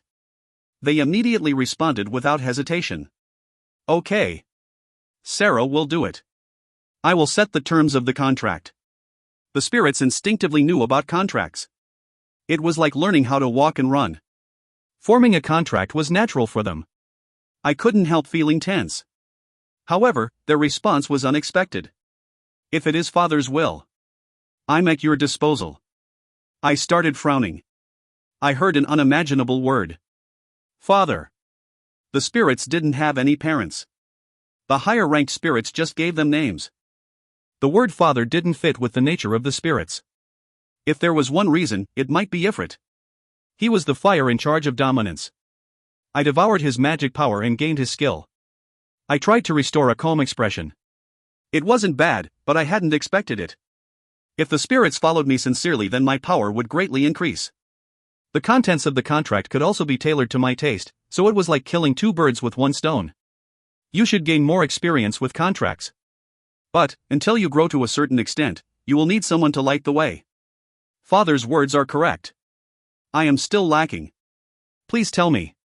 Ray and Sarah. The two spirits laughed and emitted warm fire. I will light the way. However, there is a limit to the basic contract. I will modify the contents of the contract. I checked again just in case. Matters related to the contract needed to be confirmed several times. Especially if it was a one-sided modification. It was normal to placate them. Father's words are right. Sarah thinks so as well. It seemed like not much work was needed. HRMM. It wasn't just a title, but an infinite faith in me. It was a blind faith I found difficult to understand.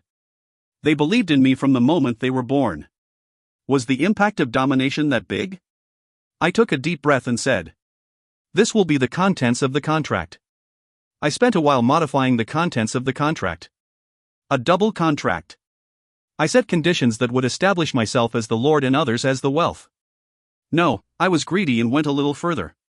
My commands were absolute and I could terminate the contracts with other people. Father. Will you do it now? Then form a contract with Sarah? The spirits were fundamentally tied by the contract. I would now set off their fundamental instincts. Even so, there was no hesitation. It was a good idea to form a contract.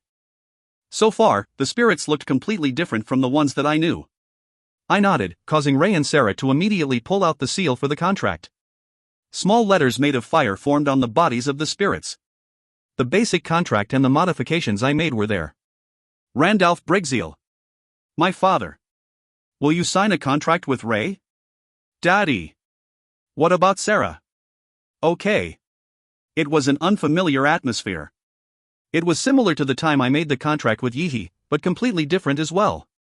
I occasionally felt it with Crisley, but I was currently being bombarded with these feelings from the spirits.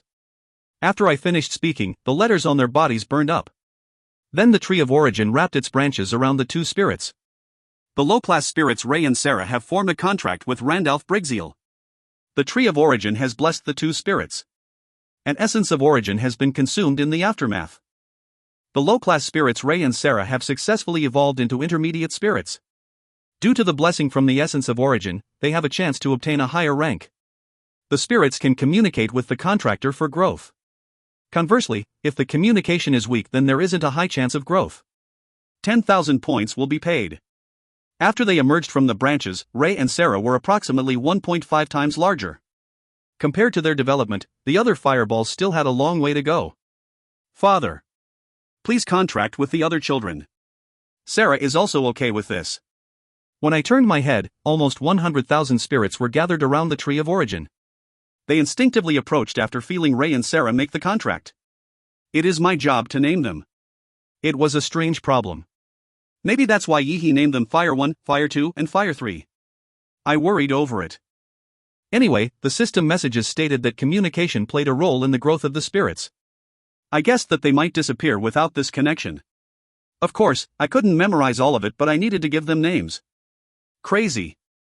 It didn't take long to realize that this was the wrong choice. By the time I finished all the contracts, 3 days had passed. Only 500 spirits reached low class and none were intermediate class like Ray and Sarah. I couldn't ignore the blessing from the Tree of Origin. They reached intermediate rank due to the essence of origin. However, that wasn't all. They also got a chance to increase their rank. In other words, they could qualify to become a spirit king eventually. I would invest 1 or 2 more essences if I could. I also have the seeds that Kirby handed me. The water spirit Kirby. I had forgotten about the stones that she gave me. It had been buried in my memories due to the fire spirits. The prized seeds of the water spirit king.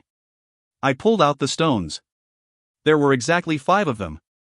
Kirby had mentioned the water spirit king when she handed it over to me. I hadn't heard the story of the water spirit king, but there had to be a reason for giving me the seeds. I could feel a stronger vitality compared to the fire spirits. Was it due to my bag? There is no change. Due to being in my bag, they weren't affected by the fire magic power at all. I placed the 5 stones on the ground. Father. What is this? Did I look like that, Father? Ray and Sarah led the rest of the spirits around me. Their natures were opposite of each other. Ray spoke carefully while Sarah reminded me of an immature child. Due to the clear difference in personality among them, the 100,000 spirits also divided into 2 groups. The phenomenon was surprising, but the competition also helped their growth. There would be some side effects from the antagonistic nature. However, I was certain that benefits would also be demonstrated. But perhaps due to the nature of fire, more spirits were gathered towards Sarah than Ray. The ratio was approximately 6 to 4. Water spirits dwell in these seeds. I glanced at both of them to check their reaction. Ray and Sarah were unusual compared to other normal spirits. Water was opposite to fire, so it was normal to hate them. The 2 of them approached the stones without hesitation. Their faces were filled with curiosity. No apparent dislike could be seen. These children will be the youngest. A younger sibling? Sarah doesn't hate that. Father. I want to see them soon. Can I help? Come quickly. Play with me. Their interest was great. The spirits were watching the stones more closely than I was. I don't have to do it alone. The fire spirits were derived from my magic power. Their magic power wasn't significantly different from mine, so there would be a good effect if they helped. Sincere devotion. Look after them well. The words were filled with sincerity. They felt weird in my mouth. I felt awkward since it was my first time saying such things. However, my message was communicated to Ray and Sarah, who nodded. Leave it to me. Sarah will do it. In this case, my thoughts were right. They started to look after the water spirit seeds with gleaming eyes. 3 days later. The stones cracked open like eggs and water spirits were born. Water spirits have been born under the care of numerous spirits. Originally they would be destroyed due to the loss of harmony, but the magic power of Randalph Brigzeal has finally balanced it. The limits have increased significantly. They are fundamentally water spirits, but they contain a weak fire power. The title Balanced Water Spirits, Epic, has been acquired. If you find any errors, ads pop up, ads redirect, broken links, non-standard content, etc., please let us know. Report chapter so we can fix it as soon as possible. Volume 2. Chapter 172, Spirits, 5. Chapter 172, Spirits, 5. Boo. Similarly to the fire spirits, the water spirits were in the form of water droplets. They were frightened and didn't come closer. There was a strong atmosphere in the surroundings. Don't be scared. I am Ray. Sarah. You're Uni. Ray and Sarah extended their hands. After a while, the 5 droplets slowly approached and took their hands. Father. Please name these children. It is bad to have no name. That's right. Name. Another name. Just a few days ago, I had spent time thinking of almost 100,000 names. It was just 5 more, but I didn't want to go through the process of naming again. Water 1, Water 2, Water 3, Water 4, Water 5. Yi had given me a very helpful way of naming. Yi might be a seer. At first I had laughed, but Fire 1, Fire 2 and Fire 3 weren't disobedient. Pretty names. I won't say anything. The two spirits replied shortly, but I didn't care. I made a contract with the born spirits, but it was too early to release them. They needed more capabilities to adapt to the world. My influence there was necessary. The spirits were particularly sensitive to my mood. But I was always cynical, so it was difficult to change my attitude. A majority of demons had this attitude, and I had always lived my life my own way. Normally people would move to meet me. It was better than adjusting myself to match someone else. However, the spirits were very sensitive, so I needed to handle them subtly. As time went on, Ray and Sarah became increasingly difficult. It was a bad omen. Changing the way I am for others. Was that possible? If it helped, then I would become more friendly. I'd actually done it many times. However, the spirits would recognize it as acting. They would notice it was false and keep an even greater distance. I was busy thinking about this. At that moment, a few messages appeared in front of me. The origin fairy Yi has suffered a great blow to the soul. In the past few years, Yi has been supporting the dungeon and the Tree of Origin. The aftermath has caused a depletion in the soul. Be careful. The fairy is the foundation of the dungeon. So if she disappears, the dungeon won't be safe. I frowned. It was an abrupt message. It was related to Yi, so I couldn't do nothing. Yi hadn't said anything. I could somewhat tolerate it, but Yi's nature meant that she wouldn't be able to hide this. Somehow it was all over her face. In other words, it meant that Yi hadn't anticipated this would happen. Her soul is lacking. The area of the soul wasn't fully explored. Magicians, alchemists, etc., all tried. I only had a vague understanding of it. It was surprising that I hadn't noticed after entering the realm of transcendence. The soul depletion is becoming severe. 28.2%-28.1%. There is no time to be playing around, I shook my head and immediately moved. Yi's location was obvious. The garden. It was a place that Yi had secretly made. It was on the very outskirts of the 32nd floor. It wasn't a burden for me, so I hadn't paid attention to the garden. In my previous life, I had gotten rid of the garden without stepping into it. It wasn't inspiring, so I never needed to enter. But it couldn't be helped now that there was a problem. On the outskirts of the 32nd floor, a small forest spread out for 100 meters. There were rare trees, grasses, and flowers from Earth. Several bugs and deer caught my eye. Normally I would say she managed to gather all this. However, my eyes were directed towards the heart of the forest. The flower of eternity. The item obtained from the Demon World auction was planted in the heart of the forest. Yi was collapsed next to it. 3 fireballs were flying around Yi. They were the fire spirits that Yi took. It isn't too late. Yi's appearance was blurrier than usual. It was like she was lacking in several areas. It was a sign that her physical power was lost and her presence was fading. But that would only happen if I couldn't resolve it in time. I hastily approached Yi and immediately injected magic power into her. I was the master of this dungeon and she was the fairy. If she was weakened, then she could recover through my magic power. However, there was no reaction. She seemed to come back for a moment, but soon became transparent again. Why? What should I do? I agonized over it in my head. I held Yi in one hand and headed to the top floor. She was a fairy of the dungeon core, so it could help her. No. I placed her on the dungeon core. However, the light from the core was weak. Once the light disappeared, I had a strong feeling that Yi would be gone as well. Crisley, Jullium, Oswin. And all the lich and shamans. I used the function of the core while injecting magic power into it at the same time. Come to the top floor right now. 500 talented creatures gathered. Some of them were hostiles, creatures who met for the first time on the top floor. Kobold priests, orc shamans, lich, goblin magicians, etc.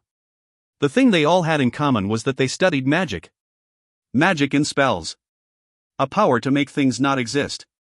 The soul was in a similar area of study. In particular, there were very few that became experts in the area of the soul. Even if they read and studied the soul, the results were very different. Still, I summoned all of them. I had the right as the dungeon master. Do you recognize these symptoms? I lifted Yi up and asked. Yi was still breathing, but she wasn't conscious. She looked like she was just sleeping, except for the blurriness. I was ignorant about research into the soul. I hadn't studied it. I had never felt the need. I humbly admitted it and gathered all of them together. I wasn't stupid enough to hold on to my pride. I couldn't afford to lose my fairy. There would definitely be those who could read more deeply than me in this area. It would be a success if anyone recognized her symptoms. But no one opened their mouths. Is there really no one? It is fine even if it is a story. Soul, Twike. Weak. One of the orc shamans opened its mouth. I gave it a look that said I know. Still, one of the 500 creatures had started speaking. The soul is weak? Is that all? Twike.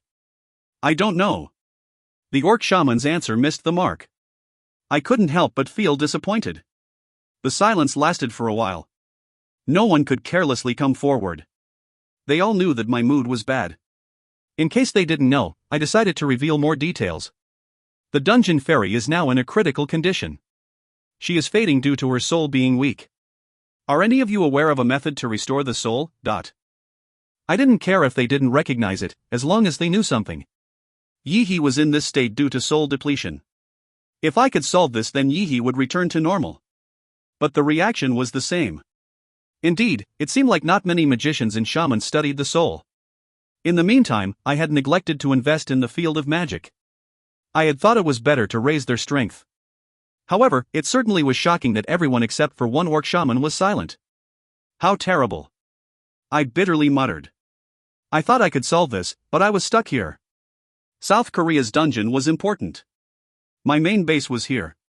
With my strength, it would be simple to occupy another dungeon. But it wasn't that simple. The Tree of Origin, the higher dungeon rating, and other benefits from the South Korean dungeon would evaporate. The heavy atmosphere weighed down on the creature's shoulders. All of them hastily stared at the floor. The moment that I was about to turn away, Oswin came forward. Your Majesty. The soul is the final goal of the creator of a homunculus. Maybe Gapram would have an idea. Ah. It was like that. Oswin was right. It was the job of an alchemist to create a fake soul for the homunculus. The lich who was making a homunculus would know the soul better than anyone. So why didn't he come out? Gapram had an unsure expression on his face. He glared at Oswin. Gaparam. I can't heal a weak soul. Is there really no way? The soul that has accumulated for a long time is unique in itself. It can't be replaced or filled. It might be destroyed if forcibly refilled, or something other than the fairy will be made. I am connected to the fairy's soul. In order to make it more clear, dangerous words emerged from my mouth. The fact that a fairy was connected to a dungeon master's soul was top secret information. It meant the dungeon master could be hurt through the fairy. But now wasn't the time to think about that. Rather, it was better to explain it. Gapram just shook his head. It is a pity, but soul exchange is impossible. There are no possibilities. If it is possible, it would be in an area completely different from established alchemy and science. It might be possible for a god?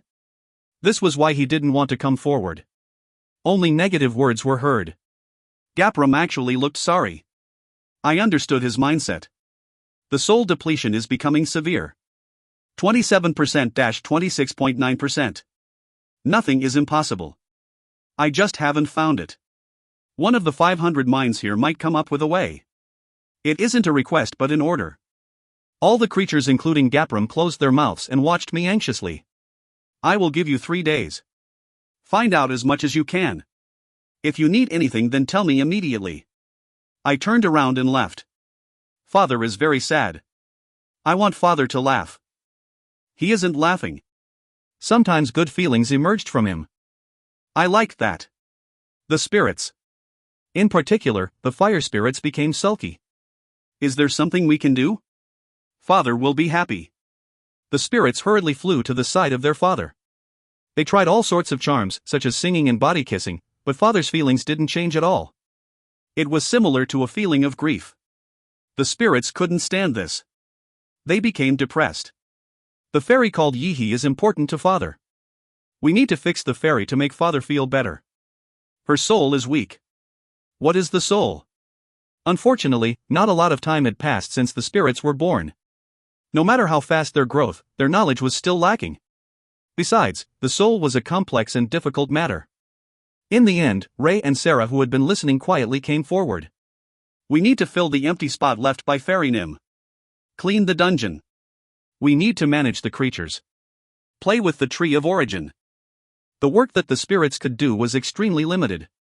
However, the almost 100,000 spirits decided that taking action was better than staying still. I was improvising while following a set criteria. I could handle most things. However, this situation wasn't expected at all. It was like a natural disaster where I couldn't do anything. The soul depletion is becoming severe. 8.2%-8.1%. At this rate, wouldn't she disappear when it reached 0%? As Yihi's body faded, features of the dungeon also stopped functioning. If Yihi died, then the dungeon would shrink just like Pekingriali's. It is related to the soul. I didn't stay still. I searched through the normal store and the achievements store. I summoned several creatures and asked for their opinion, but there was nothing good. There didn't seem to be any items to restore the soul. Surely there must be a way? I gritted my teeth. I hadn't felt this helpless in a long time. Yihi and the dungeon. If I could save at least one of them, then I would. But I couldn't come up with anything. Just as I was frantically thinking. Some lost features of the dungeon have returned. The flow of magic power is normalizing. The origin fairy Yihi has recovered by 0.1%. 8.1%-8.2%. If you find any errors, ads pop up, ads redirect, broken links, non-standard content, etc., please let us know. Report chapter so we can fix it as soon as possible. Chapter 173, Unique Dungeon, 1. Chapter 173, Unique Dungeon, 1. A sudden message. Only the last sentence caught my eyes. Some of the lost soul was restored. A few days had passed since the depleted soul incident occurred. It continued to be lost and there was no sign of recovery. What was the change? I didn't do anything. The 500 creatures had racked their brains but hadn't come up with a solution. It meant that it occurred due to an external factor. I can't tell. Something was occurring inside or outside the dungeon that I wasn't aware of. It was only 0.1%. There was no change to Yihi's condition. But it was the first time it rose. I needed to find out the reason behind this phenomenon. Jolium. Aswan. Crisley was currently outside. She was helping Roy and Rose. Among those remaining in the dungeon, these two were the most intelligent and faithful. The orc is hurt. Support the wounded. We need to manage the garden. By the way, how do we manage the garden? ACHI. ACHI.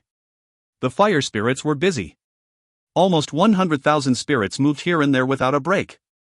They were vigorously completing tasks in the dungeon. While the creatures were busy gaining strength, the dungeon was being neglected. Cleaning was Yihi's task, but the spirits took the initiative while she was down. The spirits managed Yihi's garden and played with the Tree of Origin. The born spirits moved for only one person. Father. They wanted him to be happy. He was mourning for the fairy, so they decided to fill her absent spot. There was no reason other than that. Ray and Sarah were intermediate spirits and supervised the work. Each one was weak, but the combined strength of 100,000 spirits was sufficient for the work. Then after one day. Father is a little happier. The contract had been completed, so the spirits were sensitive to changes in emotions. It wasn't a large change, but the spirits were satisfied with this. Let's work harder. We need to fill the empty spot left by Fairy Nim. ACHI. ACHI. The spirits became more energetic. I was surprised after receiving the report from Jolium and Aswan. This seems to be due to the spirits? Fairies and spirits were similar but different. It was almost impossible for them to affect each other. But Jolium and Aswan mentioned the spirits. Your Majesty. There are no other changes in the dungeon. If a change occurred, then it is due to the spirits. I also think the same. Jolium supported Aswan's opinion in a polite manner. What did the spirits do to restore the soul? I couldn't help asking. The spirits didn't come near Yihi. No, they hadn't come near me lately. Heart, it might be. Heart? What did that mean? I didn't understand what they meant by heart. That alone didn't explain the current situation. Aswan noticed my feelings and answered more carefully. Your Majesty. I'm a blacksmith. Putting my soul into the sword, I made all types of weapons to express it. What is a sword or a weapon? In fact, it is nothing more than a lump of iron. However, if you work hard, then the sword will return the favor. The harder it is hit with the hammer, the more different it will look. The spirits are similar to that right now. The spirits are working hard for the fairy, and that is restoring the soul? It is similar, but the matter isn't that simple. It became more cryptic. The spirits were born by Your Majesty. I don't know why, but they blindly follow Your Majesty. Originally, spirits aren't as obsessive. They don't even use the word father for the spirit kings. I folded my arms. It was a sign for him to continue. Oswin continued talking. Maybe the spirits notice subtle emotional changes in Your Majesty since the problem occurred to Fairy Nim. Due to the absence of Fairy Nim, they are working to fill the vacancy. It is unbelievable. If not, Fairy Nim might be recovering naturally. It is only a guess. Oswin stepped back. I turned and looked at Jolium. Do you have the same opinion? Jolium. The chief of the Dark Elves. He took a deep breath. The shamans have said this. If a lot of people feel a strong desire, sometimes it will become true. If the approximately 100,000 spirits move together with the same mind, can't they fill the empty spots in the soul? It wasn't just the opinion of two people. In that case, there was no reason not to believe. There were still many things that couldn't be understood about the soul. The lacking soul wasn't easy to fill up, but it might be possible. Okay. I will believe that the spirits are involved. Then what should I do? I wasn't sure. I didn't believe it, but I couldn't stay still. I would move with the assumption that this was right. Oswin laughed and said, "Leave it alone. Just watch them approvingly." I carefully watched the movements of the spirits. It was like Oswin said. I watched and saw a correlation with the soul. Simple effort has an effect. The depleted soul started recovering little by little. It was only 1% a day, but it was enough to feel hope. But I didn't fully understand. I tried to understand, but it was something that the 500 creatures couldn't pull off. The spirits were the only ones who had an effect. At first glance, it seemed like they were playing and didn't have a lot of influence on the dungeon. However, little by little, every small part of the dungeon was getting better. I couldn't fail to notice. The spirits tried to fix every small gap. Father is watching. I will do my best. The origin fairy Yihi has recovered by 0.2%. 14.5%-14.7%. As soon as I watched them, the spirits moved with more sincerity. Yihi's soul recovery rose faster. I was certain that the spirits were involved in the soul recovery. Striving for someone. It is a difficult task. I've only been trying for myself. I kept quietly watching, but my mind was moving in complicated directions. I hadn't done that much for the spirits. Even so, they worked as hard as possible for my affection. It was different from the creatures bought from the Demon World auction and from the store. A blind faith. It was like this from the beginning. It was similar to Yihi, but she was tied to me with a contract. Crisley became my subordinate due to the ceremony. Although I had a contract with the spirits, it was just a transitional one. They couldn't change the contents of the contract if they didn't like it. It was the first time. It was the first time that someone had such blind faith in me. I had never felt this emotion in my previous life. So it was awkward. I didn't know how to react. I tried to change. But I didn't change. I frowned. I vowed to be completely different after coming back. I would accept the opinion of others and not be alone. I would go beyond the framework of a demon to become a true devil. That was what I had thought. Still, there was no change to a fundamental part inside me. It isn't easy to change my very nature. But I might be able to lower the standards a little bit. At the very least, believing in those who followed me would be a good development. I couldn't become a warm wind. However, there was the possibility of being a cool breeze. My mindset changed a little bit. There was a slight warmth in my eyes when looking at the spirits. The nature of your magic power has changed slightly. It is now pursuing a little more harmony. Intelligence and magic power has increased by 2. The limit of your potential has increased by 5. It was a type of enlightenment. It was only a little bit, but I had once again crossed the wall. The conversion of a simple idea. I just thought a little bit differently, and this kind of change occurred. I am moving in the right direction. There can't only be destruction on my path. Harmony. I started laughing. It was like a dog laughing. I, who was more self-righteous and believed myself above others, was seeking harmony. But, now my cold gaze would only be directed towards my enemies. I would lower my standards for those who blindly followed me. Father is in a good mood. I like it. Let's work harder. If you find any errors, ads pop up, ads redirect, broken links, non-standard content, etc., please let us know. Report chapter so we can fix it as soon as possible. Chapter 174, Unique Dungeon, 2. Chapter 174, Unique Dungeon, 2. The soul depletion was recovering every day, and it was cured within a mere 10 days. Oh whoa, I'm stiff. Ha, I slept well. Yi-He casually woke up and looked around. Ha? Master, why is Yi-He here? Yi-He fell asleep in the garden. It was strange. The spirits were hovering around Yi-He. The fairy woke up. So we don't have to work now? Surprise. The spirits stampeded over to check the results of their hard work. What are they doing? Yi-He. Master, Yi-He is embarrassed to have so many people staring. Has anything changed? With Yi-He? Well, Yi-He stared with surprise at her body. My wings have increased. Her original 2 wings had increased to 4. This change occurred when her soul recovery rate reached 90%. What? Why have my wings grown? I am filled with strength. Yi-He spread her wings. At the same time, a bright light poured out from her wings. The light reached beyond the top floor and swallowed up the entire dungeon. I blinked with confusion, but then multiple messages popped up. The soul of the Origin Fairy has risen 1 level. The Tree of Origin has awakened. It will have a stronger influence on the dungeon than before. The spirits will have a faster growth rate. The dungeon's rating has been upgraded to unique. Further information can be found in domestic mode. It was obvious that Yi-He's power had grown. I had guessed it as soon as her number of wings increased. However, I hadn't expected that the Tree of Origin would awaken at the same time. In addition, the rating of the dungeon had risen. A crisis was an opportunity. This all started with the spirits. If I hadn't received the spirit seeds, then this result wouldn't have occurred. I wouldn't have been capable of solving the depleted soul on my own. The coincidences overlapped. They were layered little by little until this phenomenon was created. Kururung. Shortly after the messages surfaced, the dungeon started changing. The roots of the Tree of Origin expanded through the entire dungeon. It felt like the Tree of Origin was becoming one with the dungeon. The concentration of magic power has thickened.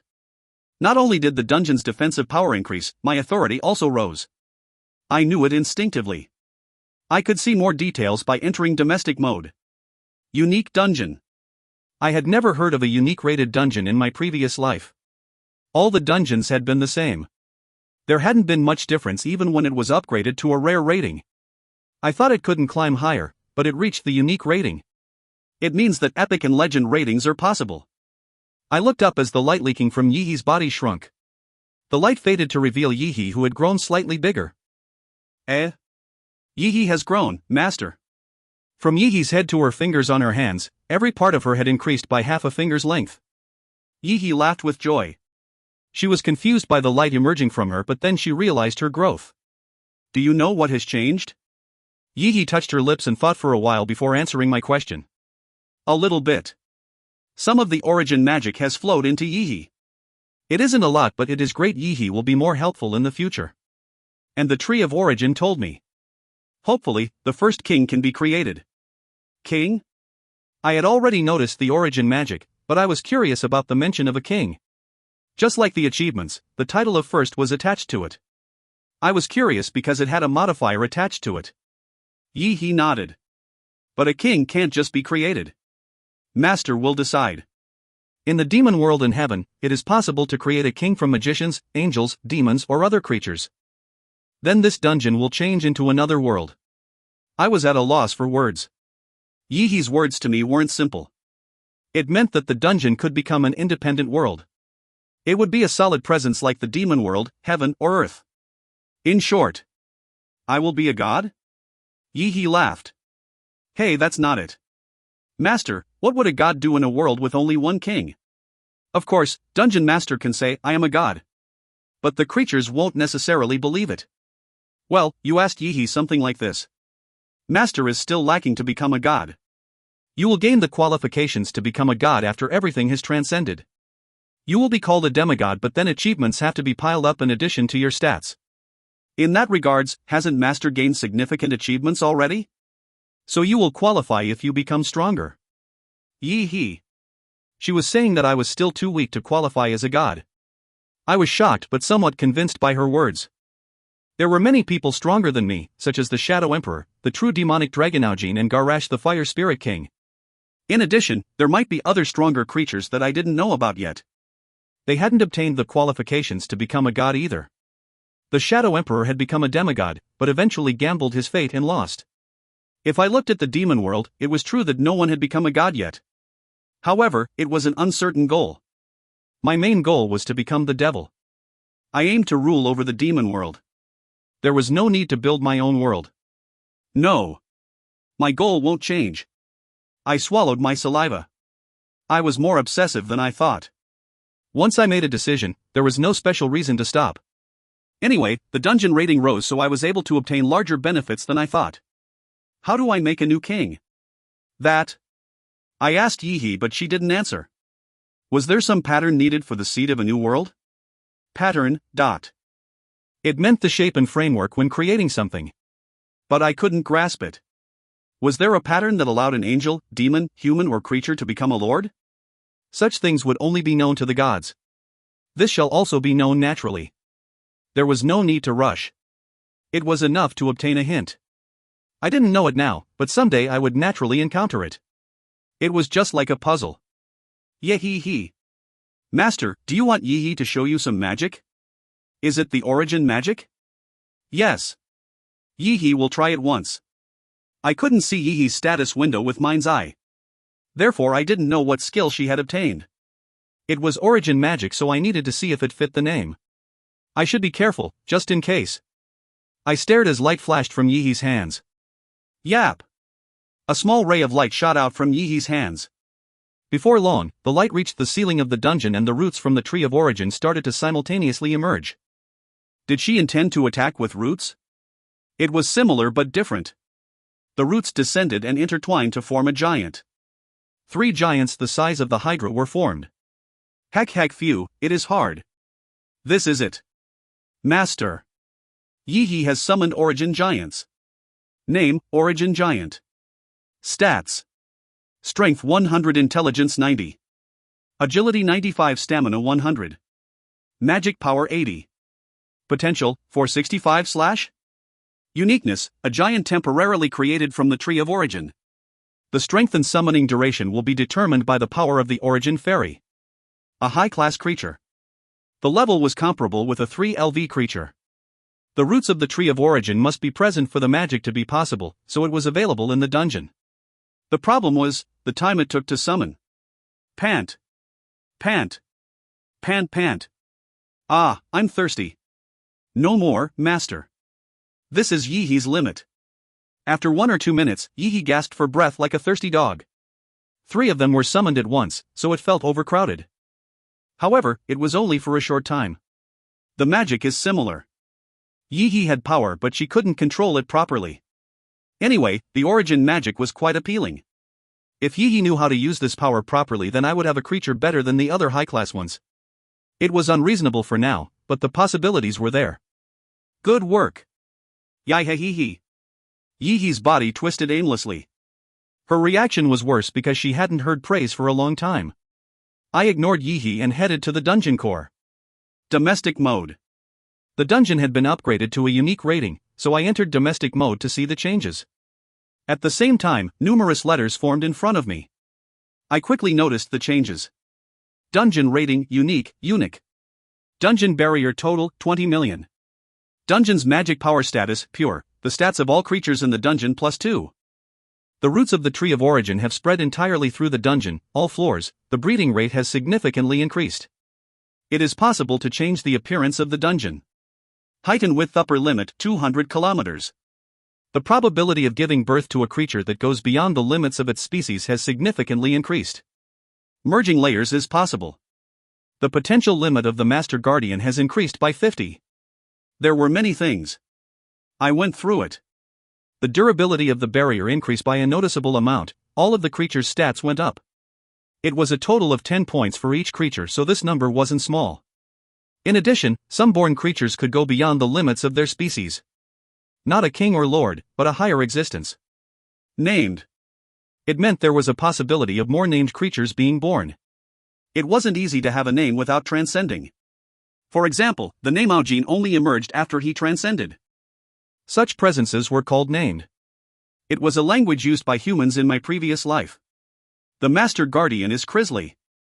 In addition, Crisley's potential had increased by 50. Her original threshold of 484 was now 534. She had the qualifications to transcend. A transcendental creature who listens to my commands. It is okay. There was still a long way to go, but my fists clenched tightly as I imagined it. I would have more power if Crisley transcended. My expectations for Yihi's magic were also very high. After summarizing it all in my head, I smiled and spoke to Yihi. Yihi. Kohium. Kohium. Yes? Yihi tried to erase her happy face as she turned to me. She was curious about what I wanted to say. I only had one thing to say. It was simple. Reduce the dungeon by 2 floors. The 33 floors would be reduced by 2.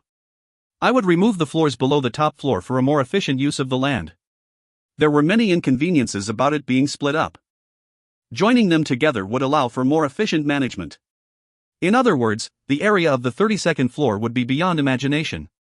It might be possible to call the dungeon a small world. If you find any errors, ads pop up, ads redirect, broken links, non-standard content, etc., please let us know. Report chapter so we can fix it as soon as possible. Chapter 175, Quickening Period, 1.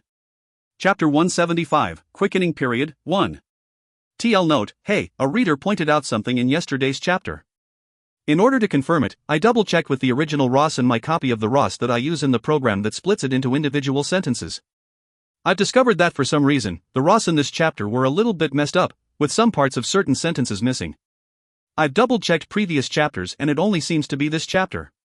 Therefore, I've made some edits to the previous chapter, mainly at the end of it. Please go back and read the last part again about the dungeon floors.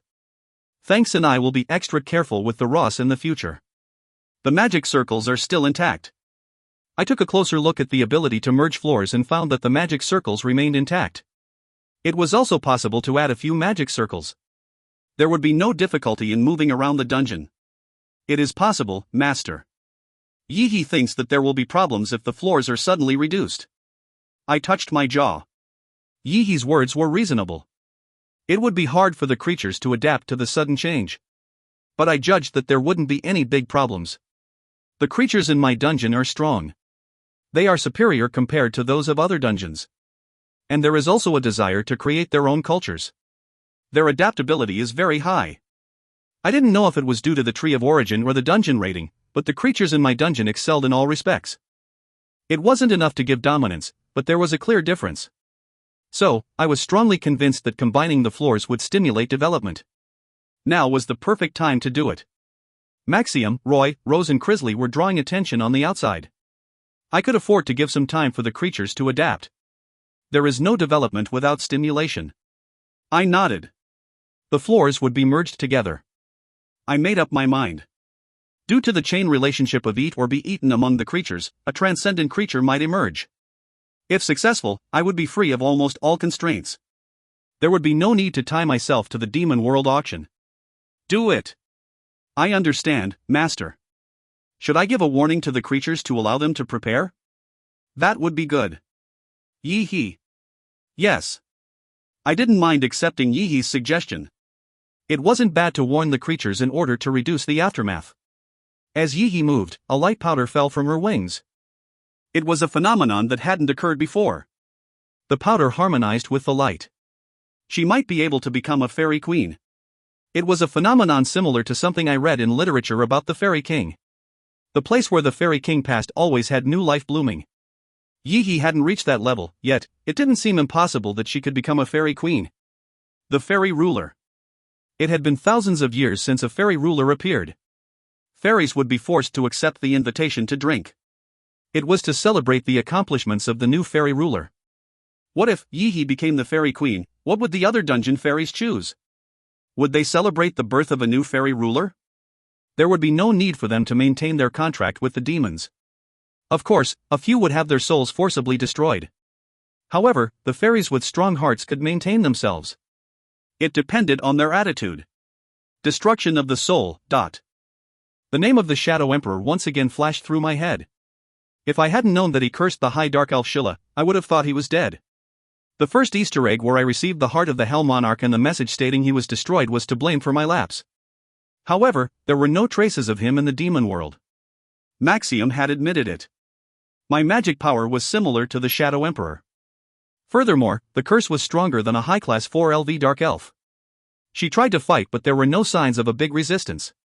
The curse was strong. All the Grand Dukes were on Earth. No matter how much I thought, I couldn't come up with an explanation other than the Shadow Emperor. However, it wasn't entirely certain. There was always the possibility of a third party with a similar magic power to the Shadow Emperor. He might try to rise again as a god. It might be another trick or a third party. I shrugged. At any rate, the Shadow Emperor had prepared the underground world to become a perfect god. If he was prepared to become a god, the seeds of a new world should be somewhere. And they were highly likely to be in the treasure trove. I searched through all the items from the treasure trove in the achievements store. However, I didn't find anything similar to a seed. The name might be different. It might be connected to something else. Let's look a little further. I spent a few days looking through the achievements store. Ironically, the people who gathered in Seoul started to build their power near the dungeon. There were some people who expressed concerns, but no monster wave had occurred since the invasion of creatures and demons from overseas. In addition, the cores that replaced oil and electricity could only be obtained from the dungeon. It was the most suitable place for a base, unless a monster wave occurred. The Seoul metropolitan government started to become active again. Damn, where did they go when we are this busy? Kim Yong-woo. He was the guild master of Heaven's Will. At some point, Yoon-hai and Edward had disappeared. The two main people of the guild had disappeared, so it was difficult to maintain the guild's operations. In particular, the two of them had disappeared at a crucial moment. Kim Yong-woo sighed as he cleaned up a pile of paperwork. Rattle. At that moment, Lee Ji-hai entered. Guildmaster, are you going to work? Instead of robes, she was wearing comfortable clothes and holding a shovel. Dust covered her face so she looked like a laborer. At the same time, Kim Yong-woo's expression stiffened. Hey. I am the guildmaster. Do I have to go to that place? Why do I have to handle it? It is because you are the guildmaster that you have to go. Led by example. The population is increasing every day and it is hard to build shacks. Do you think it is a good idea to show the discipline of our guild? Don't keep running your mouth. Ahio. Are there no available personnel from your guards? The chances of terrorism will increase as more people flow in. The old government agencies. The restoration of Seoul was divided into two groups. Those who followed the Jiren and waited for a wise king to appear.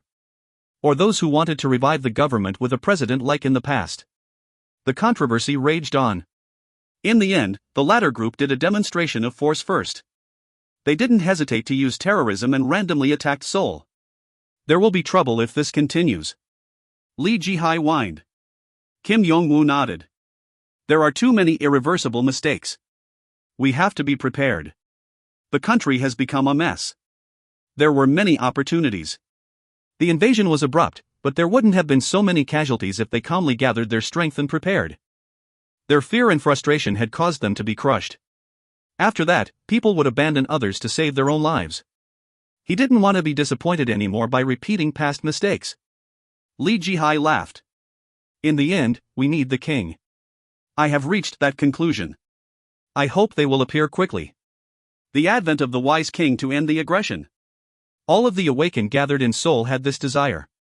The king, it would be nice if they came from our guild. You sound like a snob. Who cares where they come from? All they need to do is appear. It would be preferable.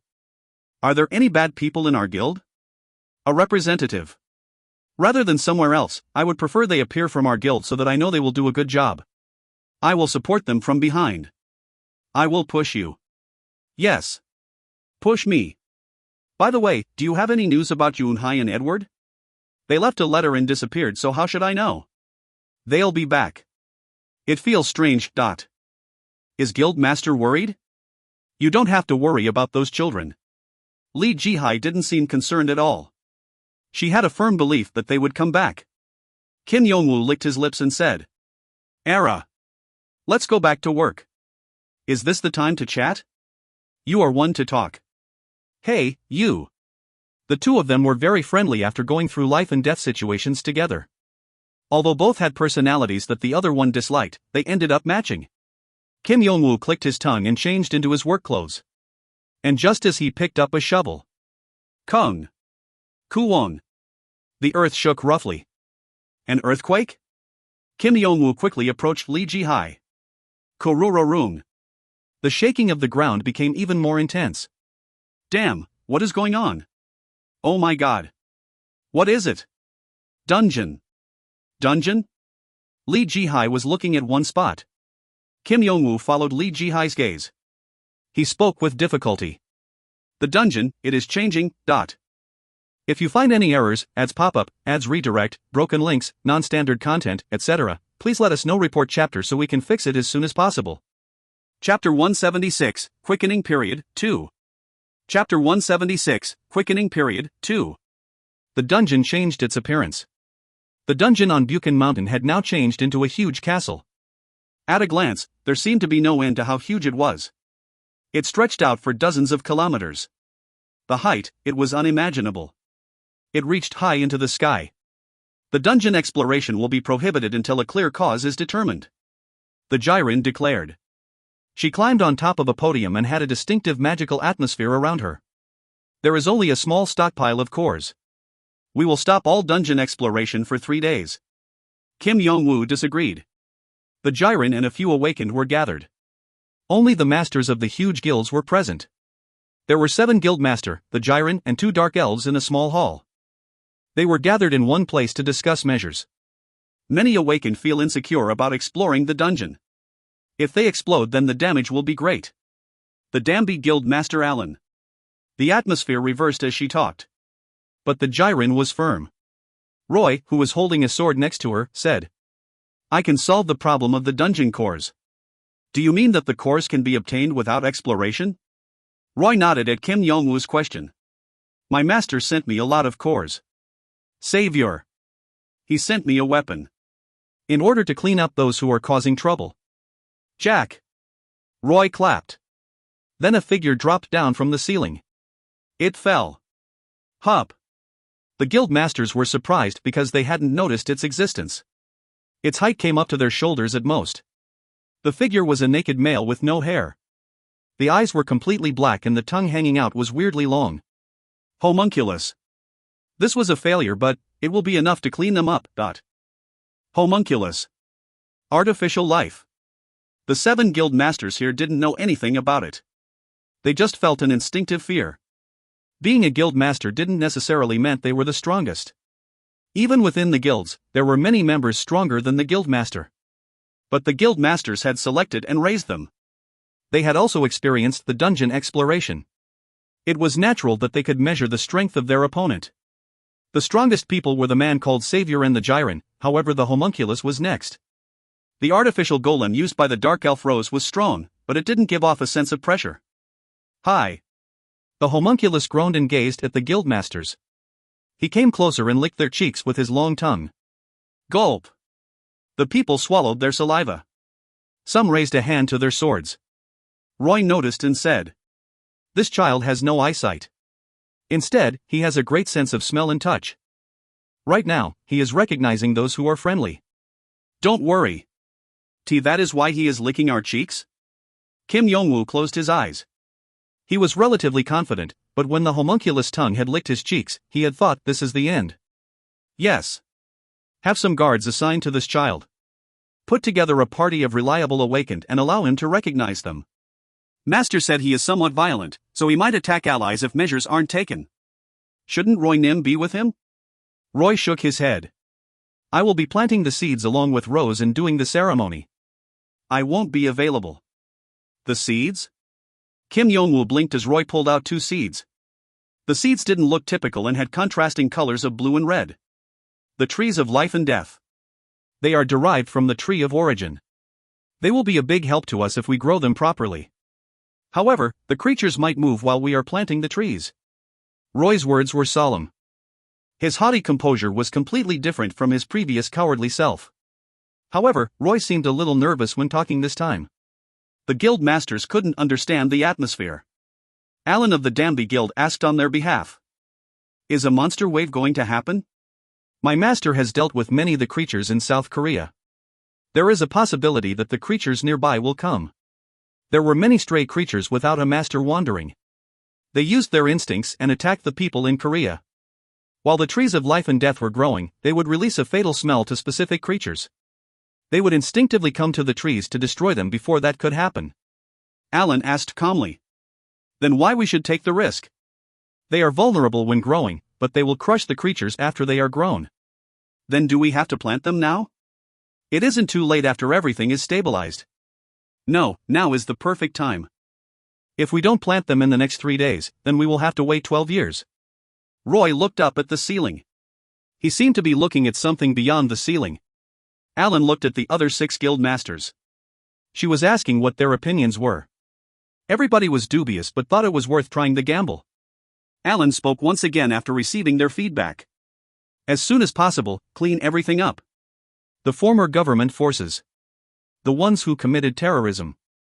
The war with them had to be finished as soon as possible. The duration was 3 days. It was best if they finished it during that time. They couldn't receive the attacks of the creatures and the government forces at the same time. The key was the homunculus. Right now, the government soldiers didn't have that much strength. The ratio was 6.5 to 3.5, but they used guerrilla tactics to be annoying. It was at that time. Roy and Rose's eyes widened. They stared at a shadow and started to talk. Ha? Then the ceremony? That's right. Roy isn't reliable.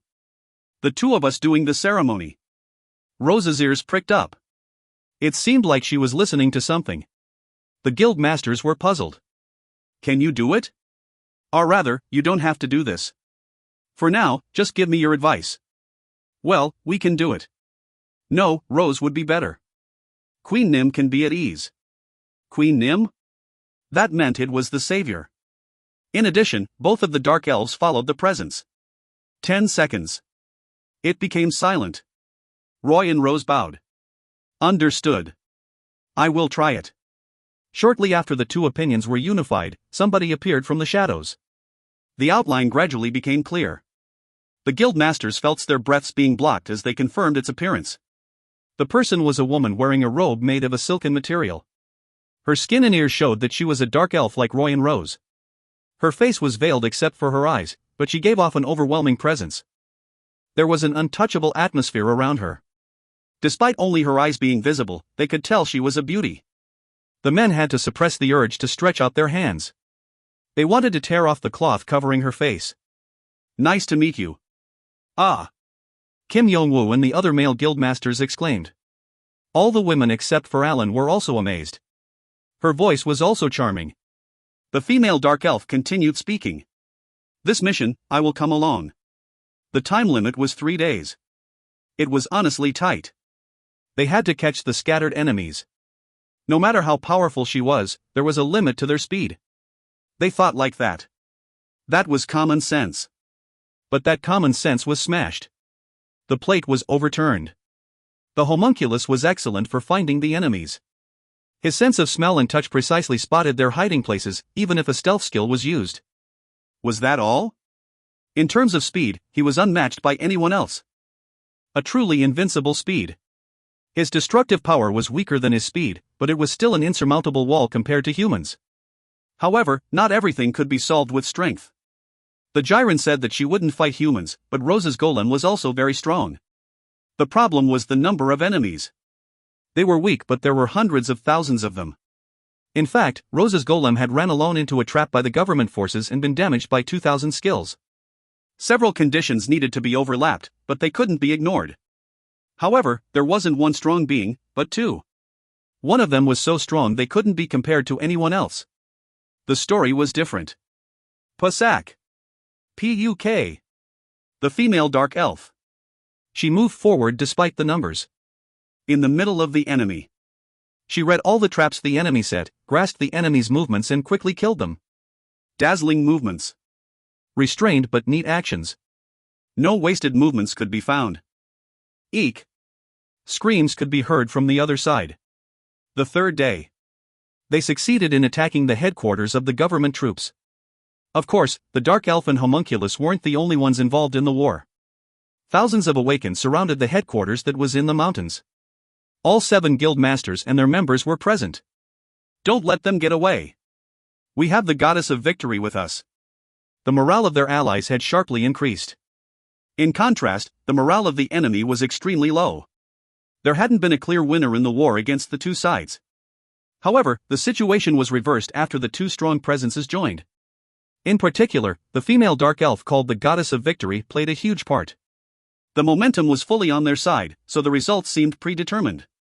The Trees of Life and Death. They were an accidental product of the Tree of Origins upgrade. Yi hadn't reported it to me, but the fire spirits found them because of the color. Fire 1, Fire 2 and Fire 3 were tired of Yi's tyranny and told Ray and Sarah. In the end, Yi was forced to hand the 2 seeds over to me. No matter how much her rating increased, Yi was still Yi. It didn't seem like she would ever change. Either way, it will be difficult to plant them in the dungeon. The Trees of Life and Death attracted creatures while growing. It maximized their aggressive tendencies. They would move instinctively and ignore my commands. Therefore, the dungeon was unsuitable for planting the seeds. It is ideal for promoting the growth of humans. I sat in front of the dungeon core. There were conditions to grow both trees. The Tree of Life grew every time there was a birth near it, and the Tree of Death grew when there was death nearby. And when both trees grew, they would awaken the surrounding species. For example, in the case of humans, there would be a higher percentage of awakened appearing. What if this was applied to the creatures? It was possible, but humans are different from creatures. The creatures weren't significantly better than the awakened. In contrast, humans had huge possibilities. This difference was large. In addition, there was a high probability that the dungeon would be a mess if 2 trees were growing inside it. It would be better to assign the trees to promote human growth. There will be many benefits if there is a high ratio of awakened. First of all, there was a need for the humans in South Korea to grow quickly. Quickening period. The time for change. I could deal with one faction, but there was a limit if another one joined. Humans would become helpful at that time. They should be helpful. That's why I was making this move. Humans. Do not disappoint me.